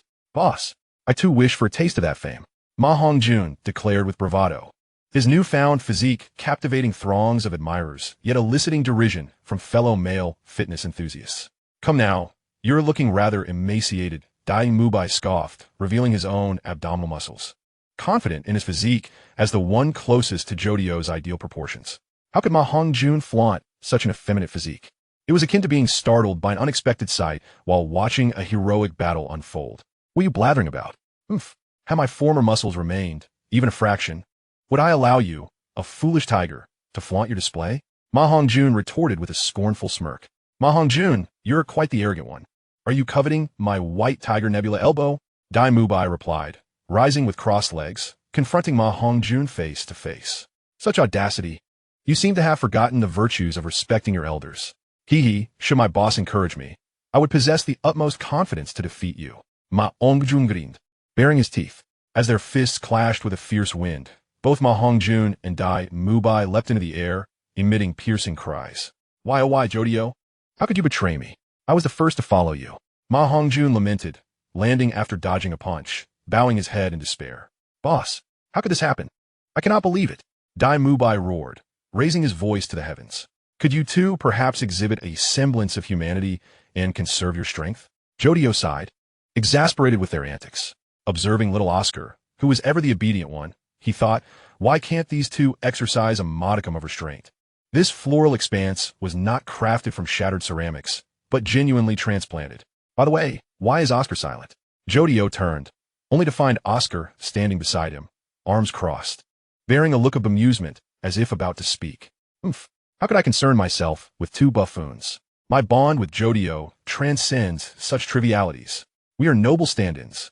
After all, from now on, I might reluctantly permit you to serve as my charioteers in exchange for a meager meal. Oscar declared haughtily, and you should speak less. Jodio said with a hint of exasperation, pinching Oscar's lips to prevent him from continuing. Just as he was about to issue his plans, he found his thoughts disrupted once more. Tomorrow, these two characters would likely arrive at the academy. Oscar, Ma Hongjun, you two shall be in charge of their reception. I shall borrow your comb for our hairstyles, Oscar. In any case, let us first lure them in, and I shall lend my strength when the time comes. Jodio explained as he styled his hair. This messy hair is so difficult to manage. Sighed Dai Mubai. Having such abstract junior classmates is quite the experience in this lifetime. Why not play a trick? Oscar suggested. Fool, we must accept them. The academy requires development. If worst comes to worst, we can simply ignore those two, Jodio reassured him. To be honest, he was not particularly inclined to engage with their eccentric personalities. But they were still young, after all. What if the great competition, or rather, the education of love, could reform them? Thus it was settled. I shall serve as this year's examiner. I will undoubtedly bring them boundless surprises. Oh, and there's one more thing we need you to do to prevent these fellows from being obstinate after their education. Come here, I shall explain. The sun shone brightly as the farmers began their day of diligent labor. They greeted one another with laughter and returned to the fields to toil in the soil. Fortunately, this year's harvest was still splendid, and with Lord Jodio's help, their lives had improved greatly. Not only had the rent imposed by the landlords been reduced by 20%, but they could also seek interest-free loans from enthusiastic organizations. How delightful. In the eyes of our Food Respect village, there is but one moon. That is Lord Jodio. Brother, look ahead. Bags of rice. Look at that little village. So many people. Xiao Wu exclaimed, wrapping her arm around Tang San's neck while pointing forward. And Tang San turned to see a long line of people scattered, seemingly awaiting something. Speed up. Accelerate. Sprint. Xiao Wu exclaimed, her legs clamping together in excitement. She had completely forgotten the conflicts of the previous day. After all, if nothing had occurred for an entire day, then surely it was all over. What was there to worry about? You little rascal, Tang San said, giving a playful pat to her rear as he swiftly activated his ghostly shadow steps and dashed forward. However, for some reason, a sense of anxiety quickly replaced his earlier joy. He felt that this place seemed rather unwelcoming, at least causing him some concern. Registration fee, 1 gold soul coin. Huge discount. Summer enrollment promotional sale. Register now and save 90. A simple wooden gate made of picket fencing, adorned with rustic carvings. Displayed a Shrek emblem engraved with wild lines and the bold characters Shrek Academy, accompanied by the vendor's calls, all attesting to a singular truth. Is this it? Xiao Wu asked, puzzled. Well, Master must have some profound intention. Perhaps there are Soul King level instructors hidden within this academy. Tang suggested to comfort Xiao Wu. Insufficient soul power, age not appropriate, cannot enroll. The elder at the entrance shook his head, ringing the bell on the table to beckon the next applicant. The parent of the rejected child was about to explode with anger when suddenly a bystander whispered something in their ear, causing them to retreat in fear and quickly lead their child away. 1 gold soul coin. Let us consider it a tip for Brother Dao. Why are your requirements so high? I see your academy's facilities leave much to be desired. One parent could no longer contain their query. On what basis? On 2 points. Step forward. SoulLand legend. The elder rose, solemnly bellowing. A long staff, intricately adorned with fine dragon patterns, materialized in his hand, radiating a powerful crimson aura. 6 soul rings of white, yellow, purple, and black emerged from beneath his feet, exuding the formidable presence of a soul emperor. In that moment, the elder ceased to conceal his cultivation, swiftly grasping an orange that Ma Hongjun had peeled from the table, refining it in a single motion. First, Shrek possesses exceptionally high-quality resources. Your child will receive meticulous guidance from teachers who are soul emperors of various types, offering their accumulated wisdom unconditionally. Second, Shrek Academy guarantees employment. With a Shrek Academy graduation certificate, your child can work at any business in Soto City seeking to hire employees, or alternatively, they may choose to join an organization. Our Shrek Academy only admits prodigies. Now, Ma Hongjun, a student of just 12 years, reveal your soul rings. Ma Hongjun, wearing an expression that suggested he anticipated this, immediately summoned his Fire Phoenix martial soul, displaying 2 yellow and 1 purple soul ring. The parent's expressions transformed into astonishment. 12 years old? A potential soul master? After the elder articulated these 2 points and Ma Hongjun exhibited his soul rings, the parent's confusion quickly shifted to acknowledgement. No wonder. It was that esteemed individual's academy, which explained everything. After all, graduates could become key members of that esteemed person. Organization? Tang San felt a pang of anxiety. Surely it could not be a mere coincidence. Perhaps it was just a name shared by chance? Moreover, he could no longer refuse. As a dutiful son of the master, even if he knew there were tigers ahead, he had to brave the mountain. I apologize, may I cut in line? A girl's sweet and melodious voice rang out. Tang San turned to see a girl who matched Xiao Wu's beauty stepping to the front of the queue. A serious expression on her face as she placed her hand on the table. Hi Boss Jodio. Currently available public information. Martial Soul, Dragon Pattern Staff, SoulLand Legend. Ulde, Li Yuzong. Soul Rings. White, yellow, purple, black. Destructive Power. A. Speed. B. Range. C. Durability. C. Precision. C. Growth Potential. C. Martial Soul Ability. An extension of the staff Martial Soul. This is a high-quality staff Martial Soul. Its attack power is superior, and it also possesses decent speed, categorizing it as a quality attribute within the same Soul Emperor realm. Theoretically, it should be a lower-tier Martial Soul to the top-tier Dragon Pattern Staff. However, considering that the Dragon Pattern Staff leans more towards dragon attributes rather than staff attributes, the correlation between the two may not be significant. Chapter 53. Fig Tower. The girl donned a pristine white dress, her beautiful pink bob haircut framing her face. Tang Sect glanced around her, seemingly not spotting any adults accompanying her. Did she come alone? So beautiful? She traversed this way, all by herself? How terrifying. 1 gold soul coin per measurement. Li Yuzong Nudda. And the girl deftly tossed the gold soul coin into the box, then pressed her left hand against the crystal ball. Immediately, the crystal ball emitted its usual glow, illuminating a bald parent in the crowd. Level 26, very good, you've passed. Li Yuzong nodded in satisfaction, then grasped her wrist to check her bone age. Smiling as he said, after all these years, watching these 4 big fellows passionately compete in matches, it's about time the school had a touch of grace. Junior sister. This way. Do you have any luggage? I can help you carry it. Ma Hongjun chuckled, clearly amused, exclaiming, wow, we have a junior sister. Is there an unexpected delight? I must embody the gentlemanly demeanor that Boss Jodio once taught. I think you can wait a bit. A chilling voice, reminiscent of ice, suddenly pierced the air beside him.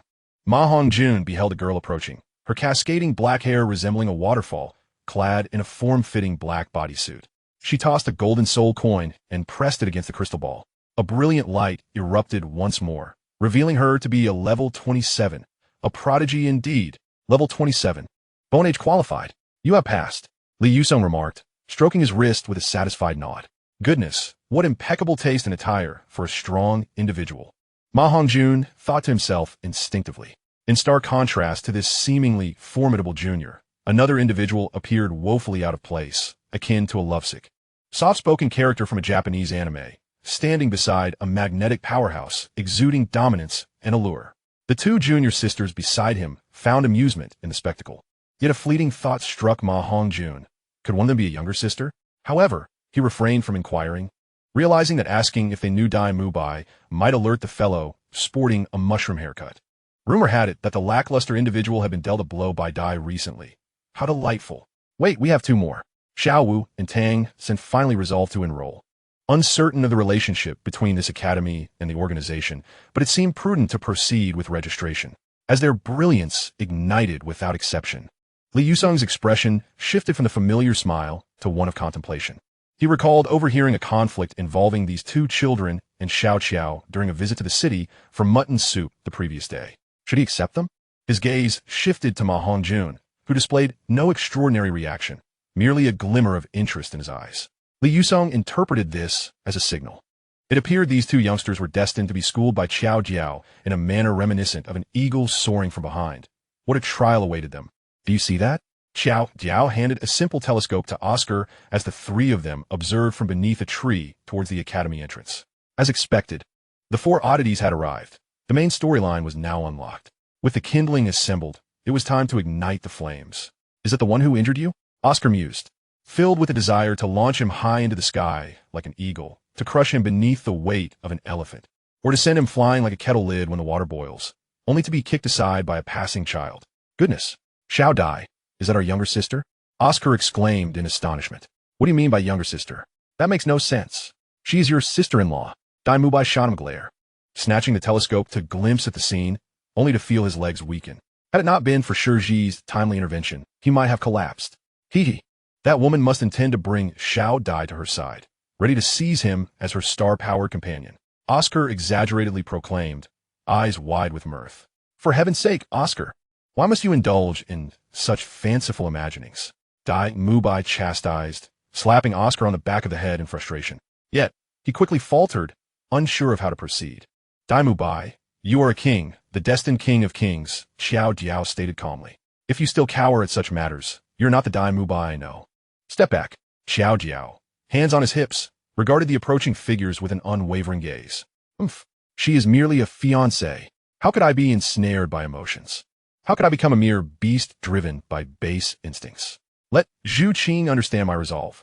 Surely, such a paragon of virtue will comprehend my plight. Dai Mubai instantly regained his composure, adopting a stoic stance beside Xiao Jiao, coolly asserting his thoughts. That's the spirit. However, refrain from such declarations in front of her. Xiao Jiao chuckled lightly. Summoned teacher Zhao. The trial for the new students is about to commence. He shed his outer garment, tossing it to Oscar, revealing a snug black tank top similar to Xiao Jiao's. Oscar and Dai Mubai admired the tank, which they too wore. Indeed, you are on the brink of your trials. Although we are unaware of which senior will oversee them, they are sure to bring you boundless surprises. Meanwhile, Ma Hongjun had shared the majority of the academy's structure with the four and was guiding them swiftly through a field of flowers. His refreshed demeanor, handsome visage, and amiable disposition undoubtedly left a favorable impression, while the abundance of blossoms brought joy to the young girls, suggesting that perhaps the academy was not so dreadful after all. Senior, who planted these flowers? Is there a floral martial spirit teacher in the academy? Tang Sect inquired, feeling an inexplicable sense of foreboding as he stepped deeper into the floral expanse, as if this place were inherently at odds with him. Ah, our leader planted them. Ma Hongjun replied with a cunning smile, hands tucked in his pockets as he walked. Leader? Xiao Wu asked, intrigued. Indeed, our leader, a figure we regard as a mentor, our savior in fate. To us, he embodies a loving father, the sun, an eagle, an unparalleled gentleman. For him, I could conquer the entire world.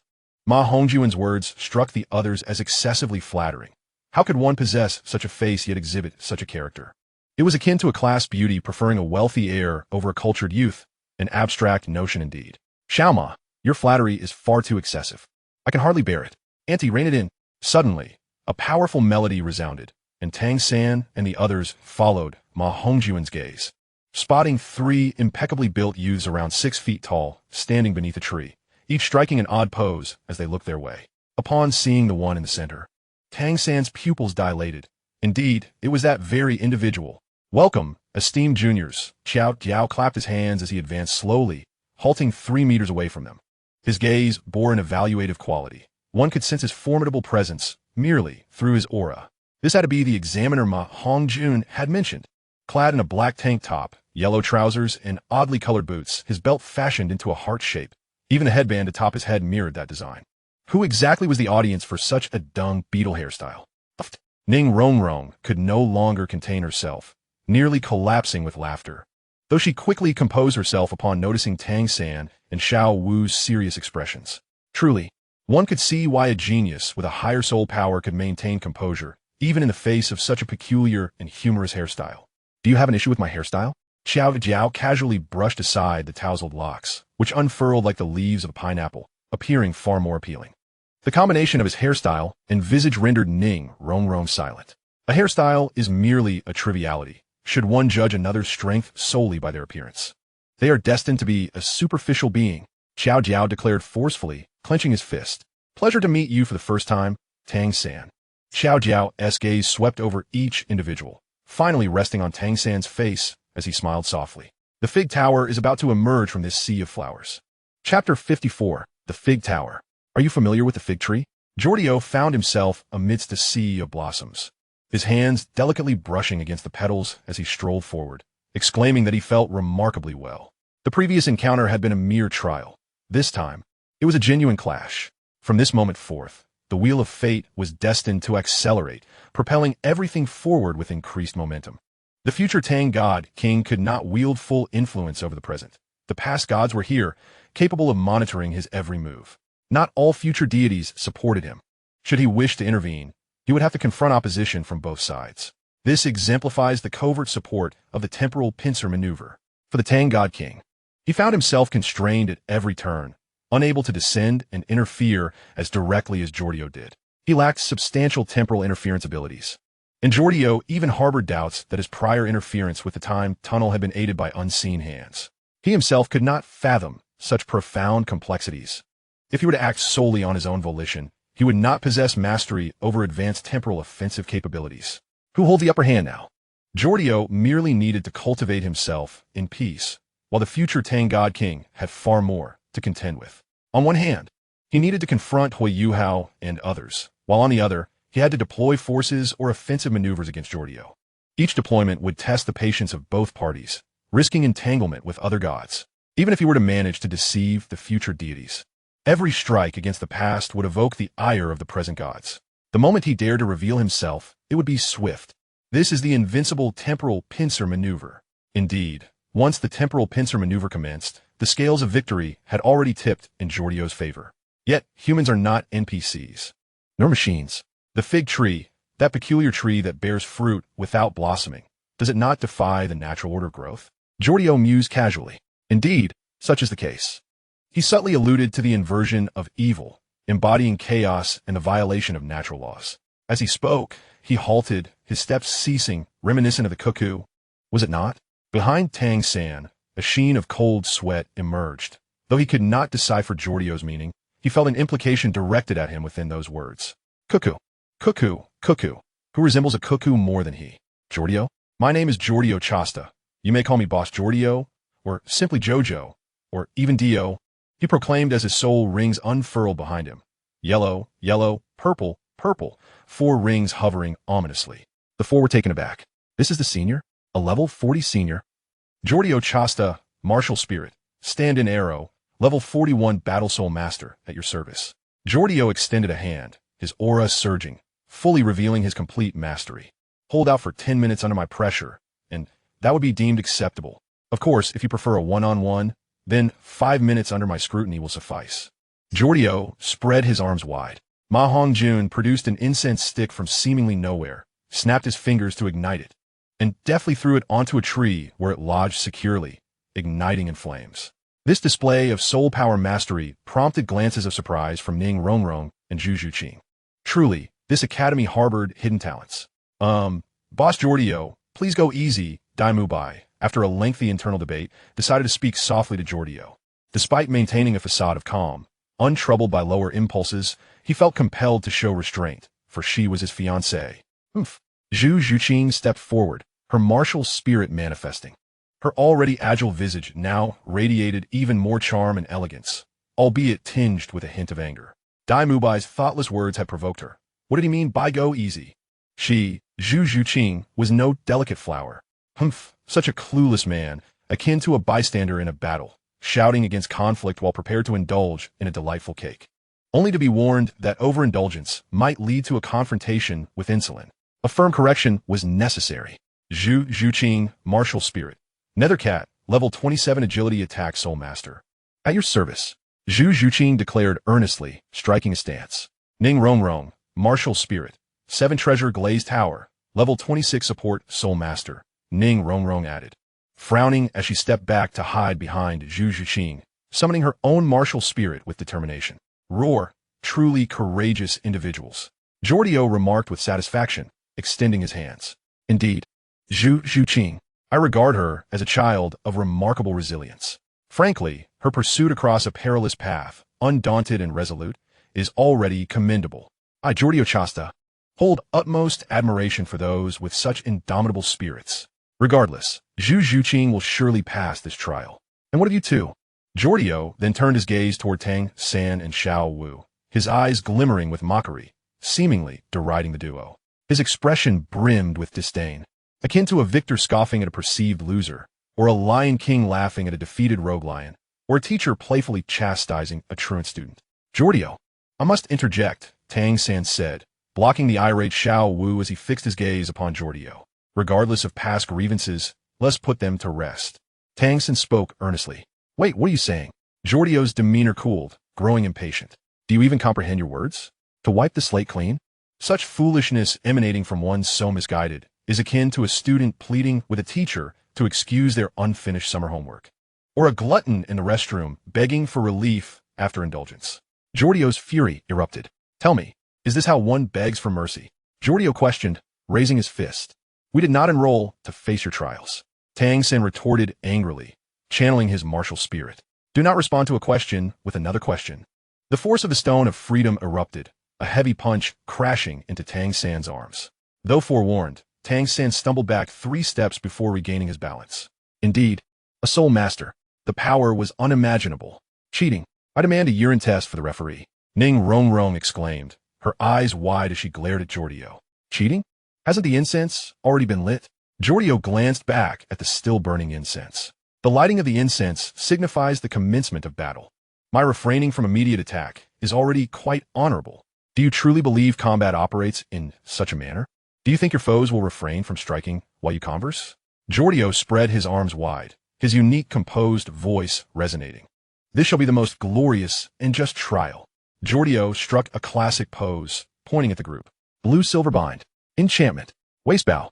Tang San and Xiao Wu instantly launched a combined assault upon Jodio, the ground erupting with a thick growth of blue silver grass, entangling around Jordio's legs, while the alluring pink light dazzled before him. A remarkable display of teamwork. The dual control type soul skills significantly enhance the offensive capabilities, creating an attack that seems to resonate with an unspoken understanding. Could it be that they were already prepared for battle? Ma Hongjun elaborated incessantly as he observed the battlefield. However, at the 8-character building, Jodio leapt into the air. The blue-silver grass had merely restrained him for a second before he forcefully broke free, rendering even the charm ineffective. It only caused him a momentary distraction. As a master of mental prowess, it was as if the mere soul skill was a futile attempt to control him, akin to hoping that a level 1 control skill could subdue a warrior clad in mercury boots and resilient armor. Oof. Jodio shot back a disdainful glare, triggering the backlash of his second soul skill, charm, causing Xiao Wu's dash to momentarily falter, blood trickling from the corner of her mouth. Yet, she did not cease her charge. Twisting her body, she unleashed a whip kick, followed by a powerful backward scissor kick, employing the strength of her thighs and gravitational potential to execute the 8-segment throw against Jodio. The anticipated weight did not materialize, and the force of her thighs was rendered ineffective. Instinctively, Xiao Wu glanced at her legs, only to find a thread caught between them. Where was he? Xiao Wu! Tang San's anxious voice rang out, and just then, Xiao Wu sensed a shadow looming beside her, as if the sunlight had been obscured. Jodio appeared at her side, backlit by the sun, and unleashed a devastating punch. The force was overwhelming. Stay tuned for the next episode. The most evil, the most domineering. Hi Vis Jojo. Currently available information. Soul, Nether Spirit Cat Holder. Zhu Zhuqing Soul Rings. Yellow, Yellow Destructive Power. C, Speed. A range. D, Duration. B, Precision. B, Growth Potential. Soul Ability. A soul that complements the Evil Eye White Tiger, achieving unparalleled speed among similar types, with few souls able to match its velocity. When cooperating with the holder of the Evil Eye White Tiger, they can unleash a formidable fusion skill that yields unimaginably powerful effects, contingent upon mutual understanding and sufficient strength. Therefore, the number of holders capable of mastering this fusion technique is likely very limited, while often evaluated in fanfiction and other versions as a divine-level soul. The original work seems to lack any mention of the existence of the Evil Eye Saint King, more likely a consequence of later alterations in the manga. Chapter 55. The Most Evil. The Most Domineering. Tang Sect mentally recounted every vulgarity he had ever encountered, realizing none could adequately describe Jodio. This fellow was disturbingly wicked, so much so that he did not even perceive his own malevolence. How could such a person be tolerated? Without hesitation, Tang Sect leapt toward Jodio, activating his second soul skill, Parasite Eruption, theoretically capable of momentarily paralyzing him with toxic venom. But how could that be possible? Jodio appeared utterly unaffected, his punch descending with unwavering might. In the final moment, Tang Sect wrapped blue-silver grass around Xiao Wu's waist, yanking her away to confront Jodio directly. Yet, he perceived Jodio's contemptuous smirk and the shift in his gaze. Following Jodio's line of sight, he indeed saw a blue humanoid figure launching a fist towards Ning Renxue. Meanwhile, Zhu Zhuqing was desperately attempting to counter that assault with a claw. But how could she possibly succeed? That was a full-force strike from a powerful attack type, Soul Master. Indeed, Jodio, utilizing the freedom of stone, effortlessly orchestrated dual assaults. His main body entangled with Tang Sect while the Stone of Freedom targeted the auxiliary Soul Master. Such a display of confidence in tactics. Such a nimble offensive strategy. Ma Hongjun exclaimed with excitement. It was akin to unleashing dogs upon an enemy caught unawares, or like hyenas attacking the cubs of a cheetah to force the predator to relinquish its meal. Diosama. What an ingenious strategy. Oscar, still holding his binoculars, remarked with curiosity. What will it be? A choice between two? Jodio sneered. Tang Sect had already provided an answer through action, his Xianyu hand meeting Jodio's punch head-on. Using the recoil, Jodio wasted no time in retreating from the skirmish. Following the Stone of Freedom as it surged towards Ning Renxue, the Stone of Freedom struck Zhu Zhuqing's stance, causing her to lose her defense immediately, followed by a powerful palm strike. Ning Renxue instinctively reached out to catch the airborne Zhu Zhuqing, only to retract her hand and dodge aside, allowing Zhu Zhuqing to tumble and roll, breaking numerous dogtail grasses before finally halting. Jodio landed smoothly and summoned back the Stone of Freedom. The outcome of the first round was clear. The agile attack type, Soul Master among the four, was no longer combat capable. Frankly, this was even easier than anticipated. In truth, the battle's outcome no longer mattered, for you are already destined to be defeated. Jodio pointed disdainfully at Tang Sect and his companions. At the most critical moment, only Zhu Zhuqing, the weakest agile attack Soul Master, thought to aid the support's Soul Master. You too should feel ashamed. Jodio chastised Tang Sect and Xiao Wu, likening their ignorance to infantry failing to shield archers, sending the cooks into battle instead. Tang Sect, answer me, what were you thinking at that time? This lack of tactical rigor is foolish. Jodio continued his interrogation. And you, worthless. An agile attack, Soul Master, took my heavy strike to save you. Yet you wouldn't even catch her when she fell. What were you thinking then? Jodio turned his gaze towards Ning Renxue. Is it possible that I, as a support Soul Master, am merely gathering courage in the face of this pressure? Ning Renxue attempted to defend herself. Support? Do you think they would genuinely come to your aid? Jodio chuckled mockingly. From the moment Zhu Zhuqing shielded you from blow, you should have understood that these two are less reliable than her. You must exert every effort to ensure the survival and combat capability of the Soul Masters willing to support you. Only then do you stand a chance of survival. Do you think the resolve of a support Soul Master is to cower in the back while watching battle Soul Masters fight to the death? Jodio scolded. What nonsensical notion. What are you fighting for? This outburst left the three of them in collective silence. The confidence they had harbored was swiftly extinguished in the face of his words. Truly, the Douluo Continent is rife with formidable individuals. How could they possibly let themselves become complacent? In the past, I knew a battle soul master and a support soul master. Jodio spoke sternly, akin to a general addressing his troops. When the battlefield turned unfavorable, the support soul master would even take a lethal blow to create an opportunity for a counterattack. Their soul attributes were not impressive. One possessed a shark spirit, while the other wielded a rather mundane and ineffective auxiliary interference spirit. Yet, they possessed such resolve, such fighting spirit. Jodio continued, "Do you dare to call yourselves geniuses? Do you possess such spirit? The battle continues. Either retreat like failures or fight until the last drop of blood is shed. Fight until not even a drop of sweat is left to spill. Until even breathing becomes an exhaustion." Without hesitation, Jodio advanced step by step towards them. And this time, Tang Sect finally reigned in his anger and dissatisfaction. He realized that Jodio was serious. His passion and reverence for battle could never be swayed by trivial emotions. Hence, it was imperative to confront him with utmost determination. "Jodio, your opponent is me." Tang Sect stepped forward, gritting his teeth as he spoke. "Xiao Wu, Safekwart Ningronggrong. Do not let anyone approach." Tang Sect called out to those behind him, and it was precisely in this fleeting moment that Jodio surged forward at lightning speed, reaching Tang Sect's front.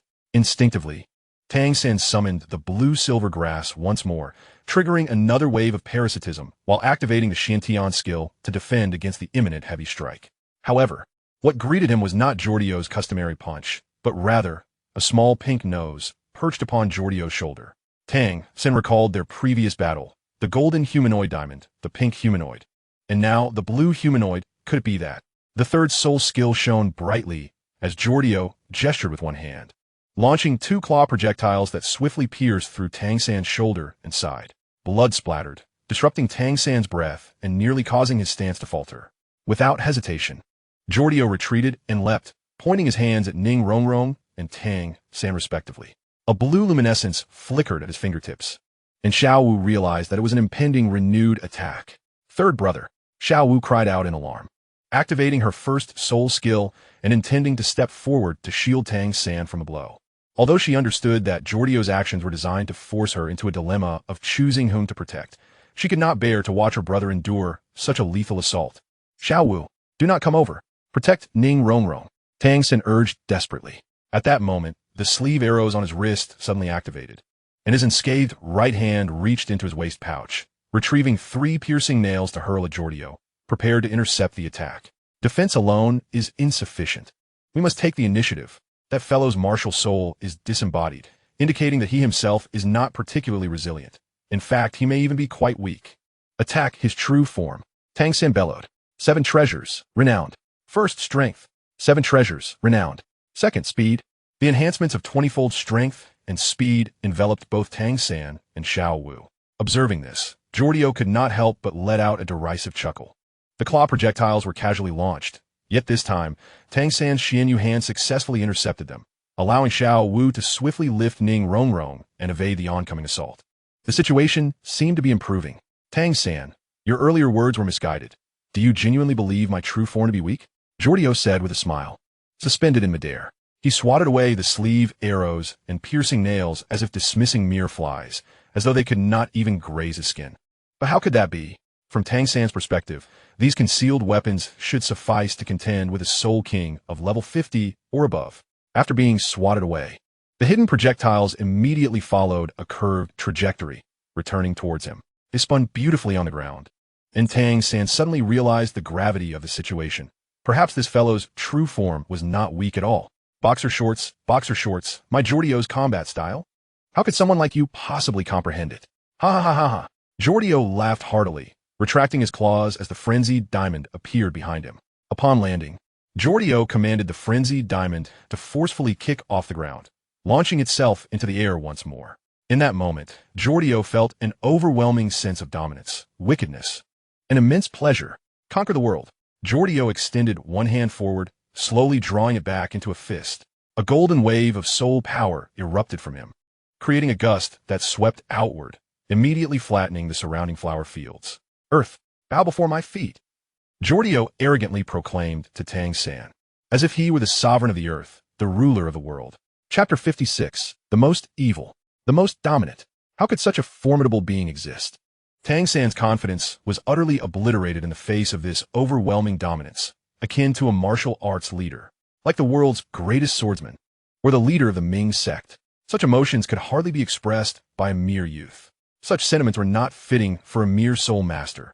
Yet, Tang San's resolve would not allow him to concede so easily.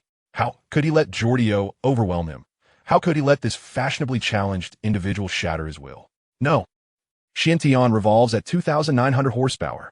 Even the Maiden disperses fluids. Tang San no longer hesitated. His hands flew up as though he were a player defending his loved ones in a game, or as if a factory worker's speed had been multiplied tenfold, or like a vendor frantically grilling sausages and egg pancakes for school children. Bone-piercing nails, willow leaf blades, locust stones, golden money darts. Even the dirt on the ground was seized by Tang San and hurled at Jodio. However, Jodio merely smiled wickedly as his fourth soul skill activated, and a frenzied diamond appeared in front of him. He and Jodio swiftly struck, deflecting most of the hidden weapons before rapidly descending together, stirring up thick smoke and vanishing within the haze. They had disappeared, Tang San thought, vigilant and anxious. He could not help but feel that a more dreadful soul skill awaited him. A faint swirling sound emerged from the ground, and Tang San immediately pinpointed its source. Those hidden weapons, casually deflected by Jodio, were now spinning in a circular motion, approaching him relentlessly. Cold sweat trickled down Tang San's forehead as he felt an overwhelming shock. How could this be? Was this truly happening? In the Tang Sect, Tang San had once stumbled upon records indicating that profound inner strength practitioners could effortlessly manipulate hidden weapons, even controlling them like animals. It was said that those from the Tang Sect who provoked such powerful practitioners would meet a grim fate. Rumor had it that even 10% of their lives would be exceedingly difficult to preserve. Third brother, Xiao Wu's voice cried out from his side, and Tang San, unable to focus on the approaching hidden weapons, shifted his gaze to Xiao Wu's predicament. He saw her protecting Ning Rongrong, kicking left and right as if to fend off something. It's a snake. A venomous snake. The most toxic of poisons. The kind only found in books. A snake that is beyond imagination. This guy is truly unfathomable. Maon Gijun exclaimed excitedly. A swarm of venomous snakes surged towards Xiao Wu and Ning Rongrong, causing the two girls, around 11 or 12 years old, to turn pale, their legs trembling. Witnessing the dire situation, Tang San immediately activated his first soul skill to entangle the snakes, swiftly heading towards Xiao Wu and the others to provide his assistance. Tang San, in that fleeting moment, did you think about losing? Jordio's figure suddenly appeared beside him, and as Tang San watched the ground collapse, Jodio leapt up from the sunken earth. Just as Tang San barely managed to stabilize his stance, Jodio unleashed a series of heavy kicks on Tang San's arms. The sound was akin to a machine gun firing, and with one final shout of "Wooden Big," Tang San was sent flying 5 meters away. What tremendous strength! What incredible speed! What a powerful blow! So strong. This force and lethal strike were akin to a raging bull charging at a red cloth, a crocodile lunging for meat, a vengeful creditor pursuing their enemy, or a destitute soul master rushing towards the spirit hall for aid, just like a lustful demon rushing towards a brothel. How could I withstand this? How could I possibly endure it? For the first time, Tang San felt powerless. In his 12 years of life, he had consistently triumphed over his peers, with victories fostering a sense of superiority and confidence. Yet today, he faced an unimaginable foe, one as wicked as they were dominant. Jodio, Tang San, with great effort, pushed himself up from a half-kneeling position, a trickle of crimson blood staining the corner of his mouth, clearly indicating he had sustained significant internal injuries. Why? Why did this guy strike with such ferocity during the fight? He didn't hold back at all. Was he not afraid of killing someone? Third brother, Xiao Wu, in a fit of agitation, attempted to rush towards him once more. But Tang San reached out to stop her despite the blood trickling from his lips, gritting his teeth with fierce determination. No one could intervene in their battle now. Jodio, you can provoke dragons and tigers, but you should never provoke me. I can endure many things, but I cannot tolerate your insolence. Jodio, you despicable villain. Do you not feel any shame in employing such underhanded tactics? Tang San shouted, his finger accusingly pointing at Jodio. Shame? That is something I discarded eons ago. Jodio replied disdainfully, crossing his arms. Your next words will be, how can one so wicked be worthy of being strong? Jodio asked further. So wicked? How can you be worthy? Jodio, was this part of your scheme? Tang Sect exclaimed in shock.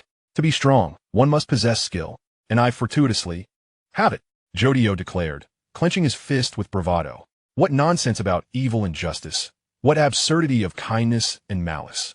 Right or wrong, in this vast world, filled with repulsive elements, how many can truly navigate it with clarity? Jodio shouted, his words heartfelt and primal, reflecting his innermost thoughts. Evil? Justice? As long as one possesses power, can one not cleanse their name, even if it means oppressing others and hindering their ascension? Can one not be seen as a maintainer of order? Hee, for 10,000 years, no one has attained godhood. How many geniuses had opportunities that were brutally snuffed out? In this world, it matters not whether one is good or evil. Ultimately, everyone faces retribution. Tang San, I desire your girlfriend. If I say this, what do you do to stop me? Jodio taunted, pointing at Xiao Wu. You dare. Tang San's eyes instantly turned bloodshot. The fleeting rationality he had just regained nearly shattered once more. Why should I not dare? This is power. It is my prerogative to do good when I wish and to do evil when I desire, Jodio proclaimed, his malevolent intent palpable. Tang San, do you believe that if I were a titled Douluo, not only would your girlfriend willingly offer herself, but you would too? And yet, despite all this, those around him would still flatter him, proclaiming him to be the embodiment of justice, while branding you as the blind one. Do you not find this absurd? Jodio sneered again. Indeed, to become a strong individual, only the strong can indulge their desires.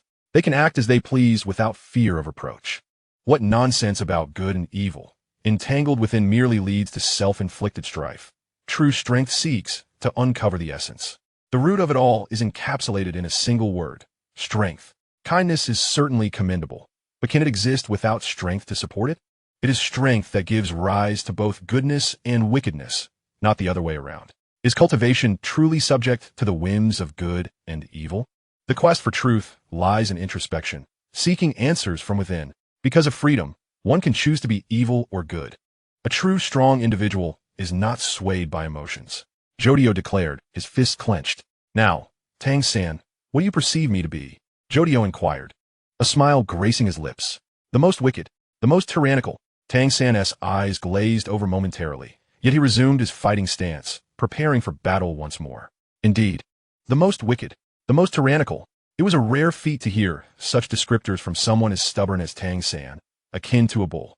Could this signify that his overwhelming ambition had become so pronounced that even the blind could perceive it, the deaf could see it, and the mute could smell it? Yet that was insufficient.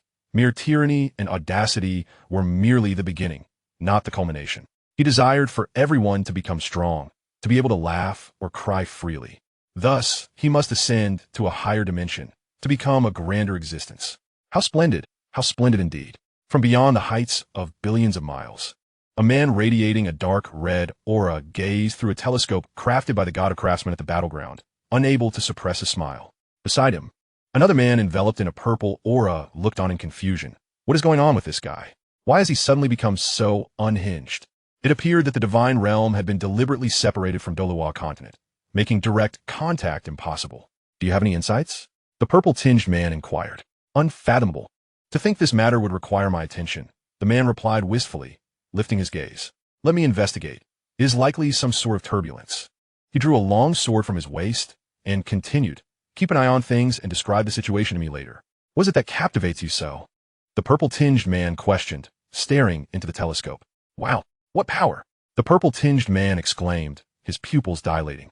Tang San, I shall grant you no respite. This will be your final blow, Jodio declared, addressing the four, including the barely standing Zhu Zhuqing. The frenzied diamond reappeared behind him. The most offensively potent of the four soul rings, yet the gentlest in capability. Regardless, employing the frenzied diamond was quite convenient. At least one could heal while unleashing overwhelming force, could they not? Fierce, tyrannical, powerful. A thunderous punch came crashing down. Tang San had no doubt that this blow could effortlessly hammer his head from his neck into his chest, transforming him into a decrepit tortoise. However, retreat was no longer an option. The disparity in strength was too despairing to fathom.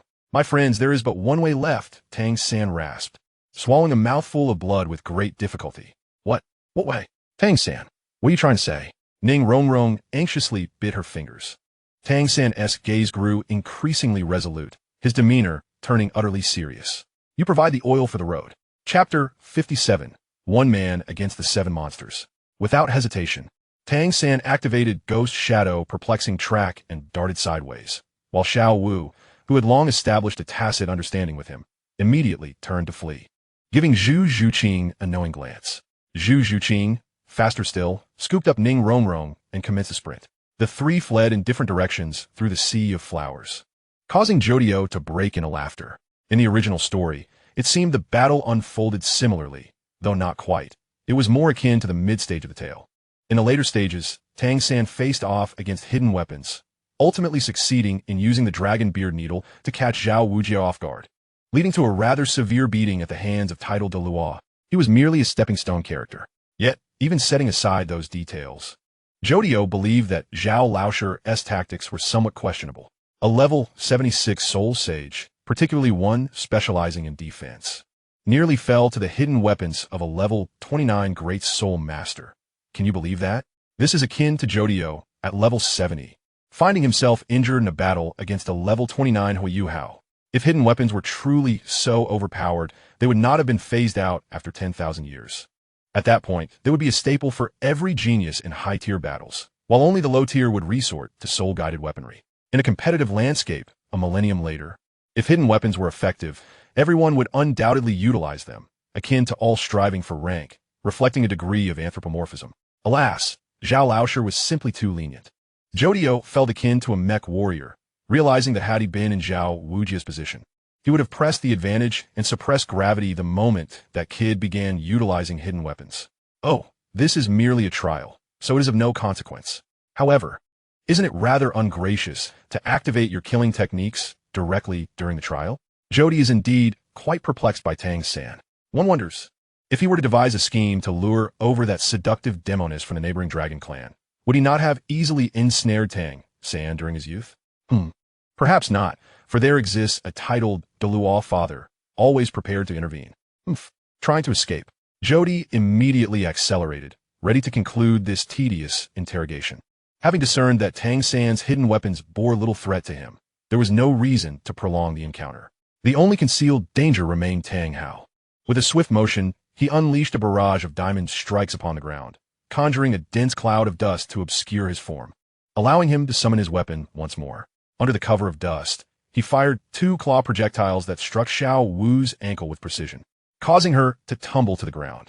Suddenly, a towering earthen wall erupted, obstructing Zhu Zhuqing's swift advance and momentarily halting her momentum, allowing Jody to catch up to her. With a swift transformation from punch to palm, he sent Zhu Zhuqing and Ning Rongrong flying across the ground.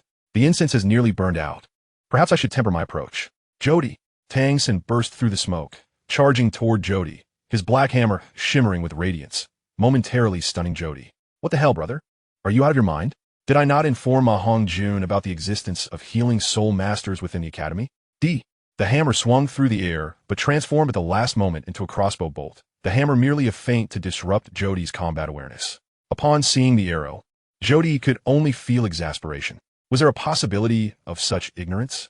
Jody slapped his side, and a golden iron ball promptly shot forth from his waist pocket, colliding with the poisoned arrow, sending it soaring into the sky before plummeting far away. Jody himself was knocked back by a powerful palm strike, staggering several steps before managing to regain his footing without collapsing. Impressive. I believe you can pass, Jody remarked to Zhao Wujia, who had been observing the battle. You managed to withstand a couple of attacks and contend with the substitute's onslaught. That qualifies as acceptable. Zhao Wujia nodded in agreement.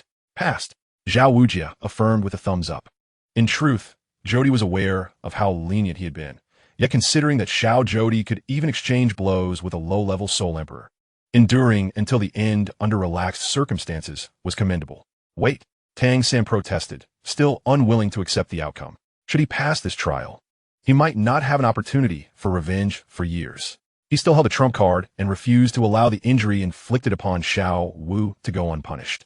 His fighting spirit demanded that Jody pay dearly. Fool, it's over. Time to wrap up. Jody approached Ning Rongrong and Zhu Zhuqing, delivering a punch to each in Tang San's astonished gaze.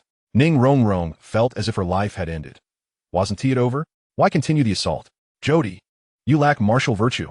However, the anticipated blow did not materialize. Instead, Ning Rongrong felt a warm current envelop her body, swiftly healing all her external and internal injuries, even restoring a fractured rib. This is healing ability. How can this be possible? Indeed, at present, I'm actually pursuing a path of healing, Jody calmly replied. How can a healing soul master possess offensive capabilities? Zhu Zhuqing, astonished at her restored state, blinked in disbelief. If that were to reach Joestar's ears, you would surely be reprimanded, Jody shrugged, striding toward Xiao Wu. In truth, even auxiliary beings like Frost Traveler can exhibit commendable combat prowess. Even FF possesses a modicum of healing ability. Ultimately, the martial spirits of Douluo Continent are somewhat constrained by conventional thinking.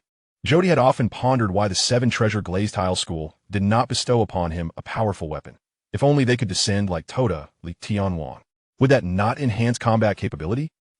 Further exploration is warranted. Had he known, he would have assisted Ning Tian's younger sister in a profound martial spirit enhancement to see if it could succeed. At the time, due to pressing circumstances, he had been unable to proceed. Perhaps he should call Yuhao later? Surely Ma has mentioned the existence of healing soul masters at the academy, right? Have you lost your mind? Planning to turn this trial into a life-or-death battle? I wouldn't mind, but do you truly believe you can win?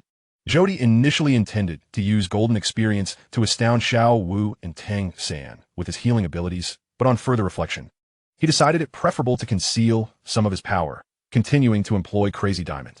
The longer he could delay revealing his full capabilities, the better to cultivate illusions in their minds. Tang San was at a loss for words. Instinct urged him to express gratitude. Yet his disdain and fury toward Jody compelled him to maintain his pride. These conflicting thoughts left him no choice but to silently nod and proceed to gather the concealed weapons. Such ignorance, Jody disdainfully remarked to Xiao Wu. It was not yet time to strike at these two. He needed to devise a means to lure away his Douluo father. Perhaps a bit of hardship for the old loner? I find this trial exceedingly beyond the scope for great soul masters. It strikes me as quite unreasonable. Jody turned to see Ning Rongrong approaching Zhao Wujia for adjudication. What was this woman stirring up? Had she not already passed? It has always been this way. Battling Xiao Jody reveals your synergy and combat awareness best. Zhao Wujia responded nonchalantly, even amused. What did it matter if the Seven-Treasure Glazed Tile was involved? It was of no concern to him. He was merely preoccupied with thoughts of the mutton soup for dinner. Ah, how he craved it. He would ask Xiao Jody to bring back a portion. Yes, with extra scallions, no cilantro, please. Isn't it overwhelmingly favorable for soul clans to combat great soul masters? Shouldn't the assessment be conducted by a soul venerable? Ning Rongrong voiced her grievances. She felt a twinge of imbalance. How could a battle soul master possess such formidable healing capabilities? It was utterly unfair. The requirement is merely to endure for 10 minutes. Back in the day, Xiao Dai held out against Xiao Jody for a full 10 minutes. Zhao Wujia bemused by the abstract complaints of this student. Was this merely seeking trouble?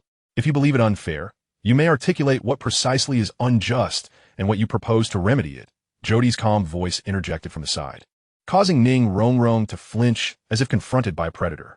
She gritted her teeth, eager to respond, but Jody interrupted her once more. Ning Rongrong, in fact, you're the least qualified among this group.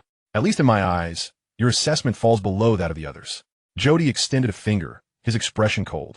What did you say? Ning Rongrong reacted as if her tail had been stepped on, furious as if a struggling student had received criticism for not taking their study seriously. This was utterly intolerable. She demanded an explanation. Am I mistaken? The Seven-Treasure Glazed Tile School, the foremost weapon spirit sect, produced a fool like you? Jody turned away, disinterested in Ning Rongrong. If such ignorance had been present during the Douluo II era, he would have slapped her without hesitation. Back then, he had dealt with matters with a firm hand, never granting such trivialities a moment's consideration. And where is your auxiliary soul master spirit? Are auxiliary soul masters merely burdens waiting for battle soul masters to rescue them? Is it true that beyond providing support, you are incapable of accomplishing even the simplest of tasks? Jodio inquired, turning around with piercing eyes. Oscar, he called out. Boss. Oscar replied, hands on his hips as he stepped forward, looking up. You three, come together. Let these newcomers witness what true combat entails. Hi Vice Yoyo. Current publicly available information. Martial Soul, Seven-Treasure Glazed Tile. Beare, Ningrongrong. Soul Rings, yellow. Destructive Power, none. Speed, none. Range, B. Durability, B. Precision, A. Growth, B. Martial Soul Ability, provides attribute enhancement for allies or oneself, achieving a terrifying percentage increase. The higher the level, the more effective the enhancement, and it can be utilized for multiple individuals, making it a remarkably flexible and solid martial soul ability. However, due to its inherent deficiencies, the holder can only ascend to level 79, which is a significant flaw. Theoretically, if the martial soul were to be completed, it could instantly evolve into the 9-treasure glaze tile, a claim Jodio had experimentally verified in the future timeline. However, whether the martial soul could possess offensive capabilities remains in question and requires further experimentation. Chapter 58. One person against the 7 monsters. Just finished one battle, and now another? This was the instinctive thought of Ning Rongrong and her companions. Even a soul master at the soul ancestor level would surely face fatigue, right? Continuously utilizing multiple soul skills. One cannot possibly remain in peak condition. The seniors must all be soul kings. How could one triumph in a 1 versus 3 scenario? Gulalala. Haha. Jodio laughed heartily, relishing the shock and confusion of Ning Rongrong, as well as the admiration from Zhao Wujia and the readiness of the other 3. These contrasting emotions invigorated him. Indeed, this is what it means to be alive. There is no concept of fair duels on the battlefield. Jodio swiftly retreated, only to be immediately followed by Ma Hongjuan's Phoenix Starcloud Rupture. Had Jodio hesitated for even a moment or relaxed his guard, he would have been struck directly by this single-target killing move. What a dutiful son. The attack came mercilessly toward his beloved senior. The Phoenix also shines upon the ants. Such is my benevolence. Ma Hongjun, level 33, Speed Defense Flow Battle Soul Master, declared. Ma Hongjuan's figure emerged from the flames. His martial soul already manifested, displaying a proud grin as he tossed his hair back and proclaimed, "Those who believe in miracles are themselves already as magnificent as the miracle. And I am the miracle itself." Oscar, level 36, Auxiliary Battle Soul Master, making his appearance. Oscar's aura was no longer concealed as he approached slowly, each hand gripping a blue iron ball. Auxiliary system? Battle? Soul Master? Ning Rongrong sputtered in disbelief. What does this mean? When did auxiliary systems become battle soul masters? And why such a high level? 36. Ha ha ha ha. Dai Mubai couldn't help but laugh heartily. All right, he will be the last to make his entrance. Thus, his appearance would inevitably sweep everything away, decisively dominating the scene. Who dares to claim invincibility? Who speaks of being undefeated? Dai Mubai, with his martial soul manifested, declared proudly. To the world, no one dares to claim invincibility. Dai Mubai roared. Dai Mubai, level 39 Battle Soul Master. I challenge. 309 levels? Zhu Zhuqing was momentarily taken aback.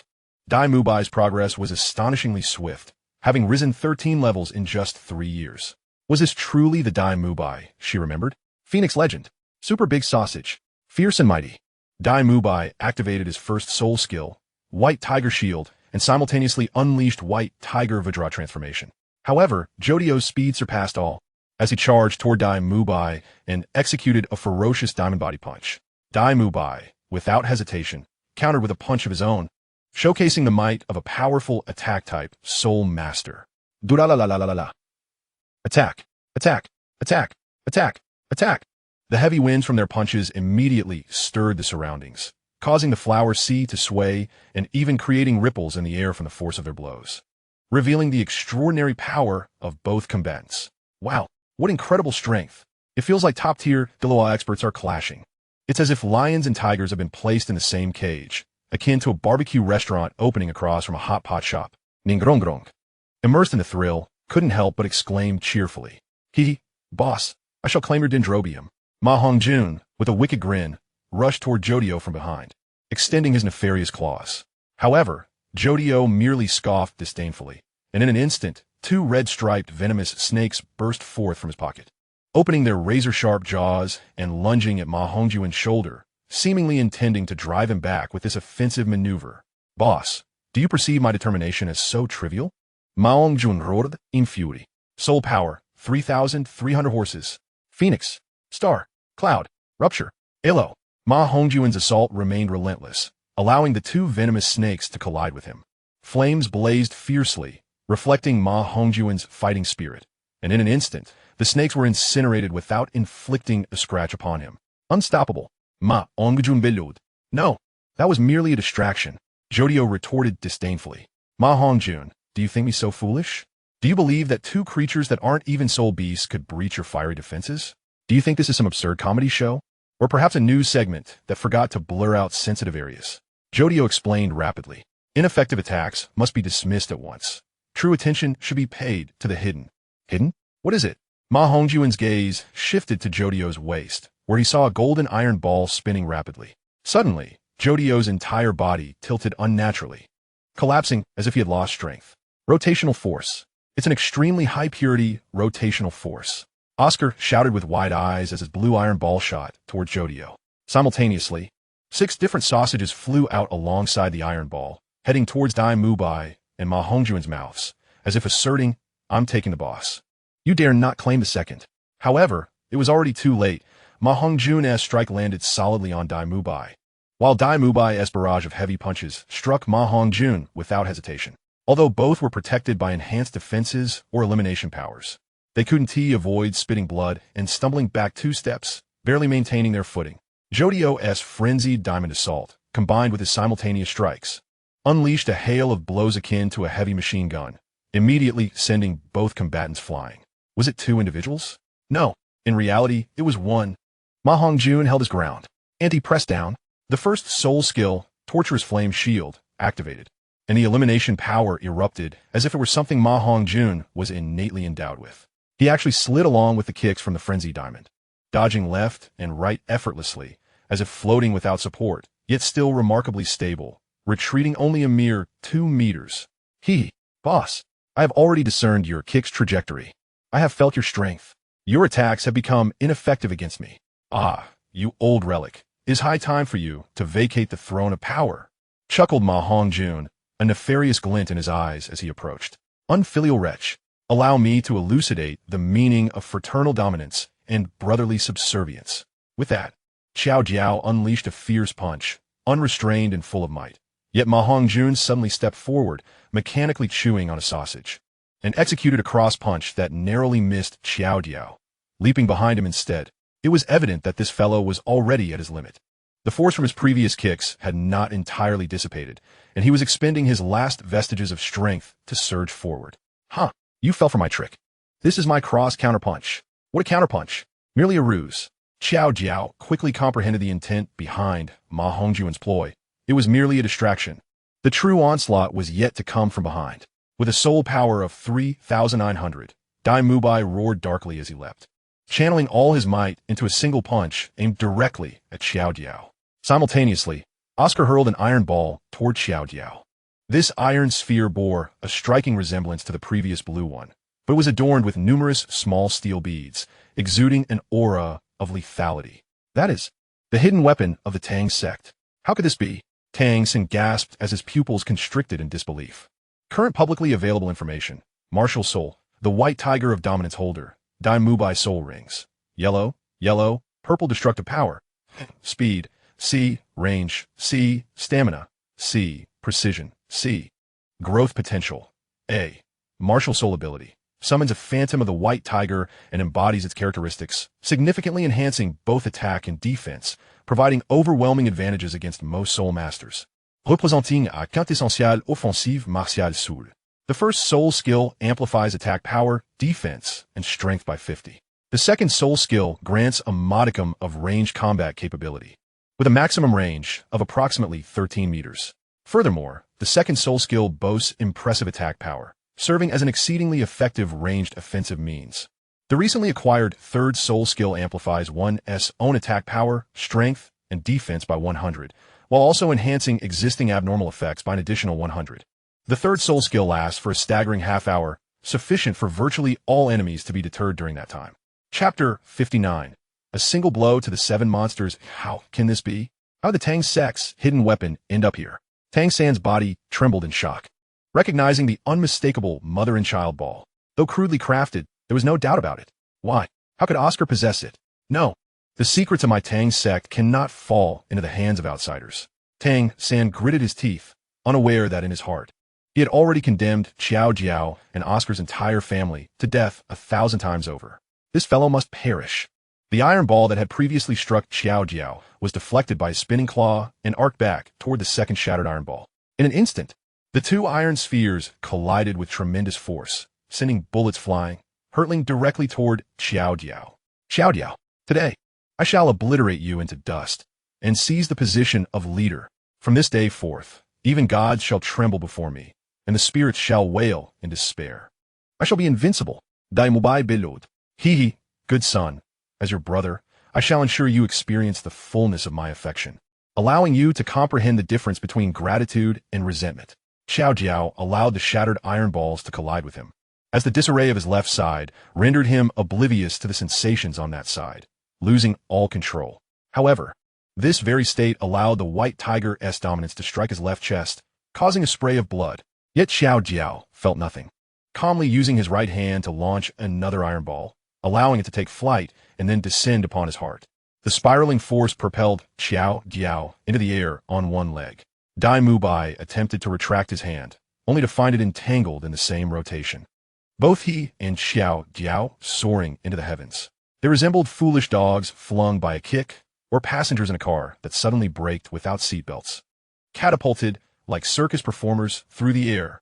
How could this be? How is this possible? Dai Mubai exclaimed, his eyes wide with disbelief. Indeed, it can be so easily accomplished. Ma Hongjun lay on the ground, excitedly observing the battlefield. What a brilliant technique.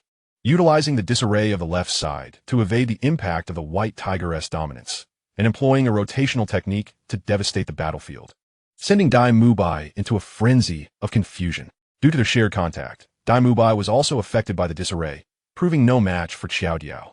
Oscar, how can you simply stand by and watch? Mao Ngejun shouted in exasperation. Rotational force of 3,600. Torque spin. Oscar unhesitatingly hurled another iron ball at Xiao Diao. But it was precisely at this moment that Xiao Diao's disarray began to mend. He twisted his body and firmly grasped Dai Mubai's right hand, nearly crushing his wrist bone, before a furious diamond emerged from behind, landing a punch squarely on Dai Mubai's chest. Ugh! Dai Mubai was sent flying, crashing into a tree, while Oscar had no choice but to leap and catch him, both tumbling backward. Just before catching him, he hurled an iron ball toward the tree, which bent violently under the force, acting as a slingshot that propelled both men away. Oscar could not help but spit out a mouthful of blood, absorbing the impact, which provided Dai Mubai with a fleeting opportunity to counterattack. Though rendered nearly powerless, he summoned the last of his soul power to create a restorative sausage for Dai Mubai, then raised a finger before plummeting heavily to the ground. Oscar! Dai Mubai cried out, suppressing his anguish as he devoured the sausage, regaining some soul power and stamina. He turned to look at Xiao Jiao, who had been struck by the iron ball thrown with all of Oscar's might, collapsing to the ground, coughing blood, seemingly on the brink of defeat. I will kill you, Dai Mubai screamed as he charged forward. Dai Mubai! Xiao Jiao clapped his hands on the ground, rising into the air with a wicked smile. Despite his disheveled appearance and tattered clothing, he still possessed ample combat power. He could still easily match Dai Mubai blow for blow. He was merely feigning injury, akin to a strong man pretending to be a child to lure in predators, or like a firewall intentionally allowing a small breach to invite viruses for a thorough dismantling, deliberately enticing Dai Mubai to attack. Hee, old relic. This technique of mine, the White Tiger's Celestial Elbow, with 3,900 units of force. You should lament having taught such an excellent disciple. Dai Mubai thundered, striding forward with a laugh. Watching from the sidelines, Zhu Zhuqing was nearly entranced, taken aback by the display. How could he possess such overwhelming arrogance? Is this truly Dai Mubai, the timid, hesitant Dai Mubai of yore? How could this be? If the Dai Mubai of the past had been like this, how could he have fled? Zhu Zhuqing was almost enraptured. Indeed, this was the Dai Mubai she had longed to see, the unparalleled man she wished to encounter. Hee, as a younger brother, I must be a filial son. I cannot bear to see you suffer under my elbow. I shall ensure you depart this world without pain. For filial piety must never be compromised. Brother, the mortal realm is a purgatory. Go forth to the west and enjoy your peace. Dai Mubai, with an utterly wicked and audaciously joyful demeanor, drew near, gathering the power of his arms as he spoke. Roar, roar, you're not fleeing, but rather approaching your elder brother?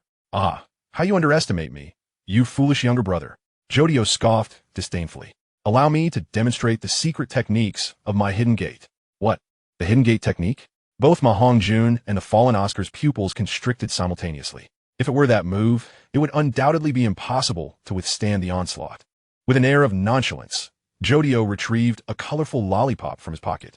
Upon witnessing this, Dai Mubai immediately accelerated, rushing towards Jodio like a rabbit being chased by a dog, intent on preventing him from consuming the confection. Yet, it was already too late. The lollipop was unsealed, and Jodio, with a fervor reminiscent of Butcherati savoring a banana or Kakyoin indulging in a drink, began to lick it passionately. Instantly, his spirit was invigorated. He casually stuck the lollipop into the ground and began to hold his breath, preparing for a grand move. Could it be? Tang Sect cried out involuntarily, his pupils dilating. Fivefold War God, arise! From behind Jodio, the silver chariot, stone free, gold experience, the world, and crazy diamond emerged in succession, each taking their positions in different corners. However, they did not seem poised for attack. Indeed, it was already remarkable that Jodio could summon them all at once. In reality, they were not capable of offense. Descend! Jodio commanded with one hand, and immediately, the silver chariot was retracted in a swift motion, completing the first step of his charge. Dragon, stone free, was reabsorbed, transforming into a blue light. Tang Sect's expression grew increasingly dazed, incredulous. This cannot be. It cannot possibly be that move. 10. Gold experience was retracted, emanating a brilliant golden light. The killing move was now charged to 3/5 of its power. Lil Dai, I shall assist you. Ma Hongjun, enduring excruciating pain, leaped into action, unleashing his first spirit ability, the Phoenix Shield, followed by the second, Phoenix Charge, and the third, Phoenix Nebula Tear, each unfolding in succession. A formidable aura erupted from him, and he clawed forward, joining forces with Dai Mubai in a combined assault against Jodio. Bang! The world emitted a faint chirping sound as it too was retracted. Palm! Crazy Diamond was summoned back, and Jodio soared into the air, unleashing a palm strike. The power of his stance surged to 4,100. Dragon descending 10 palms. High velocity, Jojo. Current available information. Martial Soul, Super Sausage, Holder, Oscar, Soul Rings. Yellow, yellow, purple, destructive power. None, speed. None, range. C, duration. C, precision. C, growth. A. Martial Soul ability. Can summon sausages for consumption, delectably flavorful with a rich texture. The first spirit ability, the summoned large sausage, can heal injuries and restore soul power, rapidly invigorating the consumer. It is an exceptionally versatile support ability. No additional effects are necessary. This alone is sufficiently powerful. The second spirit ability, the small lean sausage, enhances attack and power, as well as increasing one's resistance to toxins. When combined with the third spirit ability, rapid amphibious fish sausage, one can gain a 10 speed boost and a temporary amphibious ability for 1 minute. Chapter 60, Jodio's Secret. How infuriating. Do not underestimate our friendship and bonds. Dai Mubai and Ma Hongjuan's attacks converged, their combined forces nearly merging into one, startling Zhu Zhuqing, who observed from the sidelines. Are you two seriously attempting a martial soul fusion technique? Then what am I to do? Dragon descending 10 palms. Jodio unleashed a palm strike, channeling the power of his stand. The fluctuations of soul power, the might of his mental energy, the principles of rotation, and the strength of his honed physique in a single forceful blow. Meeting Dai Mubai and Ma Hongjuan's strike born of friendship and connection. Without hesitation, the result was total defeat. This strike was comparable to the Moonlight Bloodstorm unleashed against the Tyrannosaurus beast, akin to the supermodel's deadly move, the Celestial Departure, and reminiscent of the Night's Moon Calamity, as well as the golden skyline of the dragon in Star Odyssey. In a singular clash, all surrounding flora and soil were uprooted, and the earth itself nearly fractured, carving a deep trench into the ground. Dai Mubai and Ma Hongjun were sent flying 15 meters away, their martial soul transformations dispelled, utterly vanquished. Oscar, who had painstakingly crawled to witness the entire spectacle, was similarly stripped of faith, ultimately succumbing to despair amid the dual burdens of disillusionment and injury. Dai Mubai, severe organ damage, unable to rise. Ma Hongjun, severe organ damage, unable to rise. Oscar, rib impact, shoulder fracture, unable to rise. So weak. Jodio, regaining his composure, clenched his fist, relishing the exhilarating battle. It was akin to encountering a rival of equal stature, as if heavyweight champion Ali faced Tyson, or the Sword Demon met the Iron Man, or the Platinum Star challenged the world. Did you see that? This is what true fighting spirit looks like. This is what synergy and combat entail, Jodio declared, his gaze sweeping from Ning Rongrong to the four, finally landing on Tang San's astonished expression before retracting his gaze. From this moment onward, I shall be your senior, and I shall train you all to be as formidable as those three. You must embody the same indomitable spirit in every duel to come. Combat is no trivial matter. Henceforth, you must exert your full strength, even up to 90%. In every sparring match. Of course, if the methods of sparring are predetermined from the outset, that is a different story. Jodio rose, using Crazy Diamond to repair his pants and tank top, then approached Ma Hongjun and the others, administering healing to them as well. Although they were restored through Crazy Diamond, the lingering pain in their bodies served as a reminder that their previous bout had been excessively intense. Even the theoretically complete restoration of Crazy Diamond could not erase the subconscious sensation of pain they still felt. I shall say no more. Welcome to your arrival. From this day forth, you shall be my disciples. 4 cards spiraled forth, precisely inserting themselves into the pockets of the 4. Tang San was taken aback by Jodio's precise control. Could this individual truly possess weaknesses? This is the Shrek Academy proof card. Present it to any merchant or faction in the city, and they shall not give you any trouble. However, conversely, this is also part of the entrance assessment. Jodio produced another piece of card stock from his pocket, adorned with numerous squares and numbers, which piqued Tang San and the others' curiosity. What could this signify? Spirit masters are not necessarily aloof, perched atop their thrones. Isn't that exhausting? Doesn't tea your neck ache? One should occasionally descend to engage in activity, both to stabilize one's mindset and to replenish one's awareness and mental fortitude. Jodio mused aloud. These squares represent acts of kindness or maintaining order you perform in the city or village. You may mark one for each good deed. Do not attempt to be unscrupulous. I will know if you have genuinely done so through our conversations. Jodio explained. From this day forth, you will be enthusiastic temporary officers. Rest assured, the allowances you are due will not be scant. You will not be aiding in vain. Jodio added. Can I refuse? Tang San inquired, pulling out the card from his pocket. Are you serious? Jodio shot him a cold glance, asking. Upon further reflection, do not hastily dismiss the notion. Surely, you are not the type to act wrongly and yet remain unreasonable, are you? Do not let me look down upon you. Jodio turned his back and departed, leaving Tang San gritting his teeth in place, uncertain of his thoughts. No, he must not easily yield. He is a disciple of the Tang Sect in life and a ghost of the Tang Sect in death. When has he ever been compelled to toil for a shabby, enthusiastic organization? Sangge? Xiao Wu inquired softly. Just wait and see, Xiao Wu. I will never allow him to lay a finger on you. That scoundrel must not be permitted to prevail so effortlessly, Tang San replied darkly. Come now, junior brothers and sisters. It is time to sort out the dormitory arrangements. That's just how Jodio is. Please do not take offense. He trains us all in this manner. I assure you, within a year, you too will become enamored with this training method, Dai Mubai said, adjusting his hairstyle and playfully teasing Ma Hongjun before turning to the 4 of them. Wait a moment. Ning Rongrong rushed towards Oscar, her eyes filled with determination. She was genuinely curious about that power. If you wish to inquire about the iron ball, I shall not utter a word, Oscar remarked, casually tossing the iron ball so it spun and struck the other scattered iron balls on the ground, ultimately returning to him as if pocketed like a billiard ball. Among the 3, he possessed the best understanding of its spin, and thus, he boldly declared himself a battle soul master, not feeling inferior in any regard. This is Jodio's ultimate skill, a technique passed down through his family. I am not qualified to teach it, Oscar said, preparing to leave with the iron ball. Though Ning Rongrong certainly piqued his interest, he prioritized brotherhood over women. He was not the kind of person to be led astray by trivial desires. Then, what about the dragon subduing 18 palms? Is it also a family heirloom? Tang San pressed eagerly. The dragon subduing 18 palms? Such an absurd notion. Do you truly believe that such an ability can be compared to a vague concept like inheritance? Oscar scoffed, finally understanding why Jodio held such disdain for this mundane individual with a mushroom hairstyle. Inheritance? How could it possibly rival the experience forged through countless battles and a fervent heart for combat? Such ignorance is nothing short of an insult to the ultimate technique that Jodio has painstakingly developed. How could someone like that ever become strong? Having such juniors truly is a misfortune, Oscar thought, shaking his head involuntarily. By the way, senior, do you know the 7 Treasure Glaze Tile School? Ning Rongrong asked, flashing a sweet smile as she caught up to Oscar, believing it would be easier to seek help from him than from that fellow Jodio. This technique, she was determined to acquire.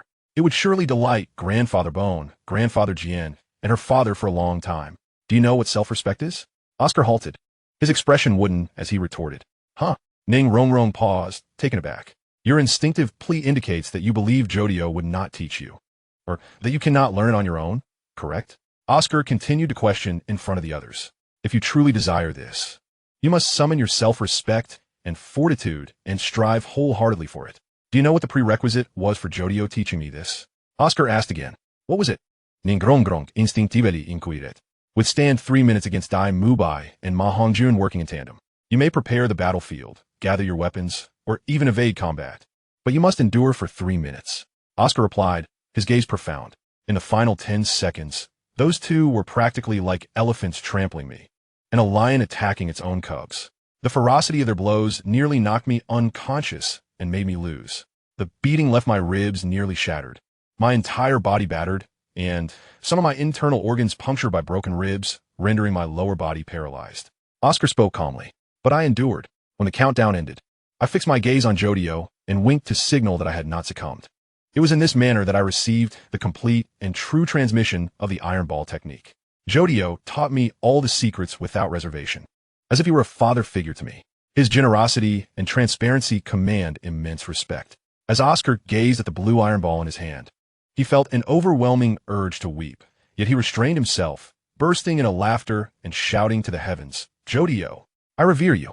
Thus, do not speak to me of such nonsensical matters again. While auxiliary soul masters may lack combat power, it does not mean their self-respect should be equally diminished. On the contrary, our self-respect must exceed that of battle soul masters by threefold, even twofold. If you desire something, take it for yourself. Fight for it.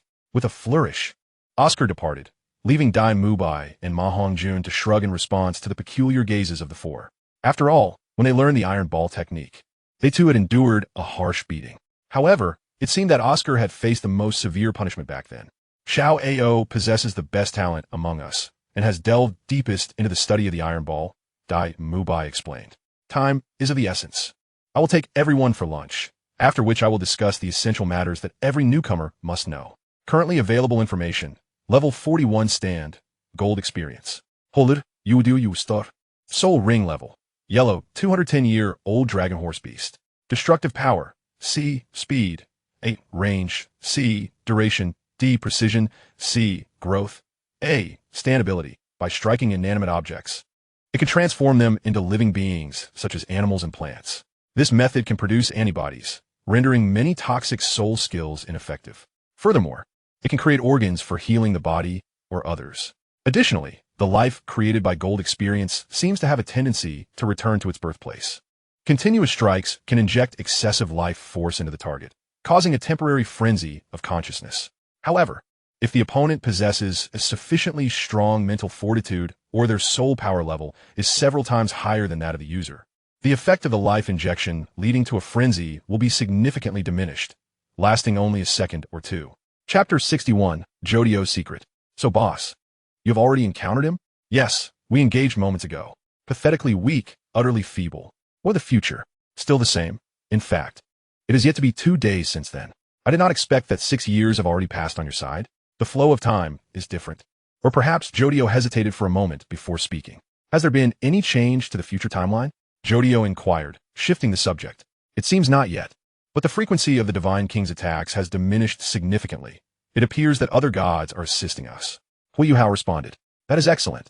A variable has emerged. Jodio nodded. By the way, see if you can ask Ning Tian if he can enhance his 9th soul skill to become an offensive soul skill. Or perhaps his 8th soul skill will suffice. Provide me with an answer during our next communication, Jodio added after a moment's thought. Understood, boss. Take care. There are no allies on your side, so you must survive. Huo Yuhao's voice echoed. Of course, Yuhao. When did you become so overly cautious? I shall continue executing the pincer strategy, Jodio concluded, cutting off the communication on his watch. There remain 2 opportunities for future communication. The energy reserves are running low. However, I had not expected much from it anyway. Simply taking a moment to discuss the execution results should be sufficient to stabilize morale. I do not wish to return to the future only to find that the situation is utterly chaotic, requiring a second bout. In the clutches of the time clamp offensive. 2 temporal points resemble parallel realms that exert influence upon one another. The reality of Jodio existing 10,000 years in the past, and the authenticity of Huo Yuhao's existence 10,000 years hence. However, how does one resolve the convergence of these timelines? should one venture into the future, awaiting the gradual arrival of the 7 monsters along this timeline, to achieve the overlap of these timelines? No, Jodio conceived a more ingenious plan, empowered by the possibilities that the secret whispers afforded him. Yet, the cultivation of these whispers requires time. What are the sacred remains? Have there been any new leads? As night descended, the city of Soto remained ablaze with light. The establishment of order has rendered this city increasingly prosperous, attracting numerous merchants eager to establish a foothold here, securing a safety net for themselves. In this place, your safety is assured, as long as you pay your respects to the enthusiastic organization at the docks. Generally, you need not fear that some soul master will suddenly come to seize your possessions. All of this began with the enthusiastic organization. To most ordinary citizens, this enigmatic group can only be described with 3 words: powerful, revered, and perfect. It is no wonder that people often say half of Soto as populace bears the surname So, while the other half bears the surname Jodio. At least for many local merchants, in times of trouble, their first thoughts no longer turn to the city lord or the knights, but rather to the cadres of the enthusiastic organization. Should one humble oneself to request aid, they will undoubtedly provide a satisfactory resolution. Belial, where is your family from? I hail from Juda, my village, senior. Oh, I've heard the barley from your region is exceptional. The man entered the Spicy Devil barbecue restaurant, greeted the owner, and casually took a seat. Without further ado, merely by uttering the customary phrase, 30 skewers of spicy devil lamb were promptly delivered to his table. The 3 companions brought by the man could not help but frown, somewhat bewildered. In the enthusiastic organization, those who cannot endure spiciness are not held in high regard. The man stated with composure, according to the cadre Oscar, the boss possesses a remarkable affinity for spicy food, to the point of being a veritable man among men in the realm of spiciness. However, due to work commitments, the boss seldom showcases this skill before others. Zakaxi, the man exclaimed, slapping the table. As brothers of the enthusiastic organization, how can we not aspire to emulate a man of such mountainous stature like the boss? To abstain from spicy food would surely invite disdain from the other brothers. He wore an expression reminiscent of a tearful Luca pressing banana for answers, addressing the 3 companions before him. Well then, let us begin eating. Bear in mind, these 30 skewers of spicy lamb cost nearly 15 copper soul coins. The man chuckled, encouraging the 3 to partake. In this warm atmosphere, they gradually set aside their reservations and tentatively took bites. Wow, it's so spicy. It feels like receiving a heavy punch when boxing, or suddenly plunging into icy, clear waters on a summer day, or having a sour candy unexpectedly pop out from a sweet treat. One exclaimed in astonishment. Indeed, this is the establishment most favored by the boss. The man replied with a grin.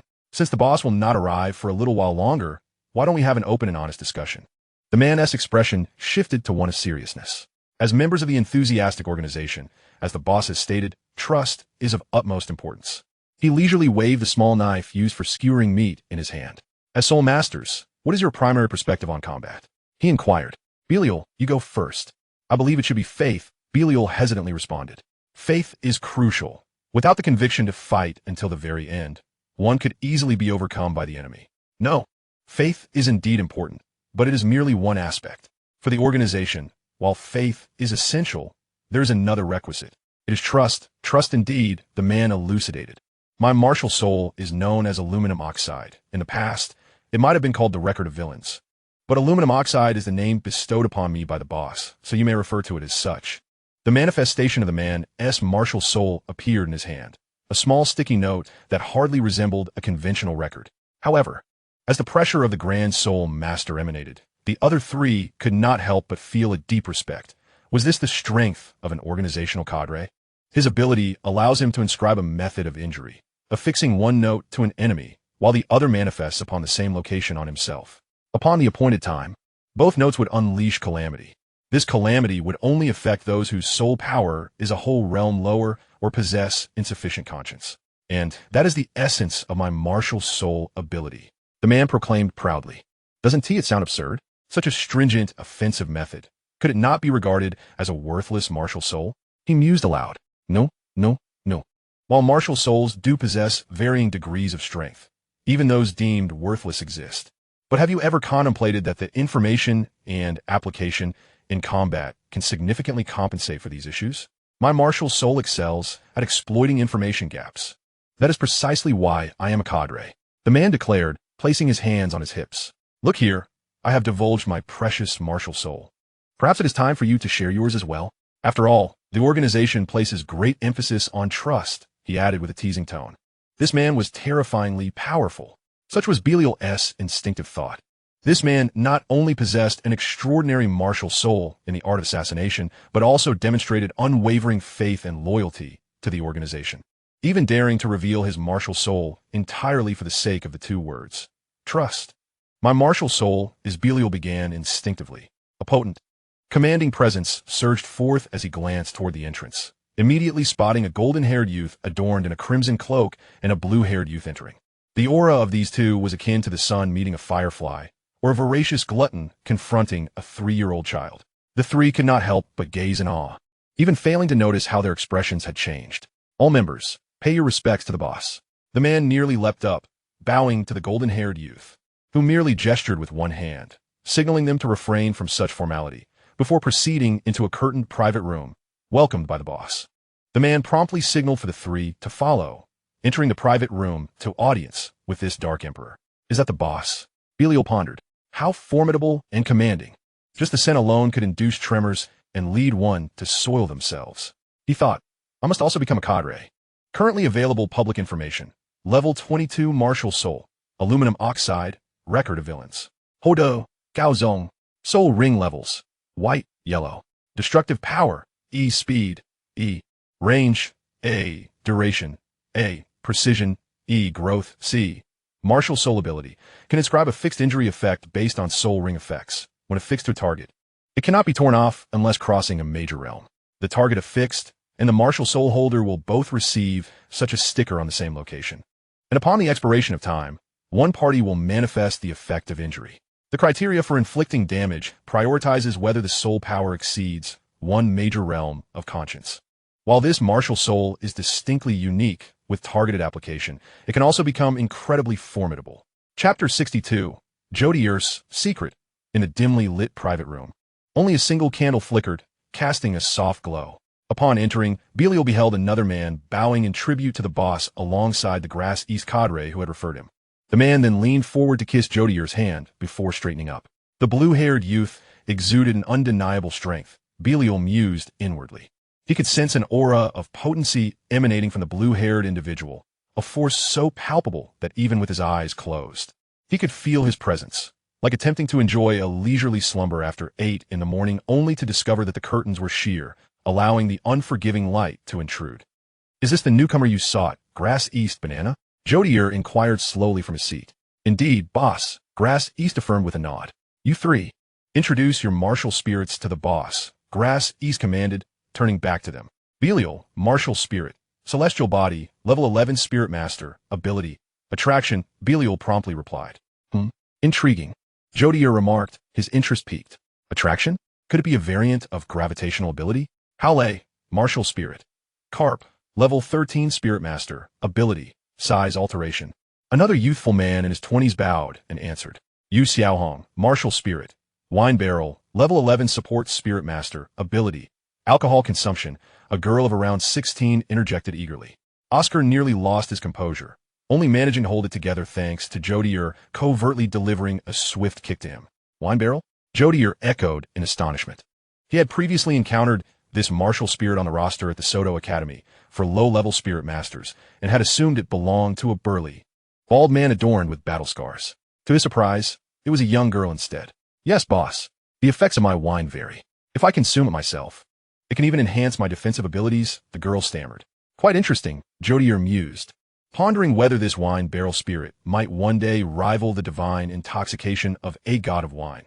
But that was a matter for another time. You wish to join the passionate organization. Generally, I do not oppose such desires, but I would like to hear your reasons for wanting to join. Are you aware of the organization's trust?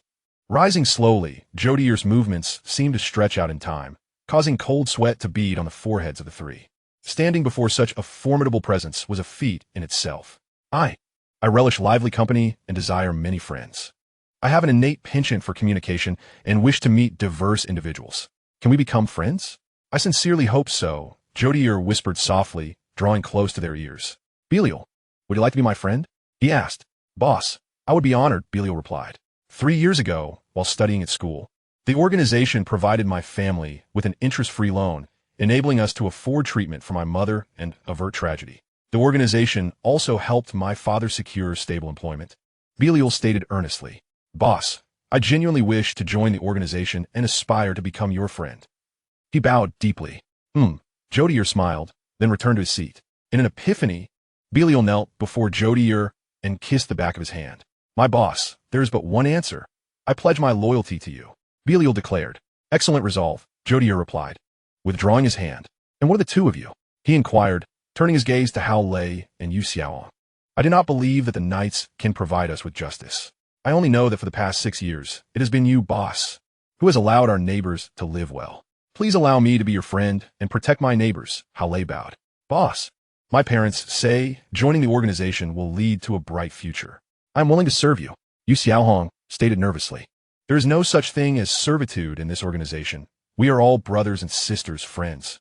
"Just do your work well," Jodio replied, his smile broadening. "However, for the three of you, engaging in your desired pursuits is not feasible at this moment. A more pressing matter requires your attention. Are you willing to accept?" Jodio asked. "A pressing matter?" Curiosity sparked in the minds of the three. While spirit masters were already regarded as remarkable by most ordinary folk, interacting with knights and the like posed significant challenges, especially without prior training. "Banana, enlighten them," Jodio said, casually picking up a teacup from the table, which instantly caused Belial's pupils to constrict in disbelief as he witnessed an astonishing sight.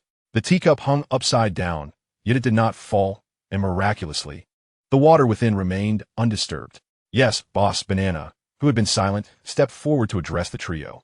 "I am a secret cadre within the organization, responsible for collecting and trading rare manuscripts, antiques, gemstones, soul bones, and, most importantly, the revered bones.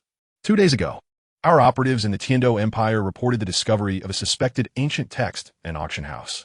According to their intelligence, this manuscript could date back at least 10,000 years, potentially even further, to the very dawn of written language," Banana explained. "Your mission is to accompany me and Grass East to procure this manuscript and ensure its safe return. Upon your return, each of you will receive substantial rewards and may present a request to the boss that does not cross any boundaries," Banana continued. "This includes soul bones as well," he added. The hearts of the three began to race. Soul bones. The allure of such artifacts was akin to the temptation faced by a seasoned cultivator standing before an ethereal elixir, a saint before his 12 talismans, or a stand-in facing a menacing arrow, a fervent audience drawn to the final puzzle piece. Soul bones were exceedingly rare. According to the theories of emotional production and age, they could only occur when a soul beast possessed both considerable age and intense resentment at the time of death. This made mass production by raising low-ranking soul beasts utterly impractical. Even Jodio had scarcely encountered a handful of century-old soul bones in his lifetime. They were indeed rarer than thousand-year ones.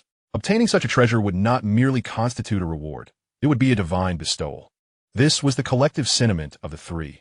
When placed alongside the manuscript, they hardly regarded the text as significant. It was akin to choosing between a martial arts manual and direct mastery of a grandmaster's internal strength. Absurd. The manual was merely a hot potato, uncertain in its usability, while mastering the grandmaster's teachings would guarantee at least a wealth of internal power. "Go forth," Jodio instructed softly. The room once again fell into silence, and Oscar could not help but adopt a contemplative expression, casually dragging a chair over to sit down, attempting to articulate his thoughts regarding Jodio's intentions. "Bones are of utmost importance." Jodio discerned Oscar's curiosity and earnestly explained from the shadows. "Soul bones, if desired, can certainly be attained. In the future, I could even provide you with an entire set of soul bones. However, bones are different. If you miss this opportunity, it will be a regret that lasts a lifetime." Jodio elaborated. "I comprehend. Yet does such a phenomenon truly exist?" Oscar inquired, perplexed. "Boss, are you jesting? Can such extraordinary entities genuinely manifest? I fear they have long been seized by the major sects, raised as their own progeny," he candidly remarked. "Existence is assured," Jodio asserted, pushing open the window to gaze into the distance. After that fateful night of dreams, he possessed an unwavering conviction that such a thing must exist. It yearned for him, just as he craved it. He was resolute in his determination to possess it, to acquire the coveted treasure. If a major sect has already discovered it, Jodio mused while tracing the patterns on the window, then this sect must be met with annihilation. "Ah, true to form, boss. You effortlessly utter such dark words," It evokes a sense of wickedness and malevolence, Oscar exclaimed, rising from his chair with a clap and standing behind Jodio. Mimicking a non-existent garment. Tomorrow marks the commencement of training. What a hassle. Aside from our junior siblings, there seems to be no one worth relying on among the newcomers. Oscar lamented further. Fear not, Jodio chuckled. These rascals are hardly a challenge. Besides, I never intended to train them entirely. Securing first place and vying for second is merely a stroke of luck. As for Tang San, I can only wish him good fortune. He may not conceal his teachings well, but if one chooses not to learn, that is an entirely different matter. I am utterly confident in ensuring they comprehend who is right and who is wrong, Jodio declared. Chapter 63, Taming the Foe. Upon reflection, Jodio felt an overwhelming sense of control over the situation. Although the risks had escalated due to their interactions, safety had accompanied this rise. Previously, Jodio's greatest concern had been the potential for the God King Tang to breach through the realms, disregarding the two timelines, leading to mutual destruction. However, he no longer harbored such fears. The temporal paradox ensured that the God King Tang could never meet Tang San, at least not in a way that would reveal to Tang San that he was the future version of himself. Thus, paradoxically, the more he interacted with Tang San, the safer he became. It was akin to a hostage situation. Yet, Jodio still needed to contemplate how to keep Tang San within his grasp. This required a subtle approach, akin to the method of boiling a frog in lukewarm water. For Oscar, he remained oblivious to the extent of the significance of the bones that fueled Jodio's desire. He simply understood that he could not betray the trust of his leader, should the need arise. He would be willing to sacrifice everything to help Jodio obtain that elusive treasure. As Oscar prepared for his morning run, he reflected on his resolute nature. He felt compelled to reciprocate kindness, even if it meant standing against the world, especially when it involved someone as remarkable as Jodio. Alas, I cannot fathom what kind of woman would be worthy of the boss. With so many soul masters in this world, even if they were as common as fish in a river, it seems unlikely that one could satisfy his tastes. Oscar pondered suddenly. A spark of insight struck Oscar. He recalled Jodio's words from the previous night. Could it be that boss intends for me to engage more with Ning Rongrong to inquire about the whereabouts of the bones? The realization thrilled him. Indeed, Jodio is meticulous. Every step is calculated. He must have already arranged a position for that woman from the major sect. In that case, beauty may not be an inconvenience. Sacrificing my appearance for Jodio is worthwhile. Boss, you surely cannot imagine that I am your most trustworthy ally. Oscar thought, crossing his arms with a quiet pride, embodying a sense of unrecognized dedication that moved only himself. Tang San stood beneath a great tree, patiently awaiting the commencement of classes. Truth be told, he had undergone a tumultuous internal struggle the previous night, vacillating between the choices of departing or remaining. Ultimately, he resolved to stay and complete his education here. Members of the Tang clan were adept at patience, capable of awaiting vengeance without revealing their intentions. Jodio's current bravado was merely a fleeting moment. He would undoubtedly reclaim his standing, for such nefarious individuals could not maintain supremacy indefinitely. My dear junior brothers and sisters, are you prepared to embrace the first lesson of the new term? With a powerful melody resonating, for burly figures clad in scant attire approached from afar. Their resolute expressions, wicked smiles, and domineering presence, coupled with their peculiar attire, mark them as the epitome of strength, akin to lions and tigers in the animal kingdom, or the Haotian, blue tyrant, and staple crops in the realm of soul masters. These were none other than Jodio and his companions, and the melody emanated from the soul guide device in his possession. After a considerable duration, Jodio had finally grasped the fundamentals of crafting such devices, heralding the dawn of a new era for his soul guides. It was not that Jodio's skills in soul guide creation were lacking. In the past, he had collaborated with Huo Yuhao, primarily contributing ideas and design aesthetics, while he had never truly engaged in the core design of the soul guide circuitry. However, a lack of formal design experience did not preclude him from reverse engineering. At the very least, he could purchase a sample, dismantle it, and gradually decipher its workings. Much like circuit boards, asking Jodio to design a completely novel layout would be akin to a death sentence. However, if tasked with replicating something simple, he could indeed manage it. After all, he possessed a foundation of knowledge, didn't he? He could still recognize and comprehend those circuit components. With a bit of imitation, he could produce something that resembled functionality. I declare this to be the greatest invention of the 27th century, Jodio thought proudly. After 6 years, he had finally brought this creation to fruition. Do you know what his supreme wisdom would always say when he sought answers using his extraordinary abilities? It invariably urged him to resolve everything through sheer muscle power. Time and again, Jodio commanded his intelligence to manifest. Yet regrettably, his intellect advised him against indulging in frivolities, suggesting he simply utilize his extraordinary abilities to accomplish his tasks. In summary, with the four standing before him, they had acknowledged the educational system of the academy. Jodio continued to rotate the peculiar-sounding crystal ball in his hand, addressing Tang San and the others with earnestness. This morning was meant for instruction. However, considering the significance of the first lesson, we shall temporarily bypass this phase and commence with basic training.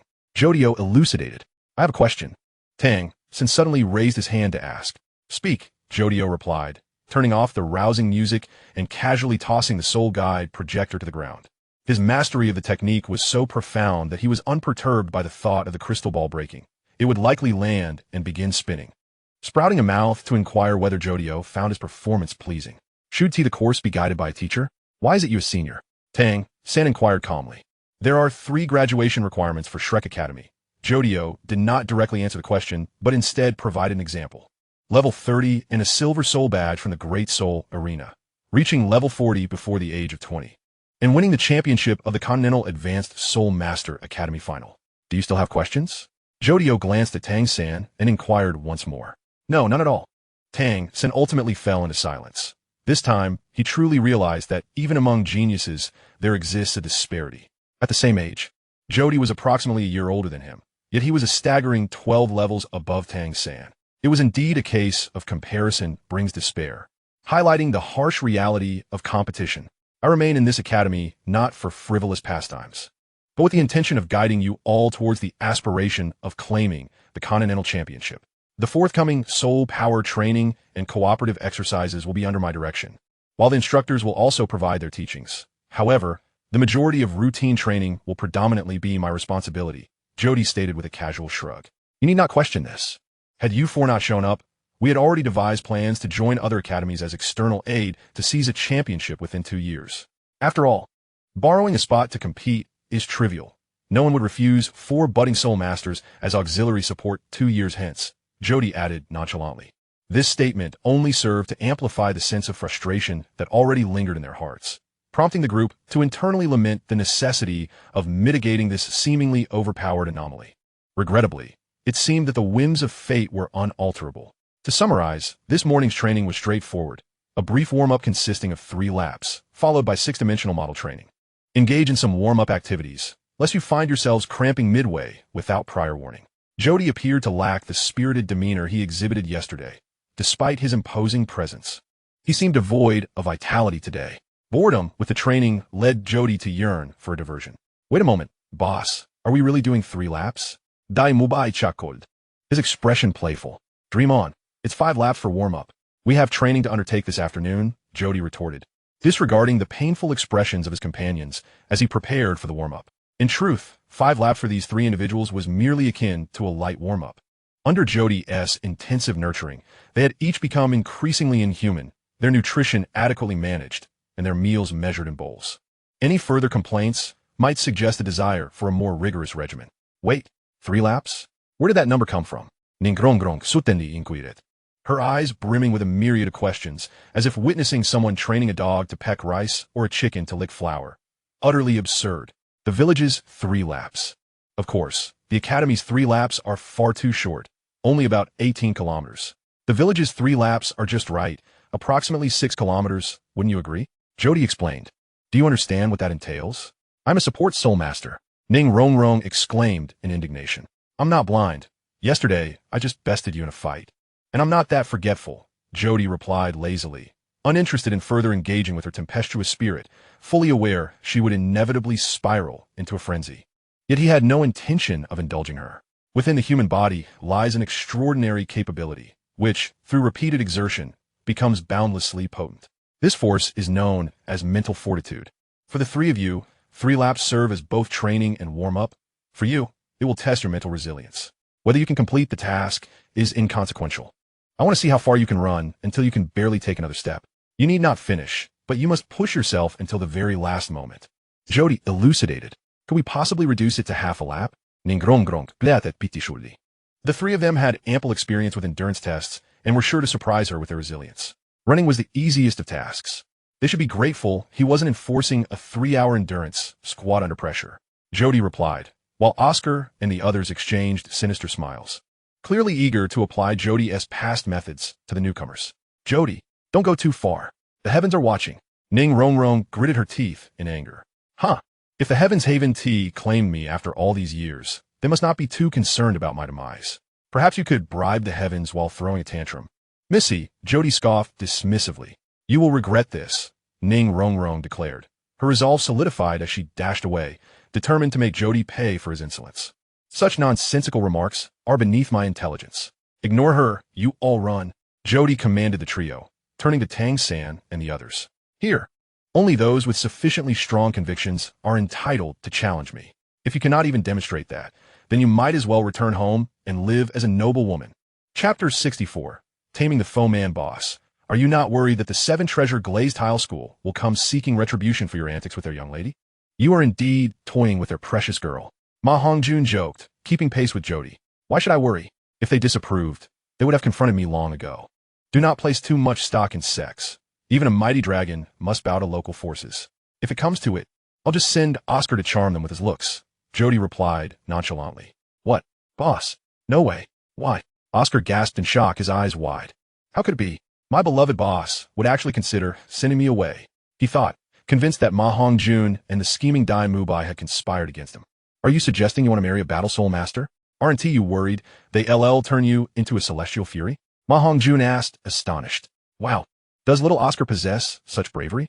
Could it be that he secretly harbors masochistic tendencies? Little Oscar, I could introduce you to some fine women from Xinglua. You're bound to find someone with whom you share a profound connection. Daimubai, Gaimdin. Of course, I can choose whomever I desire. When has it ever been your place to meddle? Oscar retorted dismissively. Boss, are you serious? Oscar inquired earnestly. Just a passing thought, Jody replied, shaking his head. Fate in matters of love is something you must navigate yourselves. My advice is to marry whoever catches your eye without hesitation, whether from noble families, aristocracy, or royal dynasties. If you dare to pursue them, and they are willing, you may even storm the Tiando Imperial Palace to claim your bride. Jody proclaimed boldly. What about Xinglua? Daimubai inquired suddenly. Treat your brother as a celestial fury, Jody succinctly responded. Daimubai chuckled. And the four of them erupted into various fits of laughter as they continued their jog. With Jody's formidable influence, they had no doubt he could indeed follow through on his promises.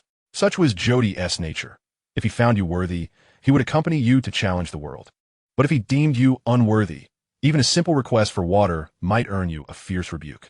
Running 5 laps in minimal attire was relatively effortless for the four. They completed the task within half an hour and returned to the large tree to stretch and prepare for training. Jody maintained a certain standard in his training. At the very least, warm-ups and post-run stretches were essential. He was confident that the principles taught by his physical education teacher over the past 16 years were sound. This was the essence of modern athletics. Approximately 5 minutes later, Tang San and his companions returned, panting, supporting themselves on their knees as they forced themselves to maintain a composed, breathing rhythm in Jody's presence. Upon observing Tang San's subtly resentful gaze, Jody was amused. What a pity, your senior Tang is showing mercy. When your adoptive father, the master, arrives, it will be a weighted 80-kilometer shuttle run. Is it a passing mark?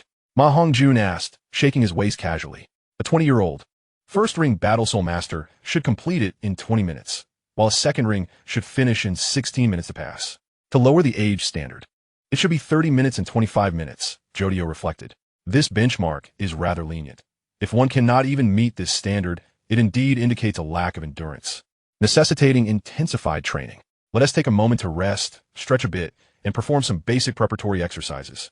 Soon, Senior AO will bring you some hot dogs, he remarked, observing the trio who appeared on the verge of collapse. While Ning Rongrong is still running, Ning Rongrong, I see you. Keep running. For heaven's sake. Who told you to borrow a child's scooter? Jodio continued. Now, let me elucidate what 6-dimensional training entails. Listen closely. I shall impart my knowledge without reservation. But whether you choose to learn is entirely up to you. After reprimanding the lazily slacking Ning Rongrong, Jodio addressed the three again.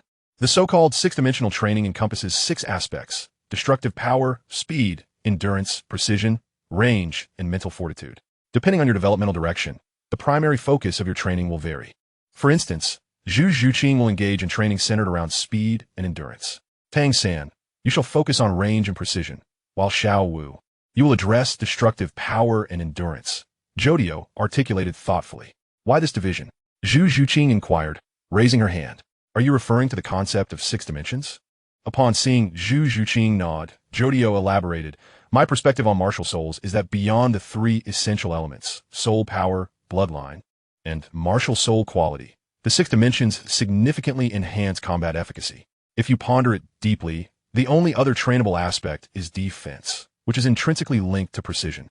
The better the control over soul power, the higher the resultant defensive capabilities. Jodio explained patiently. I hold a different opinion. According to my teacher, a soul master's training should be aligned with their environment and tailored to match their martial soul, Tang San suggested. Indeed, but 6-dimensional training serves as a refined version of that.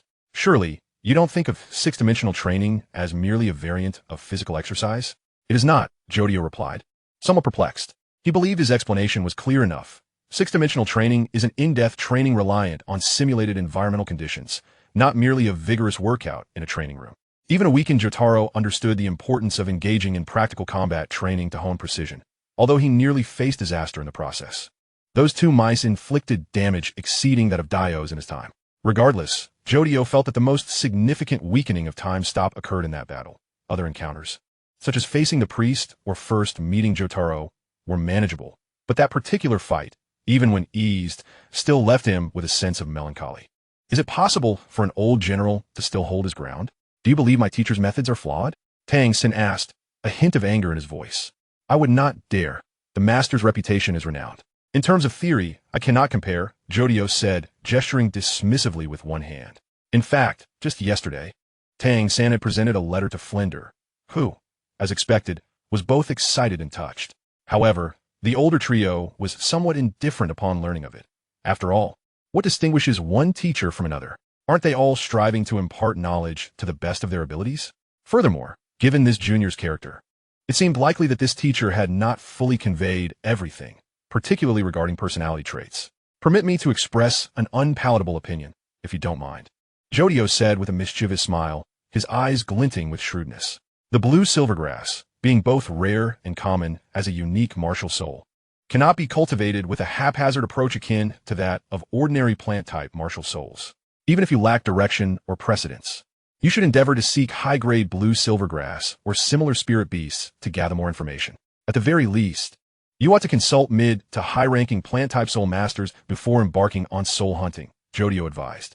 The master is only level 29. He has exerted himself to find the best for me. How can you demean my teacher in such a manner? Tang San clenched his fists, struggling to suppress his voice. Isn't the issue precisely here? Why do people believe that having a high-level soul master as a teacher is ideal? Flender, back in the day, along with myself and Xiao Ao, spent a week in the forest before visiting numerous food-type soul masters to gather countless comparative samples before finally deciding on Oscar's 3rd soul skill. I do not deny the superiority of the master's theoretical knowledge, but surely you must concede that he has some shortcomings in practical matters? Jodio stated candidly, unashamed. Enough. I shall say no more. You will likely become enraged. Consider this a mere suggestion. Let us remain good brothers. Jodio noticed Tang San showing signs of anger, his hand resting on his concealed weapon, and quickly diverted the conversation. Let us refrain from turning this into a deadly contest. Maintaining a boundary and occasionally testing reactions is sufficient. You insult my teacher. I cannot accept it, Tang San replied sternly. What nonsense! Do not espouse such grandiloquent wisdom. When have I insulted anyone? Is this not an academic exchange? Jodio said, feeling bewildered. Tang San's retorts seemed akin to a dog barking at a stone thrown into the mud, akin to a child crying at the sight of a needle, unsure if it was meant for them, or mistaking a tamed fierce dog for a meek puppy. Ultimately, that is the essence of the matter. Jodio considered himself rather polite in his speech. Had it been someone else, it would have escalated into a challenge. I shall duel you right here, Tang San exclaimed, his urgency betraying the secrecy of the Tang Sect's dark code. Although Jodio refrained from explicitly stating his views, it was clear to him that this individual held a condescending attitude towards his master. According to the Tang Sect's regulations, those who insult their superiors face punishment. If this constitutes an insult, Must everyone with differing opinions engage in mortal combat? Can I not enjoy savory tofu pudding while you prefer sweet? May I not relish sweet, sticky rice dumplings while you savor savory ones? Can I not indulge in non-spicy lamb skewers while you relish spicy ones? Can I not enjoy sweet sausages while you prefer spicy ones? Jodio's stand was resolute. His demeanor darkened as the madness of his diamond persona resurfaced. Dai Mubai and Ma Hongjun flanked him, their expressions turning mischievous and sinister, even their tongues involuntarily slipping out. Huh! When did our boss become so cheap that anyone can challenge him? It's time to show this obstinate junior who the true elder brother is. All right, Xiao Jiao. Let us not engage in a rivalry. Flinder's voice suddenly resounded from behind Jodio. He approached with a cheerful demeanor, patting Jodio on the back and stepping between the two factions. Upon seeing Flinder, Tang Sect instinctively restrained himself. After all, this man was his master's sworn brother and should never be slandered. Do you have any activities tonight? How about taking them to the Great Soul Arena for a look? Flinder pondered various soothing remarks, but sensed that this fellow was rather oblivious to reason. He truly couldn't fathom how his junior, Yu Shaojiang, could have produced such a mindless individual. Thus, he refrained from siding with outsiders, merely steering the conversation away from potential conflict. I shall be on duty tonight. There should be no other matters at hand. Jodio nodded in agreement. Then it's settled. Remember to bring back some lamb soup for me and Xiong Air. This time, add some rice noodles, Flinder said with a smile. Not an issue, Jodio replied with a chuckle. Chapter 65. The Enigmatic Soto Assassin Case. Ning Rongrong was indeed summoned back by Flinder, a veritable embodiment of hypocrisy. Under the scrutinizing gaze of Jodio, she engaged in all manner of laziness and fidgeting. She even entertained the notion of stealthily returning to the scene, seeking to find Jordio's cloak and then reclining within it, feigning it as another garment, intending to bide her time until she could portray the guise of having just returned. Alas, her lack of fashion sense swiftly led to her being discovered. Jordio's expectations of you are not particularly high. Why do you resist fulfilling them? Flinder queried sternly. I am a support soul master, not a battle soul master. My standards should be considerably lower. Ning Rongrong protested, her indignation palpable. In truth, she had only completed a lap around the area, or rather, a stroll would be a more fitting description. This is a test of your mental fortitude and willpower. Do you truly believe this is erroneous? Flander's ire was escalating.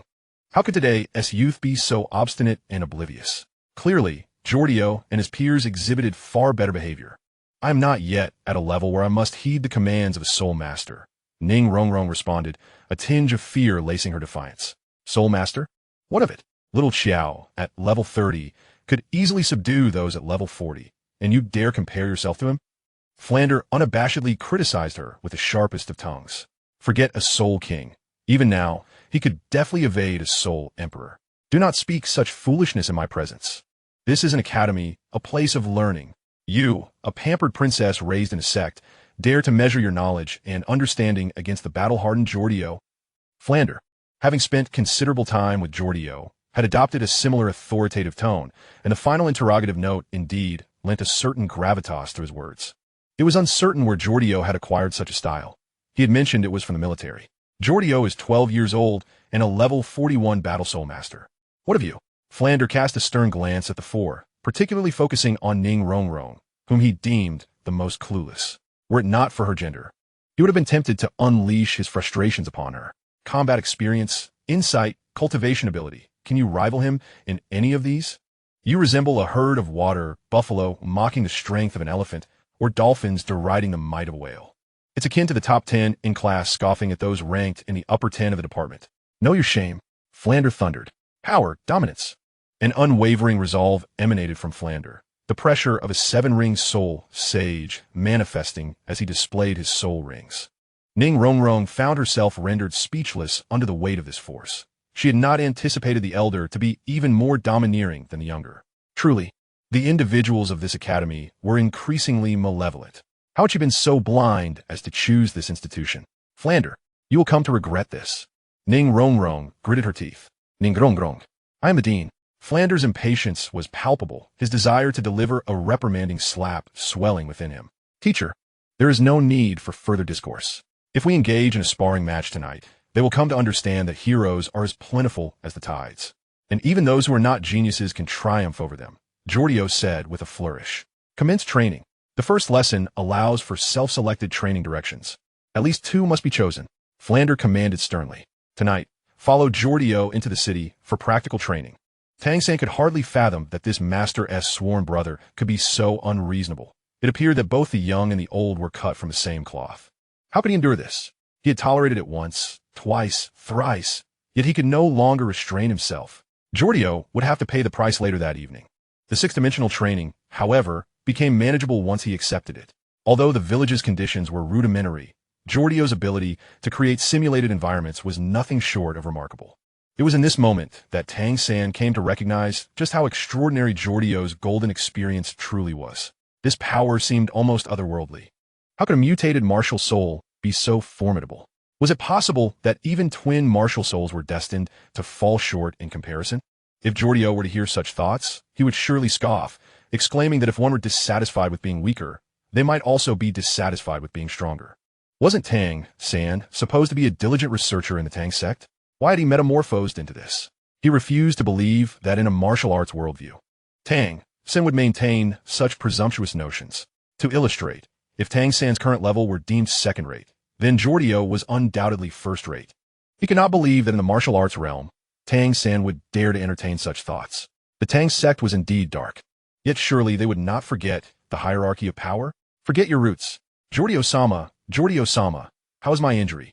The anxious and timid voice of an elderly woman interrupted Jordio's contemplation, prompting him to redirect his attention toward her. If his earlier assessment was correct, she seemed to have developed lung issues, likely a consequence of prolonged exposure to coal smoke, a tragic occupational hazard that, if untreated, could escalate into a severe condition, potentially leading to her demise within a few years. Mad Diamond. The manifestation of Mad Diamond behind Jodio gently struck the elderly woman's chest, infusing her with restorative energy. Her deteriorating lungs were immediately revitalized, and she found her breathing significantly eased, her vitality restored to the point where she could take a few steps unassisted. Thank you. I am profoundly grateful. My most esteemed Jodio-sama, you will surely be rewarded. The elderly woman wept tears of gratitude, grasping Jordio's hand as she slowly settled onto the ground. Your son is Jackson, is he not? Jodio casually inquired as he jotted down the medical record. He is excelling within the organization, ensuring that the transport workers are well coordinated. This is the reward you rightly deserve. Rather, it is my negligence for not having reached out to you sooner to uncover the issues, Jodio lamented with a pained expression. No, Jodio-sama, we are not the sort to be ungrateful. As long as you occasionally think of us, we are immensely content. After all, you are our very soul. The elderly woman expressed with heartfelt gratitude. Haha, your words bring me great joy, and I am truly pleased, Jodio replied as he assisted the elderly woman to her feet. Next, just as Jodio finished his statement, he suddenly froze, instinctively glancing toward his pen holder. The charcoal pencil he had just thrown in began to rotate within the holder, ultimately coming to rest beside the blue pen, precisely as he had anticipated. How is this possible? How could I know where the pen would stop? Could it be a higher level of rotation that I have mastered? Jodio mused, observing his right hand. The gradual improvement of his rotation technique certainly allowed for the artificial creation of such phenomena, yet he had not harbored any such intention moments ago. Could it be a stand-in attack? A cold sweat broke out on Jordio's brow. His extensive battle instincts warned him that this was no simple matter. His intuition had always been sharp. How could it lead him astray? The sound of something slicing through the air reached him, prompting Jordio's Mad Diamond to immediately unleash a flurry of punches to block the incoming projectile. He deflected a green dagger that had been hurled at him, sending it crashing into the wall. The two members of the organization, who had been drinking water nearby, leaped up as if a kettle had boiled over, glancing toward the glass door with heightened vigilance, their faces etched with concern. While they were unperturbed about their boss's safety, the clinic still housed other healing soul masters. Who dares to be so brazen in this clinic? Jodio bellowed, casting aside his cloak as he fixed his gaze forward. He had spent 6 years in the city. Aside from the early years when some dared to disrupt his domain, very few had the audacity to commit such acts thereafter. The stewards of the Spirit Hall branch were all on brotherly terms with him. Who would dare to disrupt the peace here? Two figures rushed forth, one shrouded so completely that he resembled a mummy, while the other charged forward, bloodied and battered. The former appeared to be clutching a wound, his breath faint and teetering on the brink of death. An instinctive impulse surged within Jodio, compelling him to save the one in front. Mad Diamond, let's go. With a spirited leap, Jodio vaulted over the table, hurtling towards the man in the red robe. He unleashed a series of devastating punches, each strike landing with relentless force. The man's defenses crumbled, weakened by his own injuries, leaving him unable to withstand Jodio's onslaught. With a cry, the man was flung backward, crashing onto the street. Yet, even in defeat, he glared at Jodio with a venomous intensity, as if Jodio had sullied his finest brew or wronged him in the most personal of ways. "What grievance do we share?" Jodio inquired, summoning his stand, Teeth One, which approached slowly, pointing at the man's head. Regardless of who had sent him, it seemed that death would be a more fitting end for this unyielding assassin. Interrogation was unnecessary. "Jodio," the man managed to utter with a glare. Teeth One's claws activated, and the assassin convulsed twice before falling silent. With that, Jodio turned back towards the clinic, his curiosity piqued by the man who lay there. "Why are you being pursued? Is your spirit a mummy? Are you playing some role?" Jodio jested as he employed Mad Diamond to treat the man. The individual, seemingly a mute, struggled to rise after the treatment, producing several gold soul coins from his pocket and offering them to Jodio. This only deepened Jodio's suspicions about the man's identity and his peculiar attire. "Investigate him. Follow his trail," Jodio calmly instructed two members of his organization. They nodded and set off in pursuit of the bandaged stranger, while Jodio remained at the door, quietly observing the lifeless body, awaiting the arrival of others. Soon, his fellow members would take note of the situation and hasten to address it. "Do not fret. It was merely an unfortunate fool. Come back tomorrow for free treatment." A gesture to make amends for today's events, Jodio reassured the terrified individuals in the clinic. Though a death might seem trivial in these times, witnessing a battle firsthand was undeniably unsettling. Lord Jodio is truly formidable. He has transcended the ordinary. Indeed, Lord Jodio's strength is remarkable. Dispatching mere ruffians is a trivial task.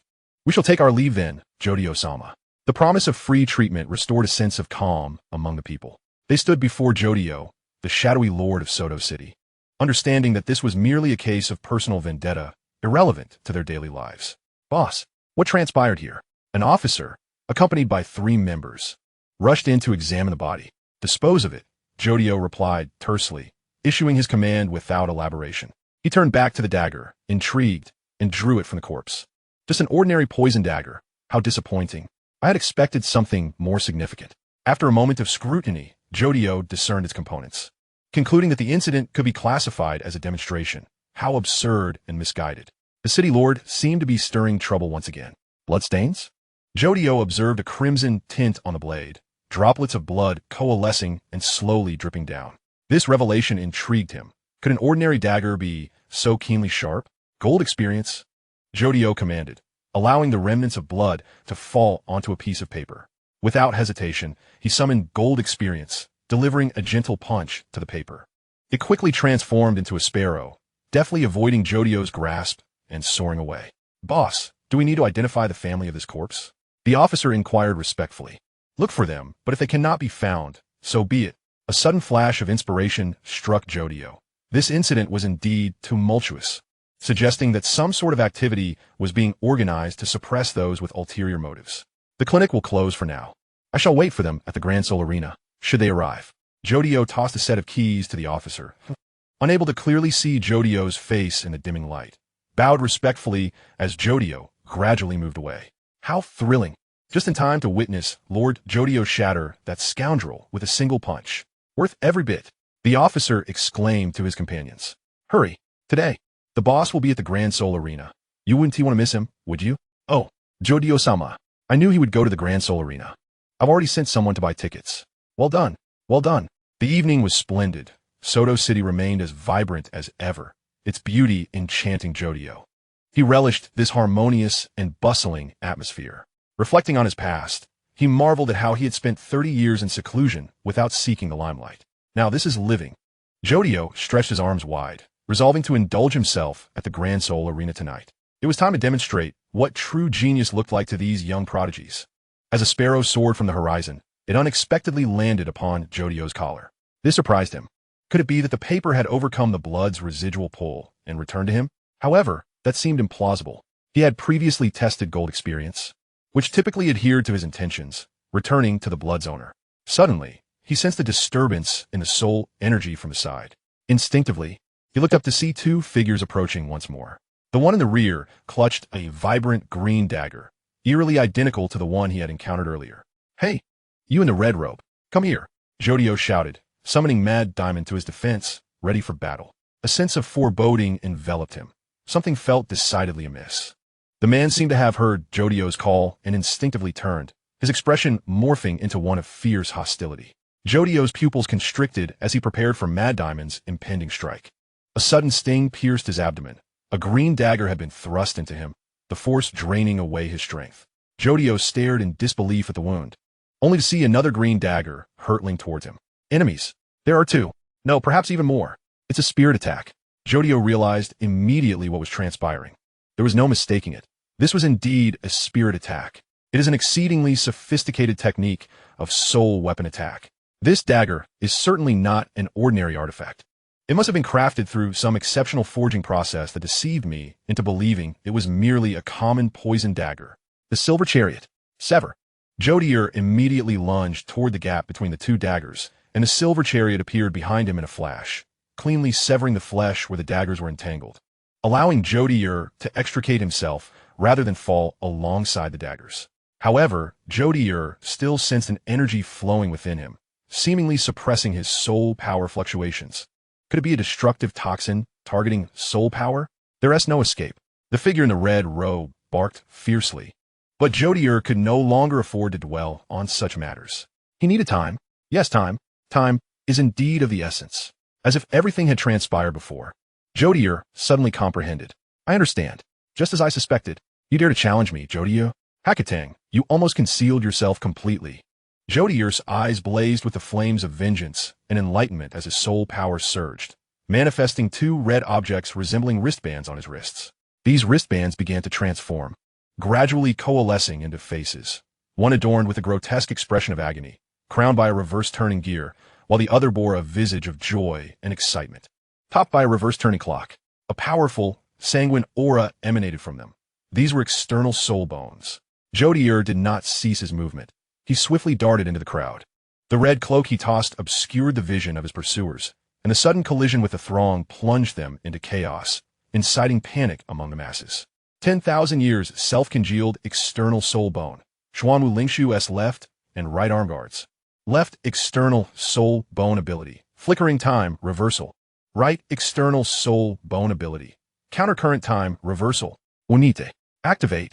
Time reversal.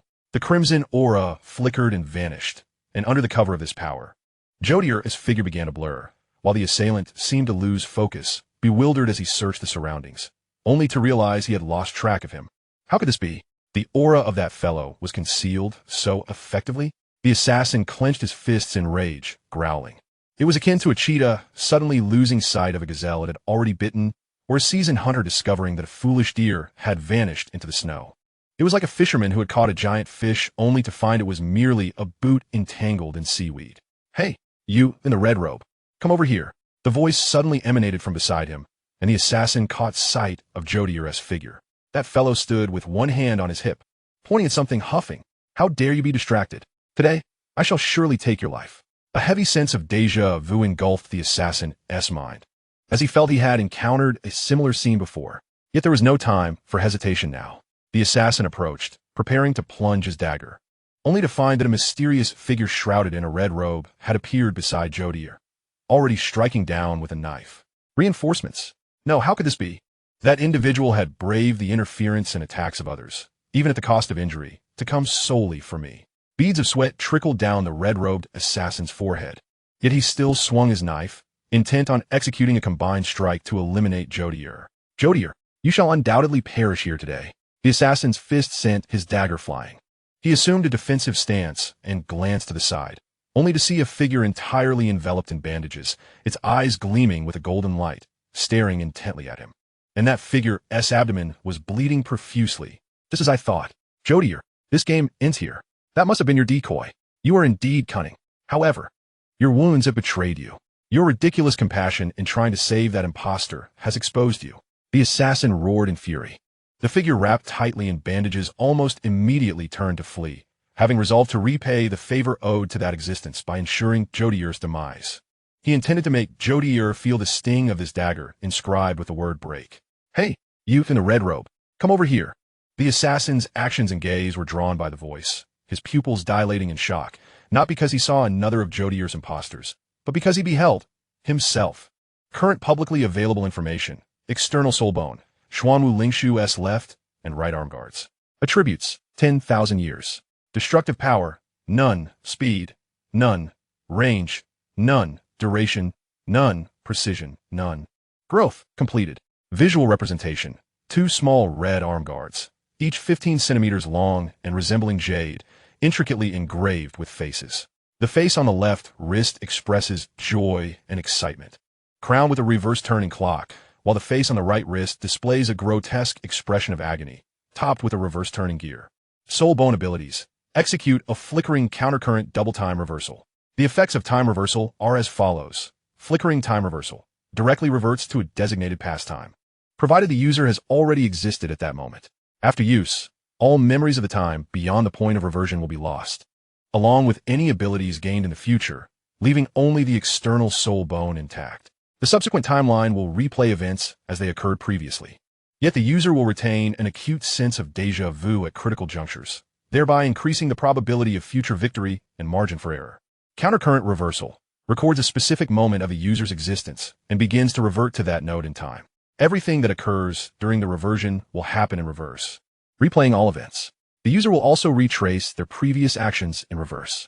However, it is crucial to note that the user's reversal position will be completely inverted, meaning it will not overlap perfectly with their prior position. Any destruction or impact inflicted during the reversal will remain genuine, yet can only follow past actions. The user may also choose to halt the reversal at any arbitrary point. Memories and abilities will not be overwritten. However, this effect requires continuous consumption of soul power, thus limiting the duration of reversal, making it a tactical ability.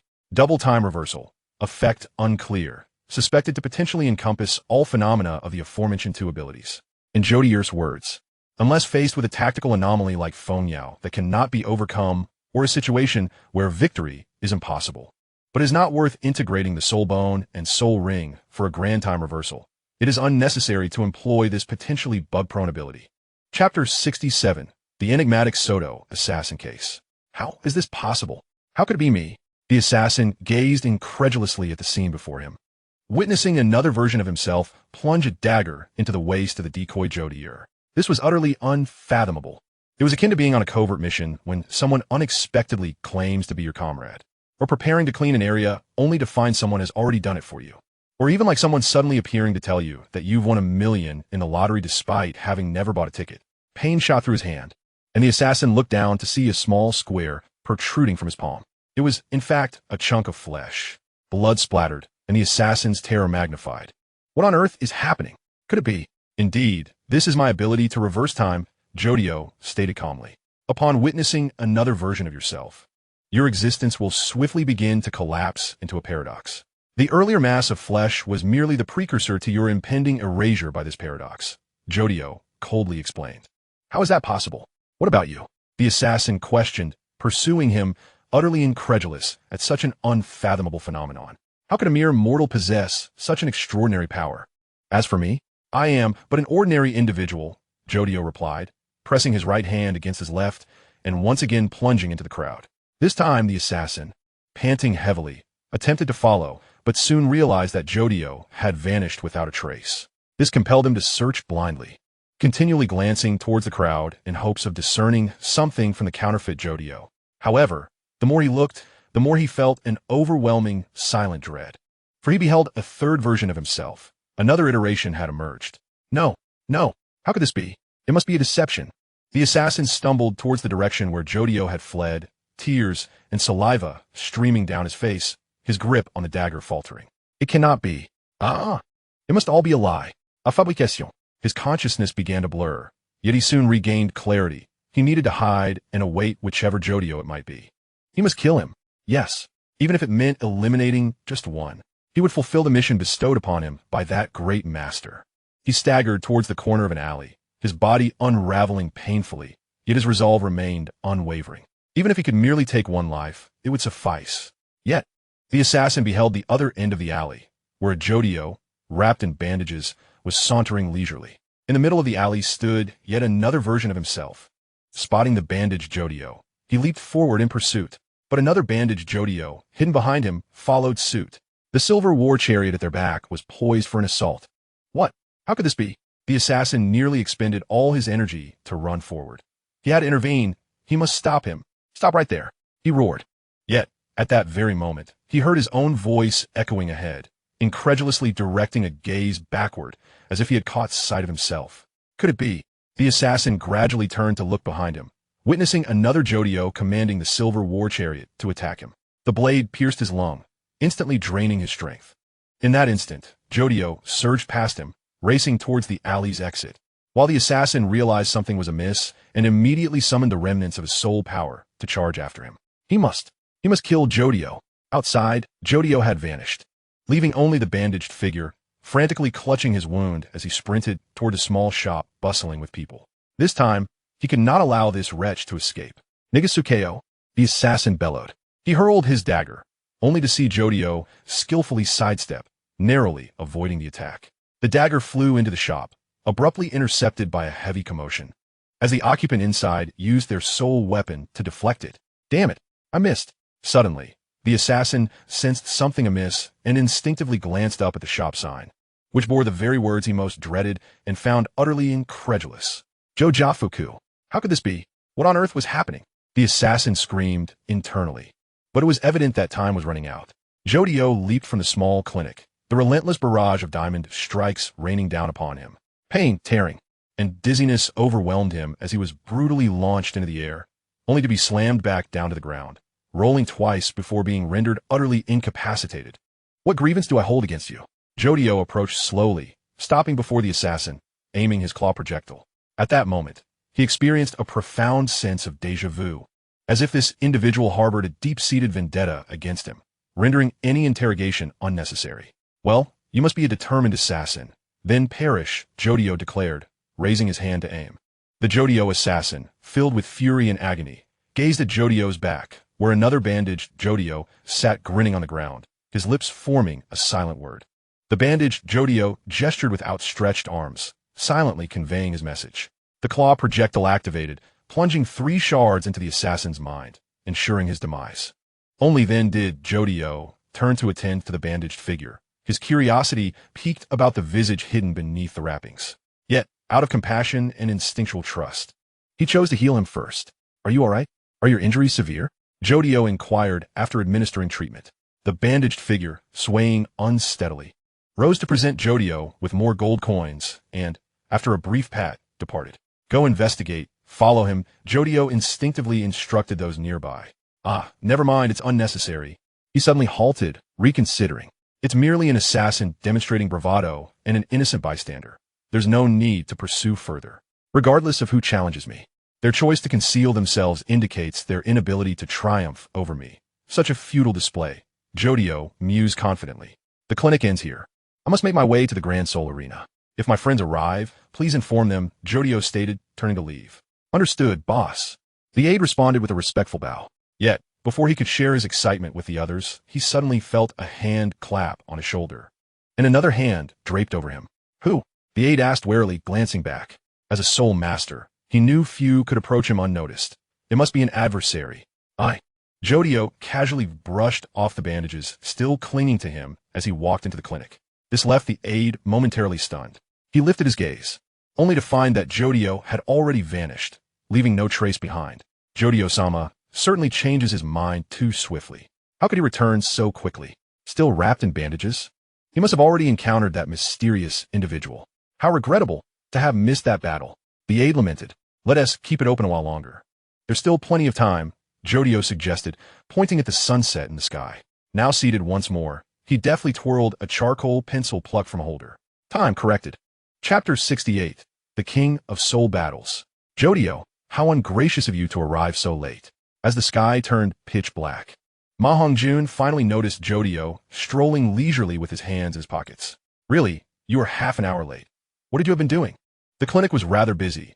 I intended to arrive on time, but I suddenly felt the urge to linger a bit longer.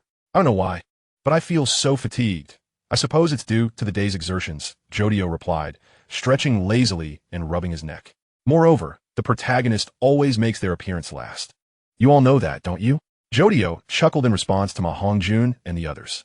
However, Ma Hongjun and his companions immediately pretended not to hear, as if to say, who is the protagonist here? ISNT, everyone present a genius who believes themselves to be the main character? Wait a moment. Boss, you've reached level 42? Dai Mubai exclaimed in astonishment, turning to inquire of Qiao Diao, only then realizing that Qiao Diao's soul power fluctuations seemed to have improved. Remarkably, in just a few days, he had attained level 42.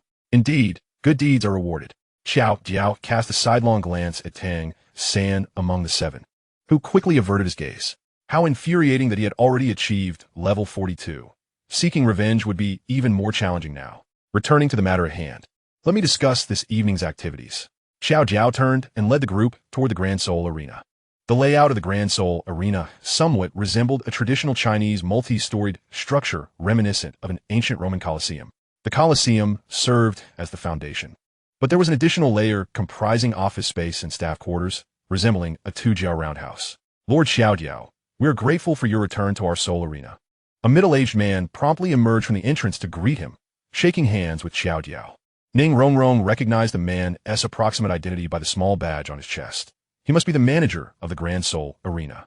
Just how elevated is Xiao Jiao's status here that even the manager comes out to welcome him. I brought my juniors here for an experience.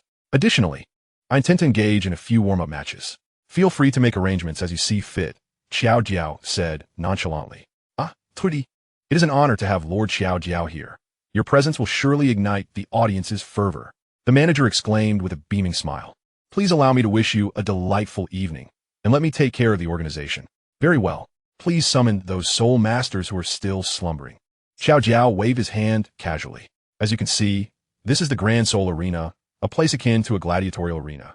Its purpose is quite straightforward, to engage in combat incessantly. Whether it's 1v1, 2v2, or multiple participants, the essence lies in fighting. Xiao Jiao explained as he stepped into the hall. In truth, he felt this explanation was somewhat redundant.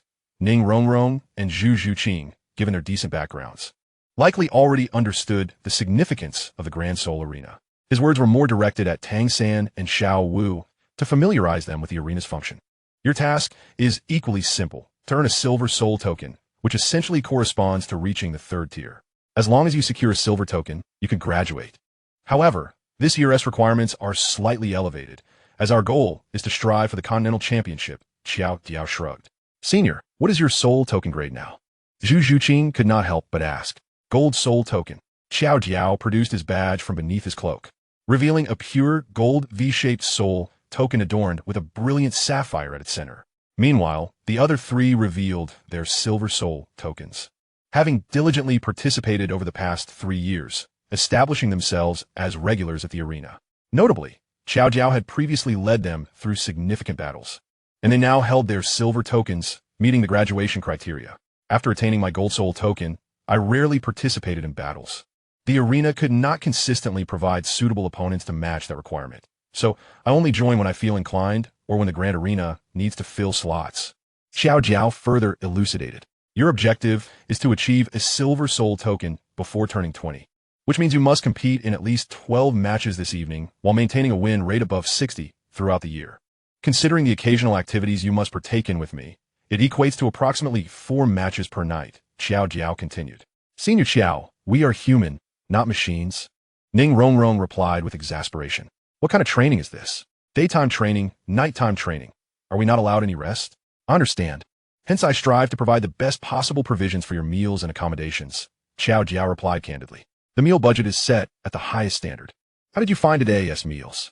Surely you didn't feel shortchanged? As for accommodations, the dean is quite strict, so we can only offer bedding and towels of decent quality. If you desire private rooms, it is feasible. We can arrange that within a week at the latest. Why didn't we receive such treatment back in our day? Dai Mubai exclaimed, his eyes wide with disbelief. Of course, all of this is funded by me. At that time, the organization was just beginning to develop. Where would the funds come from? Xiao Jiao nearly felt the urge to throttle Dai Mubai, who had become somewhat arrogant after training under Zhao Wujia's aggressive tactics for too long. The dean is notoriously stingy. He has been mooching off my resources for his mutton soup. This is unacceptable. Moreover, the Academy's rest periods are far too brief. Why is there only a mere 4 days off each month? Why is there a break only once every 2 weeks? with classes running until night and extensive training. How can one possibly rest? Ning Rongrong argued, her frustration palpable. She could keenly sense the subtle distancing from Xiao Jiao and the others. Even her attempts to approach Oscar were met with overly polite responses. When had Ning Rongrong ever endured such indignity? She was a favored daughter of heaven, a young princess of the upper three sects, cherished by titled Douluo and her gentle father. How dare Xiao Jiao, a mere soul master, flaunt his authority before her? You are correct. However, the typical academy schedule is to rest from 10 p.m. to 6 a.m., and it is not mandatory to rise precisely at the designated time or to adhere to a strict schedule for every task. This method of learning is quite similar in other Soul Master academies. The difference lies in the fact that they do not take you to the Soul Arena at night. The evening hours are yours to manage as you wish, Xiao Jiao continued. You may also submit requests. If you have personal matters to attend to or wish to rest during the evening, you are free to apply. It is entirely at your discretion, as long as you believe you can keep up with the study pace. However, I have little patience for the inept or those who willingly lag behind. I hold little respect for those who falter before they even engage in battle. If your aspiration is merely for a stable academy life, then turn left. Other higher-tier Soul Master academies welcome you, Xiao Jiao responded, hands on his hips. Will you participate? Xiao Jiao then inquired of the other three. Zhu Zhuqing nodded without hesitation and stepped forward, while Tang San and Xiao Wu hesitated momentarily before also nodding in acceptance. For Tang San, this was his sole opportunity for revenge. For Xiao Wu, she would follow wherever Tang San chose to go. Ning Rongrong, my patience is limited. Just as a whale, despite its gentleness, can be provoked by orcus, and an elephant will decisively trample an unwitting lion. Even a student often bullied will eventually rise with an M4A1 to retaliate.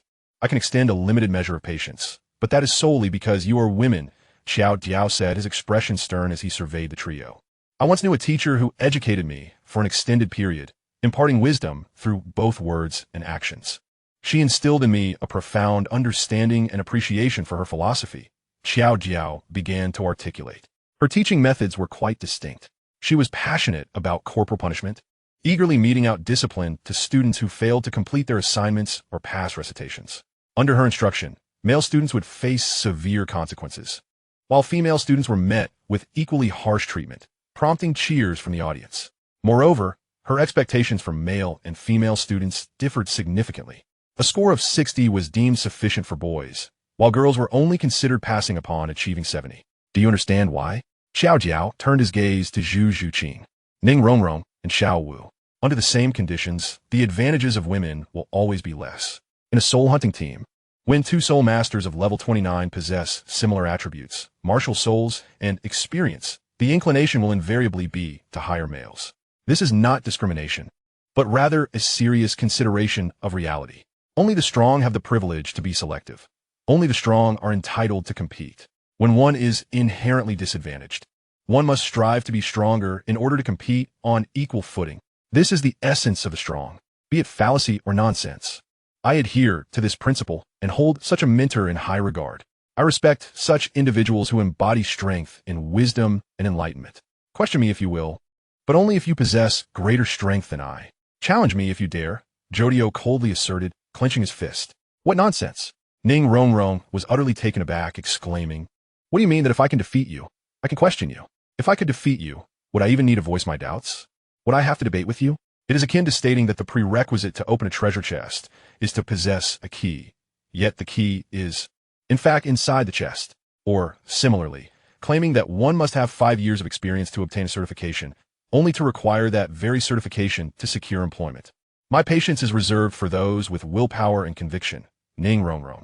Do not test me, Jodio replied calmly. Jodio-sama, the soul battle is prepared, the manager said, approaching with a cheerful demeanor. I shall demonstrate my resolve and ambition, and reveal the true demands of those who call themselves strong. Strength is not merely a matter of self-satisfaction. It is a genuine manifestation of power and ambition, Jodio declared, shaking his cloak. Then, prepare me 10, Jodio instructed, turning to the manager, his eyes seemingly ablaze with the fervor of battle, as if he had come to life. I wish to fight 10. 10, Soul Douluo? Or perhaps. The manager's eyes widened in disbelief. Soul Master, I have just broken through to the Soul Master realm, and I feel an undeniable fervor coursing through my veins, Jodio replied nonchalantly. Soul Master? The manager felt as if he had heard the most absurd statement. A soul master, 10 of them. Is there even a total of 10 soul masters in the entirety of Soto City? 10. Theoretically, defeating even one at the initial stage of the soul master realm should be exceedingly difficult, let alone 10. Jodio-sama, although your strength is unparalleled, your wisdom is extraordinary, and your soul power and combat skills are beyond imagination. Are you truly prepared to face 10? The manager asked nervously. If there are 10, then prepare 10. If not, take the highest available level, Jodio replied indifferently. But Jodio-sama, this is a battle destined for defeat. The manager exclaimed, anxiety evident in his voice. Defeat? I, Jodio, have traversed this world. How could I possibly engage in a battle destined for loss? Jodio turned back to explain. As long as I dare to fight. With the mindset of victory, no soul master can triumph over me. If my power were merely that of an ordinary soul master, wouldn't it be rather ludicrous for me to claim strength and pride? I understand, Jodio-sama, but 10 is an insurmountable challenge. The manager insisted, unwilling to entertain such a notion. Tonight will undoubtedly be a celebration for the audience in the Grand Soul Arena. However, facing 10 is a guaranteed defeat.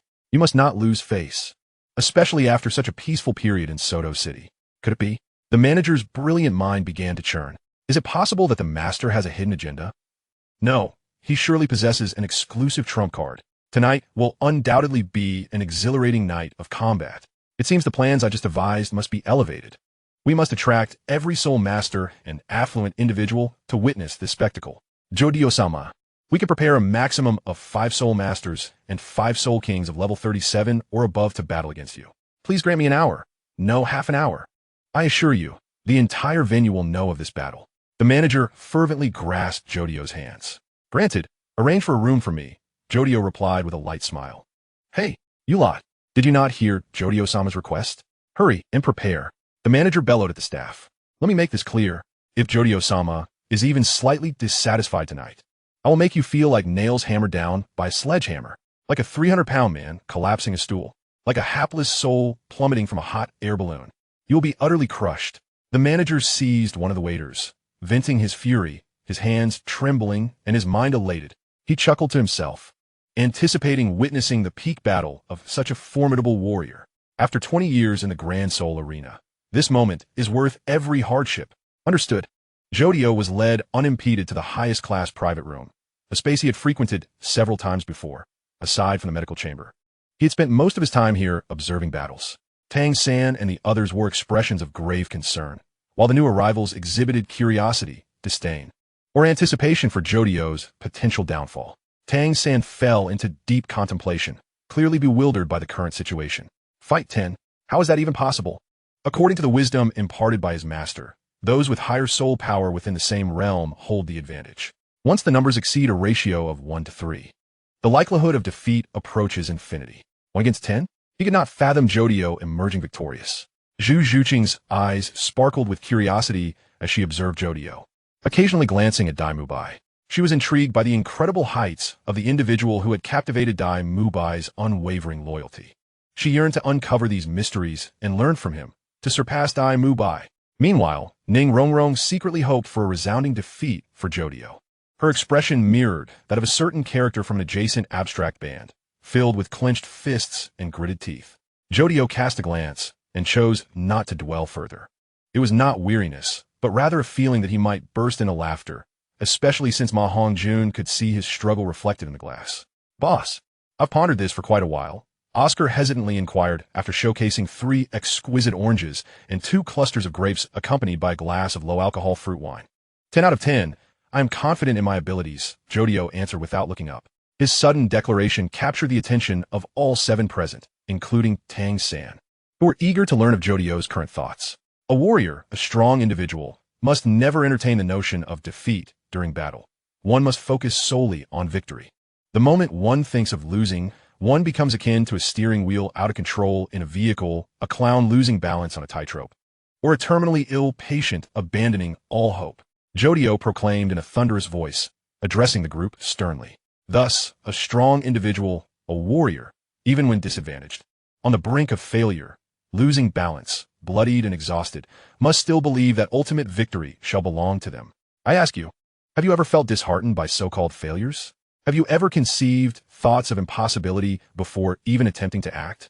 From the moment you step onto the battlefield, the arena, you must strive for victory, even if your strength is completely depleted, even if you are on the verge of fainting. You must become that kind of person, Jodio declared, one hand raised before his face. Yes, yes, yes. The group of Dai Mubai, Ma Hongjun, and Oscar immediately contorted their expressions, their blood surging with fervor, their eyes alight with determination. Their soul power stirred within them, compelling them to engage in battle. Yes, battle. That is what it means to be alive. I beg you. Boss, please let me join as well. Ma Hongjun leapt forward, embracing Xiaodiao's legs as he exclaimed, Boss, my hands yearn for battle. He. Together, my brother, and I shall surely vanquish them. Oscar, with a sinister gleam in his eyes, extended his hand, transforming it into claws. The white tiger of the national server. I accept the challenge. Dai Mubai Bilud. What nonsense. Are you characters from some comedic cartoon? Sit tight and behave. Xiaodiao retorted, sending Ma Hongjun sprawling back onto the sofa. A tumultuous cheer erupted from outside, drawing their attention to the grand arena, where a sea of spectators filled the stands, exuberantly celebrating. The entire spirit arena was brimming with people. Not a single empty seat was in sight. Banners unfurled, proclaiming support for Xiaodiao, a testament to his immense popularity. Explosive, devil, spicy barbecue shop wishes. Lord Xiaodiao, unparalleled in valor. Delicious to the point of death ramen shop wishes. Lord Xiaodiao, strikingly handsome to the point of death.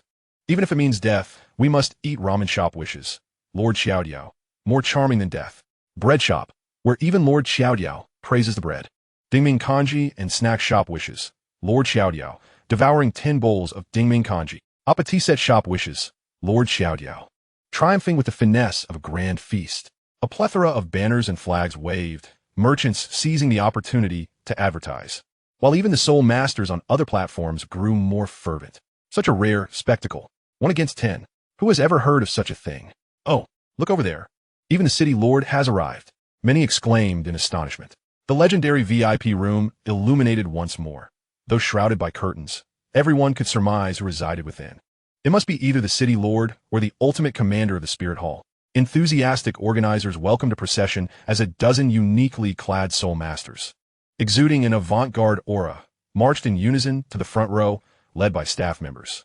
Behind them trailed a significant number of organization members donned in dark red robes, all solemnly raising fan signs. Listen, they are welcoming me. Xiaodiao chuckled, glancing back at his companions. What excitement. The boss wasn't lying. Tonight promises to be exhilarating. A staff member, who previously dealt with the bodies of assassins, exclaimed, his expression a mix of thrill and anticipation. Why hasn't it begun yet? What is the arena waiting for? Another staff member shouted in frustration. It was as if the prelude had reached its climax, yet the enchanting beauty remained hidden in the bath. It felt akin to spotting a soul bone, yet being forced to commence the distribution of soul rings, flesh, and blood before indulging in the soul bone allocation feast. It mirrored the experience of waiting at a fine restaurant for the main course after relishing the best appetizers.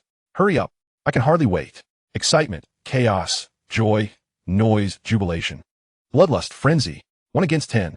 An unprecedented occurrence. Oh, it seems everyone is getting enthusiastic. I am Douluo, the host of this battle. Allow me to preside over Lord Xiaodiao's match. The renowned host Douluo soared into the sky, her spirit manifesting as a peace dove, as she shouted through a sound amplifier. Hee, such a grand sight even stirs emotions in someone like me. I can hardly wait to see Lord Xiaodiao. Do you all wish to see Lord Xiaodiao make his entrance? Douluo called out. Yes, absolutely. The audience erupted, their voices blending into a unified chant. Xiaodiao, we want to see the show. The crowd surged with excitement, their cheers escalating, transforming into a singular echo. MYP. Have you ever seen Soto City F4 in the morning? Xiaodiao gestured to his companions behind him. You shall witness it soon enough. Chapter 70. The Path of Martial Combat. Humph, that Xiaodiao fellow certainly knows how to stir the atmosphere. The city lord mused, a cigar clutched in his hand. 1 against 10, how absurd. Indeed, I suspect he will be thoroughly beaten, another noble remarked, unable to contain his anticipation for Xiaodiao's downfall. Immediately, courtiers and other nobles offered their flattery, although Xiaodiao typically kept his distance from them, avoiding contact. His burgeoning popularity inevitably brought him into the orbit of the city lord's affairs, creating friction. Whether due to power struggles or financial disputes, the nobles were increasingly discontent. Yet, Xiao Diao had proven himself, rising to the rank of a Soul Sect powerhouse within mere years. The combined soul power of these minor nobles would scarcely match Xiao Diao's level. Theoretically, they dared to confront him, yet they would be easily subdued. If Xiao Diao were to act recklessly, they could potentially enlist stronger soul masters for an ambush. However, Xiao Diao had always been measured in his actions, maintaining decent relations with the Spirit Hall's sub-branches. Whenever the nobles brought up Xiao Diao, they lamented his excesses, labeling him as superhuman. Yet, when it came to hiring assassins, they faltered, few genuinely responding. A soul sage? There are 2 soul sages residing within Shrek Academy. Yet, engaging in open schemes was still feasible. Tell those soul masters, fight with all your might. If they perish, it falls on me, the city lord declared, releasing smoke from his nostrils as large as GG bonds. The lord is formidable. Indeed, the city lord is truly wise. The other nobles applauded enthusiastically. Steward, come here, the city lord instructed, rising from his seat and addressing his steward with a conspiratorial tone. Sir, at your service, the steward responded respectfully. Place a bet of 3,000 gold soul coins on Xiao Diao's victory, the city lord whispered. What? The steward gasped in shock. What nonsense? Do you think those pathetic characters can truly defeat Xiao Diao? Reputation aside, money is money, the city lord retorted angrily. Oh, the atmosphere within the arena intensified manifold, as the 10 competitors took the stage alongside Dodo's commentary, igniting the crowd into a fervor, their cheers growing louder, almost threatening to lift the roof. 4 soul sects and 6 soul masters above level 37. What a formidable lineup.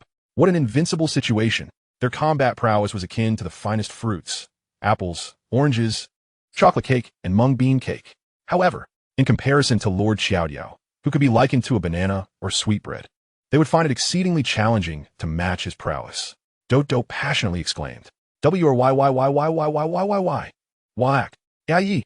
The audience waved their hands, their battle cries resonating throughout the arena, their enthusiasm ignited, brimming with anticipation for the impending clash. Soul masters, revered figures, often wealthy and powerful, were beyond the reach of ordinary folk, akin to the esteemed figures in the eyes of students. However, at present, one merely needs to spend a single yintama coin to witness these illustrious figures engage in a fervent clash, which is undeniably worth every penny. Hey, Yudiao, come forth. I yearn to duel with you for 300 rounds. Jodio, I shall stuff your toes into the crevices of your nails, and then let your innards become your outwards. Jodio, I command you to emerge. The soul masters below appear to have been stirred by this tumultuous scene, as the 10 soul masters began to hurl taunts and threats at one another. Jodio sensed that the moment had come. It was time for him to step into the limelight and assert his dominance. With a tremendous force, the golden experience struck the glass, causing the vast pane to warp and transform before the eyes of the onlookers into a colossal tree. The tree extended downward, ultimately crashing onto one side of the arena, raising a thick cloud of smoke that obscured the spectator's vision. Here it comes, one of the soul masters exclaimed excitedly. The heavy footsteps creaked upon the wood, and in an instant, everyone held their breath, silenced in anticipation, watching as the figure emerged from the haze. Within this realm, I am unmatched. Only those of a higher rank may engage me, and only 2 ranks above can obliterate me. Jodio's voice resonated throughout the grand arena, exuding an air of unyielding authority. Do any of you possess the strength of a soul emperor combined? He challenged. The soul masters were instantly incensed, igniting their soul power and charging forward as if they were chickens spotting the latest batch of freshly delivered feed or bulls caught in the frenzy of a new haul. Akin to ducks recently emerged from the river. Soul power, 4,500. Would vines entwine? Soul power, 4,200. Raging falls. Soul power, 3,900. Million-ton punch. The 3 strongest strikes from different directions surged toward Jodio. Gah, how can such attacks be resisted? They will surely be obliterated. Yet Jodio stood firm. He managed to block them with sheer will. The furious barrage of punches whirled like a tempest, generating winds that whipped through the smoke, momentarily blinding the spectators. The onslaught akin to a flood was forced back by the might of his fists, restoring equilibrium to the battlefield. The fierce assault repelled. Why do you retreat? Jodio bellowed, standing amidst the dissipating smoke. Do not cease. His roar echoed across the arena, and the spectators, silent and gritting their teeth, clenched their fists and breathed heavily. Feeling a surge of fury, as though they were one with the Soul Masters, ready to charge forth together.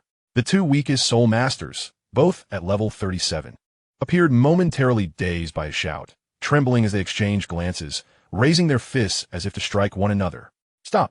The level 44 Soul Master, Li Keilu, clad in a heavy half-mask, intervened to halt their skirmish. He was the highest-ranked and most formidable among the 10. As a wielder of the dual spiral drill martial spirit, he was a prominent figure in the arena, consistently regarded as one of its trump cards, truly formidable. Li Keilu was also the only one capable of withstanding Jodio's oppressive aura, already sensing the malevolent intent emanating from him, almost salivating at the prospect of clashing with such a powerful adversary. To engage in battle with such a titan would be worth even death. How can you be so cowardly? Do you intend to brawl amongst yourselves to evade punishment before Jodio? Li Keilu tundarat. It has appeared. The legendary scene. Dodo exclaimed with fervor. It is said that when Lord Jodio was at level 30, two Soul Masters were so terrified that they dared not confront him. Oh, could it be that engaging him would lead to death, yet fleeing would also result in demise? Is that why they resort to such mutual combat? Dodo cried out. Could it be that anyone possesses such overwhelming dominance? Tang San's pupils constricted as he grasped Dodo's implication. Jodio revered combat and held a fervent admiration for the art of battle. In his presence, foes would perish for striking, yet escape would spell doom as well. Thus, the only recourse lay in mutual confrontation to navigate this perilous predicament. Just as shrimp might seize the chance to assail a massive whale, or mice might challenge elephants, or a small cake might substitute for steak. Do you wish to resign yourselves to a lifetime of being mere cakes, fries, or hot dogs? Do you not aspire to be steaks, hamburgers, or lamb stew? Li Keilu ruarat. Do not cease. The atmosphere grew taut with tension, as it appeared that the 10 had found their resolve and understood how to engage in battle. Marvelous. Such splendid, beautiful fervor for combat, Jodio declared, once more adopting an offensive stance. You had best not disappoint me. Chapter 71, The Path of Martial Combat. Before the bout commenced, Jodio suddenly tilted his head and inquired, Do you possess the conviction to fight? His response came not in grandiose declarations or gentle whispers, but in the form of fists propelled by a fierce gale. Fourth soul skill, Scarlet Lotus Spiral Break. Li Keilu's entire being erupted with soul power. Crimson waves swirling around the drill heads of his arms as they spun rapidly in tandem with his movements. A storm-like bundle of soul power solidified. His ultimate offensive had arrived. This strike bore the ferocity of the winds of the dead howling from the abyss. Akin to molten lava and wildfire surging from the earth's core, Li Keilu, with a record of 70 victories and 30 defeats in 100 battles during his rank as Soul Master, was among the few who could refrain from flattering Jodio. To him, integrity was the essence of existence. What meaning is there in living without integrity? Is life merely about existing? Li Keilu, you possess remarkable prowess, yet alas. My fervent organization has long been in need of a Soul Master to anchor it, but none of you have responded, Jodio remarked coolly. Do you not find it peculiar that I summoned you all at once? He posed again. Several eager Soul Masters felt a chill, as if the blood within them had turned cold, reminiscent of young men poised to engage their new acquaintances in a spirited contest, only to be reminded of ominous tales. Just as they had excitedly concluded a gaming session the previous night, they now pondered the profound questions of existence. Indeed, Jodio was astute, cunning, and malicious. How could he possess the benevolence to fulfill their desires for an exhilarating battle? Merely a drill? Allow me to demonstrate the true art of drilling. Jodio unleashed his soul power, summoning the crazy diamond to reveal its freedom. His hands transformed into countless fine threads, beginning a rhythmic motion that swirled in accordance with the oscillations of his soul power. Flow of wind, divine sandstorm, anti-press down, southern dipper. Is that the move? It cannot be mistaken. It must be that technique, the one that defeated the purple-gold-black serpent beast. Dodo shouted exuberantly alongside the stirring music. Indeed, Jodio possessed numerous renowned techniques, though many often referred to him as the king of stand-ins. Yet, the extraordinary skills he developed in battle were not to be overlooked. His mastery of combat had reached an almost transcendent level. He could effortlessly conjure complex attack effects with his soul power, akin to creating unique soul skills. Indeed, it was the formidable soul skill that Lord Jodio devised by simulating the flow of wind with free stones, although it may merely consist of lines. Through intricate wind currents and spiraling techniques, one can accumulate vast amounts of energy. This is a unique secret skill belonging to Lord Jodio. No one has deciphered it to this day. Dodo exclaimed with excitement. Lord Jodio, tear him apart. I can hardly wait. Quickly, bring forth the severed limbs. It's too far. How can this be? How could I possibly lose my stake and be relegated to a distant seat? Watching Lord Jodio battle. Gambling has brought me to this predicament. From this day forth, I shall abstain. The fervor of my emotions has been fully realized, regardless of the circumstances. The audience's admiration for strength was thoroughly unleashed at this moment. Their pure desire for power fully satisfied. Their convictions completely evaporated. Go, spirit of martial arts, fly monkey, venture forth and behold the illustrious battle of our Lord. To witness such an extraordinary combat up close, even if my external spirit is shattered, it would be worth it. Cunning, why do I not possess an external spirit? Spirit, I command you to soar high. 700 spirit power. Blackhand Eagle, why won't you rise to the heights? Am I truly unworthy of even witnessing the prowess of the strong? 900 spirit power. A glimpse for eternity. Go and behold. 950 spirit power. Dug potato, go. Let Lord Jodio take a bite out of you. The audience erupted in excitement once more, and the staff of the Grand Spirit Arena hastily activated the protective barrier to prevent these bloodthirsty spectators from interfering with the battlefield. Just watching is one thing. What on earth is eating? What kind of spirit is dug potato? The blade-like edge simulated by the divine sandstorm clashed violently with the red lotus spiral, causing a sudden drop in air pressure, with dust billowing from their feet as shockwaves rapidly spread outward. The 237-level spirit masters, who charged the fastest, were directly sent tumbling in a most comical manner. In the face of such a rare powerhouse battle, even a single level of spirit power difference could result in a world of variance. Fourth spirit skill. Would Vine entwine? This was yet another treacherous strike from a 41-level spirit master, who, in fact, shared a connection with Jodio. He was the patriarch of one of the few spirit master families within Soto City, where most of the younger generation bore the divine wood monkey spirit. Though not the pinnacle, this stable lineage of spirit was considered quite prestigious in a modest locale of Soto City. The divine wood monkey that fought alongside Xiao Ao and Xiao Ma years ago belonged to this very family. However, it no longer mattered, whether it be bear, tiger, monkey, or crane, they all had to yield to Lord Jodio. The wooden vines surged forth from behind, but Jodio leaped without even glancing back, twisting his body as if defying gravity, even causing Li Kuo to bounce as well. A golden iron ball sprang forth from Jodio's peculiar belt, and he was immediately propelled by a surge of spirit power, with countless meteors shooting forth from it. The shattered iron ball caused a disarray in the left side of his body. The meteors were easy to evade, but the shockwaves created upon landing were inescapable. In an instant, whether it was the divine wood monkey, Jodio, or Li Kuo, their bodies suddenly buckled, unable to maintain their balance. Jodio relinquished his hold on Li Kuo, and among those experiencing disarray on their left side, he was the most capable of maintaining his form. Stone Freedom unleashed 3 punches in succession, striking precisely at the chest and abdomen of the divine wood monkey to the right of Jodio, causing him to spew forth blood. I shall not allow you to succeed. Li Kuo roared, igniting his third spirit skill, as the drill surged forward toward Jodio, power emanating from the drill itself. He fought desperately, dragging his incomplete form toward him. In this state, his body was entirely driven by the drill. He had completely entrusted his life to it. This was an absolute manifestation of willpower. As the drill struck, a gaping hole was pierced through Jodio's chest. Yet Li Kuo soon realized something was amiss, for not a single drop of blood flowed from Jodio. He had merely transformed his body using Stone Freedom. Suddenly, Jodio's Stone Freedom retracted, and the line-formed body promptly condensed into its solid state, completely locking Li Kuo's arm within Jodio's chest, rendering him unable to withdraw. The disarray in his left side would last for 3 seconds. Just 3 seconds. That was all Li Kuo needed to activate his left arm for another drill strike, but alas, time was not on his side. 3 seconds. Jodio summoned his fangs, and Li Kuo's pupils constricted as he channeled all his spirit power, preparing to defend against the impending strike. 2 seconds. Jodio's right hand lifted, claws spinning upon his fingertips. 1 second. Jodio's form twisted violently, and at that moment, as the disarray in his left side came to an end, the explosive force of 5 lethal claw shots surged into Li Kuo's lungs, abdomen, throat, eyes, and thigh, causing Li Kuo to lose all strength and spirit power. He collapsed. How could this be? such formidable concealed weapon techniques. Tang Sect was plunged into profound shock. Although he did not belong to the same faction, he could still discern some of the intricacies.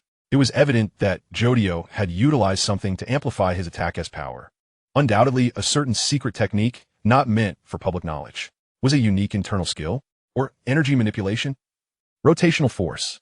Such purity of rotational force. Oscar gasped wide-eyed.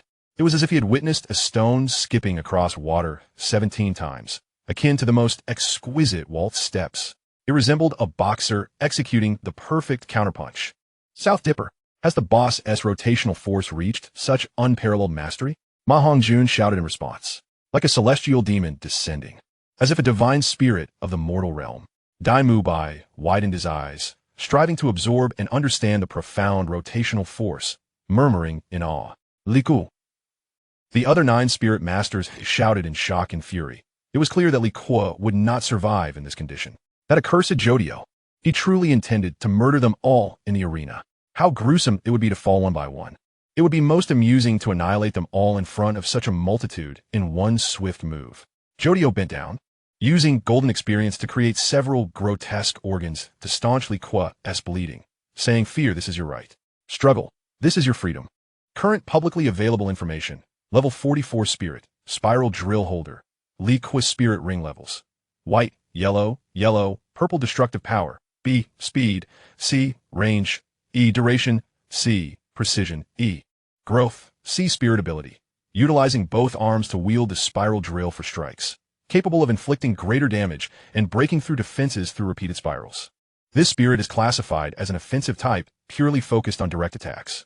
However, due to a lack of range capabilities and the need for wide, sweeping movements, this type of spirit struggles with long-range attacks or improving precision for detailed confrontations.